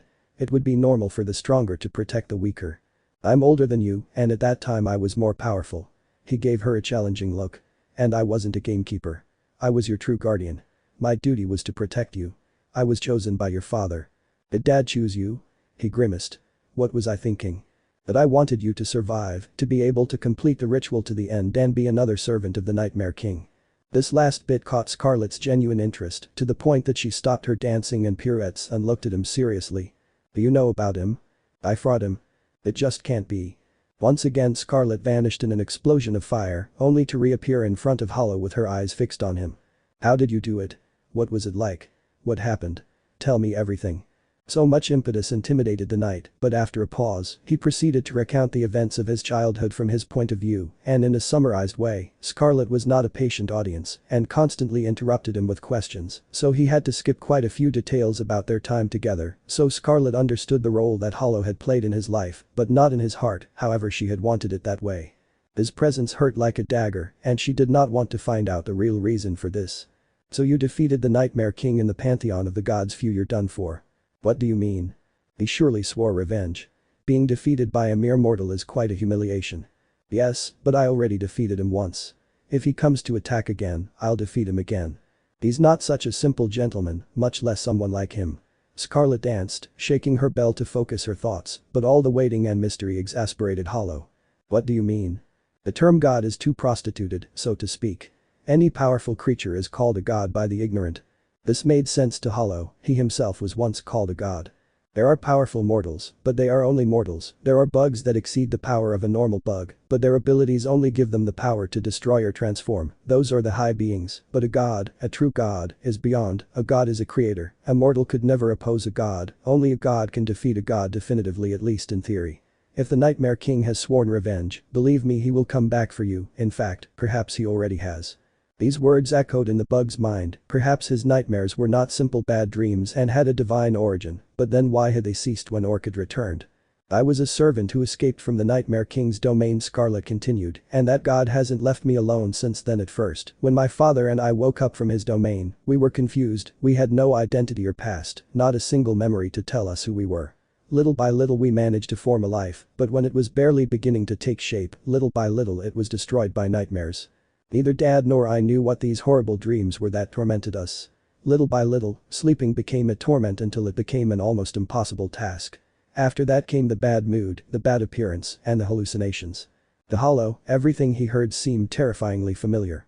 He had been living that situation for months, if not years.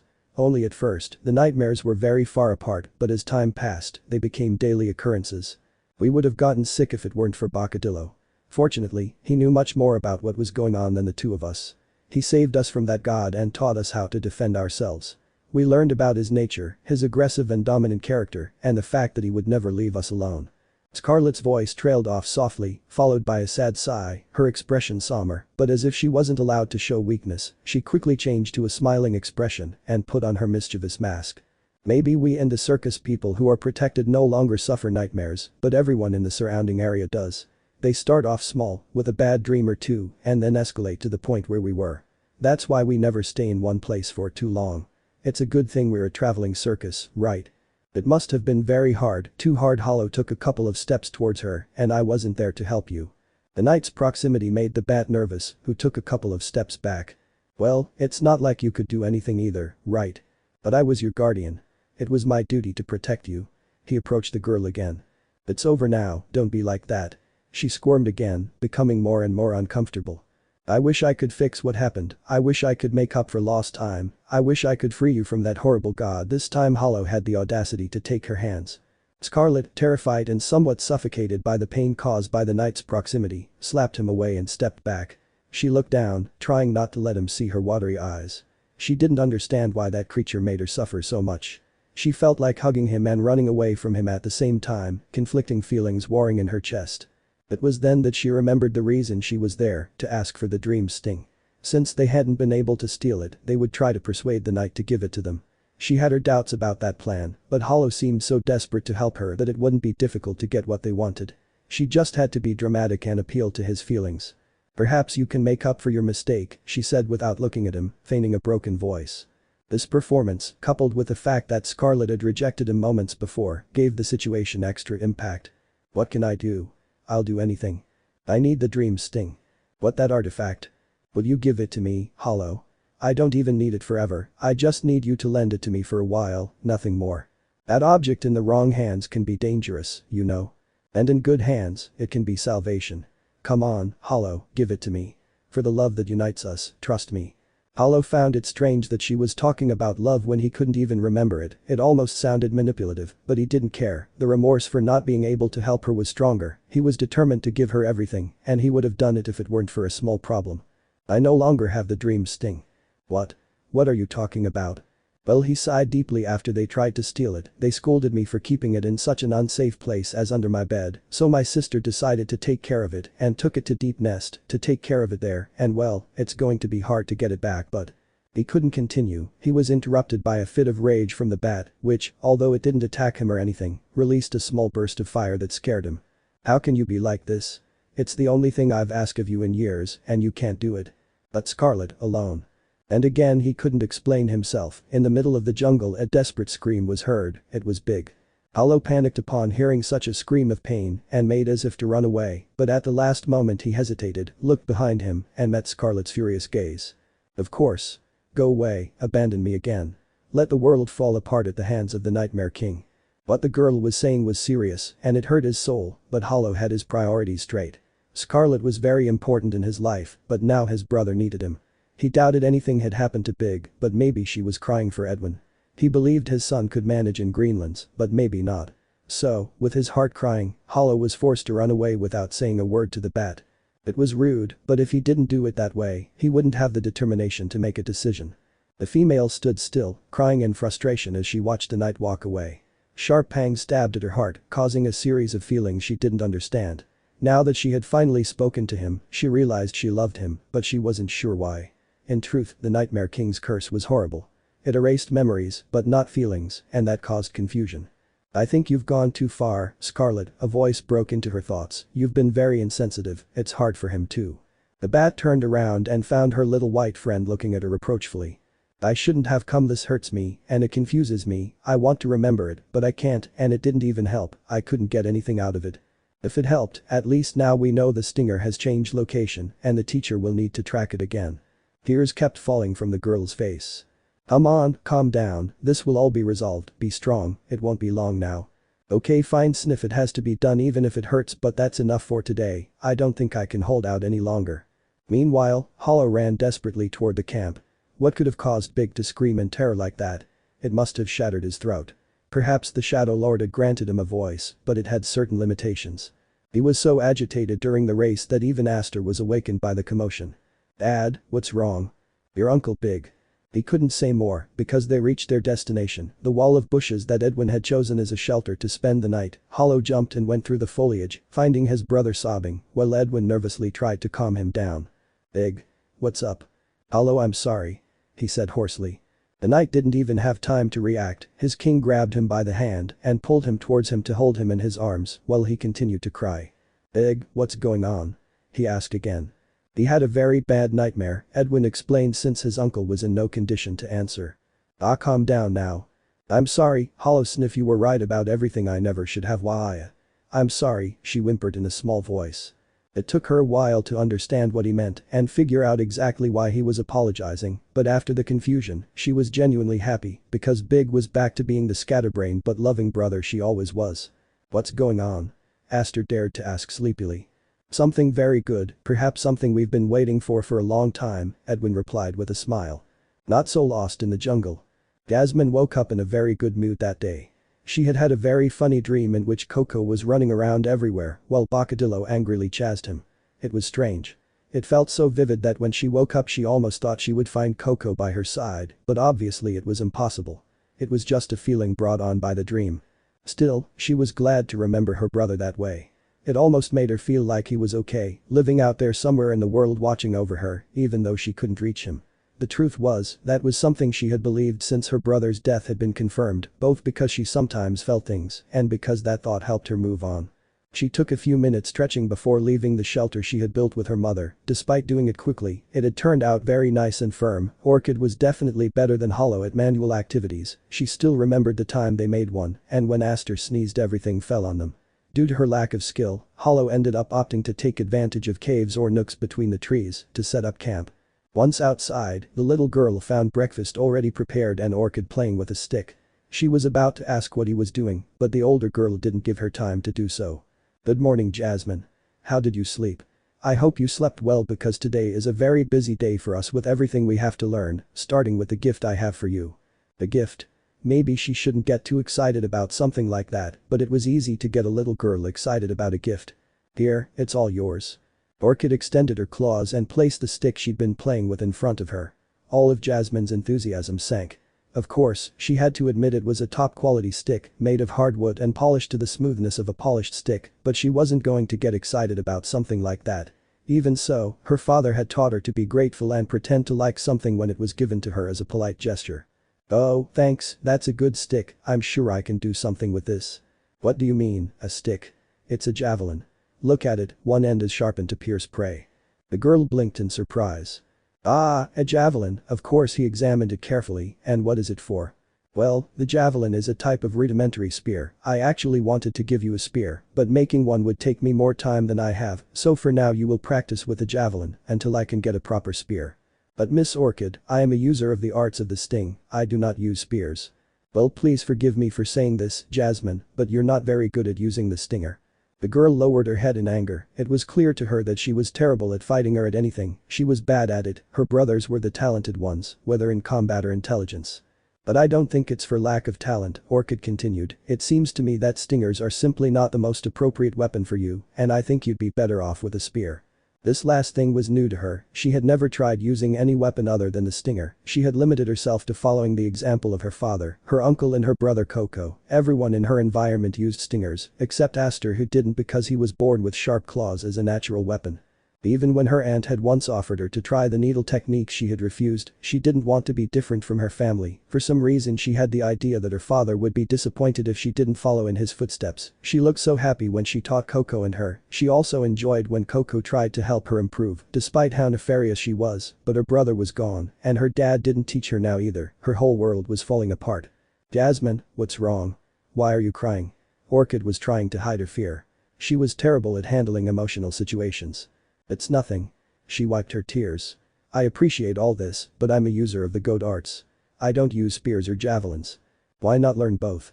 Go on, give this a try, I'm sure you'll do great." Traditionally, mantises that don't use their claws to fight use spears. You're half mantis, and talent with a spear runs in your blood. "Exactly, I'm only half a mantis, I shouldn't have to use spears, this isn't for me." "You'll never know if you don't try." Jasmine was starting to get angry at her mother's insistence. Couldn't she understand that no meant no? Unless what if she wanted her to learn how to use the spear so that her father would be disappointed and no longer love her?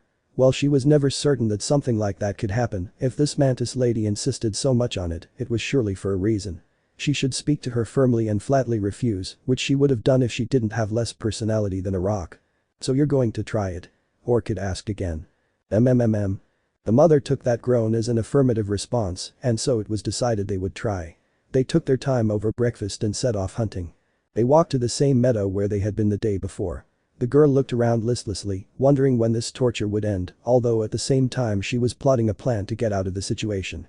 If her performance with a spear was too bad, Miss Orchid would surely give up and leave her alone once and for all. Therefore, she just had to act as clumsily as she could and fail at everything they asked of her, which would be very easy. She was a talentless failure.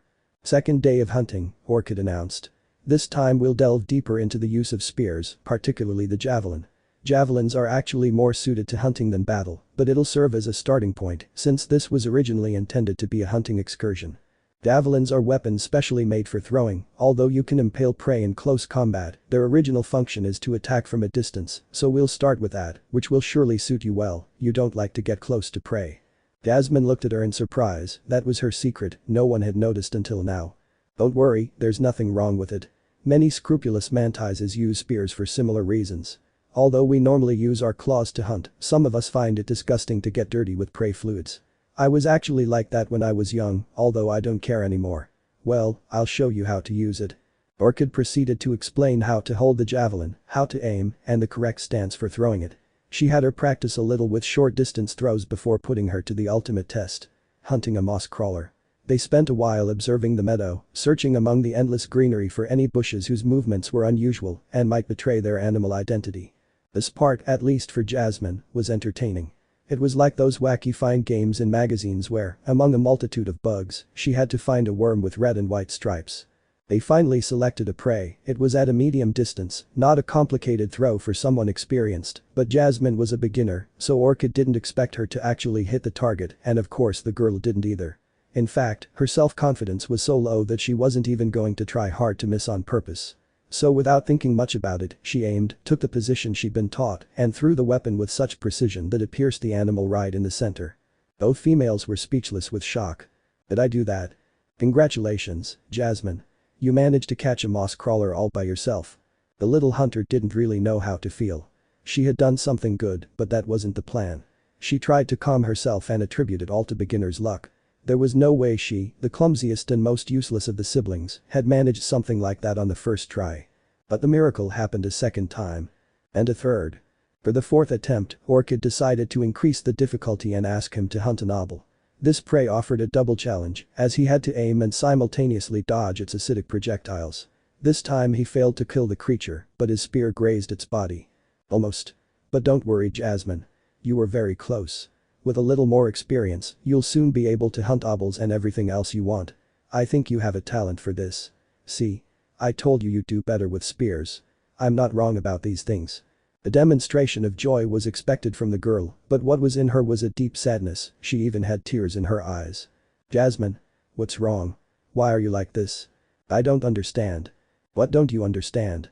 I was always the useless one in the brood. I was never as good at fighting as Aster, nor as nice as Koko, or as smart as Edwin. I was the one who was useless, the one who was unnecessary, but it didn't matter because daddy loved me very much. He was always with me, taking care of me and telling me what to do. Her eyes were so flooded that now it was hard for her to see, but now Koko isn't here and everyone seems more interested in you than in me. Do they not love me anymore? Where do you get that stuff? Of course they love you. Everyone adores you. Don't lie to me. I'm the useless one. I was never good at fighting. Even if I tried hard, the exercises with the stinger wouldn't work for me. It wasn't the right weapon for you. Not everyone is good at the same things, Jasmine. Yes, but my dad likes stingers and he wanted me to be like him, so he taught me how to use them. Your father taught you to use stingers because that's what he knows. Now it turns out I'm good with javelins. Dad is going to be very disappointed. He won't love me anymore. Where do you get those ideas? Orchid tried to approach the girl, but she slapped her away and jumped back. Don't touch me. You stole my dad, and I won't forgive you for that. The little mixed breed ran off and quickly camouflaged herself in the bushes. She didn't know it, but that was her second talent. Moving through the grass without being detected. Jasmine's skill in this area was close to perfection, to the point that even an experienced hunter like Orchid would have trouble tracking her, and this was the mother's terror. Not being able to find her. When the female found herself alone, she panicked. What to do? Where to go? What if something happened to her? She spent 5 minutes pacing, not knowing what to do until she tripped and fell. At least a blow woke her up enough to think clearly. Orchid knew that catching her daughter would be too difficult. She had already noticed her ability to hide, so approaching her was out of the question. It would be easier to attract her somehow. But what could she use as bait? She didn't know anything about her little girl, not even what her favorite food was. Now that she thought about it, to get close to her, maybe she should have started with that. She was so desperate to get her attention and show what a good mother she could be that she just dragged her into this adventure without asking her opinion, although, of course, Jasmine always kept everything to herself. She wasn't one of those who liked to talk. She sighed in defeat. Of her children, she was by far the most complicated. She was sure that not even Hollow understood her completely. They would have to do more in-depth work with her, but for now, the priority was to find her something she couldn't do alone. She wished she had come with Hollow, but he was too far away for her to ask for help. A pang of anxiety struck her. There was someone she could ask for help, but it wasn't pleasant at all. There was a reason she had been avoiding them during her entire stay there. The mantises of Greenlands, the traitors whom she treated in the worst way and whom she expelled from her home without consideration, and to think that now she would see them again, not as the proud lord who used her power against them, but as a desperate mother begging for help, the humiliation would be tremendous, but for her daughter, she was willing to do anything. Meanwhile, Jasmine wandered through the forest believing herself to be the most pitiful being in the world. In her eyes her story was worthy of a tragic heroine, with her beloved brother dead, the rest of her family ignoring her, her beloved father tricked by that creep, who also to get rid of her, had abandoned her in the forest. That's why now she was alone, helpless and lost. Well, that last one wasn't really true. Thanks to her father's hunting trips, she knew the area quite well. In fact, she knew where it was and how to get to the points of interest, which were the artist's house, the Queen's station, and the Mossman's village. She could return whenever she wanted, but she wanted to play hard to get. She wanted to see her father's concern, for him to go all the way to the forest to rescue her, and for him to see what a horrible mother Orchid was, so that he would abandon her. The more she thought about it, the more appealing the idea seemed. Besides, if she was lost in the woods, she wouldn't have to go to school, which was a very good thing because she just remembered she had an important assignment she hadn't done. Yep, it was better to stay lost. If it lasted a week, she could even avoid the math test she didn't want to study for. Thinking about his situation, he had to ensure his survival first. There was plenty of water, he knew plenty of acid-free ponds, he already knew how to build a shelter thanks to Orchid. At least something good had come out of all this, and as for food. Only then did she notice her hands holding the javelin. She had inadvertently run away with it. It was her hidden talent that not even her father knew about. Finally, something she was good at, and she never would have discovered it without the creep. She hated to admit it, but it had helped her. Now she could hunt alone, but she was afraid. Deciding on her own was not something she was used to, and now she had a lot to decide, where to make the shelter, what to hunt, what herbs to collect, all on her own, yet she gathered her courage and set off on her way. Anyway, if she messed up no one would find out. Jasmine went deeper and deeper into the jungle at the same time that Orchid looked for a way out. She needed to get to a more populated area where she could find a mantis to ask for help. That's why she was so happy when she saw a group of children playing. They were a little older than her children, but still retained the innocence of childhood. At that moment, they were very entertained playing with some stick figures, making up a fantasy story that only they understood. At first, that kind of game seemed strange to her, but she didn't give it much importance. She approached the children. "Hello children, can I ask you a question?" The children stopped their activity to look at the adult, being quite surprised by what they saw. But how tall? She's even taller than the leader. Could he be related to him? The Greenlands tribe had their own lord, the largest and strongest of the local males, and despite being a much calmer society than the Fungal Wastes, they still considered physical strength very important. "I'm not related to anyone, I'm not from here, honestly," Orchid explained. "I won't take up much of your time. I just need a little help. I have to find my little girl. She's a mixed breed praying mantis about this size. Haven't you seen her around here?" The children shook their heads. "Oh, wow. And are one of her parents around here? I really need help finding her." "Dad." One of the children shouted. "There's another suspicious lady looking for you here." "Another one?" Orchid repeated, puzzled. "What do you mean, another suspicious lady? I'm sure I don't have any more missing children."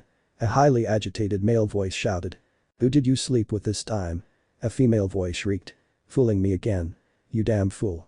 I think I came to the wrong place to ask for help," Orchid thought to herself. The Lord was about to invent some excuse to escape when the boy's parents showed up. Tension immediately mounted. Orchid couldn't remember these individuals, but they certainly remembered her. "Lord Orchid." The male shouted, extending his claws, ready to attack. "What are you doing here? Have you come to eliminate us?" The female who was with him said nothing, she just imitated her partner and extended her claws ready to attack with all her might. The situation was exasperating the Lord, she didn't have time to waste in useless fights. It would be much faster to simply get out of there to continue searching for her daughter, but it was complicated. Her mantis nature urged her to stay and fight, and now she had a conflict that paralyzed her. Destroy her pride and flee or stay and fight, losing valuable time to find Jasmine. And just at that moment, something happened that either complicated or resolved the situation, depending on your perspective. The person Orchid least expected appeared on the scene. Sharpie, her romance novel editor friend. As soon as the mantis came into sight, the male's mate became furious and rushed to attack her. Of course, the editor defended herself like a champion, deploying a wide range of combat techniques. For his part, the mantis male immediately lowered his aggression and tried to go unnoticed as he slipped away, but before he could do so, a spear was thrust in his path, and 2 seconds later he had the Lord looking at him accusingly. "This is none of your business." The male shrieked. "I know, but something in my conscience tells me I shouldn't let you go." You don't even have anything to do with us. She's my friend, he pointed at Sharpie. Dad, am I going to have more siblings again? One of the children asked with a weary expression. Of course not. I'm more careful now. Oh, are you still here? You better go play somewhere, these are adult problems. Sure, whatever you say, the boy sighed, resigned. Come on, guys. We'll come back later to see the outcome of the battle. I bet your mom wins, the fight she had with the neighbor last time was incredible. Orchid was concerned about how casual and ordinary the children's conversation sounded, and she wasn't sure if she wanted to know more.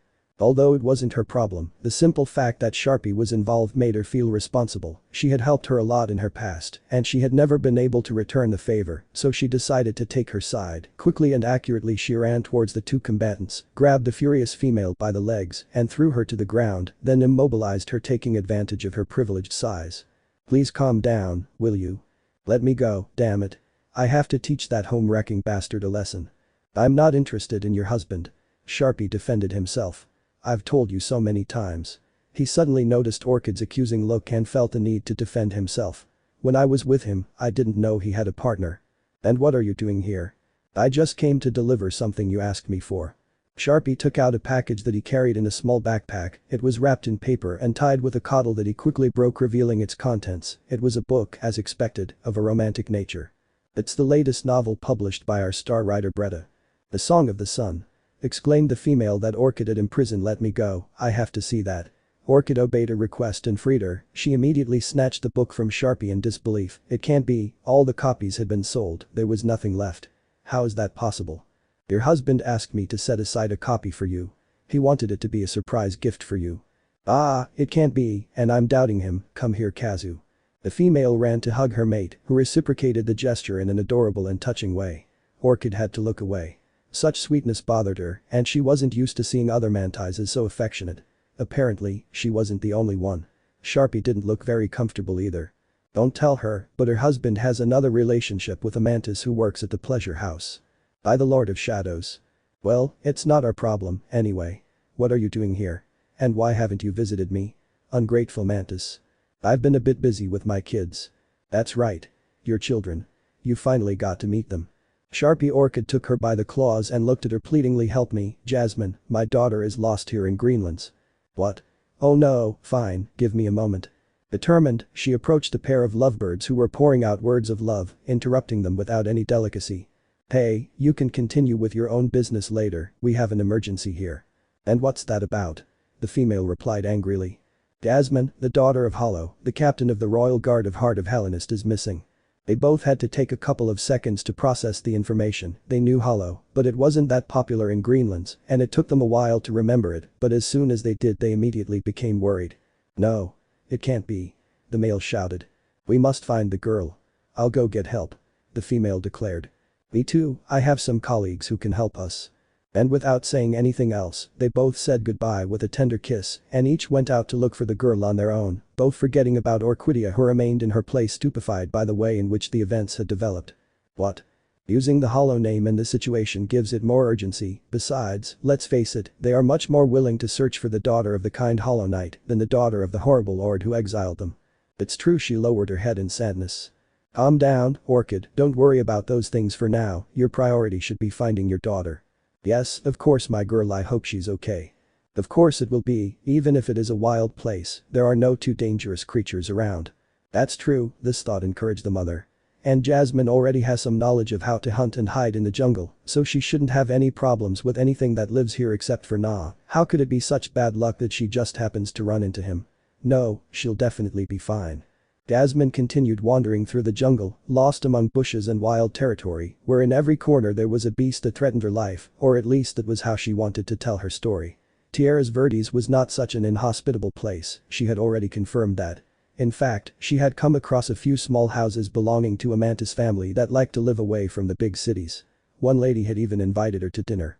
She didn't accept because she was afraid of interacting with strangers and because she was bothered by the way they looked at her. The mantises treated her well, but they always looked at her with pity. According to what her father had explained, they didn't like mestizos very much. They didn't reject them, but they didn't consider being one to be something positive either. Now that she thought about it, what kind of opinion would her mother have of her?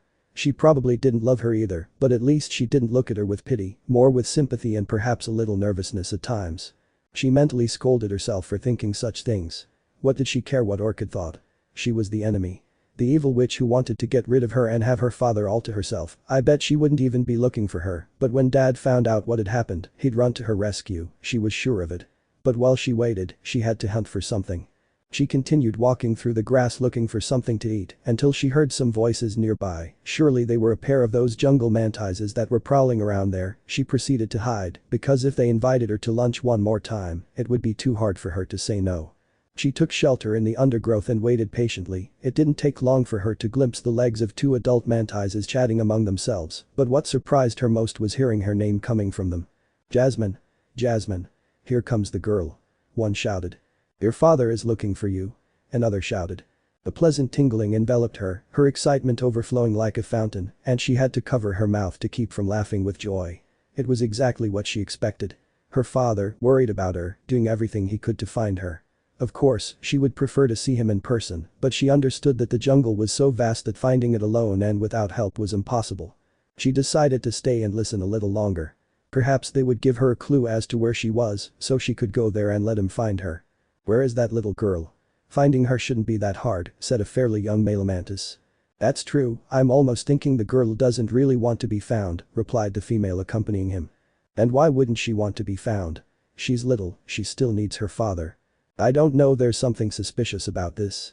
The one who made the search request was that giant female who appeared near the village, and the father hasn't shown up until now. Just as Jasmine had once felt herself floating happily on cloud 9, the mantis's words meant a resounding fall to the cruel earth. It wasn't her father who was looking for her, it was Orchid. It made sense. She didn't want Dad to get mad at her. In fact, she probably wanted to find her before her father found out, but he wouldn't give her the pleasure. He had to make her look really bad in front of her father, and to do that, he wouldn't let himself be found. So as soon as the mantises were out of sight, the girl left her hiding place and headed for the most leafy and uninhabited area of Greenlands. Her father had warned her not to go there without him because dangerous creatures lived there, but she didn't take his words seriously. The entire area was relatively safe. Why was this stretch of land the only place where terrible bugs lived? It didn't make sense to her, so she ignored her father's advice and ventured into the hunter's territory. Let me know in the comments below if you guys want the next part. Also check out my other video that has been shown and left. Thank you for watching. If you enjoyed this video please like and share this video. And have a fantastic day. Bye.